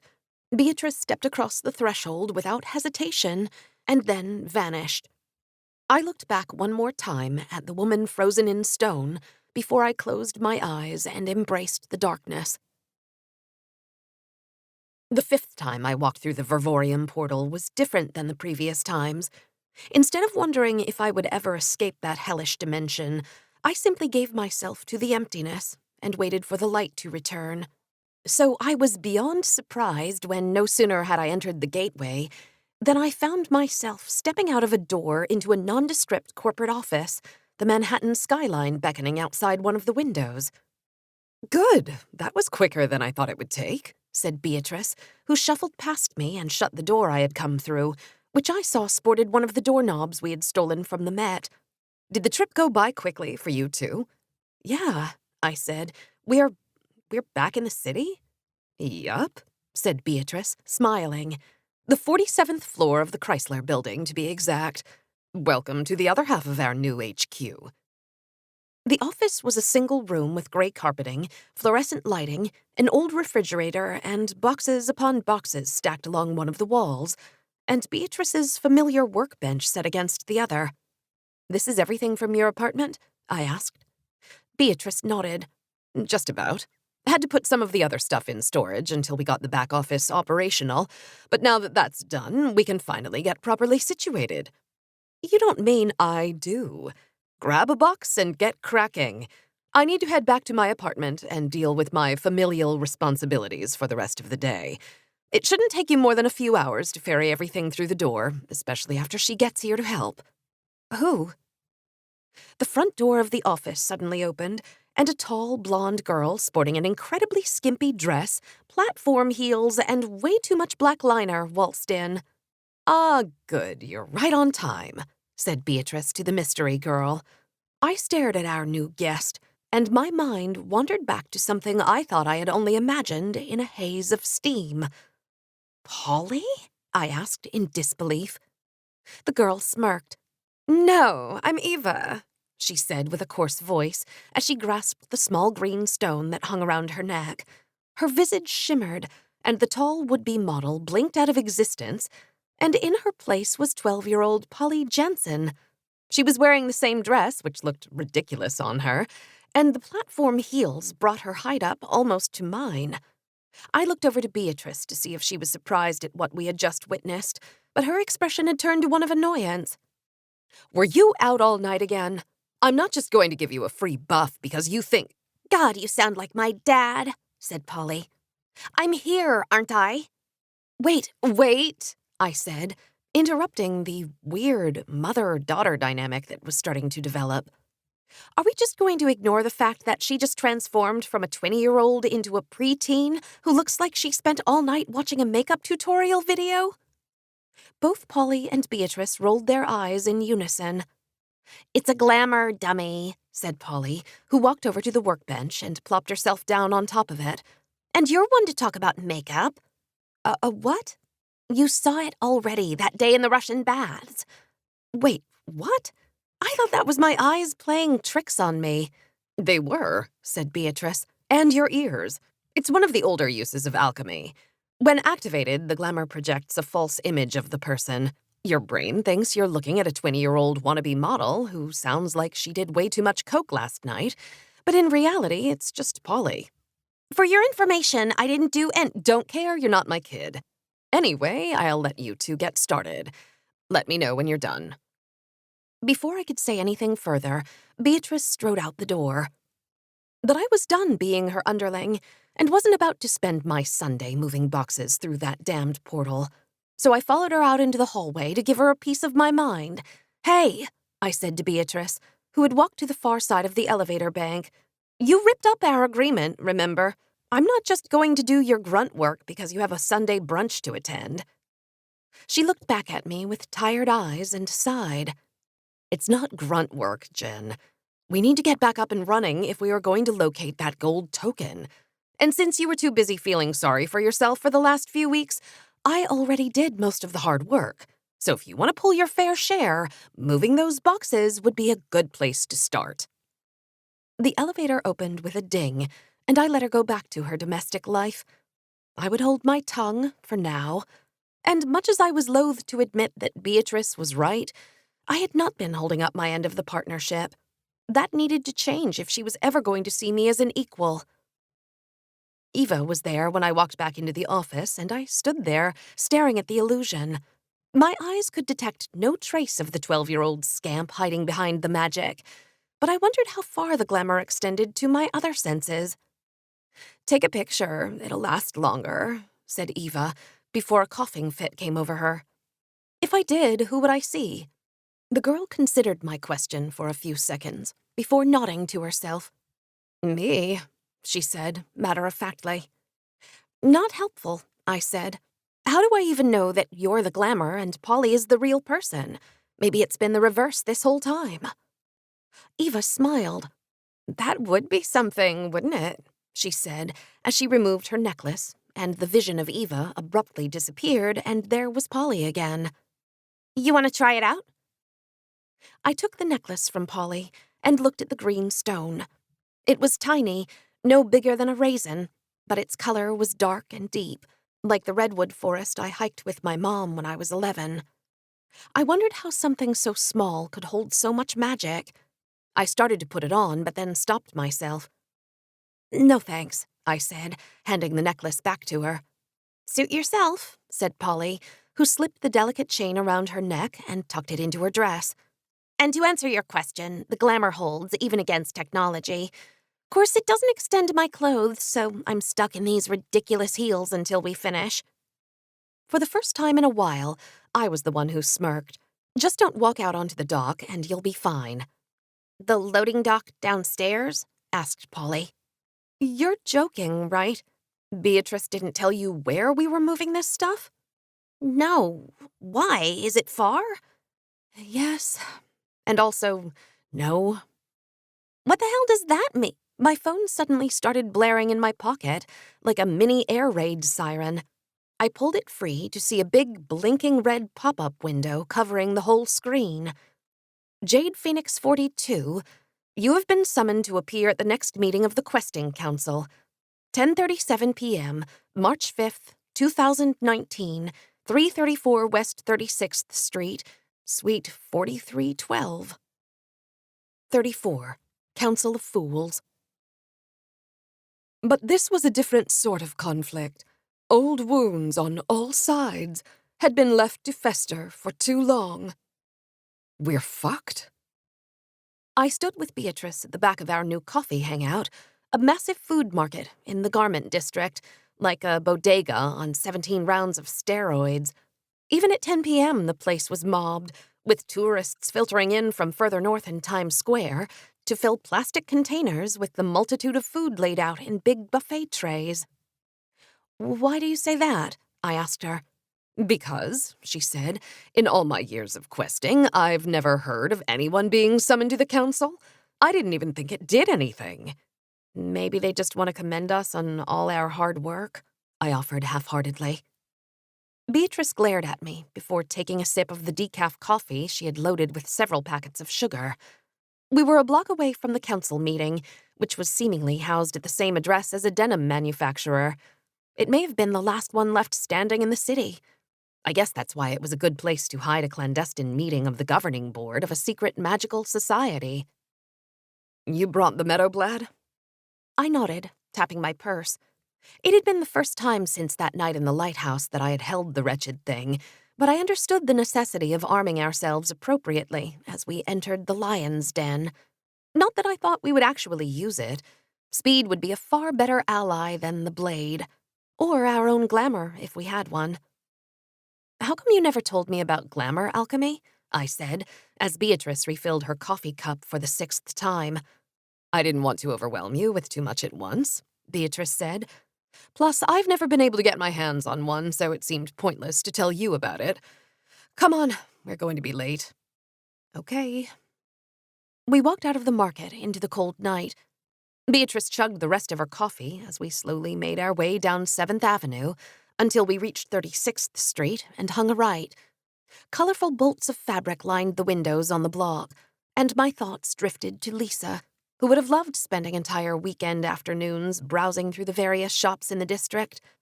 At the moment, I wasn't sure if I was more nervous for the council meeting or for that eventual confrontation. You think they know about the Met? The lighthouse? The cave? I said quietly, as we approached our destination. I've got no fucking clue, said Beatrice. But if I had to guess, Gilbert's had a few weeks to stew over failing to kill us, so he pressed the council to confiscate all of our stuff, which is hopefully beyond their reach at the moment. After the council summons had arrived yesterday morning, Beatrice had returned to the office 5 minutes later, her face beet red. Between the three of us, we had ferried every single box through the portal and stowed them safely in the island house. Polly had vomited immediately upon exiting the door the first time, and had nearly refused to go back through. Again, Beatrice had pointed to the boat moored out front, and the girl had quickly sucked it up and made the return trip. But I gathered from our parting late morning that it would be a long time before Polly would agree to do another favor. We reached the factory, and I peered through the big glass windows that lined the front of the building. The hulking metal machinery stood quiet, and if there were any signs of the council inside, I didn't see them. I walked over to the sidewalk cellar door and tried to pull the front door open, but it wouldn't budge. Then I noticed a small intercom to the left with 7 rows of buttons, each corresponding to a different office in the building. Unsurprisingly, none of the office names said Questing Council, and none of them listed a suite 4312. Now what?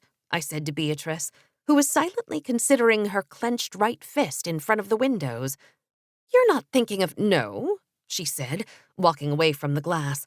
I've used the ring too much already. Besides, we're smarter than that. Maybe if we just knocked. I nodded and banged on the door 3 times. No one answered, and I knocked again. Still nothing. Try one of the buzzers, said Beatrice. I complied, working my way down the intercom after a few-second pause in between. Each buzz was greeted with silence, except the last one, where I was hit with a string of expletives before the intercom abruptly cut off. I looked over the intercom directory again to see if there was some sort of message hidden amongst the office names. Was finding the council meeting the whole purpose of our summons? And if we passed, we would be granted a great reward for our ingenuity? Suite 4312, what if it's not an office number but a sequence? I said, a surge of excitement in my voice. Without waiting for Beatrice to respond, I pressed the intercom buttons again in quick succession, but in the order of the suite number. No sooner had I hit button 2 than a soft beep chimed from the intercom, followed by a clinking sound next to my feet. It was the sidewalk cellar door, which, much to my astonishment, began opening on its own, revealing a set of stairs down into the dark.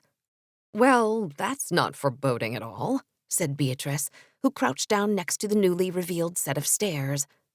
Can't see much, but doesn't look like a bloodthirsty mob is waiting for us at the bottom. She stood up and descended into the basement, and I followed. We were in a long, narrow hallway, the only light coming from a single bulb hanging from the ceiling at the end. It took only a minute to reach the terminus, where a large wooden door with an ornate metal door knocker in the middle waited for us. I looked at Beatrice, who shrugged her shoulders and then rapped the metal against the door several times. At the 4th knock, the door slowly opened inward a few inches, the sounds of ambient chatter spilling forth. I pushed the heavy door forward and walked through, only to be greeted by 100 people seated in neat rows of chairs facing a long front table, all turn their heads in unison to stare at me. The next meeting of the council will be held on April 10th, same time, at the McDougal Street location. A heavy-set man with graying hair and spectacles banged a gavel on the front table, and the throngs of people began slowly exiting, only as we had just sat down in the back row. 2 women were seated abreast of him, one who looked like she could be his wife, and another who I could have sworn was a finalist on some terrible reality show a few years back, and maybe now sold kitschy motivational artwork on Instagram. How are we this late? I whispered to Beatrice. We weren't fumbling with the door that long. Dunno, she said. Maybe they just wanted to ID us for later. Let's get out of here while we can make a stealthy exit. Beatrice got up quickly from her chair, and I followed, but no sooner had we done so did the man at the table's gaze lock in on us with his beady eyes. You two, stay, he said, pointing his gavel at us, and we slunk back down in our seats and waited as the room slowly emptied. I watched the attendees filter out through at least 4 other doors scattered around the large room, and realized that despite my 13 months in the questing world, up until this point I only had known a handful of people who had taken the same crazy plunge as me, and one of them was heading right toward us. Hi, Jade, said the girl with a smile. She was wearing that same jean jacket decorated with dozens of pieces of flair, but her hands were missing the stacks of rings from our first encounter at the raid board. Hi, I said, as Beatrice turned to stare at me with daggers. Who's your friend? Molly, said Beatrice, cutting in before I could answer. Molly Vestrit. And you are? Ty Anzio. Nice to meet you, said the girl. How did that raid work out for you, Jade? Ty sat down in the chair in front of us and swiveled around, blocking my view of the front dais. I said, my mind racing back to that brief encounter at the elementary school. I ended up not taking it. Too much going on at work that week. Ah, she said. I hear they're moving the board next week. You missed a rousing debate over the possible new locations. The crowd wants another school, this time on the Lower East Side, but those 3 up there have other ideas. Well, that's all very interesting, said Beatrice, but we really— Skylar Rose 101 and Jade Phoenix 42, come forward. I turned and looked at Beatrice. Skylar Rose 101? Really? What? She said. It was a long time ago. We shuffled out of the row, away from Ty, who had a big smirk on her face. Ooh, what did you two do? None of your business, said Beatrice curtly as she walked to the front of the room. Your friend is nice, said Ty, shaking her head. Well, if you guys ever need help, here's my card. She reached into her jacket pocket, pulled out a black rectangle with gold writing on it, and handed it to me. I didn't know 16-year-olds today carried business cards, or knew what they were, I said. But thanks. Hopefully we're not in— Let's go, said Beatrice from the front of the room. Sorry about her, I said, turning back to Ty, but she was gone. I quickly joined Beatrice in the center of the first row.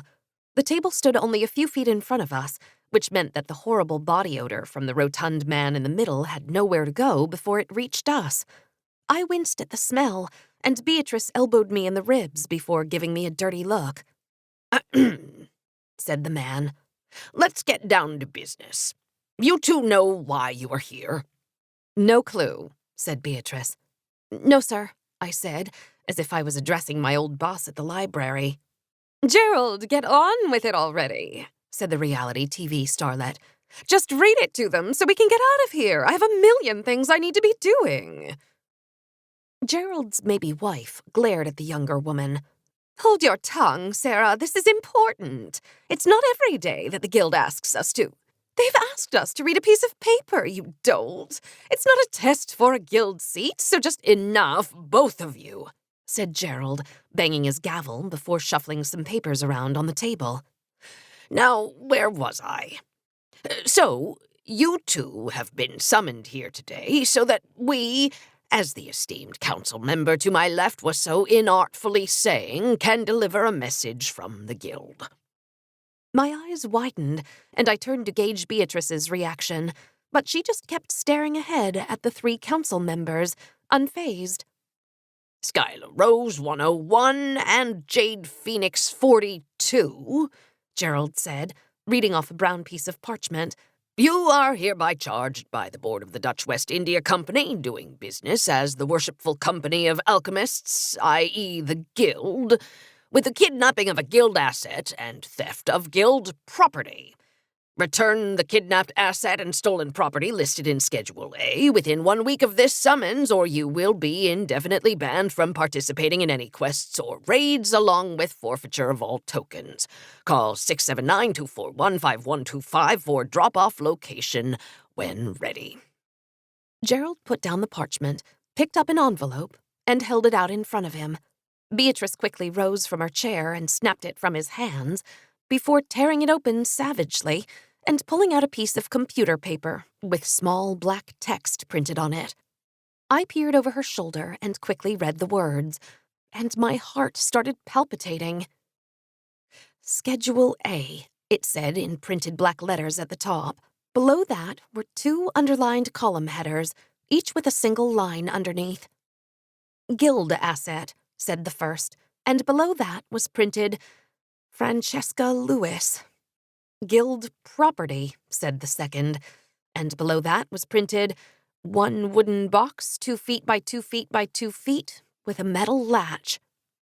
My eyes met Beatrice's, and she slowly shook her head. Like I said Beatrice, we're fucked. 35. Friends forever. Our enemies abroad were distracted by Napoleon's antics, but our enemies at home were not so encumbered, and so they made their move. We've already been over that plan. No. Beatrice paced back and forth across the small office on the 47th floor as the sun crept toward its zenith outside the window. I had been there since 7 a.m. after a night spent staring at the ceiling without any sleep, after spending the previous day typing the same 4 lines of code over and over again at work. Luckily, Beatrice's supply of vitality buffs was deep, and I had sprung back to life immediately after I washed the awful-tasting gummy down with some coffee. I suspected, though, that the next week would be filled with a similar combination of sleepless nights and buff-fueled benders. The schedule doesn't say anything about the condition of the guild asset, I said for what seemed like the 10th time. So all we need to do is just no, said Beatrice, walking over to the workbench where Rita von Ash's diaries were propped open. You don't understand how the guild works. We show up with Statue Frankie, and they're more likely to break it into pieces and bludgeon us than thank us. And that doesn't even address the box, which we obviously don't have. But they already have the box. At least Gilbert does, right? And he's in the guild, so why do they think that we have it? I told you I don't know. I still don't understand why we don't just use the speed buffs to help us sort through this, I said. It worked twice before, so no, said Beatrice. We don't have enough of the picture. All that will do is confirm in half a second what we already know, which is nothing. Not until we get the other ring back. Fine, I said. Can I go then? At least until you hear back from Polly. I would still like to make it into the office today, and tonight's not exactly going to be a walk in the park. After almost a month of silence, of course today was finally the day I heard from Lisa, asking to meet her and Stacy for dinner tonight. I had been dreading this moment ever since the morning after the Met lecture, going over in my head 100 times what I was going to say.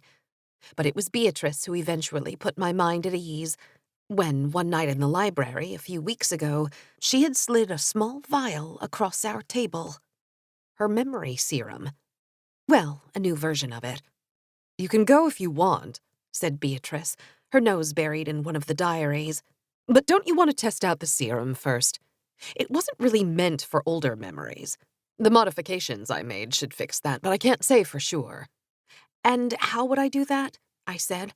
Are you offering up yourself as a test subject? Yes. Oh, I said. Okay then. What do you want to forget? Beatrice slowly closed the diary, pulled out her phone, and brought up a picture before handing it to me. Him, she said. Who is that? I said, looking at the image of a man with gray hair standing behind a podium at some lecture. He's the husband of Garrett's old boss. Was, I should say. He died a few months ago. Oh, I'm sorry. Did you know him well? Not really. I slept with him once to get back at Garrett, who was fucking his boss at the time. Long story. Got it, I said, not wanting to press further on what was obviously a sensitive subject. But Beatrice kept going. He and Garrett's boss got divorced soon after. I didn't care at the time, as Amelia was a real bitch. But then I found out he slowly drank himself to death. Maybe he would have done it anyway. I don't know. But I don't need any more things weighing on my conscience, especially now. She turned away from me and wiped her eyes, and I stood there, not knowing if I should comfort her or pretend that she wasn't crying. Eventually, she collected herself and took a can of ginger ale out of the fridge. You have the serum, Beatrice said. Yeah, I replied, removing it from my bag. But you never told me how— Good, she said. Then let's do this. So, I said. Yeah, said Stacy, who looked at Lisa, waiting for her to start the inquisition. But Lisa refused to take the baton, and instead just stared off into the ether. Why don't I get us drinks? I said, and got up quickly before either of them could respond. The tiny basement restaurant was packed to the seams and understaffed to boot, so I wedged myself between two groups of finance bros and ordered 2 rum and cokes and a whiskey. I pulled out the tiny vial while I waited and gently uncorked it. It smelled sweet, a marked change from Beatrice's other concoctions, but I had seen how much power even a few drops held. The bartender brought over the drinks and I handed her a stack of 20s. I pulled the glasses close to me, the vial concealed in the palm of my hand, and slowly added 3 drops of the serum to all but one of the brown drinks. Hey, said a voice. I looked up and the bartender was nearly on top of me. Oh, it's, I said, fumbling for a plausible explanation. It's CBD oil. Obviously, she said, but we charge extra for that. Make sure I don't see that again. Sorry, I called as I grabbed the drinks and retreated to the back. I set the glasses down on the table and slid into the booth, my heart pounding. Lisa still had the same forlorn look on her face, and I wondered how much she and Stacy actually remembered from that night. Cheers, I said, raising my own glass awkwardly. They responded in turn and clinked my glass, before each taking the smallest of sips. Shit. Come on, I said. The more sober we are, the more painful this is going to be. I polished off my whiskey in a single gulp and hoped that Lisa and Stacy would follow. The silence that ensued was so painful that I nearly got up to run away. But after the longest minute of my life, both Lisa and Stacy took a second short swig of their drinks. It was showtime. Look, I'm sorry I've been MIA for so long, and I'm sorry I didn't come bail you out after the lecture. I didn't even really know what had happened. You both kind of just ran off suddenly, and then Duncan was calling me, and then I dropped my phone, and then... Are you fucking serious? Said Lisa, her eyes filled with fury. That's the best you've got? My phone died? Sorry. Did you think we just... You know what? Forget it. Forget what? I said, but part of me knew the answer already. Everything, said Stacy, chiming in. We're done with you, Stacy's face suddenly froze mid-word, her eyes unblinking. Lisa, too, sat there with the same slack-jawed look, as if something deep in her brain had overridden her conscious thought to tell me off. Because that's what was happening. The same thing had happened earlier that day during the test run with Beatrice, except that was more controlled, more thought through. She had pictured in her mind the man she was trying to forget. Not just a particular memory, but his entire being. If they met downstairs in 10 minutes, she would not recall who he was. If Garrett mentioned his old boss's husband, she would shrug and say, don't remember him. And it had worked. I didn't want to believe it at first, but it had worked. So I knew in an instant that the serum had been triggered, not during Lisa and Stacy's recollection of the night of the lecture, but at their adamant and explicit desire that they wanted to forget me. It had taken only a minute for the life to flood back into Beatrice's face, and so I counted down the seconds until my two best friends returned to the waking world, without a memory of who I was. What would they think, I wondered, when they saw pictures of the three of us, or when someone mentioned me in passing? And wasn't a part of me being erased too? If our memories together were now only in my mind, how could I prove to anyone, and to myself, that they had been real, and not just the delusion of a lonely 18-year-old looking for a place to belong? Lisa blinked, and then Stacy did too. They both gave me a look as if they were trying to remember where it was they had seen me once before, but couldn't quite place me.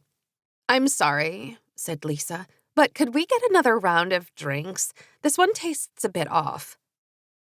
I nodded, fighting back the tears that were slowly welling in my eyes, grabbed the 2 glasses, and started to walk away.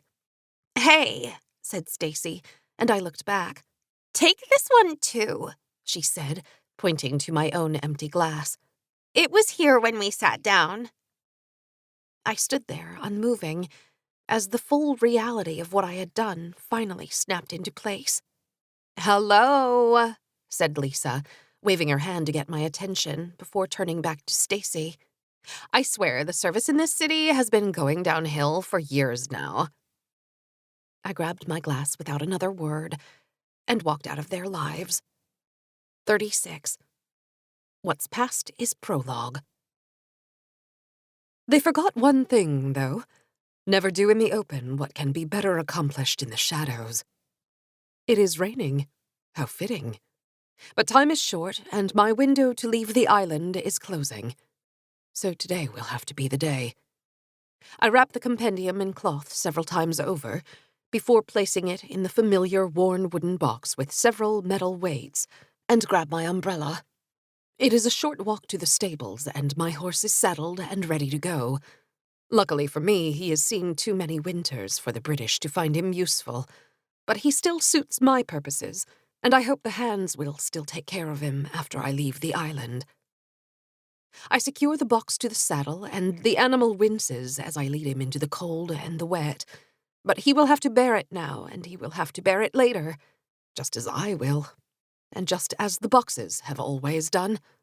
We ride north, out of the city and through the abandoned farms, until at last I see the fort looming on the hill. A dozen memories flood into my mind about this place. It has been nearly 2 lifetimes since we came ashore at the edge of that forest for the first time, when we bought this island from the Lenape. I hope I am the only one left among the living who remembers that day. As the teeming mass of redcoats come into view, I have second thoughts about approaching on land, but quickly cast them aside. I do not mind manual labor, as my blooming garden each summer can attest to, but only on my terms and at a time of my choosing. It is a privilege I believe I am entitled to after all these years. Still, rowing up the length of the island and back by myself would be fraught with peril, and I would rather rely on my wit and my charm than my ability to outmaneuver the British in open water. I dismount and pull out some sugar chunks from the saddlebag. The horse does not like the mud sticking to his hooves, but he happily takes the sweet reward. I tie him to a tree and walk into the lion's den. 2 soldiers approach, their faces red to match their jackets, and I pity them, but only for a minute. "Halt!" says the first one. "What are you doing here?" says the second. I dispense with the formalities and summon the word to my tongue. "Pithaw." I felt something grasping my shoulders, and I struggled to stay in the moment. The power that had been at my command was unlike anything I had experienced before. It wasn't borrowed or siphoned or tapped, it was raw, and it was mine. But the pulling persisted until I was wrenched out of Rita's memory. For a second, I saw her from the back, standing there on the dirt road. Her tied-up brown hair rustled slowly in the wind, and I wanted to hold out just a second longer so I could finally see this woman whose essence had seeped into my mind. But when I opened my eyes again, all I saw was the dusty old book in front of me and the dim light of the lone lamp in our island headquarters. I turned around in the chair and saw Beatrice standing behind me, her brow glistening with sweat, and unsure if she should come closer. "What happened?" I said. "The memory, it wasn't—" I looked back at Rita's 1777 diary to find the ink that had appeared on the page from Polly's ring smeared into an indecipherable blob like last time. Which meant one thing. The memory was gone. "Why did you pull me out of it?" I said, trying to stand up. But my legs gave way, and I stumbled back into the chair. "Take it easy," Beatrice said. "Here." She offered me the familiar maroon buff, but I refused her.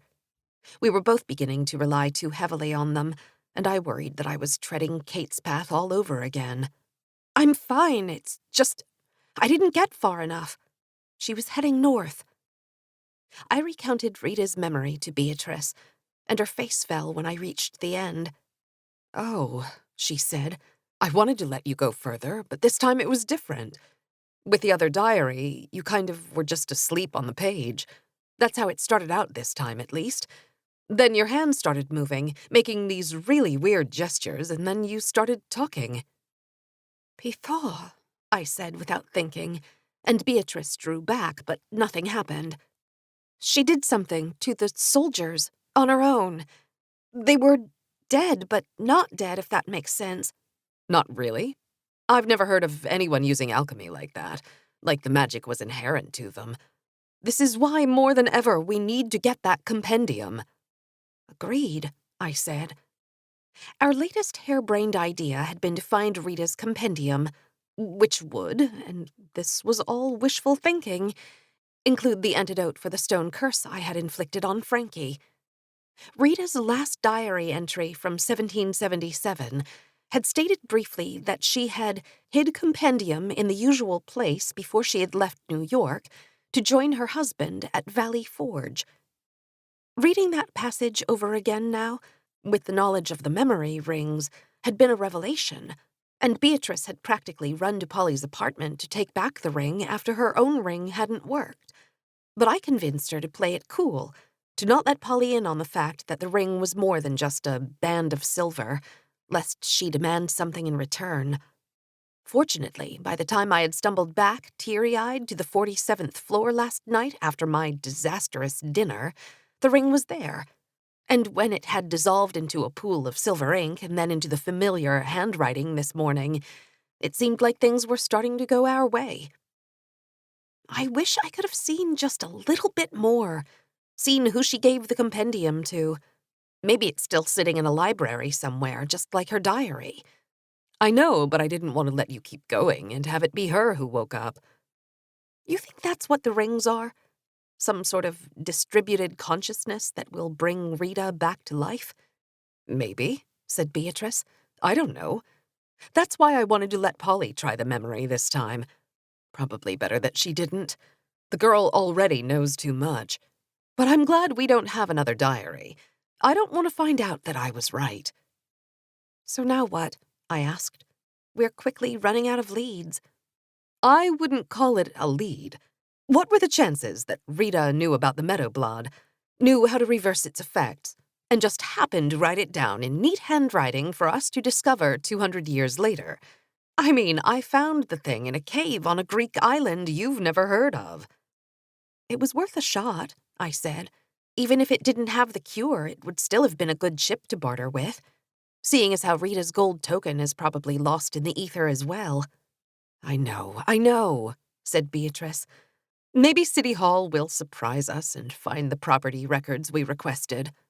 Yeah, in like 100 years, right around the time the sea rises and sinks all of Manhattan. Wait a minute, Beatrice said with a note of excitement. You said Rita was heading north, to the place where the Dutch bought Manhattan from the Lenape. Yes, she hoped she was the only one alive who remembered that day. I figured it was just a meeting place where she was giving the compendium to someone. You don't think I've been up there? Took Jack to run around for an afternoon a few summers ago. It's probably the last piece of mostly untouched land in Manhattan. And there's a rock with a plaque on it that claims to be the spot where the sale to the Dutch was made. Then maybe the compendium is buried under that rock, I said, although I knew it couldn't be that simple. Nothing ever was in this messed-up world I inhabited. 37. Forbidden Forest. By the time they reach Hartford, it will already be too late. I will make sure of that, even if I have to continue on in my current state a little while longer. Why did we come here at night again? I asked, as we walked down from the elevated tracks of the 1 train.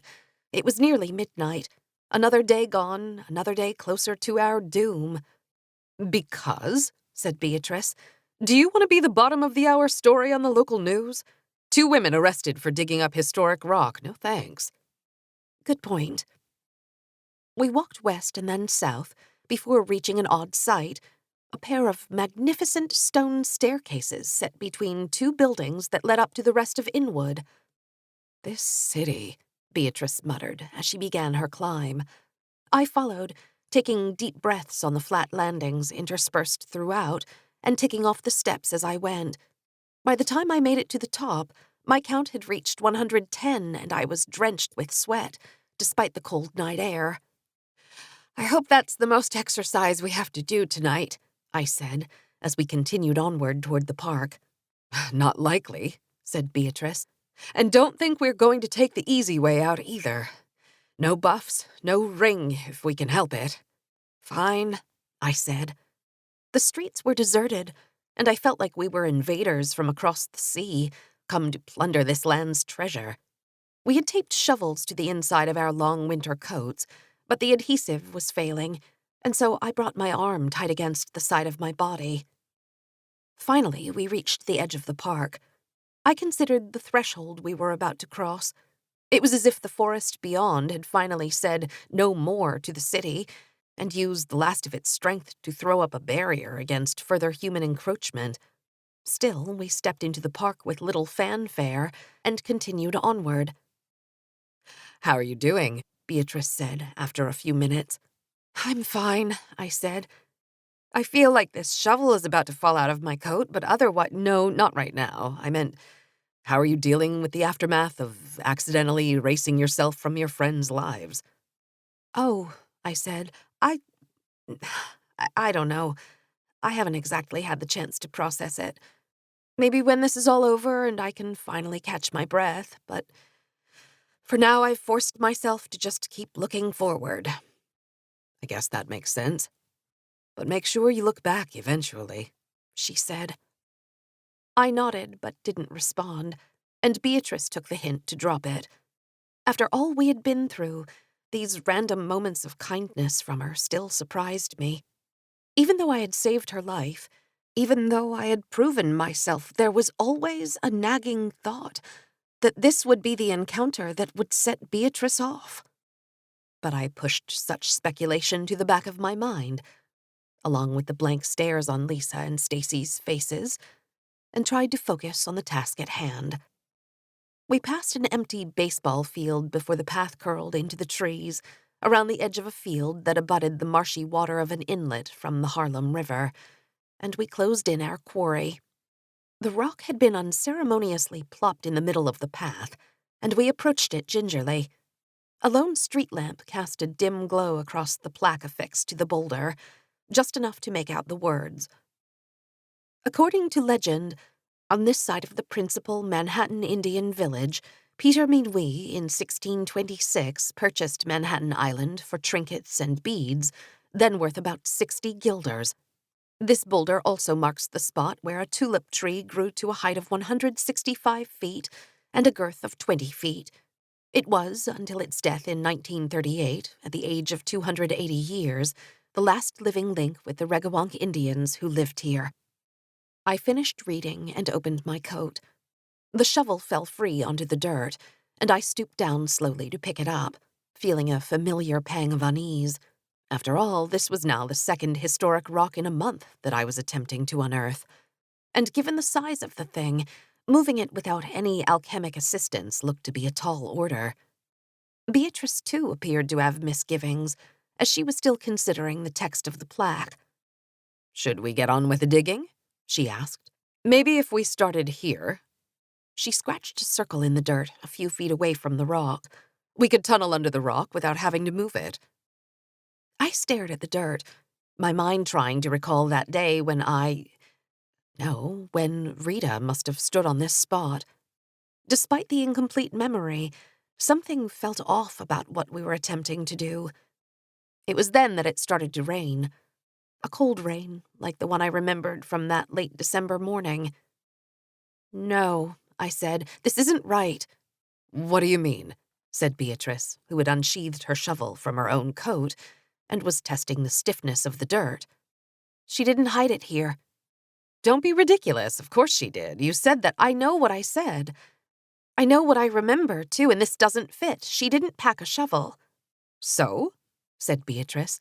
Maybe you didn't see that part. It's not like that, I said. Even if I didn't remember packing up the shovel, I remember walking to the stable, carrying the box in one hand and holding an umbrella in the other. What was she going to dig with, her hands? Maybe, Beatrice said. Or maybe someone was going to help her. You didn't get to the end, remember? Oh, I do, I said, the irritation in my voice growing. But I remember enough. She didn't hide the box here. I read the words of the plaque again, and a smile suddenly bloomed on my face. And this proves it. What? There was a tulip tree here, a tall one if this plaque is to be believed. So how did Rita, without a shovel, dig through the roots and hide the box? Does she sound like the kind of woman who would get down on her hands and knees and start digging like a gopher? No, but I do not mind manual labor, I said, and I could almost hear her voice coming out of my mouth. But only on my terms and at a time of my choosing. Stop, cried Beatrice. She came through here. The 2 soldiers must have escorted her. With them as cover, no one would question her. Much simpler than rowing a boat all the way up the East River and then the Harlem River. She wouldn't have stopped to dig a hole that any idiot could have uncovered later that day, even if the tree hadn't been planted yet. No, not Rita. She hid the box someplace that would leave no trace that she had been there. that no one would stumble upon accidentally. I turned away from the rock, and everything suddenly clicked into place. There, I said, pointing toward the water at the edge of the field. Beatrice followed my gaze, and when she saw what I was looking at, her face fell. You're joking, right? The great Rita von Ash hid her most important treasure in the muck of this swamp? Exactly. The stone sunk into the brackish water, its otherworldly red glow piercing through the muck. I crouched down, the cold marsh soaking my pants for the third time, and the cold rain continuing to drench the rest of me, and scanned the radius of light to see if the box was there. It wasn't. I stood up, cringing as the trickle of remaining sludge dripped down my legs, and fished the stone out of the water again with my shovel. "Any luck?" called Beatrice from the shore.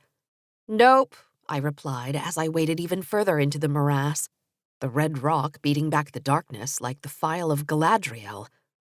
It was a stroke of luck that I had even managed to hold on to the stone during that awful night in the cave, but at the time it seemed like a useless consolation prize for surviving Gilbert's attempt to kill us. Who needed a magic glowing rock when you had one of the most powerful flashlights ever created included as a throw-in feature on your phone? But the last marsh in Manhattan had bested our technology, and so alchemy had answered the call. "How much longer are you going to trudge around in there? I told you that there wasn't a snowball's chance that the box was still there. She probably came back after the war was over and fished it out." "Then why did the memory ring still exist? No, it's still here. We just need..." My foot knocked into something hard on the swamp floor, and I nearly tumbled face first into the water. I traced the contours of the object with my foot before dropping the stone. This time, its light illuminated the lid of a familiar wooden box, and I nearly jumped in the air with joy. "I found it!" I yelled to Beatrice, and her face lit up as she ran to the edge of the water. "Are you sure?" she asked. "Sure enough that I think you need to come into the water and help me." Beatrice winced as she entered the mire, but soon was standing next to me over our submerged prize. I dug my shovel into the ground below the box and tried to wedge it free, but it protested. "The weights must still be in there," I said, recalling the metal that Rita had placed inside. "We're going to have to pick it up ourselves." Beatrice nodded, and together we reached into the water, grabbed an end of the box, and pulled upward. It was as heavy as I remembered, but with our combined strength, we wrested it free from its watery prison and slowly carried it to shore. The rain beat down upon us as we considered the box. Its similarity to the one that we had found and then lost that night in the cave was eerie, almost as if it hadn't been sitting at the bottom of the marsh for who knows how long. "Shall we?" said Beatrice. I nodded and lifted the lid, which surprisingly opened without a fuss.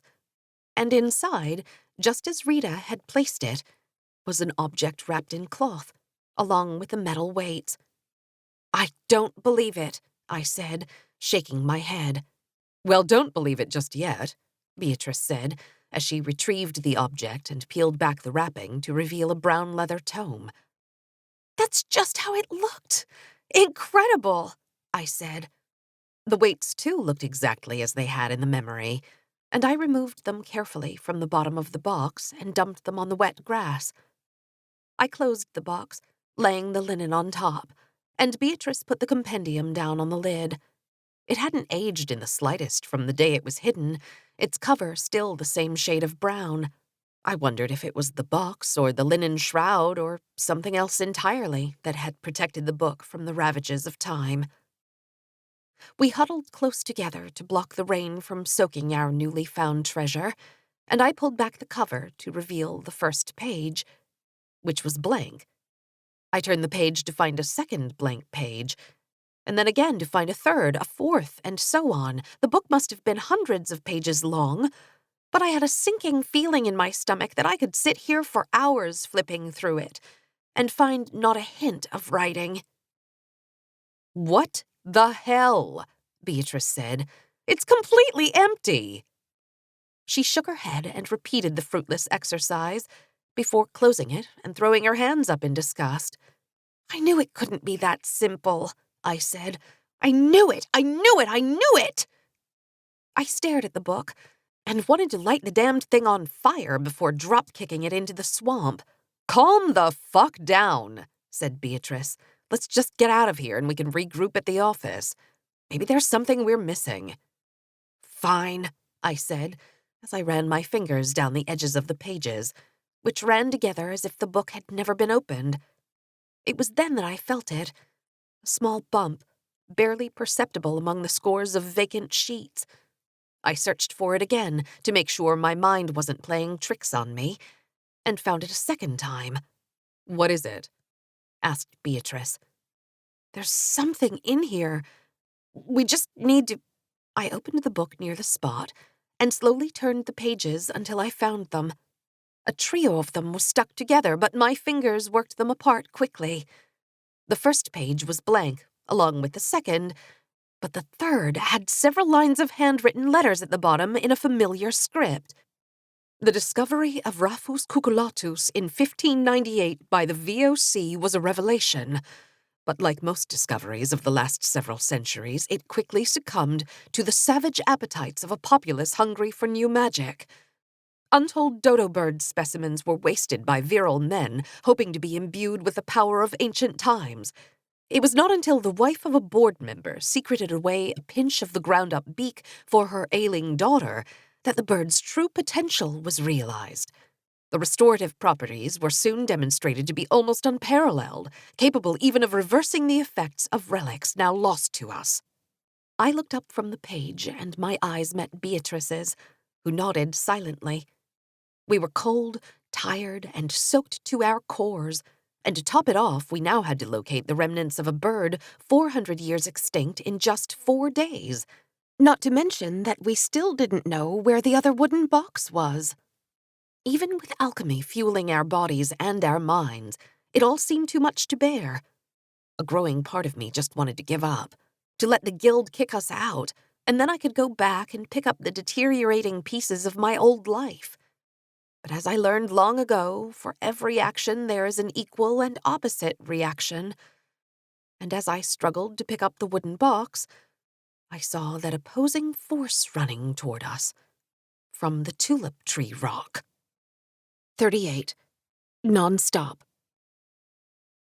The convention was a rousing success, and the Federalist secessionists are now a laughingstock. But to be certain of their demise and of their patrons, I must pursue one final course of action before my days are over. We fled along the water.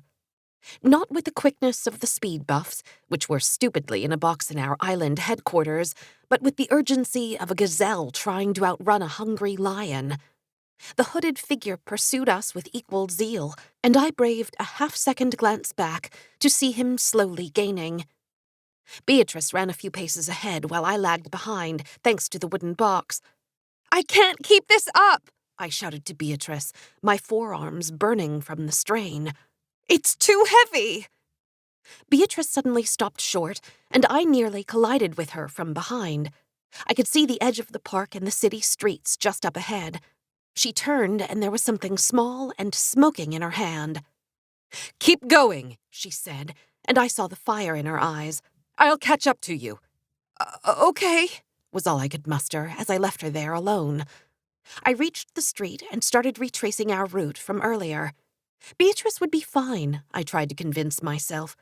She had no shortage of weapons in her arsenal, and apparently had a few that I still didn't know about.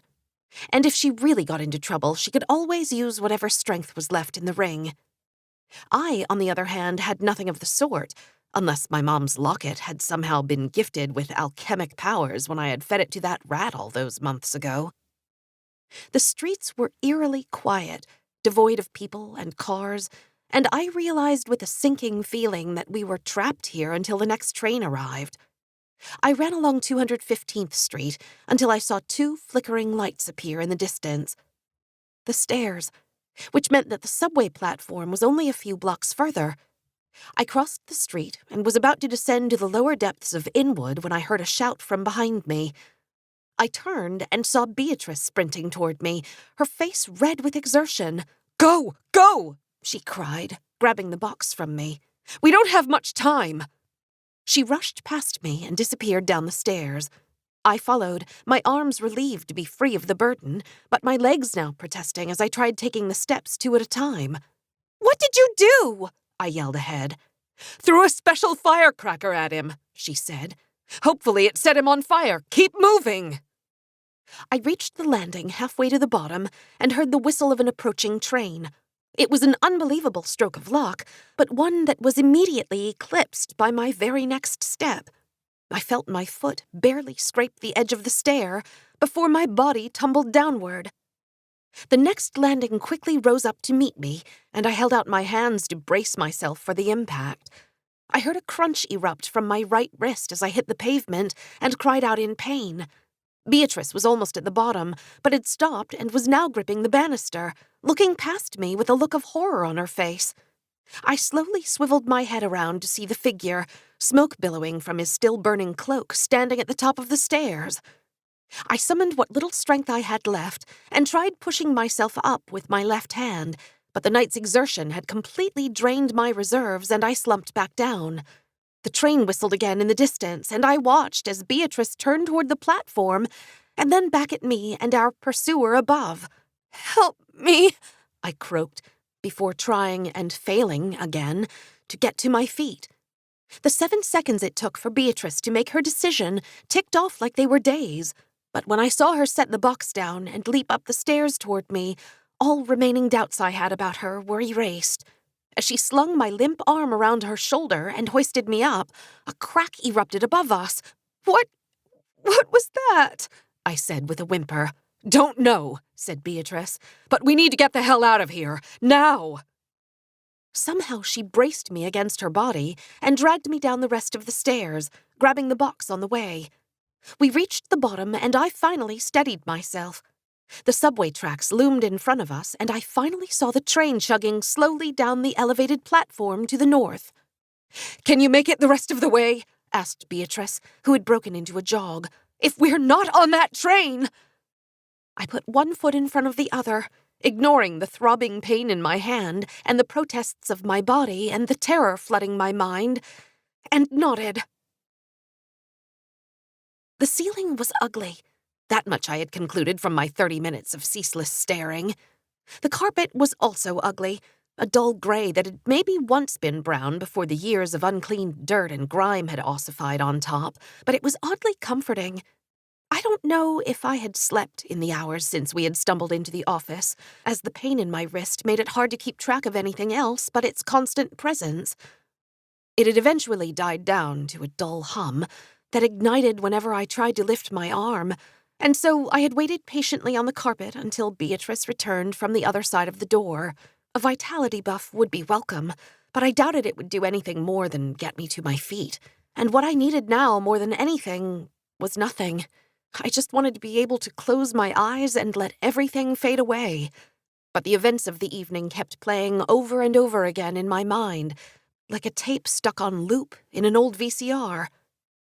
Somehow we had made it up the platform steps before the already waiting train had closed its doors. Our pursuer, by some stroke of luck, had not, and so we had sat silently in the almost empty subway car with the almost empty compendium until the conductor sleepily called out, "Times Square, 42nd Street." From there, it was a short but paranoid walk east to the Chrysler Building, where we were greeted with a raised eyebrow by the security guard until Beatrice had flashed him our badges and he nodded. We had stood vigilant by the door, waiting for the hooded figure to burst through, but after an hour of perfect silence we nodded to each other, and I had collapsed into my current position. It would be another hour before Beatrice would finally emerge from the black expanse beyond the door. She looked alert but exhausted, and I wondered how many buffs she had eaten. "Here," she said, crouching down beside me and placing a small vial next to me. "What's this?" I asked. "Haven't seen this before." "It's a vitality serum. It wouldn't congeal into a gummy for some reason, so it's less portable but far more potent. Don't know if it will actually fix your wrist, but maybe it will dull the pain for a while." "Thanks," I said. "Don't thank me yet. You haven't drunk it." "No, I mean, for earlier." "Oh," said Beatrice. "I hope you didn't think I was just going to leave." "I didn't. But still, thank you."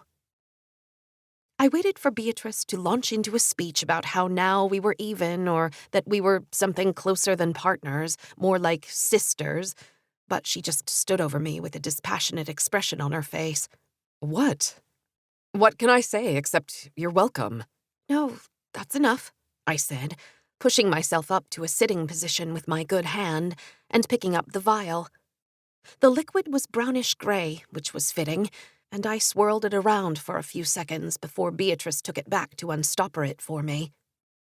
Downing it in one big swig, I waited for the familiar rejuvenation to wash over me. What happened next was something else entirely.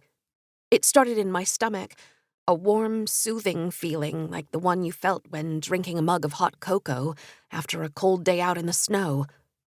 But then that warmth exploded into a deluge of heat that washed over my entire body like an unexpected wave during low tide. The heat and the pressure kept increasing, as if the liquid wanted to force its way out of every pore of my body. I gritted my teeth and fell back onto the floor, trying to hold back a scream, but it was too much to take, and I let out a loud, guttural cry as I reached my breaking point. And then it was gone. The heat, the pain in my wrist, the constant tiredness and anxiety after too many late nights, and too many days filled with endless worry, gone. I tested my wrist by trying to push myself back up, and found that while I didn't feel any pain, neither did I have the strength to support my weight. "Huh," I said, trying and failing again. "What?" asked Beatrice. "My wrist. I don't think the serum fixed it." I rotated it back and forth, still feeling no pain, but doubted I could lift even a pencil with it. "Well, why would it? It's not a healing potion." "But I thought maybe that—" The door suddenly swung open, and we both looked over with panicked faces, but it was only Eva standing at the threshold. "What are you doing here?" asked Beatrice, running over to the girl and pushing her inside. "I need something," said Eva in a voice barely above a whisper. She walked over to the lone chair at the workbench and sat down, a forlorn look on her face. "And you have a perfectly good method of contacting me without risking someone following you up here," Beatrice said, "which in this instance would have been fucking prudent to use, seeing as how we were just attacked by the guild." Eva looked out the window before the glamour vanished and was replaced by a scared little girl. "Oh," said Polly. "Didn't realize." "No, you didn't," said Beatrice sternly. "Hence, why following the communication protocol before barging in here unannounced would have saved you a trip down here. Go home and get some sleep, and I'll touch base with you soon. But go!" Polly rose from the chair, rubbing the green stone as she did. The tall blonde who took her place glared down at Beatrice before walking out the door without another word. "Was that really necessary?" I said. "She looked like you too, Jen," said Beatrice. "What?" "Go home. I'm going to do the same. Can't remember the last time I slept there alone." "Where's your son and your husband?" The question left my lips before I realized that maybe she didn't want to answer. "They're somewhere safe. Well, at least Jack is. Don't really care where Garrett went." "You don't know?" I asked. "No. I sent them both away a few hours after the council meeting. The benefits of being over-prepared, I guess." She quickly wiped away a tear and looked out the window. "So what time should we meet back here? Noon?" Beatrice shook her head. 9 a.m. on Monday. "What? That only gives us 2 more days, and we I can't keep doing this," said Beatrice. "I know you probably think I'm some sort of inhuman robot that can just plow ahead no matter the circumstances, but even I have a breaking point, and I don't want to reach it." "But we're no further along than we were a few days ago. We might even have moved backwards, seeing as how our only lead is to find a fucking extinct dodo bird." "I found one already," said Beatrice. "It's in the Natural History Museum." "Oh," I said, before I burst out laughing. "What's so funny?" said Beatrice, looking at me like I had just lost my mind, but I couldn't stop. It's just... Of course it is. We needed to find a way to open the door in Long Island City, and there was a pile of old doorknobs just sitting there at the Met. Now we need to heal a mythical curse, and there's a long-dead bird on display at the museum across town. You think it's a trap? But that doesn't make any sense. How would they know that? I don't know what to think. What I do know is that I'm going to take you up on your suggestion that I get some sleep. I lied. 39. Roundabout. Fortunately, I sent the other end of the portal south months ago. Hi, it's Larissa Jacobs. I can't get to the phone right now, probably because I'm on shift, but if you leave a brief message, I'll get back to you as soon as I can. Bye. I hung up the phone before the beep sounded, and it took every remaining ounce of strength not to cry. Not that anyone would have noticed, as the car was mostly empty.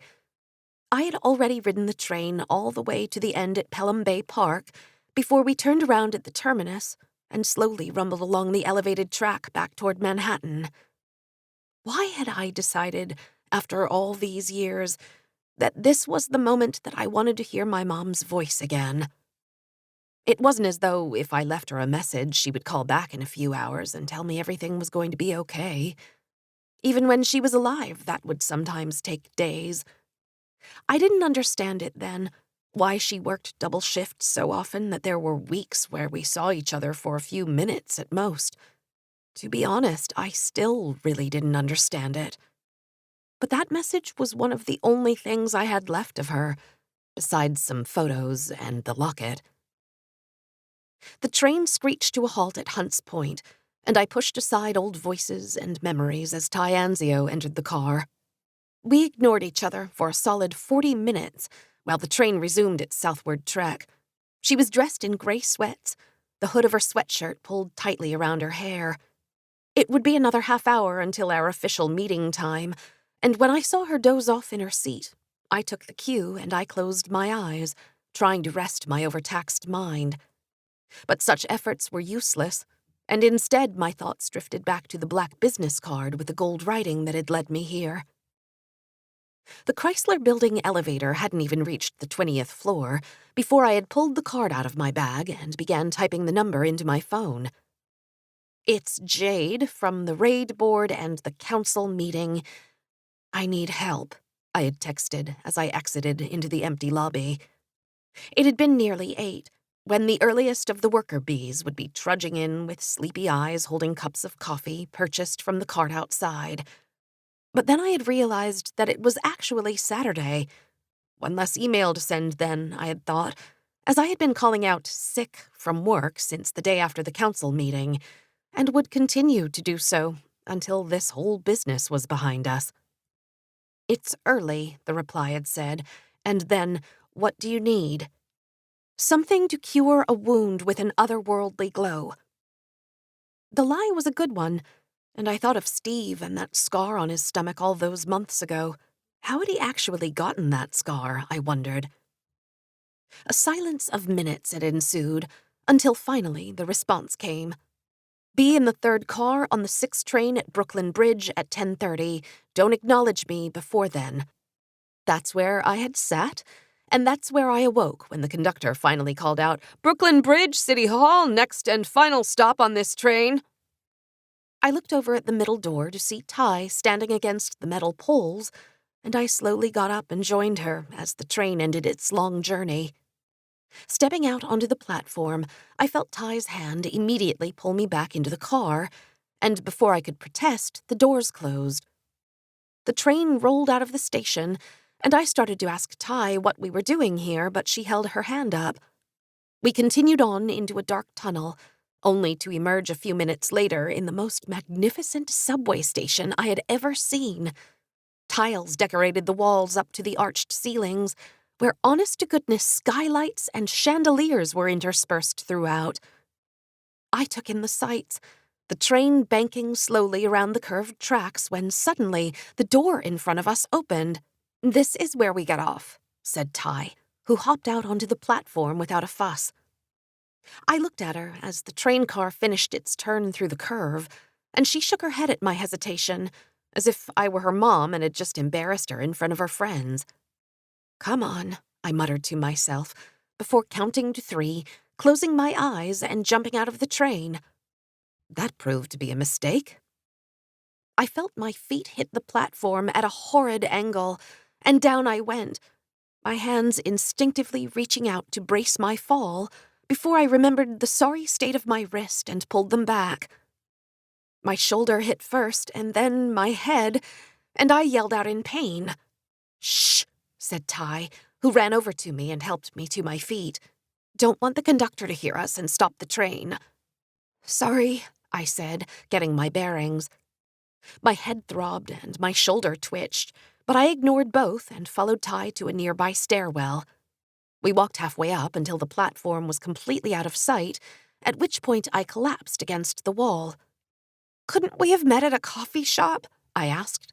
"Nope," said Ty, who sat down across from me with her legs crisscrossed like she was attending a middle school assembly. "Not with a guild tracker on your tail." "What the hell is that?" I started frantically turning out my pockets, looking for a silver ring or some other object that wasn't supposed to be there, but Ty waved off my search. "What it sounds like, a person hired by the guild to follow you around.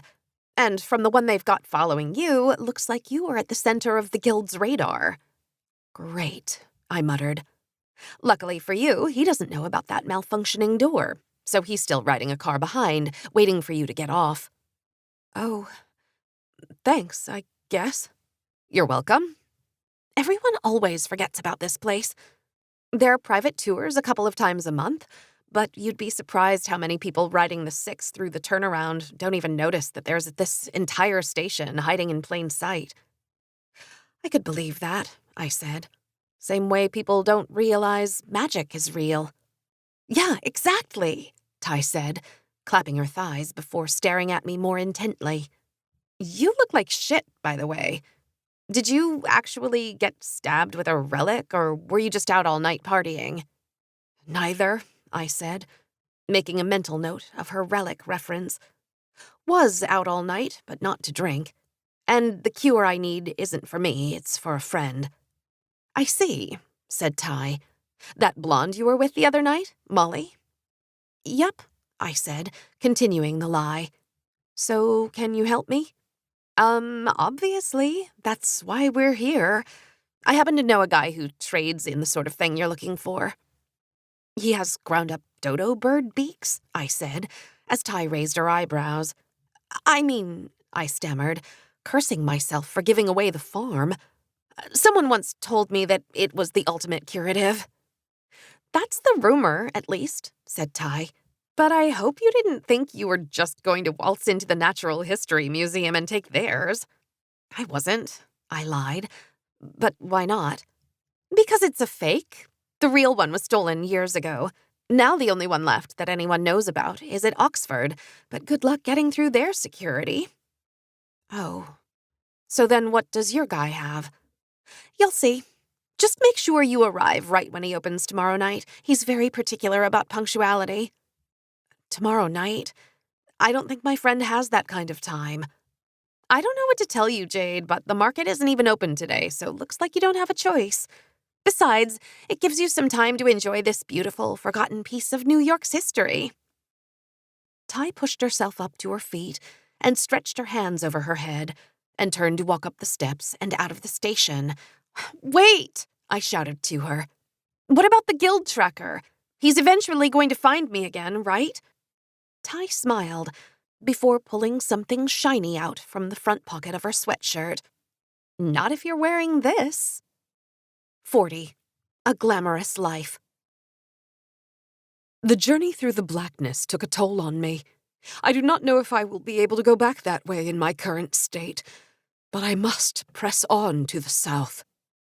The redhead with the sparkling green eyes, brown freckles, and the deep raspy voice walked into the lobby of the posh Upper East Side hotel, plopped down the no annual fee credit card made of cheap plastic, and then took the elevator up to her suite overlooking Central Park for the night.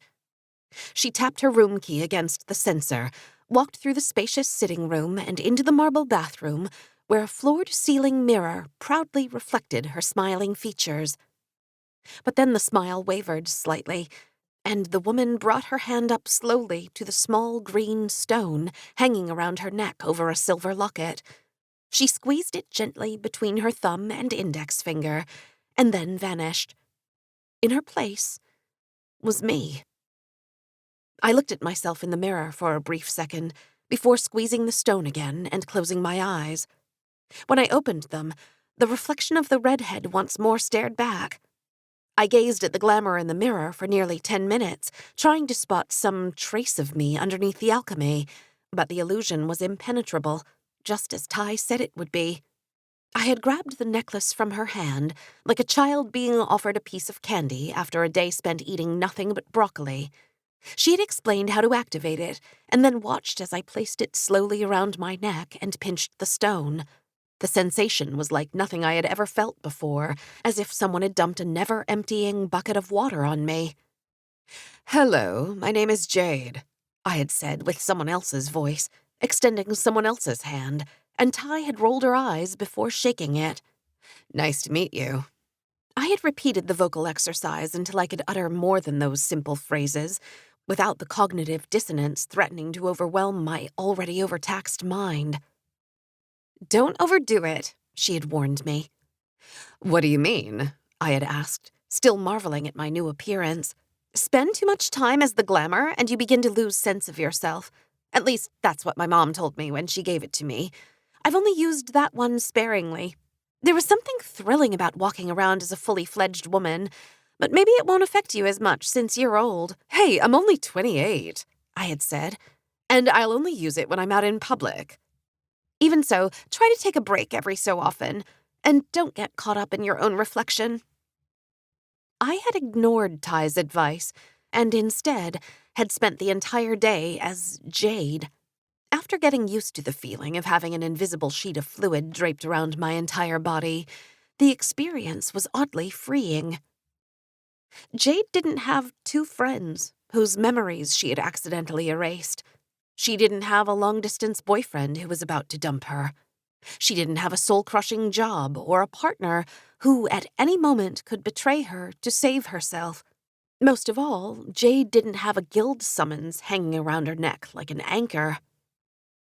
As I had meandered through the village before finally making my way uptown, I had seriously contemplated getting on a train at Penn Station and not coming back. But then the dull throbbing in my wrist had snapped me back to reality, and I had ducked into Macy's and deactivated the glamour in a dressing room. I had sat there for almost an hour in front of the mirror, resisting the urge to transform back into Jade, until finally a saleswoman had banged on the door and demanded that I come out. A tweak of the stone, and Jade had returned. I had resisted the mirror's final siren song and walked out, but now found myself unable to break free from the current lure.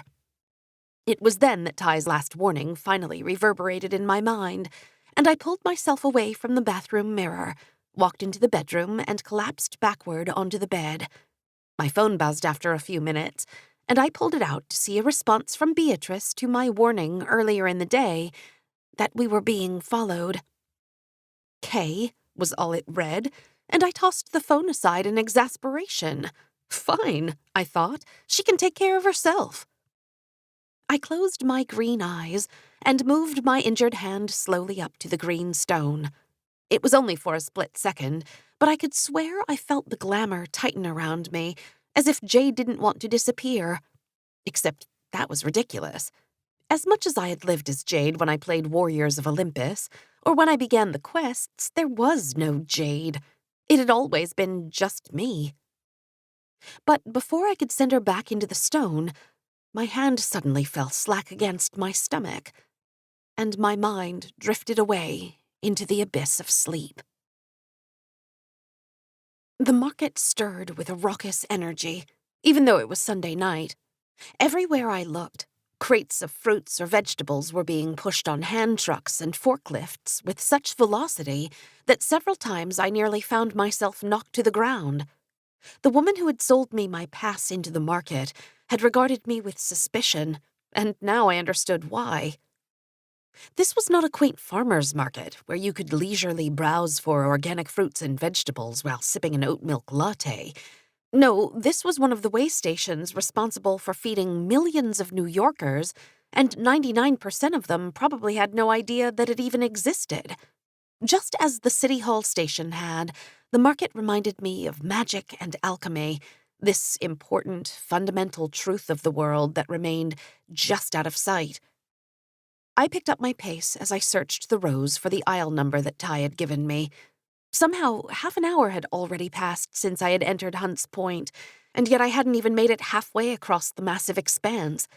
The speed buff hidden deep in my bag would have made all this running unnecessary, but Beatrice had made me promise when she had restocked me before I left the office yesterday morning to only use the buffs in an absolute emergency going forward.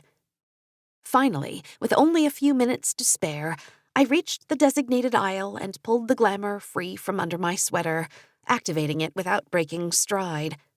The now familiar weight settled around me, but I ignored it and pressed on until I saw a sign with large black letters taped above several columns of wooden crates. Mackinac Brothers Produce, it said, and peaches peeked out through the slats of the dozen columns of crates stacked end to end, and I looked at my watch to see the clock strike 10:04 p.m. Hello? I called out in Jade's voice, but no one answered. Anyone here? I walked the length of the crates several times looking for the vendor, but to no avail. Had this whole thing been some sort of practical joke by Ty? Or worse, had she lured me into the bowels of this urban monstrosity so I would be easy prey for the guild tracker? Fortunately for me, the answer was neither, as one stack of the crates suddenly lurched forward to reveal a small gap, and a small man with gray hair and half-moon spectacles peeked his head out. You Jade? He asked, his hunched back making it difficult for him to look at me through the glasses. Yes, I said. You're late, the man said. I began to argue that there was no way for me to know that he was hiding behind the crates, but he waved away my protestations and beckoned me through. As my host pulled the crates back into place to seal us away from the rest of the market, I looked around the small interior. At one end sat a small card table with a green shade lamp that dimly illuminated the space, and two folding chairs on either side. On the backs of the crates hung rolled-up pieces of tarp. I wondered what sorts of objects were hidden beneath, and whether there was something here that would free Frankie from her stone prison. So, said the man, sitting down slowly in the far chair, now that we're alone, would you mind taking off that ridiculous disguise? It's hurting my eyes. What are you talking about? I said, the weight of the glamour suddenly feeling even more constricting around my body. That glamour, deactivate it, please. As much as I like it when a pretty woman comes to see me, I prefer to see who I'm actually dealing with. I complied and then cringed as the old man looked me up and down before I crossed my arms against my chest and sat down across from him. Don't know why you're using that anyway. You're almost as pretty as she was. Is that supposed to be a compliment? Because I really don't need to. Calm down. Didn't mean anything by it. Forget I said anything. Fine. Can we just get on with it then? I'm kind of in a hurry. No, you're not, the man said. Those people out there hauling produce around at all hours of the night, they're in a hurry. I didn't mean... No, of course you didn't. Now, what is it you think that I can assist you with? I need a curative. My friend, she was hurt by a relic. The old man's eyebrows rose at the mention of relic, and he muttered softly to himself before slowly standing up and walking over to one of the rolled-up tarps. He began to untie the knot, but then stopped and returned to the table. Your friend, what happened to her? The vision of that night flashed in my head, and for a moment I was back there, the fire raging all around me, and Beatrice and Frankie unconscious on the lighthouse floor. She was turned to stone. The old man stared at me in silence, and I waited for him to unfurl his wares and offer me a vial of silvery liquid that would undo the curse. But he just sat there, as if he too had been petrified. "Sir," I said after several more minutes had passed. "Thinking," he said. "Shh." "Sorry," I replied, looking at my watch. I had hoped to make it back to the hotel in time to get a decent night's sleep before reuniting with Beatrice, but at this rate, that wasn't going to happen. Finally, he clapped his hands and stood up again. "Okay," he said. "What?" "I have something special for your friend." "You do?" I practically shouted. "Yes. It's a serum distilled from the needles of a golden porcupine, very rare creature, lives in one particular part of one particular jungle in Indonesia. Half of its needles are venomous, and half are curative." "Fascinating. Can I have it?" "No, that's not how it works. Come back by 5 a.m. with your payment and you'll get your cure." "You must be joking. My friend, she can't—" The old man shook his head back and forth. "This market has existed in one form or another since 1812. And since that time, we alchemists have plied our wares according to a simple set of rules, number one of which is payment before goods. So go bring me something of equal value, and then you'll get the help you need. I'm sure your friend can manage in her state a little while longer, no?" "What the hell does that mean, equal value? You didn't even name your price." I dug my hand into my bag to retrieve the meadow blade, only to pull out a large but very ordinary chef's knife. The man gave me a smirk before pulling the chain of the lamp down to extinguish the light, as if he was packing it in for the night. "Wait a minute!" I cried. "We're not done here. I have something else." I pulled the chain and the light flickered on again, only to find myself surrounded by nothing but peaches. 41. Apple of my eye. The capital is burning. A city for a city. It has happened so many times, and likely will happen again and again. I awoke to find the tip of the meadow blade hovering inches above my nose. It was held there by an irate Beatrice, whose eyes burned with an anger I had yet to see her unleash on me. "Stop! Beatrice, it's me!" The words felt foreign as they left my mouth, and I quickly moved my freckled hand down to my chest, but Beatrice brought the blade even closer, and I stopped. "It's me, Jen! This is just a glamour!" Beatrice slowly retracted the knife, and I scrambled to my feet and staggered backward to the window. I held the green stone out in front of me, the reflection of the mid-morning sun lending it an uncanny luster, before pinching it and letting the illusion fall away. "Where did you get that?" Beatrice demanded after sheathing the meadow blade. "Where did you get that?" I said, pointing to the purloined blade. "I took it out of your bag when we got back from Inwood," she said. "Replaced it with a regular knife so you hopefully wouldn't notice." "Why?" "Because you're not the one the guild is really after," said Beatrice. "And it seems like you've been hiding things from me. Polly give you that little necklace?" "No, I got it from that girl Ty we met at the council meeting. And I'm not hiding anything. I was going to tell you everything in a few hours, but I found a cure.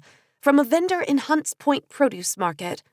Ty told me about him after she told me that the dodo bird in the Natural History Museum is a fake."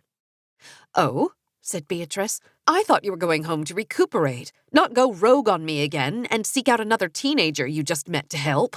"And I thought you trusted me," I said. "After all we've been through.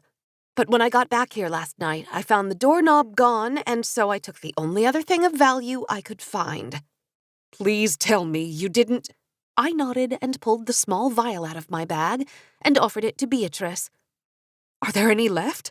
Or did you steal them all?" she asked. "The answer to both of your questions is yes." "What the fuck does that mean, Jen?" Beatrice ran to the freezer and opened the door to find it bereft of anything. "I took all of your apples, yes," I said. "But I still have 2 left at home from my own haul from the orchard." "Oh, aren't we lucky then? 2 whole apples! Do you know how long it took me to gather all those apples?" "Years, I'm sure. The sack was quite heavy, But he didn't seem very impressed at first. After all, we were in the middle of an Empire State-sized produce market. But after I gave him a demonstration of their power, his whole attitude changed, and I knew I had him. So great. He gave you that vial and you just ran out of there? No, of course not. I asked for a demonstration, and he obliged. First, I made him heal my wrist. Only took the tiniest of drops. I rotated my right hand back and forth, and then lifted the workbench chair up over my head with ease before setting it down with a big grin on my face. Congratulations, said Beatrice. And I'm sure after that you were convinced. I shook my head. Still no. So I stabbed him. You did what? I smiled at Beatrice's reaction. Relax, he's fine. I pulled the knife on him quickly, and he didn't react. Not in words and not in thought. He just nodded and stuck out his hand. And you, Jen Jacobs, who a few months ago wouldn't have said one bad word about anyone, stuck a knife in the hand of a little old man? I've changed. Maybe not for the better. And how did you know he was an old man? I never said what he looked like. This vendor. He have half-moon spectacles and a very pronounced slouch? I nodded, and Beatrice stormed past me to the back door and reattached the missing knob. Come on, she said. What? What are you doing? What does it look like? Going to see if what that old bugger gave you really works. I told you it did. Wait. You know him, don't you? Beatrice nodded before holding up her right hand, which bore the small ring with the purple stone. He sold me this. I entered the portal after Beatrice and emerged a few seconds later into the dark, creaky house, only to find that I wasn't myself. Beatrice looked back at me with a look of consternation on her face. Why did you activate it? She shouted at me, like a teacher lecturing a misbehaving student. I didn't, I said in that now familiar voice. I swear. This thing, sometimes I feel like it has a mind of its own. Okay, I believe you. Might as well keep it on. If this serum works, it's probably better that Frankie doesn't recognize you. Good point. We didn't exactly leave on the best of terms at our first meeting. I walked to the back corner of the house, where Frankie still lay under the tarp. Summoning all of my courage, I pulled back the covering and prepared myself for the worst. It was even more horrible than I remembered. Frankie lay prone on her back, still in her clothing from that night, which hadn't been affected by the Metablood's alchemy. Her stone hands were positioned under her, and her stone feet were close together as if they were still bound, but her face was frozen into a mask of calmness. I didn't want to imagine what, if anything, she was thinking. Was her mind still awake within the stone, radiating anger at me for trapping her in there? Or was she merely sleeping, with no knowledge of what had happened to her? In either case, part of me was glad that I wouldn't have to face her directly. I uncorked the vial, careful not to let any liquid slip out. 1 droplet had healed my wrist, and 2 had cured the bloody wound I had created in the vendor's hand, and I hoped that the rest of the contents would be enough to undo the petrification I had unleashed. Ready? asked Beatrice. I nodded twice and poured all of the serum onto Frankie's cheek. It hit the stone and trickled down, the golden liquid pooling at the base of her neck.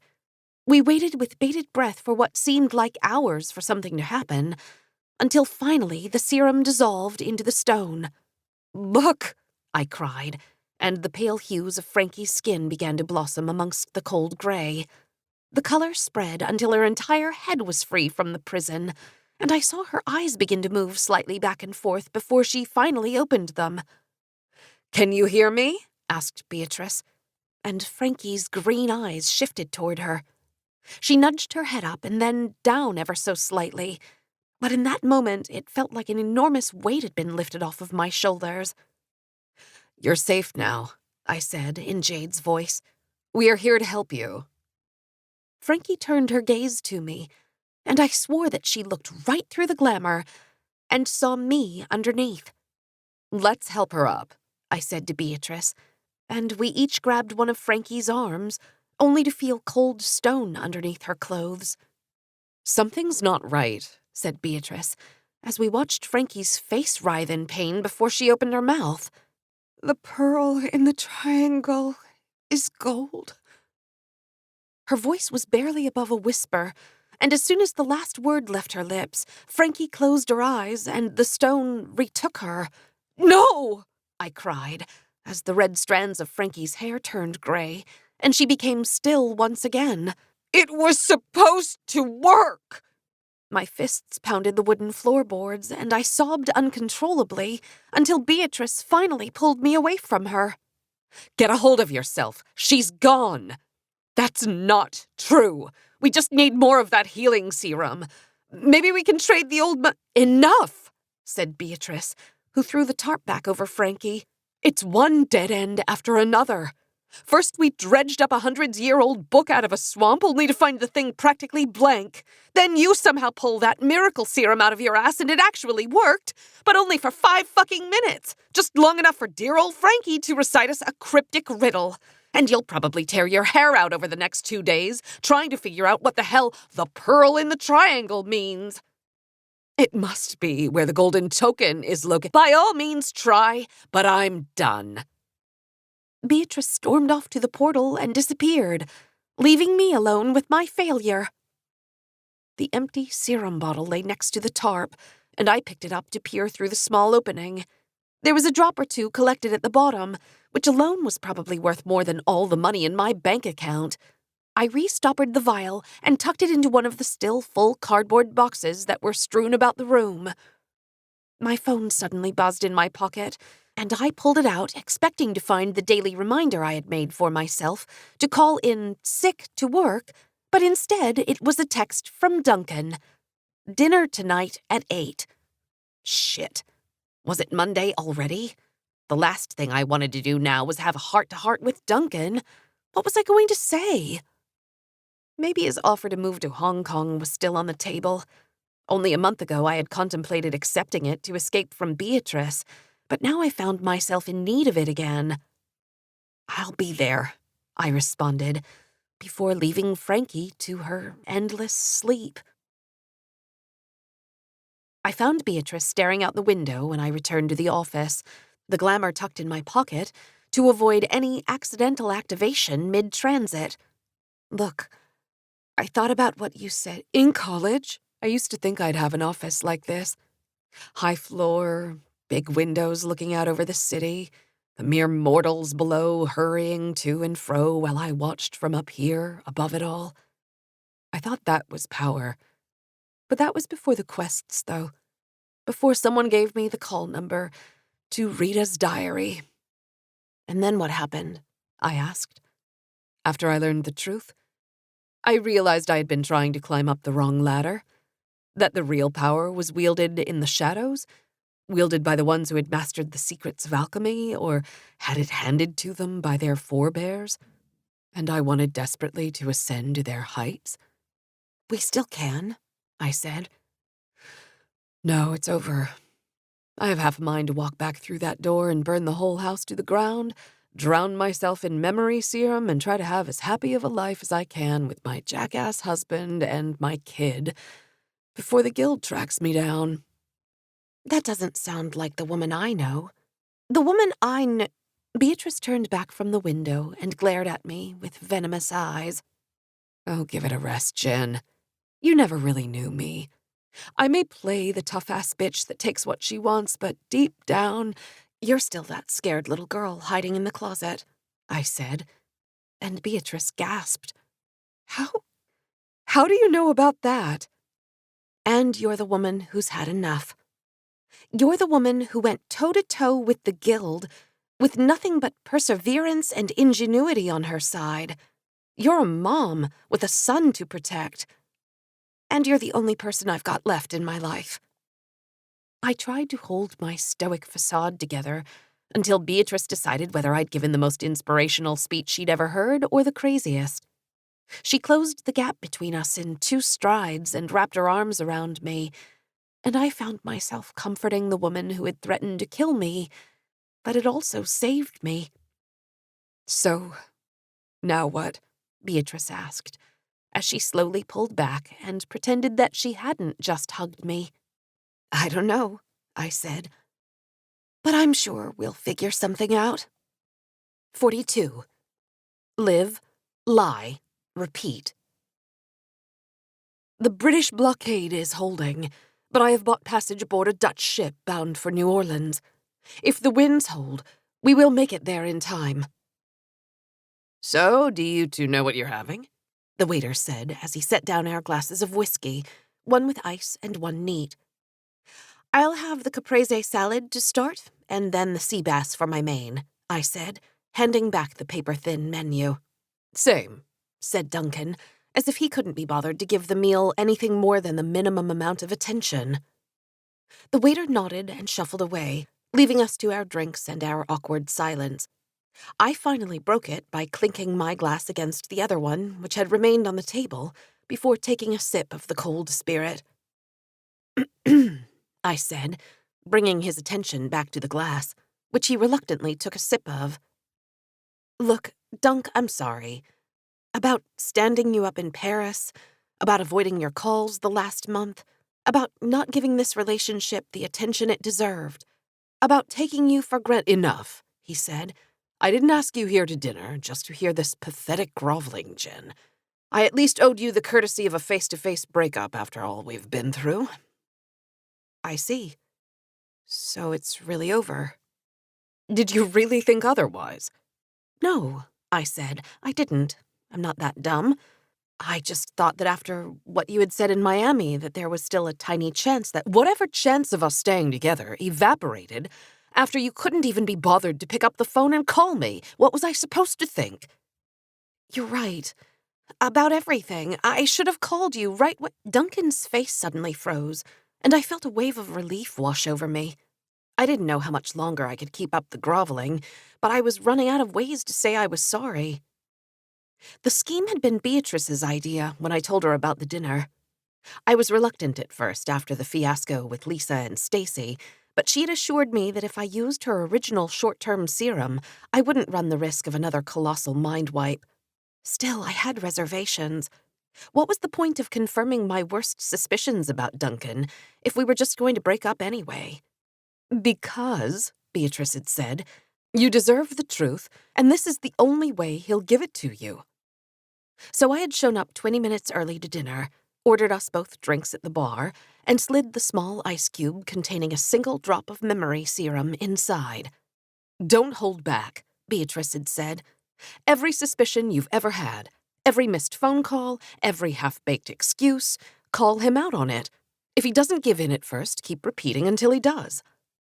Okay, I had said. But, I mean, he did say he wanted to marry me. There must be something there. Do you really think he wanted you to say yes? I don't know. Then find out. Those words echoed in my head while the serum removed all trace of our conversation from Duncan's memory. As his unblinking eyes stared off into space, I took advantage of his 60-second incapacitation to let free another drop of serum into the whiskey with the vial I had concealed in the palm of my hand. I said, bringing Duncan's attention to the glass as he came to, and he, again, reluctantly took a small sip of the drugged whiskey. I played out the conversation the exact same way, except instead of pretending to be resigned to the breakup, I tried a different tact. Did you really think otherwise? Duncan said again. Yes, I said, because I believe in second chances, and I know you do too. That's why I want to move to Hong Kong, to be with you, to try again. Duncan smirked and then shook his head. Too little too late, because I'm moving back to New York. And now that we're no longer together, Jeff is giving me a more active role in overseeing our RPG lab investment, so I'll be there at tomorrow's run-through. The serum kicked in again, and I re-upped the dose before trying to quickly process what I'd just learned. So instead of exiting my life, Duncan was invading my city and my job. I said for a third time, and Duncan again took a small sip of the whiskey. This time I went on the offensive. Who was she? I asked. What are you talking about? You drunk-dialed me one night last fall. Well, it was nighttime for you. For me, it was 1 in the afternoon. I picked up and heard you laughing with some woman. Who was she?" Duncan shifted his eyes around the room before grabbing his glass to take another sip of whiskey, but I folded my hands over his and made him look me in the eyes. "What?" "I don't know what you thought you heard, Jen, but I was probably out at a bar with some potential clients. I don't think you realize how much of our deal flow is based on schmoozing. It's how we came across your company." I guess I was wrong. I treaded water until the serum activated again. Then I repeated the last loop to see if Duncan would tell the same story a second time. "When did you imagine this happened?" Duncan asked. "November." "So 6 months ago? If you thought I was cheating on you this whole time, why'd you wait this long to confront me?" "No, I think this whole thing is you trying to make me the bad guy so you can let yourself off the hook." "You're right. I don't need to feel bad about not going to Paris because you've been cheating on me this whole time." "You know what, Jen? Fuck!" I replayed the conversation 6 more times, and although each time Duncan reacted slightly differently to my accusations, he never broke down completely and gave me a name. And without that, I was just a soon-to-be ex-girlfriend with a huge paranoid streak. As I began the 9th go-around, the waiter appeared in my peripheral vision, but I waved him away. The last thing I needed right now was for the steady state to be upset by 2 little cups of gazpacho. But on second thought, maybe a little chaos was just what this time loop needed. "Are you going to say anything? Or are you going to put all this on me?" Duncan finally said, after a minute or two had passed without him having taken a sip of whiskey. "I'm not the one who fucked everything up." "That's true. You're not the one who was sleeping around on the side this whole time. My bad." Duncan nearly did a spit take after I dropped that nuke, and I worried for a second that the serum wouldn't take this time around, but I pressed on. "His name is Garrett. He's married with a kid. I feel sorry for the wife, but if she can't please her husband, not my problem, you know?" "No, I don't. Listen, if you just came here tonight to rub my face in your unfaithfulness, then I didn't. Frankly, I had hoped we could both clear the air here tonight and part on equal footing, but if you're going to insist on claiming that you never strayed, then I guess I have no choice but to believe you." "You can believe me because it's true." I was running out of time before the serum kicked in again, and still Duncan's cold-blooded front would not fall, so I went for the Hail Mary. "Garrett said you would say that. Said you would hold out until the bitter end before admitting it. But I'll have to tell him later that he was wrong." "You're something else, you know that? I don't know what the hell happened to you, but it's like you're a completely different person. Seeing as how you're so eager to jump back into his bed, why don't you just get out of here?" "I will, but give me a name, Dunk. I laid all my cards on the table. It's time you did the same." "Fine. Her name is Laura. She works for one of our portfolio companies in Shanghai. And fuck you, by the way, and Garrett." I smiled. There is no Garrett. Duncan opened his mouth to say something, but then the serum kicked in, returning the conversation to the beginning of the night once again.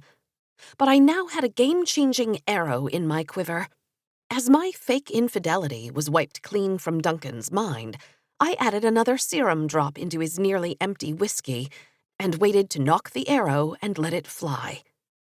Except that moment never came, because no sooner did Duncan come to than my phone did as well. 911, the text from Greg read. That meant all hands on deck. Even if those hands had been out sick for the last week, I was still expected to get my butt into the office and help out any way I could. I clinked my glass against his one more time and downed the rest of my whiskey, and he followed suit. "Well, this has been great, Dunk, but I've got a work emergency to attend to. See you tomorrow." "Wait, what? How do you know that?" Duncan looked at me strangely, trying to process why his whiskey glass emptied so easily, and why I knew he was going to be at the run-through. I kicked myself for being careless and started stumbling out an explanation, but then realized I didn't need one. "You know what?" I said. "On second thought, forget I was here." And he did. Make the call. I held the phone to my ear as I waited for Beatrice to respond. "Do you know what time it is?" she said in between yawns. "It's 5:30 a.m. and I've been stuck staring at a computer monitor for the last 7 hours, and I just came off of half a speed buff trying to fix some crappy coding my coworkers saddled me with." "Right, so why don't you make the call since you are already up?" "Because," I said, popping a quarter of my last vitality buff into my mouth, "like you said, you're a known quantity to the guild." "Fine, I'll call you back." She hung up, and I felt the revitalization wash over me again. It had been a maddening all-nighter of pointless tedium up until a few hours ago. I had arrived at the office within 20 minutes of the 911 text, only to be put to the extremely important task of checking to see if our code was properly commented, which of course would be the absolute last thing that Jeff and Duncan would either care about or want to see. Fully suspected that the other devs had convinced my boss to call me in because they were annoyed that I'd been excused from fine-tuning the VC branch of the main build the last 3 weeks. And it certainly hadn't helped that on top of that I'd been calling out sick all week. But then at 3:30 I came across a potentially catastrophic error. Guys?" I had said to the devs who were working on the other side of the room. "Not now," Greg had called back. "We are finishing something. 30 minutes till we compile the final build." Shit. The error was a relatively simple one to fix. Somewhere along the way, the run-through boss's signature move had been changed to an overpowered melee attack that would kill everyone in one hit, rather than a spell that slowly drained one player's hit points, while at the same time spreading like a virus to the nearby players, as we had intended. The only problem was that the original code for the spell was somehow missing from this build. So I had scrambled over to my regular workstation to look through the main code base, only to find it in deep hibernation because of my prolonged absence. Cursing under my breath, I had trudged back over to the other computer and reluctantly pulled out the speed buff. Rewriting the code from scratch after biting off half of the lilac square had taken a few seconds in real time, even with my overclocked brain offering up dozens of different options for every decision branch. But then I had hit a roadblock when I reopened the game to playtest the fix. While my body and mind had gone into hyperdrive, the game was still running at normal speed, and so my avatar slowly trudged across the screen as if he were stuck in molasses. Fortunately, the solution had been obvious, and after cranking up the game speed to 50 times, my character's movements had soon matched my relative speed. I soon confirmed that my fix had worked, and so I closed the playtest window with a satisfying click and waited for my mind and body to decelerate. But staring at the code as the seconds ticked off at a glacial pace had made me antsy, so I couldn't resist combing through the code base, making tiny tweaks where I could. Nothing major that anyone would really notice at the run-through, but it would end up saving me a week's worth of work on the main build once I was back in the office. I had thought about telling one of the other devs how close we had come to screwing up the entire run-through, but decided to hold my tongue for now. If anyone tried to give me crap in the next few weeks, I could point to the change control logs and show how I had saved everyone's ass. My phone rang, and I saw Beatrice's number appear on the screen. "What happened?" I asked. "Called the number, and it went straight to voicemail. I hung up, and then a minute later got a call back from a restricted number." "Who was it?" "Nobody. It was just a recorded message with an address and a time. 1218 Avenue of the Americas, 42nd floor, 2:30 p.m. 2:30? But the run-through starts at 11. "And that's my problem because?" "Because I'm not going to be done by then.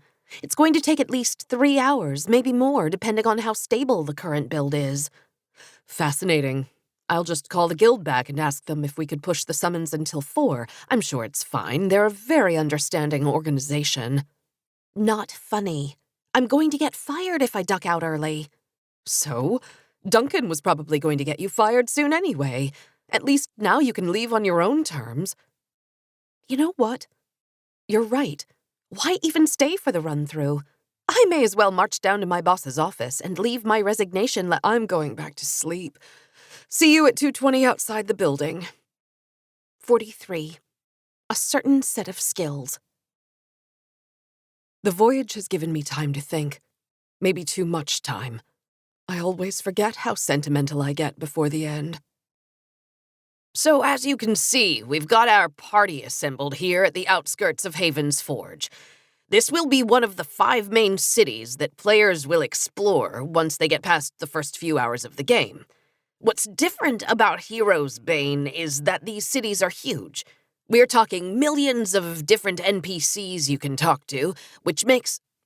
John Hammond, our founder, droned on about the game's many radical departures from traditional MMORPGs before introducing each of the devs and their respective handles who would be participating in the run-through. And you both know Jen. She's playing as a paladin, Laura X23. I had my avatar do its class-specific dance on the screen at the front of the conference room, and suppressed a smile as Duncan winced at the mention of my handle. He was probably convincing himself that it was only a coincidence, that it must be the name of some character from a dorky comic book that I'd read as a kid. Which was true, but I enjoyed seeing him stew. As our bold group of adventurers heads into the mountains that surround Haven's Forge, you'll get to see some of the... We fought our way up the mountain pass for the next hour, before finally reaching the entrance to the dungeon, a set of stone doors carved into the mountainside. Normally, it would take the player another 4 hours to locate the key, but we've had a bit of fun for the run-through. Jen, if you don't mind? I nodded and typed "friend" into the chat window, and the digital doors opened inward. Jeff and Duncan seemed unfazed by the Easter egg we had spent weeks debating whether to include, and John tried to explain the reference before giving up and moving on. The dungeon was immense, and it was another hour and a half before the 5 of us had managed to get to the antechamber next to where the final boss of the run-through, Rakah the Soul Weaver, awaited. Okay, guys, said Greg. I'll run in first, use Intimidating Shout to kinda scatter Rakah's minions, and then Anthony, you come in and drop your shout too so we can keep them scattered and not fight too many of them. If things get hairy, Jen, you'll cast Divine Intervention on Frank, and then he can cast... Greg? I said politely, not wanting to make my coworker look like an idiot in front of Hammond. If I do that, then Frank won't be able to cast anything? Oh, right. Fine. Jen, just make sure you're healing us throughout so that...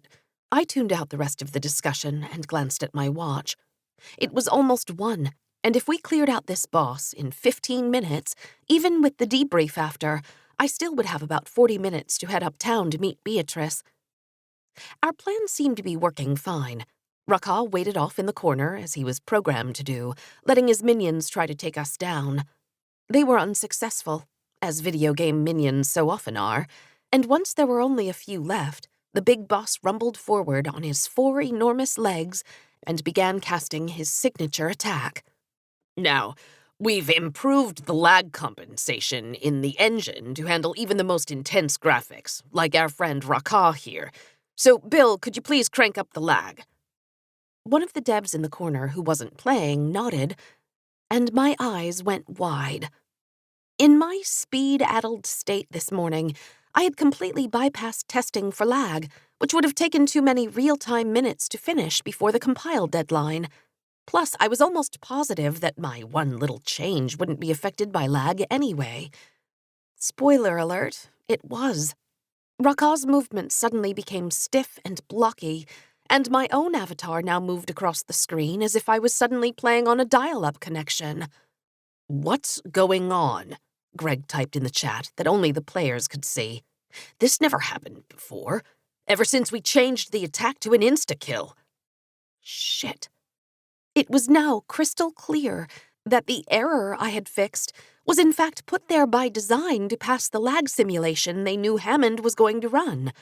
As the game continued to hang, the players all glanced at each other and then at Hammond, imploring him to smooth over the situation. But Hammond just sat there watching the screen in silence, his perfectly choreographed script going up in flames.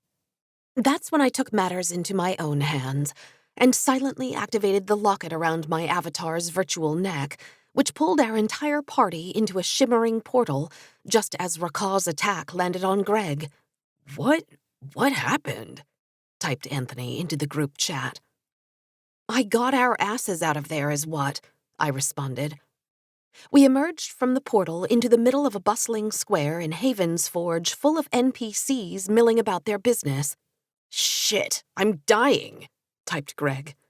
His health was slowly draining down to 0, and I cast Holy Light on him to stem the tide, but the hit points that had been replenished were quickly consumed by Rakaw's lingering spell, and in a matter of seconds, Greg's avatar collapsed onto the ground. Anthony was next, the spell having begun its viral spread to nearby players, and soon our entire party and the surrounding NPCs were all infected.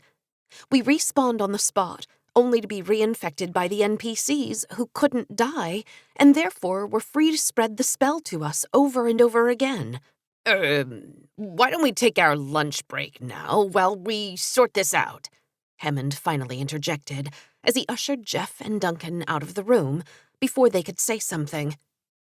The door closed behind the three of them, and I slumped back in my chair.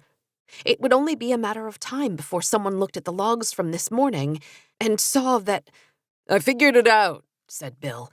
Someone changed Rakaw's attack back to the virus spell. Perfect, said Greg. So we'll just change it back and then wait 5 hours until the whole fucking thing compiles again. Who changed it? I didn't wait for Bill to state the obvious, so I fell on my sword. I did, last night.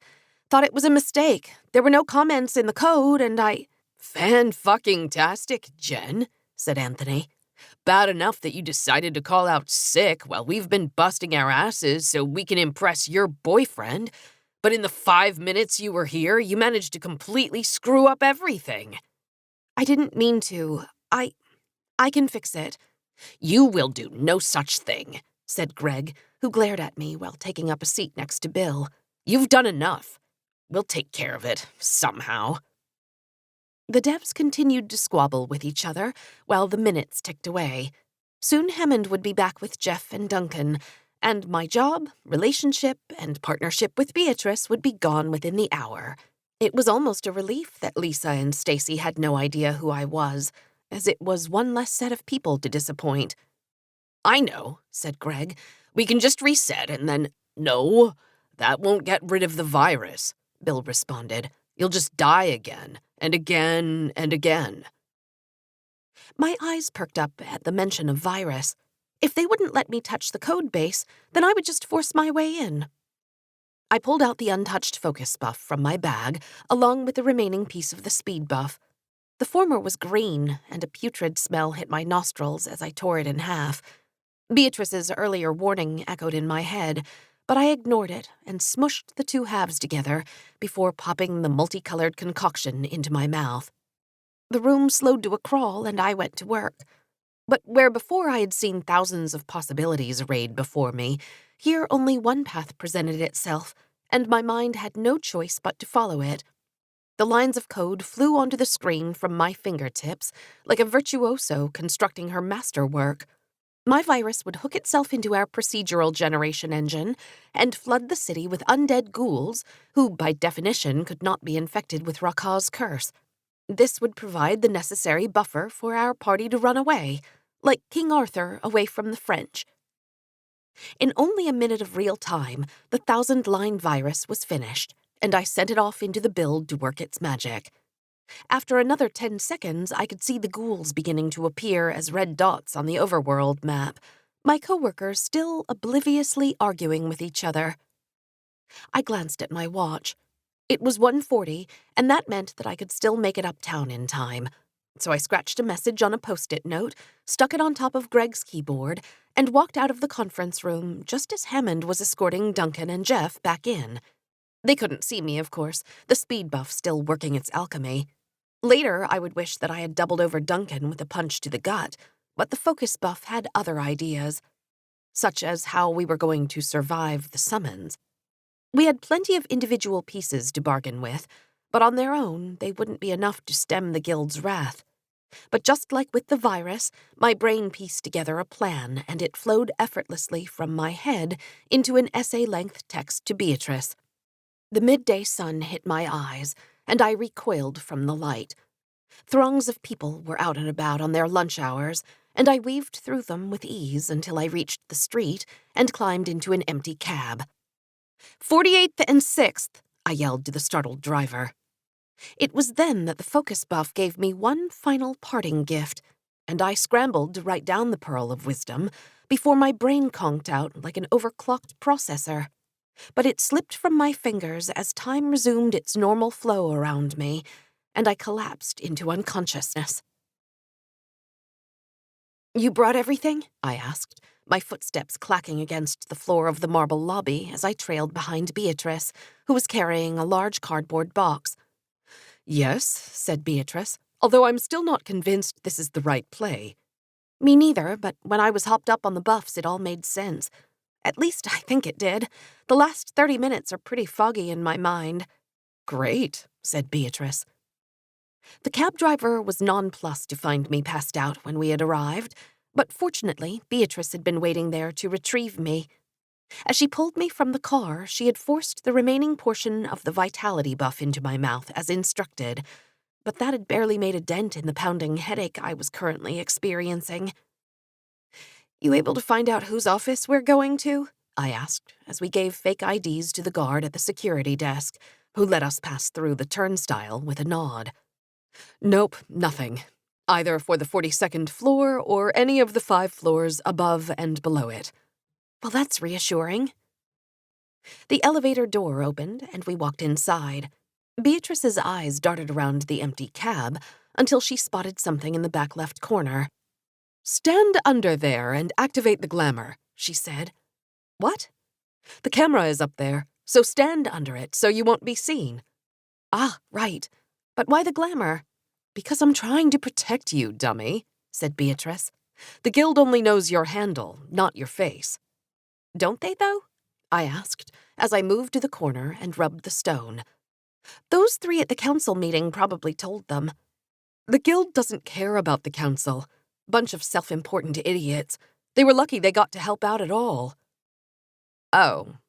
Gilbert, then, he saw us in the cave that night," Jade's voice said. "I'm not convinced that it was him. It's been bugging me this whole week, but I can't quite put my finger on it. I guess we'll find out soon enough." The elevator doors slowly opened on the 42nd floor, and we waited in trepidation to see what lay beyond. It was a hallway. It had beige walls, carpeting that was once the same shade of beige as the walls, and off in the distance, what appeared to be a beige-colored door. "No welcome wagon?"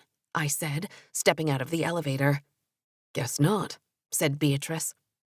I led the way toward the lone door at the end of the hallway, expecting at any moment that Gilbert or the hooded figure from Inwood or some other sinister character was going to come bursting through. But we traversed the hallway without incident, and I turned the knob slowly and opened the door outward to reveal the top of a dimly lit staircase. "Huh," said Beatrice, peering down the stairwell. "Now we know why there's no record of anyone on this floor. What a waste of prime Manhattan real estate."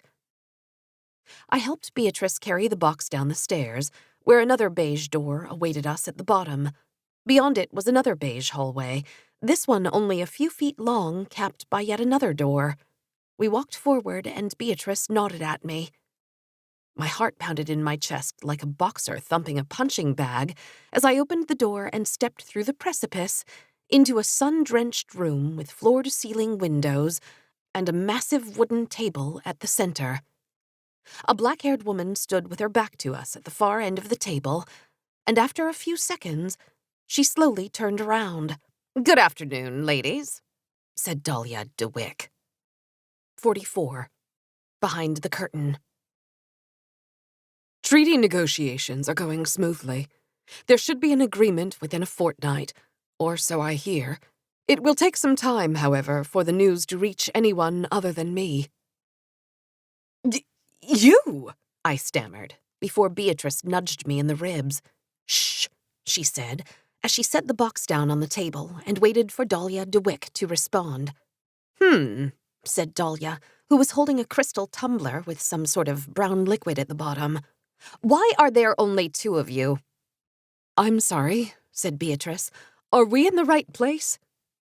Dahlia took a sip from the glass before taking a seat in the head chair. Can't hear you so well. This table is ridiculously large. I'm not sure why I ever bought it. Can you come up here and take a seat? I looked at Beatrice for her lead, but she just shrugged her shoulders slightly and picked up the box. The far side of the room sported a large flat-screen television mounted on the wall, an old-fashioned bar cart, and 2 more doors, which would complicate any escape route that way, and I doubted that the elevator the floor above us would answer our call. So we walked the length of the table slowly, and my thoughts raced in 40 different directions, none of them helpful, until we reached the second and third chairs away from Dahlia and sat. Much better, she said. Her black hair streaked with strands of silver and brown, which fell down past her shoulders. She was wearing a bright red dress that had the same intricate embroidery as the dress from the Met lecture. Up close, I could see that it depicted a magnificent tree. Now, before we go any further, you, she turned her eyes at me, seem to have an idea of who I am, but I think some formal introductions are in order. I am Dahlia DeWick, creative director of Tara DeWitt, but more importantly, for our purposes, the 13th chairman of the guild. Wait, you're the head of the guild? I said incredulously. Dahlia smiled. You were expecting a wrinkled old geezer with a monocle? Or maybe a slightly younger but taller man who dyes his hair gray to look more distinguished? Well, no, I replied, but you must be the famed Beatrice Taylor, née Stollard, said Dahlia, turning her attention away from me. I've heard a lot about you, mostly good, although it's my understanding that you were the one responsible for the demise of Winston. That's because you sent him to kill me, she said calmly. And I didn't mean to kill him. Dahlia raised an eyebrow. Oh? Well, in any event, you're mistaken. I didn't send him after you. That was all Gilbert's doing. I only heard about it afterward. We generally stay out of the murder business, whereas you seem quite drawn to it.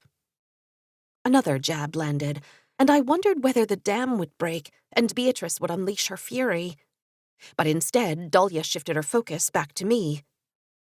And you?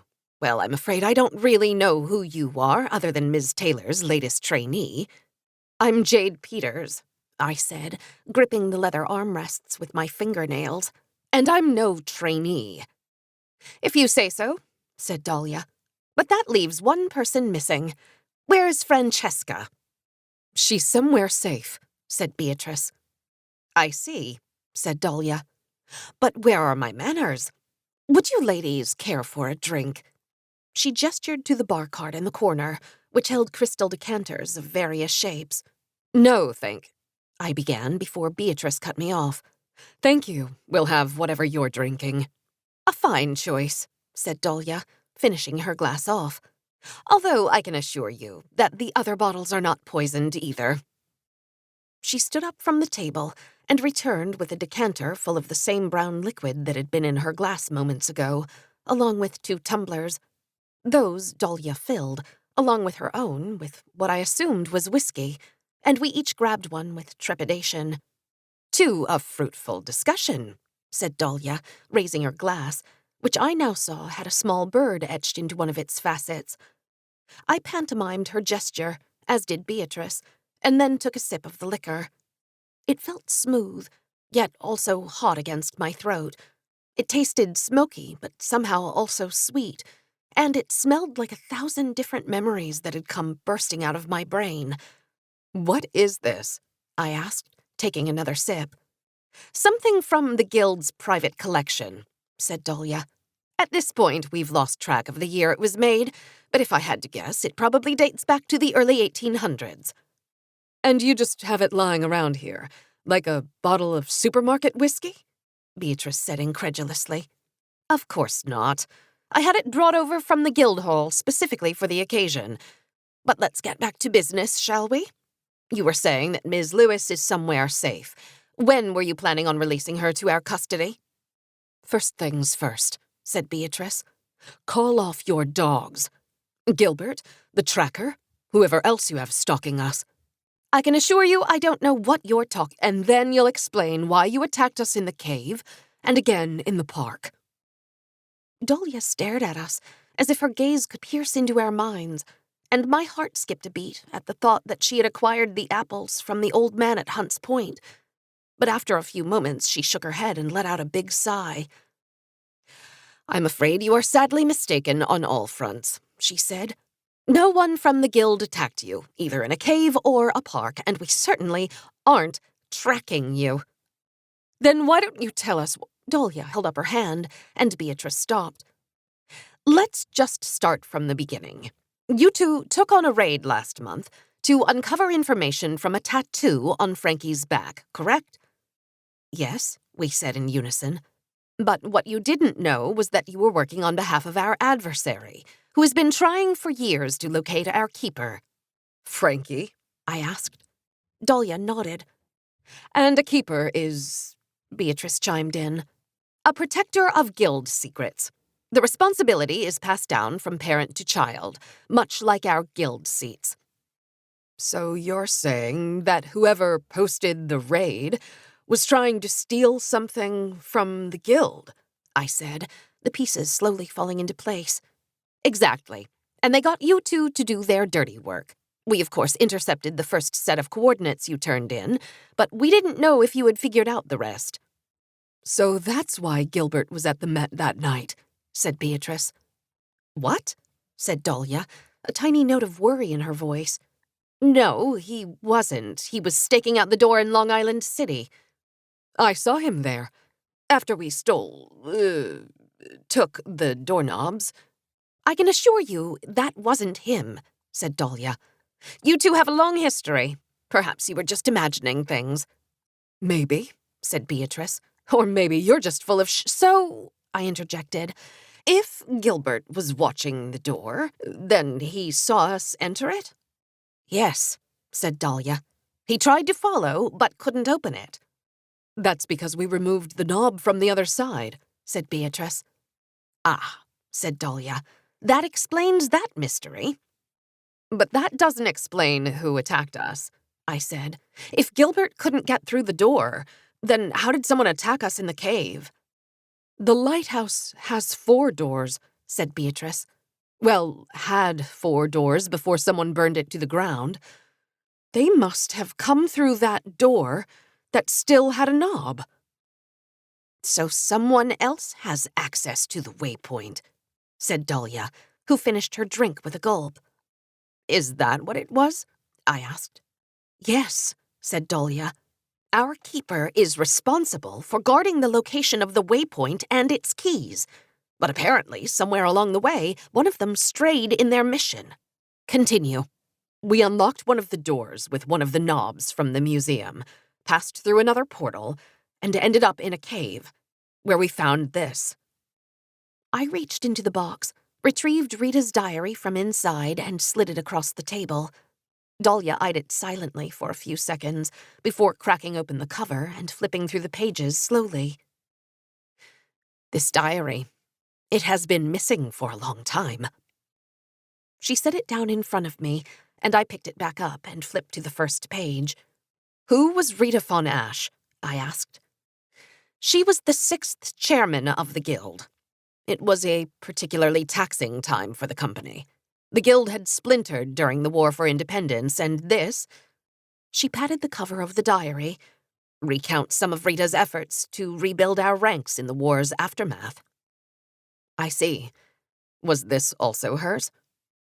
I put down the diary and pulled out the wooden box from the swamp, my eyes never leaving Dahlia's.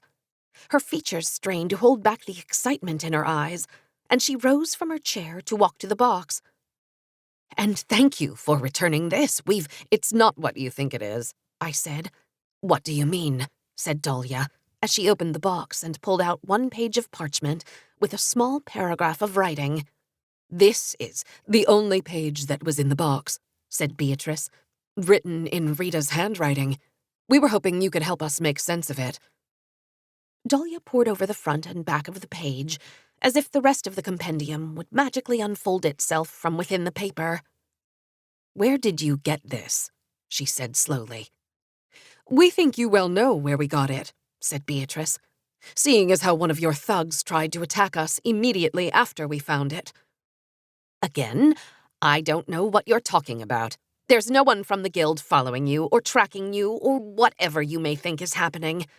You're attaching a level of importance to yourself, Ms. Taylor, that is not in tune with reality. So now that we've established that, why don't you tell me what the beak of an extinct bird has to do with our present situation?"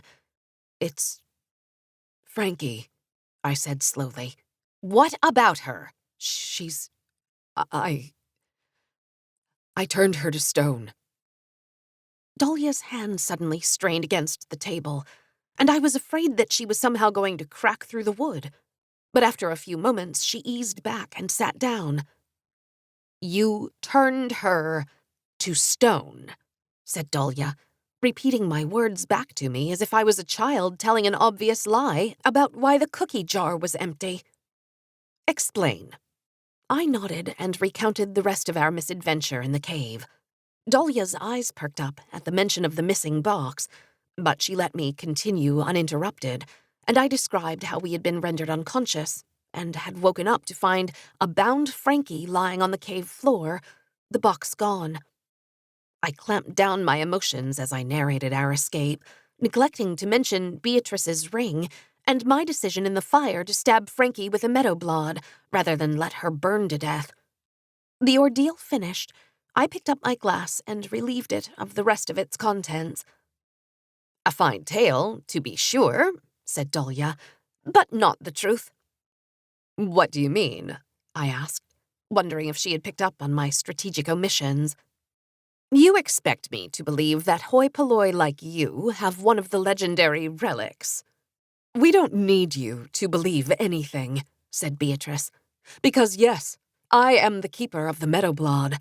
"The keeper of the meadowblad." Dahlia let out a chuckle, and I sensed this meeting was taking a course from which we would not be able to correct. "Did you happen to bring that relic with you today?" "Why would I do that?" asked Beatrice.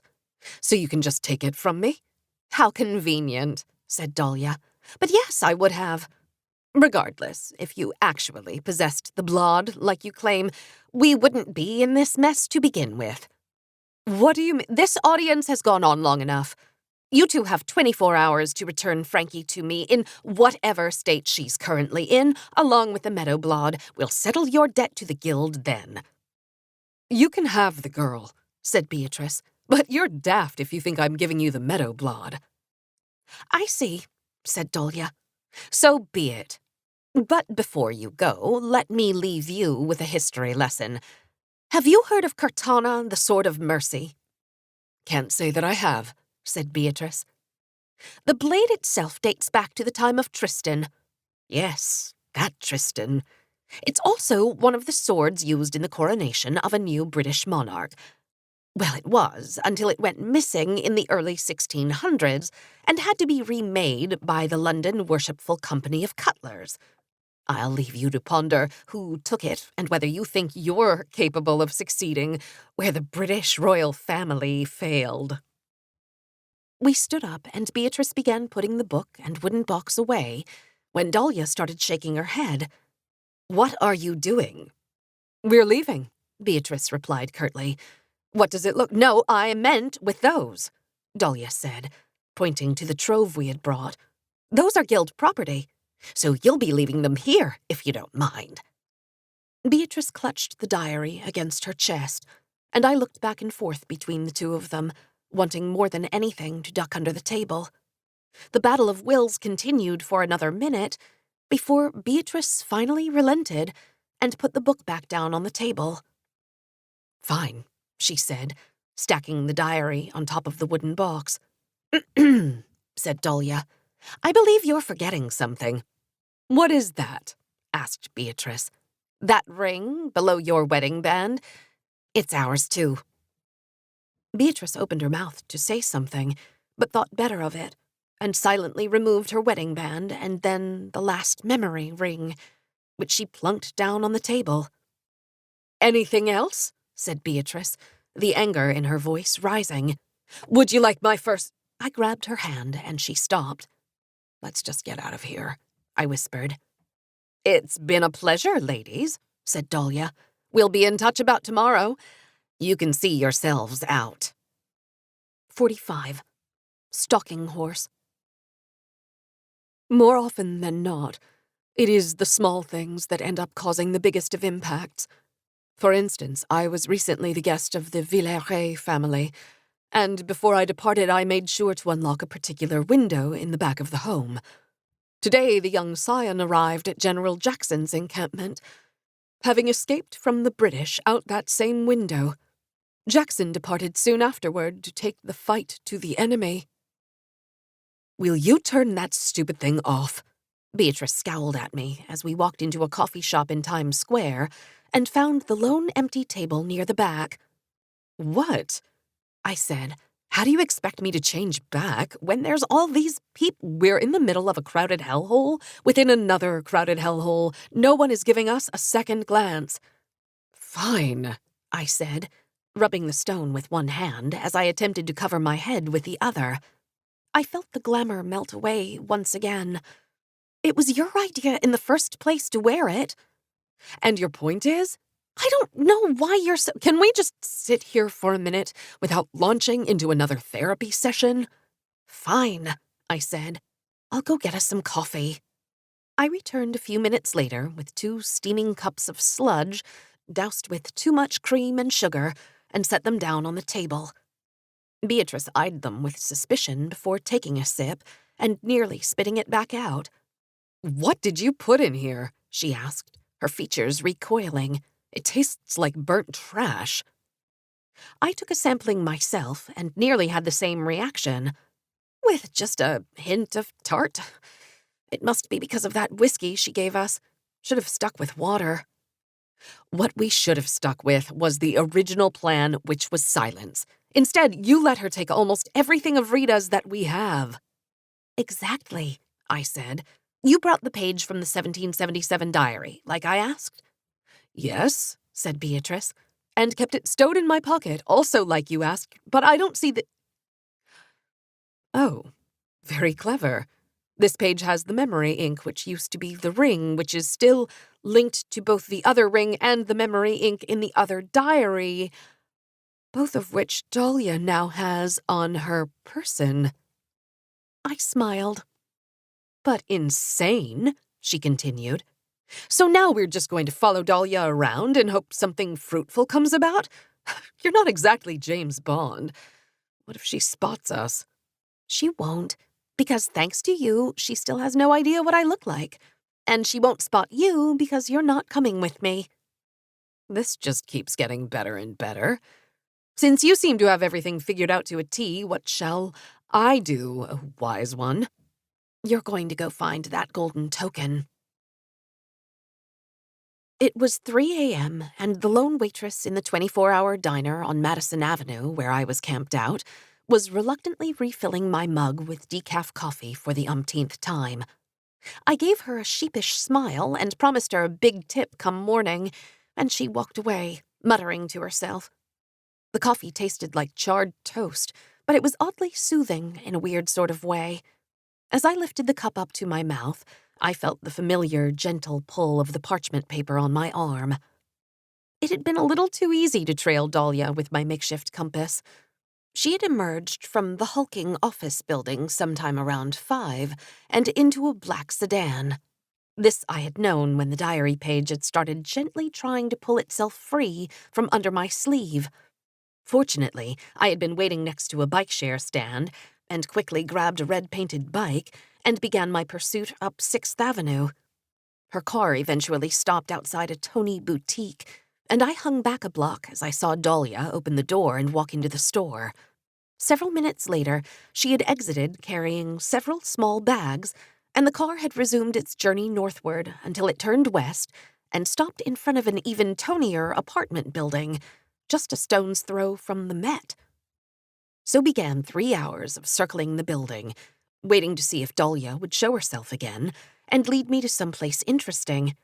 But by 10, I was beginning to suspect that she had called it in for the night, and I had debated whether to continue my surveillance or go home and come back at 6. I had chosen the former. The foot traffic on the surrounding streets had petered out around midnight, which is when I had taken refuge in the diner. My dinner with Duncan and even the run-through seemed like a lifetime ago, and I had so far resisted the urge to open my work email, where no doubt news of my firing had been delivered. Maybe Duncan had mercifully ended our relationship electronically too, and then I wouldn't have to deal with that part of my life at all. This had all seemed like a great idea when I was in the throes of the buffs. My mind had neatly laid everything out in front of me, and it had all made so much sense then. But now, as I reread what I had written, the words felt like they had been the product of someone else entirely, and I was just following orders. The whole exercise just seemed to be long on cleverness and desperation, but short on usefulness. If I picked up Dahlia's trail again tomorrow morning, then what? She was going to lead me right to the cure, to the stone curse? And I wasn't optimistic at Beatrice's chances of finding the gold token based only on my drug-induced hunch. Something from the meeting also still gnawed at me. Why was Dahlia so insistent that we didn't have the meadowblood? I set my brain to the puzzle, but found that it was in no mood for any further mental exertion, so I leaned my head back against the booth to rest, just for a second. And then it was morning, and my arm began to twitch. I jumped up from the booth, threw a bunch of uncounted bills on the table, and ran out the door into the pouring rain. A cold wind whipped through me, and I ran up the block to take refuge under an awning and gather my bearings. The bike dock was opposite me on the east side of Madison, so I dashed across traffic and quickly mounted my two-wheeled steed. Back on Dahlia's block, I spotted the black car from yesterday, and the chase was on again. The rain beat down on me as I furiously tried to keep up with the sedan's crisscrossing path downtown.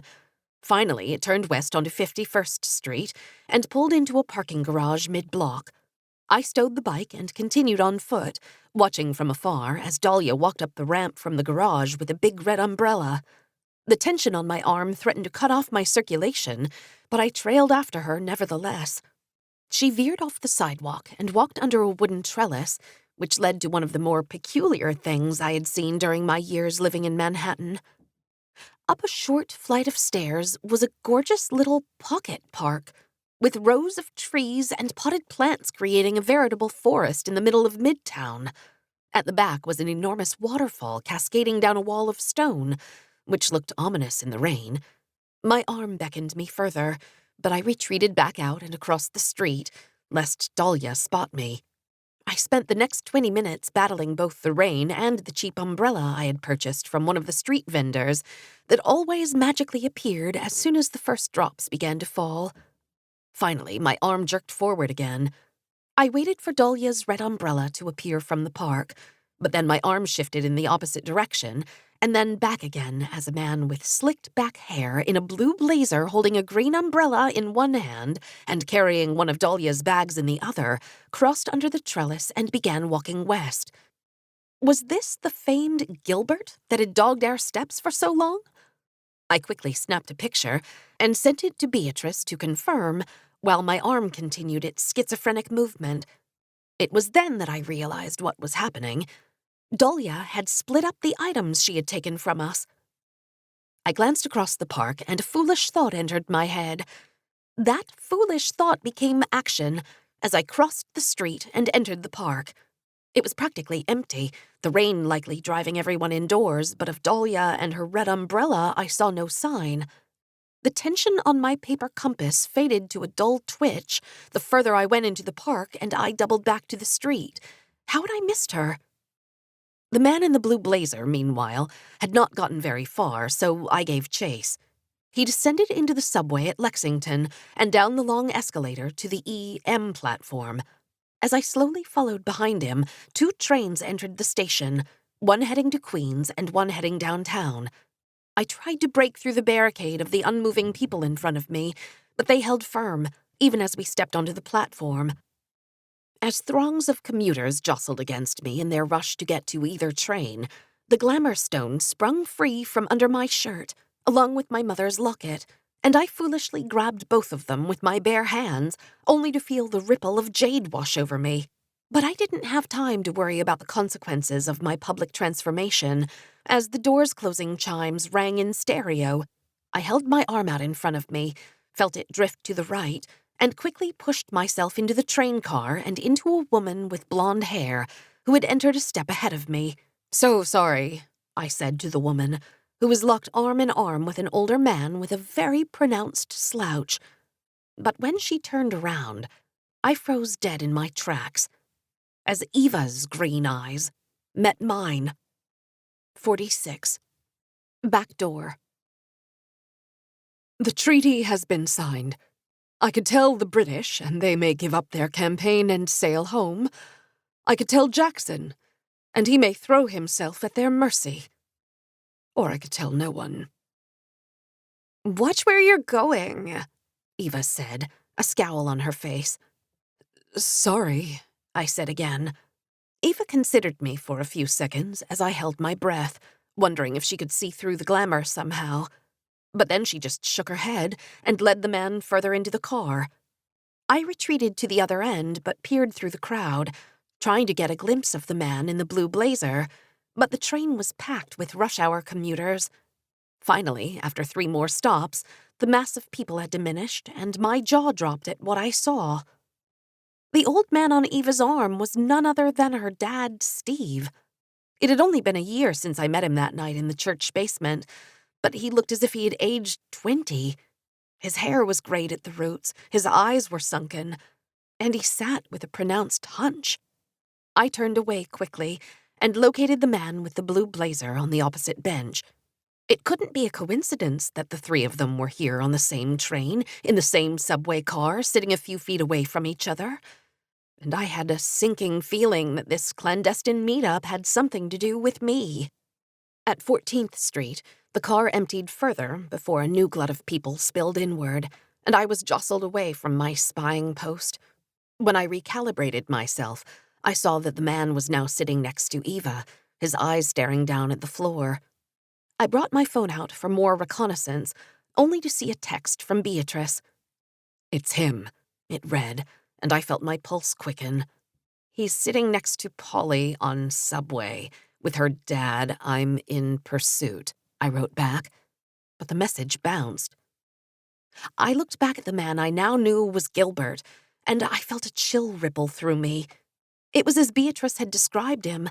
Were it not for the trendy blue blazer he wore, there wouldn't be anything remarkable about him. But I had heard what he was capable of, how he had stalked, tracked, and tried to murder Beatrice for reasons that were still unclear to me, not to mention attacking us a few weeks ago. If Polly was in league with him now, then we were truly screwed. The train reached the next station, and I quickly sent my message again and put my phone away before I could see if it went through. The same chaos of exit and entry repeated itself, and when things settled down again, I saw Gilbert's hand extending down under the subway bench. He still didn't meet Eva's gaze, and neither did she look at him, but then she mouthed something softly, and he nodded. It took me a minute to realize what she had said, and when I did, it felt as if my stomach had fallen into a gaping hole. I steeled my nerves and waited for the next stop. When the doors finally opened, I pushed through the incoming crowds, my phone in hand, and frantically texted Beatrice, "We've been betrayed." "We're fucked," said Beatrice when I met her half an hour later on a park bench in Washington Square Park. The morning rush was at its tail end, but it was still early for the NYU students, who had just emerged from their dorms and were crisscrossing the park on their way to class. "You said that last week," I replied. "Was it only last week? God, it seems like it was months ago. But it doesn't make it any less true. And just when I thought we had the upper hand on them." "What do you mean?" I asked. "You mean—" "Yes," said Beatrice, half smiling. "I found it. The gold token that Rita hid in that bank deposit box all those years ago." "You mean we found it," I corrected. "If it weren't for my I wasn't trying to take credit, Jen. Calm down." "Sorry," I said. "It was a long night." "Same here." "So now what?" Please tell me you took the doorknob to the island out of the office. Beatrice shook her head no. Maybe we can head them off, I said. Gilbert didn't get off the train when I did. It might take him a while to go back uptown. We could walk right into the guild's trap? No. But we can get the drop on them if we hurry. How? Follow me, she said. We walked across the park with a quick gait, and we were soon in front of the Washington Square arch. I started to continue through the center, but Beatrice veered to the left and I followed. She stopped in front of the western pier of the arch, and I saw it. A small door set in the middle, like something out of Alice in Wonderland. Beatrice reached into her pocketbook, pulled out a key ring, and approached the door. It had 2 locks and a deadbolt, which she first removed from the door as easily as if it were attached with plastic tape. Next, she inserted a key into the top lock and turned it, before removing it and placing the key ring back in her bag. Finally, she reached under her sweater and pulled out something that hung around her neck. It was another key, but unlike the first one, its color was a familiar dark brown with white streaks. What is that? I asked as Beatrice grinned. This, she said, inserting the key into the lower lock and turning, is our back door. Beatrice removed the key and nudged the door open. A familiar black expanse peeked through the crack. Let's go, she said, before someone sees us. I don't... How? No time. Just trust me. Beatrice slid into the space between and was gone. I glanced back and forth to see if anyone had noticed our trespass, but the city's anonymity had fallen over us like the morning fog, and I knew I could delay no longer. The darkness beckoned me from the doorway, and I greeted it as if it were an old friend. The journey was over in an instant, but something felt different as I emerged into the dimly lit room with the wooden floor. It wasn't just that the glamour had activated again during transit, and that Jade's freckled hands had replaced my own. No, it was the sharp pounding in my head, and the fact that Beatrice was not already in the island headquarters to greet me, and that I had apparently forgotten to turn off our lone lamp before I had left Frankie 2 days ago, and that Frankie's stone figure was propped up against the wall, free of the tarp, and that there was a familiar man standing near the open front door, a wooden box at his feet that hadn't been in the house before. Towers of unpacked supplies and books were still stacked throughout the house, allowing me to observe the intruder. It was Gilbert. But he wasn't wearing the blue blazer or slacks he had been sporting an hour ago on the subway. Instead, he was dressed in a gray t-shirt and worn blue jeans, and his hair, it was no longer perfectly coiffed and slick, but dirty and unkempt. Finally, his face was sunken and wrinkled, as if he had somehow aged 10 years. My next step on the creaking floor betrayed my presence, and I reluctantly walked out from behind the boxes to see a startled Gilbert nearly fall backward into the door. What are you doing here? I asked. Waiting for someone else, said Gilbert, collecting himself. And you are? Jade, I said, my stomach tying itself into a myriad series of knots. Jade, why does that name ring a bell? He said, stroking his chin. Oh, yes, Jade Phoenix 42. But you look nothing like you did that night. Why is that, I wonder? Gilbert suddenly reached back to grab the vivorium knob on the front door. My eyes followed his, and I saw it, a little chunk missing. No doubt the knob on the other side had a similar piece removed. I wonder what would happen if I took this off while she was mid-transit. Would she just get stuck in there forever? Let's find out, shall we? He pushed the door shut and jerked the knob free from the rim, and I faked a gasp. Clever of her to repurpose the vivorium knobs to put her stash out of reach, Gilbert said. I read about them in the guild archives. Do you know where they hid the other door to the lighthouse? At the top of Belvedere Castle in Central Park. How much more cliched can you get? So it was you who trapped us there. Dahlia said Dahlia doesn't know anything, he snapped. Well, that's not quite true. She knows a great deal, but not about me. He made certain of that. I don't understand. No, I'm sure you don't. You're still a baby in all of this. But you hitched your cart to the wrong horse. You all should have died that night in the cave, but somehow you escaped, which was actually quite beneficial. What are you talking about? If Gilbert heard the slight creak of the floor behind me, it didn't register on his face, but I wondered how long Beatrice would remain in hiding. I thought Frankie only carried the location of this box, he said, tapping it with his foot. It never occurred to me that she would hold the key to it as well, so I was relieved when I found out that you all had escaped, so I could extract the key and claim the relic inside for myself. Gilbert picked up the box from the floor, and I recognized it immediately. The box from the cave, the one we had been accused of stealing. But you had unexpectedly turned poor Frankie to stone, and so the key was lost to me yet again. Until now. Come out, I know you're there. I turned around to see Beatrice appear from behind the boxes, the meadow blood drawn at her side. You, said Beatrice, her voice dripping with venom and disgust. What happened to our truce?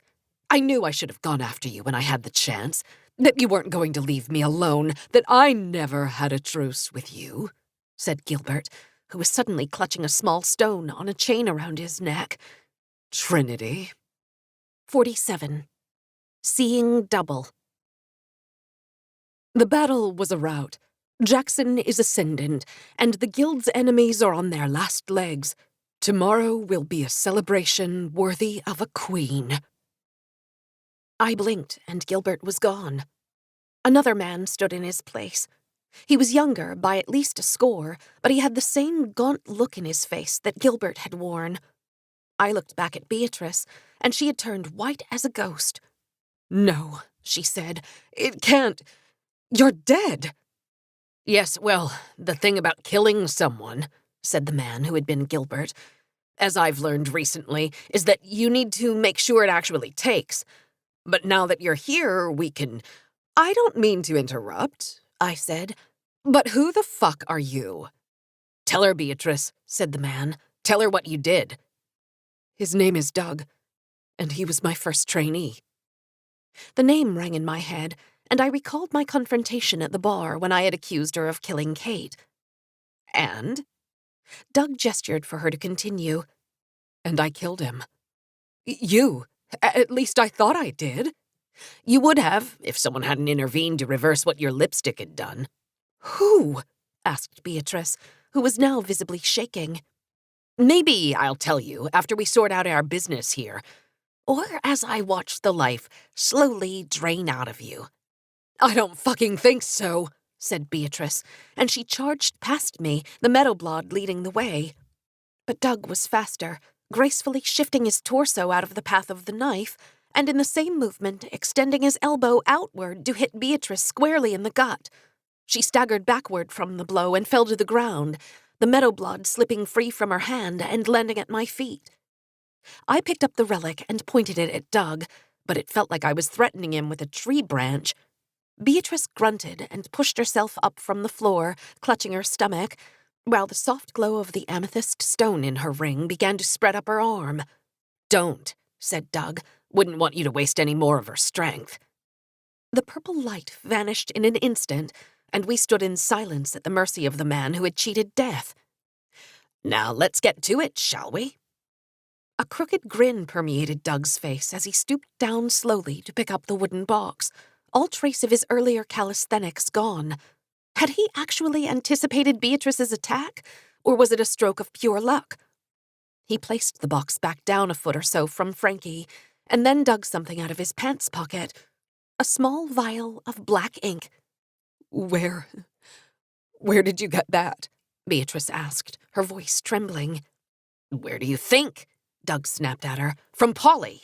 After you refused to help her find a cure for her dad's condition, who do you think she turned to? She was only too eager to provide What happened to Steve? I interrupted. Last time I saw him, he was barely holding it together, said Doug. And that was before the scar's venom began to spread. Now he probably has a few weeks left. Too bad Phineas sold his last vial of golden serum to some redhead. Oh, wait, that was you." The words landed with the same force as his blow to Beatrice's stomach, and I felt my insides clench together. We were trying to heal Frankie. And I see you succeeded. But don't worry, you'll get the opportunity to try again. Right now, in fact." Doug reached into his pocket again and produced a pen and some paper, which he placed on top of the wooden box, before unstoppering the vial. His hands worked furiously, and within a few seconds he had filled the reservoir and reassembled the pen. "How are you doing that?" asked Beatrice. "Doing what? Moving so fast? You should know. After all, it's your buffs." "Mine don't work like that. It's all or nothing." Doug looked at her and shook his head. "They didn't when we bought them from Phineas. But I've had a long time to study them and make improvements, despite your refusal to share your prima materia source. And so now they do. Funny how so many of your decisions are coming back to bite you in the ass. It's really quite amazing." "Shut up," said Beatrice. "I'd do it all again, including killing you. But the Guild will probably do that for me once they find out what you did." "No, they won't. Not after you open this box for me." "And how are we going to do that?" I said. "You said it yourself. Frankie holds the key, and she's not exactly in an unlocking mood at the moment." "Truth be told, I had thought that your nighttime excursion to Inwood would have provided the answer," said Doug. "The great and all-knowing Rita Von Ash surely would know how to cure a relic's curse. But then Trinity here threw a firecracker at me, and you got away." "I wish I had known it was you that night," said Beatrice. "I would have finished the job." "And I would have killed you then, and we wouldn't be having this lovely chat now. Which I'm going to pause for a moment so that you can read this." I glanced down at the box, and the piece of paper was gone, and only the uncapped pen remained. When had he written something with the ink? I looked back up at Doug, only for the paper to suddenly appear right in front of my eyes. "Reverse the curse on Frankie," the words said, and as I read them, the command suddenly floated above the paper like I was watching a 3D movie and hit me square in the face. "Reverse the curse on Frankie," Doug's voice whispered in my head, and I flinched. The words repeated again, except louder and more forceful, and my hands began to shake. This was worse than Beatrice's original command to me to put on the ring. That had been easy to comply with, but this was asking me to do the impossible. From behind me, I heard Beatrice shout something, but Doug closed the gap between them in a flash and doubled her over with another elbow to the gut. But I couldn't worry about her right now. I needed to reverse the curse on Frankie, like the voice said. I closed my eyes, and an avatar of Doug appeared in my mind. He was translucent, like a ghost, but his will was absolute. "Reverse the curse on Frankie," he said. I nodded, and suddenly I was in a vast library with shelves of books reaching to the ceiling. The me in my head ran to and fro, fetching volumes from different shelves and ranging them on a big center table made of ornate wood. The books each opened on their own accord, and when they did, voices spilled out from them. "Regardless, if you actually possessed the blood, like you claim, we wouldn't be in this mess to begin with," said Dahlia at our meeting yesterday. "Its restorative properties were soon demonstrated to be almost unparalleled, capable even of reversing the effects of relics now lost to us," said me, reading Rita's entry from the compendium. "Half of its needles are venomous, and half are curative," said the old man with the half-moon spectacles named Phineas. "We're dealing with a knife, so not sure how that helps us," said Beatrice at the coffee shop a few weeks ago. The voices swirled above the table, and I imagined them as pieces of a puzzle that wouldn't stay still long enough so I could grab them. And the bits and pieces of my memories were so disparate that I didn't see how they fit together at all. We didn't have the beak of a dodo bird. I had used up all but a few drops of the healing serum, and I couldn't make heads or tails of what Beatrice was talking about. "Reverse the curse on Frankie," said Doug again. And I so wanted to stab him with the meadowblade, if only to expel him from my mind. The blade suddenly appeared in my hand, and the memory of that horrid night flew down from a shelf and set itself on the table with the rest. I grasped the imaginary meadowblade and walked toward Doug's apparition, but he uttered the words again, and my mental self was forced back to the table. Dahlia's voice sounded again, and that gnawing feeling from earlier returned. Why did she think the meadowblade was so important to curing Frankie? What was I missing? I squeezed the meadowblade's ivory handle harder as my frustration and fury rose to a boiling point, and it disappeared into a puff of smoke, the now unsupported blade floating in midair for just a second before falling to the ground. But that didn't satiate my anger, and I unleashed it further on the table, toppling the massive wooden beast on its side and sending all the books to the ground. But Doug was unfazed, and as the words of the command formed again on his lips, I let out a guttural cry. It was then that I heard it. Beatrice's voice, from one of the books. I had listened to it moments ago, but not all of it. The Medusa legend doesn't really touch on reversing the curse. I froze as the rest of her words spilled forth. Even killing her didn't undo it. The best I found was a mention of 2 veins in her neck. Blood from one would curse you, and blood from the other would purify you. 2 veins, 2 golden needles, 2 opposing forces, one to curse you and one to heal you. The library scene dissolved as I opened my eyes, and I saw that the real meadowblade was still in my hand, the ivory handle intact. I would soon change that.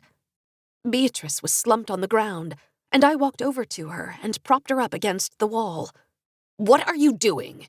Doug asked. "What you told me to," I snapped at him, before turning my attention to Beatrice. Her eyes were closed and her breathing was heavy, and I wasn't sure if she was still conscious. Hey, snap out of it. I need some of the strength from your ring." Beatrice's head rolled back, and I was afraid that the ring and Doug's attacks had already taken too much of a toll on her. But then I remembered that barely empty vial of gold that I had tucked away in a box, and I hurried to the back of the house to retrieve it. 2 drops of the shimmering liquid still remained at the bottom, and I unstoppered the glass quickly before pulling open Beatrice's mouth and letting the serum trickle free. The alchemy took only seconds to work, and Beatrice slowly opened her eyes and looked at me. "Activate the ring," I said, grasping her right hand. "No, why?" "Please." She nodded and shut her eyes. The purple glow was dim, but I felt the tiniest bit of raw strength travel from her hand to mine. I stood slowly, careful not to let her hands fall away, and stared at Doug. "Reverse the curse on Frankie," I said, as I shattered the handle of the meadowblade. 48. Keeper. I woke this morning alone in an unfamiliar room. My mouth tasted of blood. They took everything from me, and then some. But this book remained. Yesterday's entry, completely blank. My hand should have been bleeding. Not from the broken pieces of ivory that had already fallen to the floor, but from the twin blade that had been hidden beneath the handle. Its edge was sharp, that much I could feel. But the healing blade of the meadowblade, the reverse of the curse, it wouldn't harm me. Doug looked at me with a mixture of awe and fear, but I didn't care about him. All I cared about was one thing and one thing only. I stood next to Frankie, and then, careful not to cut myself with the other end, slid the blade effortlessly into the same spot where I had unleashed the curse on her. What the healing serum had failed to do, the meadowblade was accomplishing in spades, and I watched as the stone fled from her body. When I finally saw Frankie's feet begin to twitch, I knew that the cure was complete, and pulled the blade free. As I did, Doug's command in my head ceased, and I turned to face him, but then I felt something grab me from behind. "What have you done?" said Frankie, whose hand was now wrapped around my wrist. We saved you," I said, nearly dropping the blade to the ground. She withdrew her grip, and then slowly took in her surroundings, while Doug stood silently at the front of the house, and her eyes went wide when she finally saw him. "How? He's the one who kidnapped me in the first place." "He's from the guild," said Beatrice. "Thought he was doing his boss a favor by opening that box. But he's not too smart, that one." "Shut up," said Doug. He just wants what's inside the box," I interjected. "You're the guild's keeper, aren't you? You can open it, and then we can all leave." Frankie shook her head slowly. "No, you have it all backward." "What are you talking about?" I said. "I'm not the guild's keeper. Far from it. For 200 years, my family has kept the cave and that box hidden from the guild, until someone found out that I had taken up the charge." I brought my hand to the glamour stone and felt Jade fade away, and it took a few seconds for the glimmer of recognition to appear on her face. "You!" Frankie shouted. "The girl from the gym! The one who tore off the bandage on my tattoo! You didn't know what we had done," I said. "We thought it was just another raid. We didn't realize what we were doing. And then Dahlia said that the box was guild property, so you ignorant fools!" "Why did you tell us where the last gold token was, then?" said Beatrice, producing a small golden coin from her pocket. "When we healed you the other day, you told us where to find it." "That token was—" "Enough," said Doug. "I don't care about any of this. You," he pointed at Frankie, "are going to open that box, and I'm finally going to get my hands on that relic." "Over my dead body," said Frankie calmly. "I may have failed my family, but I won't allow you to open the box. That key will die with me here and now, and you'll never be able to—" "I was expecting you to say that," said Doug. "But fortunately, our friends here have provided me with a convenient method of getting what I want out of you." We stood helplessly as Doug crossed the house in an instant, and Frankie could do nothing as he held up a second note written in black ink in front of her eyes. Before she could react, the command had already taken effect. "I'm going to open the box for you," Frankie said in a monotone voice. She slowly walked forward a few steps to where Doug had placed it and picked it up, sending the ink vial and pen falling to the ground as she did. Frankie lifted the box aloft with her palms and closed her eyes. Her body began to twitch and her lips began to tremble as violent spasms rippled through her limbs, but somehow she kept a hold of it. It was like I was watching an exorcism from a horror movie with Doug as the priest. The tremors continued to wash over Frankie until finally her eyes reopened and her pupils were surrounded by a silver aura. "Ephatha," she said, and the box complied.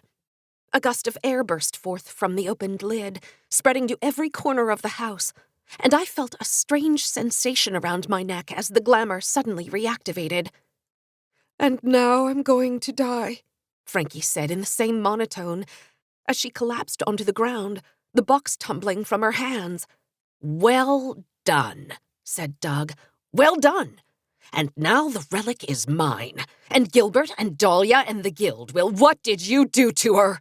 Beatrice said, anger rising in her voice. "What you must have known the ink was capable of," he replied. "No," I shouted. "I healed her, I saved her, and you—" "Told her to open the box and die," said Doug, smirking. "She would have died anyway soon enough. Being a keeper extracts a great toll on your body. I just sped up the process a bit." He nudged Frankie in the ribs, as if double-checking that his command had taken effect, before picking up the now unlocked box and retreating to the door. I rushed to Frankie's side, my fingers frantically searching for a pulse in her neck, but the only thing I felt was the coldness of her skin. Without thinking, I plunged the healing end of the meadowblade into Frankie's shoulder over and over again, each jab becoming more frantic as I waited for the blade's magic to restart Frankie's heart. "Give it a rest," said Doug. "You should be more worried about yourself. Can't decide whether you would be more useful to me alive or dead, but I suppose I'll have time to figure that out once I kill Trinity back there." Doug laughed, and I looked back at Beatrice, who had barely blinked at the taunt. "He kept me holed up in the guild hall for far too long, so I've had a lot of time to consider how I was going to do it, if I ever got the chance." "Who?" I asked. "Gilbert," said Doug. "He's had a special interest in you, T, for a long time. Was stalking you even while I was doing the same. So fortunately for me, he showed up in the atrium that night shortly after you left me there to die. He gave me the antidote and asked if I wanted to learn under a real mentor. Of course I said yes, but didn't realize until much later what I'd signed up for. It was only in the past few years that he let me out on my own, but only while wearing this." Doug held up the glamour stone around his neck. It was green, like mine, but lacked jade's luster. "I wonder what it would feel like to wear that one," he said, pointing at my neck. I glanced down and saw a sight I'd never seen before. My mother's locket. Ajar. I looked back up at Doug, only to see him vanish again and reappear at Beatrice's side, holding her chin with his fingers as if he was a lion surveying his prey. In case you were wondering, it's going to be slow and painful, and I'm going to enjoy every single minute of it, Doug whispered in her ear, but Beatrice remained preternaturally still. "Where's that arrogant spirit I know so well?" said Doug as he released his grip on Beatrice and shook his head. "I thought you would put up more of a fight. But now that you've finally met your match, you're nothing but a scared little girl." "Figures."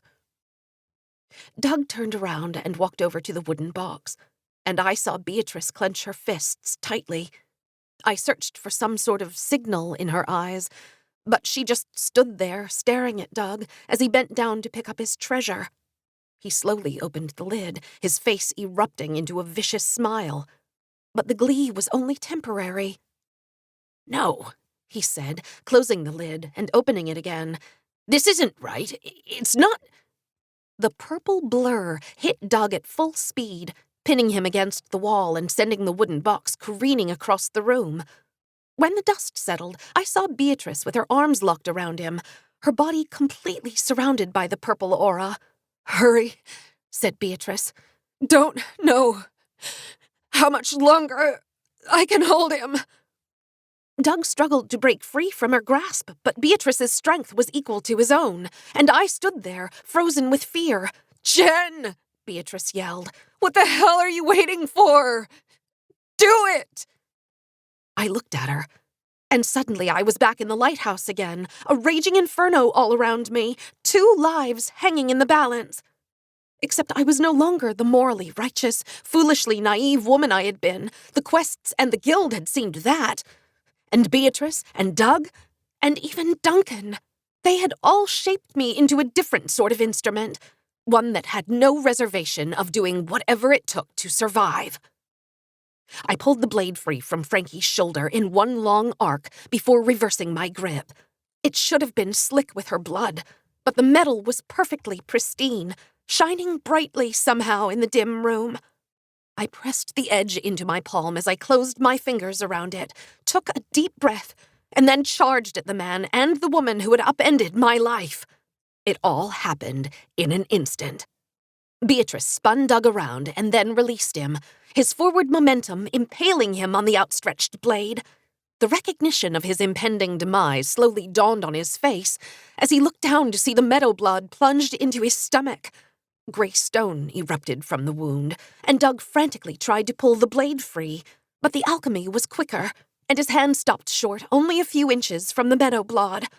The rest of him followed suit until he was nothing but an angry, snarling statue. "Pull it out," said Beatrice, her body still flickering with power. I complied, only to watch in horror as she smashed her palms through Doug from behind, his body shattering into 100 pieces. "Why did you do that?" I yelled. "It was over. We beat him. You didn't need to." "Yes, we did," said Beatrice, brushing the stone fragments from her hands. "I made the mistake of leaving him alive last time. I won't do it again. But it's done, Jen. Nothing to do now but move forward. In the box in the back, there's another vial of the vitality serum. Quickly now, before—" The ring's power vanished in an instant, and Beatrice fell forward, but I caught her with my free arm, and we toppled to the ground. I slid out from under her, careful not to let the meadow blood touch her, and flipped her over onto her back. The serum I found in a box with several jars of preserved rats and pigeons, and I quickly grabbed the vial and raced back to the unconscious Beatrice.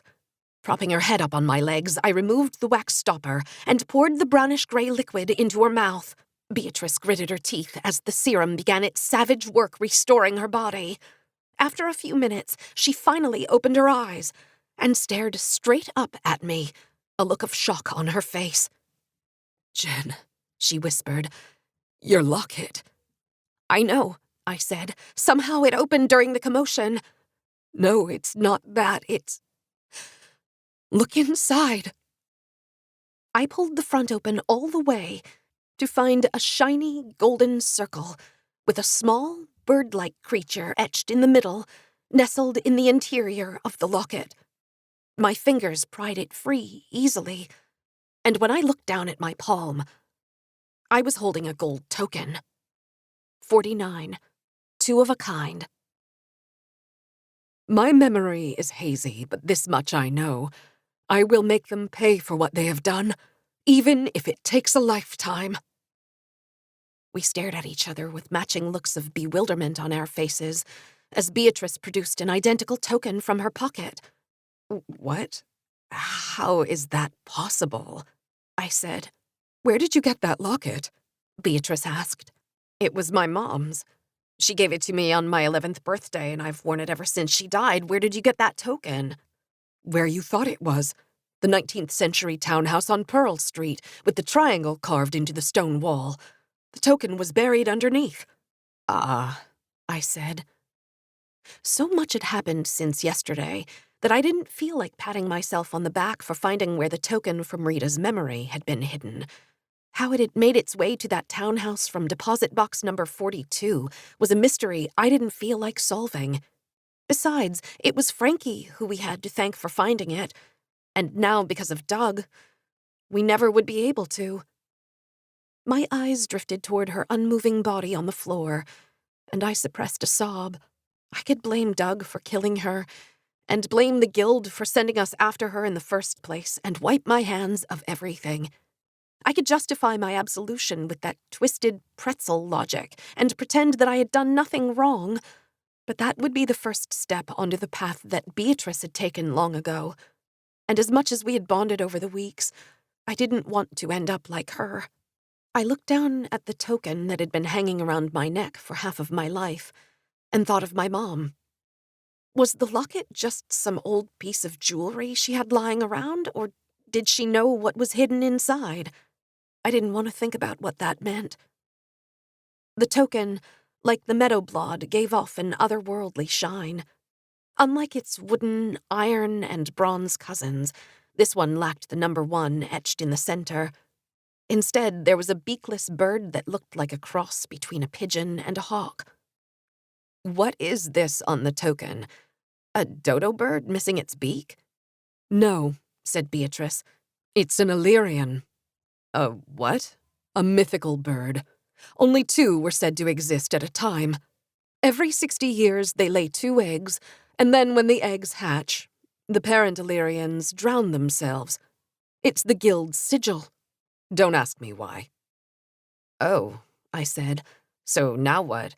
Are we actually just going to walk into Dahlia's office, plop the tokens down on her fancy table, and demand to join the Guild?" "I don't know," said Beatrice. "Maybe." "Or maybe we should take that box and these tokens and get as far away from the Guild as we can," I offered. "First things first. Let's just get out of here. We'll come back for Frankie later." Beatrice reattached the knob to the front door and opened it slowly. But before she could step through, she was knocked backward by a man wearing a blue blazer. It was Gilbert. Beatrice retreated to the middle of the room, and I stood next to her, clutching the meadow blod. "Beatrice," he said coolly, his eyes surveying the room until they reached Frankie's body. "What happened here?" "Where's "Doug?" said Beatrice. "Dead, thankfully. Frankie, too." "I see," the real Gilbert said. "How, Doug? With that?" I pointed to the spilled command ink that had seeped into the wooden floor. "Right after she opened the box." "So you did have it," he said. "No, your crazed lackey took it. after he trapped us in the cave and left us to die," said Beatrice. "Why are you here? Come to finish what Doug failed to do? Because if you are, then I'm—" Gilbert held up his hand. "No, I'm not. I came to sue for peace.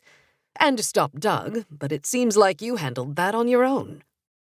"Sue for peace? You're the one who keeps coming after me," said Beatrice. "That was Doug," said Gilbert. "I gave him the glamour to use when he was out in public, seeing as how he was supposed to be dead, which I seem to recall was your doing." "Yes," Beatrice said, "except you saved him for some reason. Thanks for doing that, by the way." "Enough," I said. "We never asked to be involved in any of this. But we're not just going to walk away now and pretend like nothing has happened. I'm afraid you're going to be stuck with us." "How do you figure?" said Gilbert. "Because," I said, holding my gold token aloft while Beatrice did the same, "we're joining the guild." "John, Ms. Jacobs just walked in," said our HR manager, Margaret, to a speakerphone in the middle of the conference room table. She beckoned me to sit at the chair across from her, and then turned her attention back to the phone. "Ah, good. Sorry we have to do this over the phone, Jen, but I got called away to London last minute. Anyway, I know you were supposed to have your annual review next week, but something's come up, so I wanted to do this now." Okay," I said into the phone, while trying to avoid Margaret's blank face. "Now, you've done great work for us in the past, and this year— Look, is this about the run-through? Because I emailed the team afterward to say I was sorry for running out, but I did fix the bug and— "What?" interrupted John. "Oh, no, that was some inspired thinking. Really saved the day." "Then what? The other devs are mad I was out sick last week?" "No, it's not that either. If you'll just let me explain, then this will go more smoothly." "Okay," I said. The last thing I wanted to do was sit through a lecture from Hammond about God knows what, especially with tonight's summons looming. A week had passed since that morning on the island, and my life had almost returned to normal. Well, my new normal as a guild recruit. Gilbert had stared at our tokens for what had seemed like 10 minutes before nodding. "This is unexpected," he had said, "but that's why we have bylaws. You'll be hearing from us soon." And then, before we could do anything, he'd grabbed the box and escaped back through the front door. We had foolishly given chase through the portal, but luckily Gilbert hadn't pulled off the knob on the other end, and so we had emerged into the Chrysler Building office a few moments later to find him gone. Took them a while to sort through everything, but when Anthony and Greg laid it all out for me, I made the decision immediately. "What?" I said. "Sorry, I didn't quite catch that." "Does the night of March 26th, 2018 ring a bell?" Hammond said, a note of irritation in his voice. "I don't think so," I replied. "Should it?" "Yes," he said, "because on that night, our logs reported a massive power outage. Every computer in the office, except one, went out at the exact same time, only to be rebooted a few minutes later." My eyes went wide. It was the night I had first discovered the quest board. "And the only employee at the office that night was me," I said. "But nothing happened. I mean, I didn't erase anything? No, fortunately not. But you did install a back door into your workstation during the outage. And who knows how much of our code you've purloined." "A back door? What the hell are you talking about? I'm sorry, Jen, but you're fired." "What's wrong with you?" said Beatrice, as we got off the subway at 51st Street just after 1 a.m. "You haven't said a word all night." "I got fired," I said, the glamour's weight feeling heavier than usual. "Oh? What for?" "For loading the quest board onto my computer at work." "Wait, really?" "Yes, but the company thinks I committed corporate espionage or something. I just can't believe—" "Let it go, Jen. Or Jade, I guess. Are you really planning on wearing that thing for the rest of your life?" "No, it's just that Gilbert, he only knows me as Jade. I'd like to keep it that way for as long as I can. This is the guild we're talking about. We crossed under the familiar trellis into the pocket park, which was predictably deserted. But the gurgle of the waterfall at the back broke the relative quiet of the night, and we sat down at one of the tables near the freshly packed dirt that was awaiting a spring planting. "True," said Beatrice. "But we are about to be members of said guild, so that should provide us with a measure of protection." "After all we've been through, do you really believe that?" "Not for a second. But we don't have a choice. I'm not just going to hand these tokens over to Dahlia and hope she leaves us alone." The park suddenly went quiet, and I looked up at the waterfall to find it had stopped. I stood up from the table and walked through the dirt surrounding the now still collecting pool, and nearly jumped out of my skin when I saw a dark figure walk out from the ivy wall that lined the back of the park. "Hello, ladies," said Gilbert. "Gilbert," said Beatrice. "Why are we here?" I asked. "This doesn't look like the guild hall. Even Dahlia's conference room would have been preferable." "We are here because there are some preliminary matters to attend to before you can be sworn in as the newest members of the guild." "And what are those?" said Beatrice, glaring at Gilbert. "We have the gold tokens. We know that they confer guild membership. What else is there? You going to dunk us in this pool here to see if we're witches?" "Not quite," said Gilbert, who pulled a small vial from his pocket. "Under the guild bylaws, the holder of a gold token is entitled to one of the 12 guild seats. The seats usually operate in a hereditary manner, the gold token passed down from parent to child and so on. There have been a few occasions where hard-up families have sold their seats, but that hasn't happened in a century." "Fascinating," said Beatrice, rolling her eyes, and I nudged her with my elbow. "Anyway," said Gilbert, ignoring Beatrice's comment, "you two have presented the requisite tokens for membership, but there remains the issue that 11 of the 12 seats are currently spoken for. And earlier this evening we called a full meeting of the guild at which 11 tokens were presented." "What are you saying?" I said. "Either you are engaging in some extreme sleight of hand with one of our members, or one of your tokens is a fake." Before we could say anything to object, Gilbert unstoppered the vial and dumped half the contents into the pool. The surface of the water flashed bright red 3 times before returning to its normal opaqueness, and Beatrice and I looked at each other, not knowing what to do. What was that?" asked Beatrice, clenching her fists, and I saw the outer edges of plastic wrapping.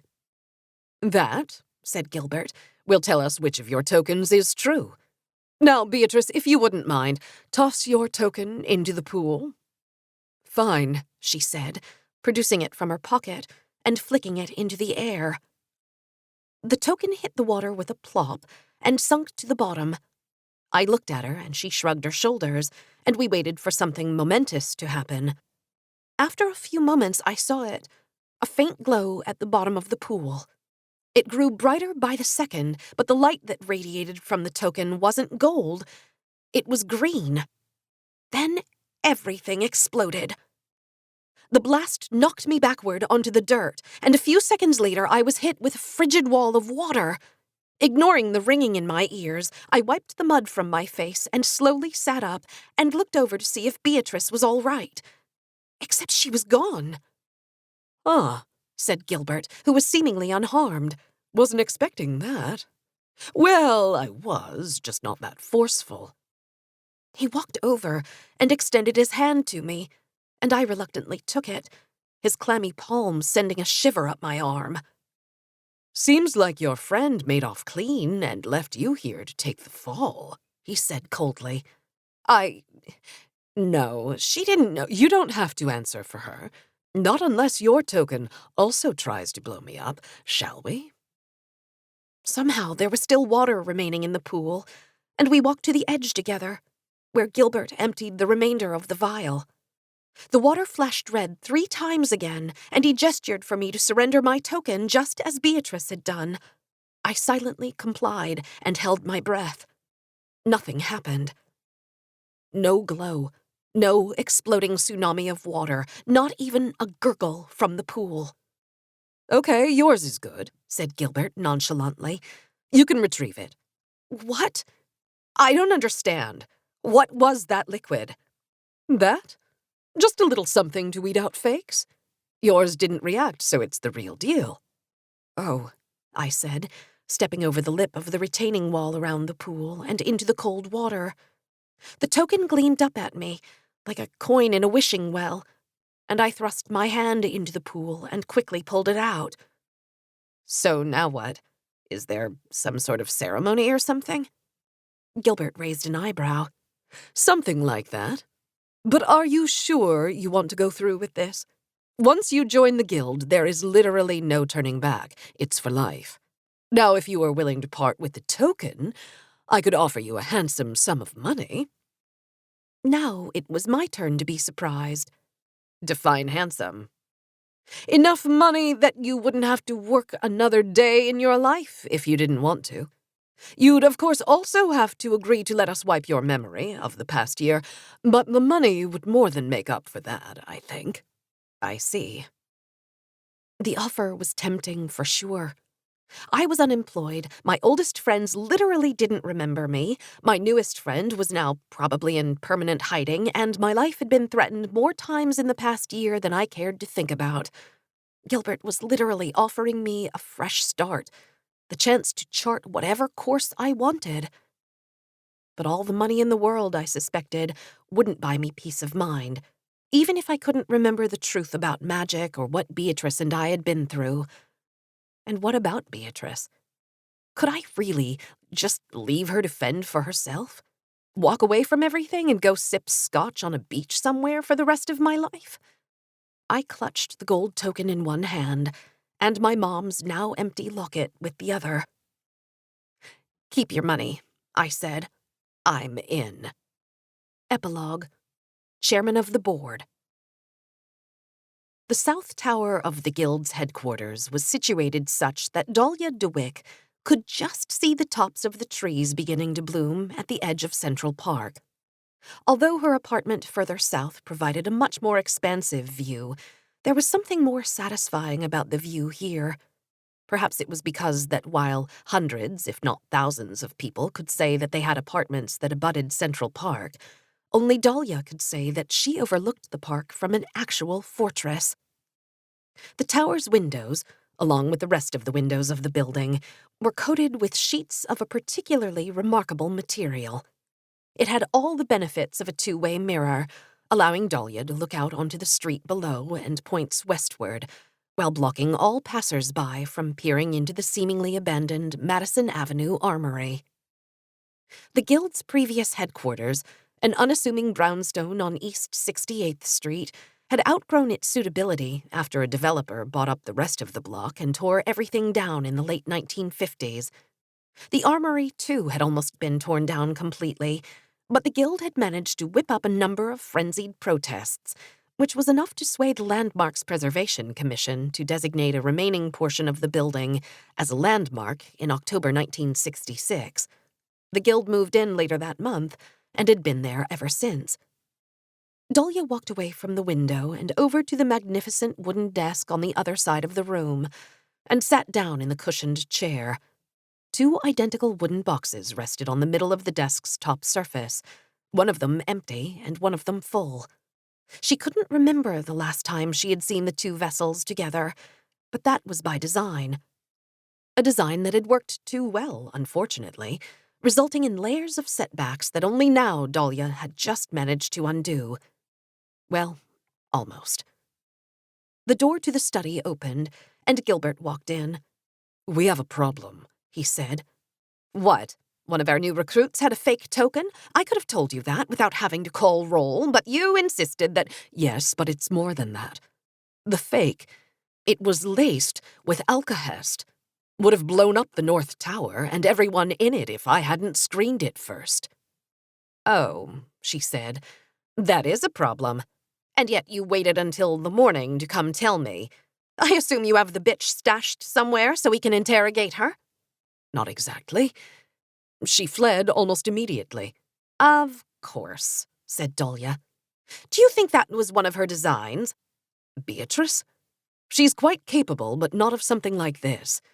No, I think it's more likely the handiwork of— Will you take off that ridiculous glamour? Said Dahlia. You know I can't stand looking at him.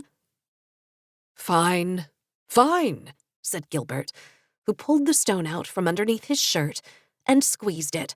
The visage of Gilbert crackled like the static on an old television set, and Ty stood in his place, dressed in a blue blazer and gray slacks.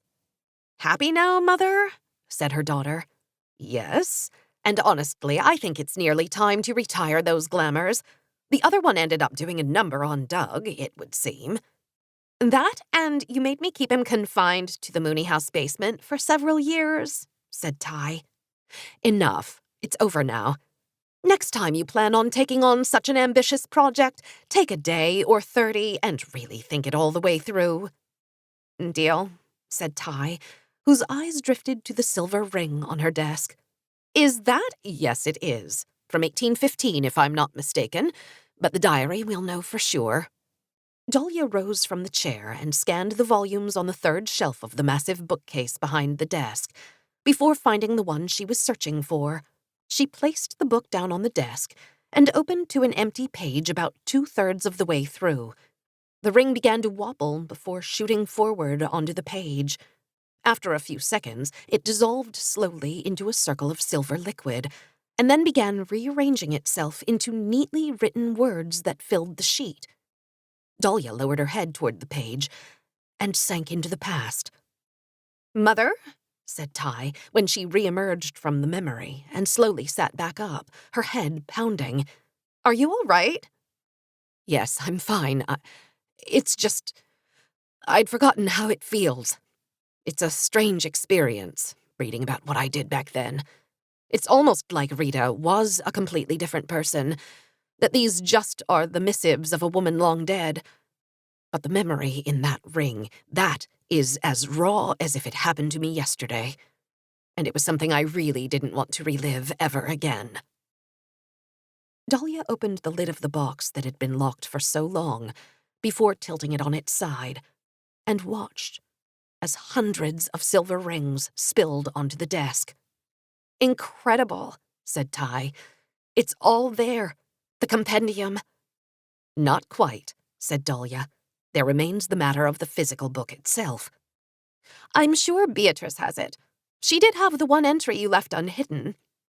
I agree, said Dahlia, but luckily our newest guild member is perfectly positioned to help us recover it from her former partner. And once we do, it is only a matter of time before the full might of the guild resonates across the continent. Wait, how did you know she didn't take the money and run? I didn't, said Dahlia, smiling. But there's enough of Larissa in her daughter that I was confident that she wouldn't run from her birthright, even if she doesn't know it yet. Guild of Tokens was written by John Auerbach and read by Tavia Gilbert. Sign up for John's monthly newsletter at johnauerbach.com/audio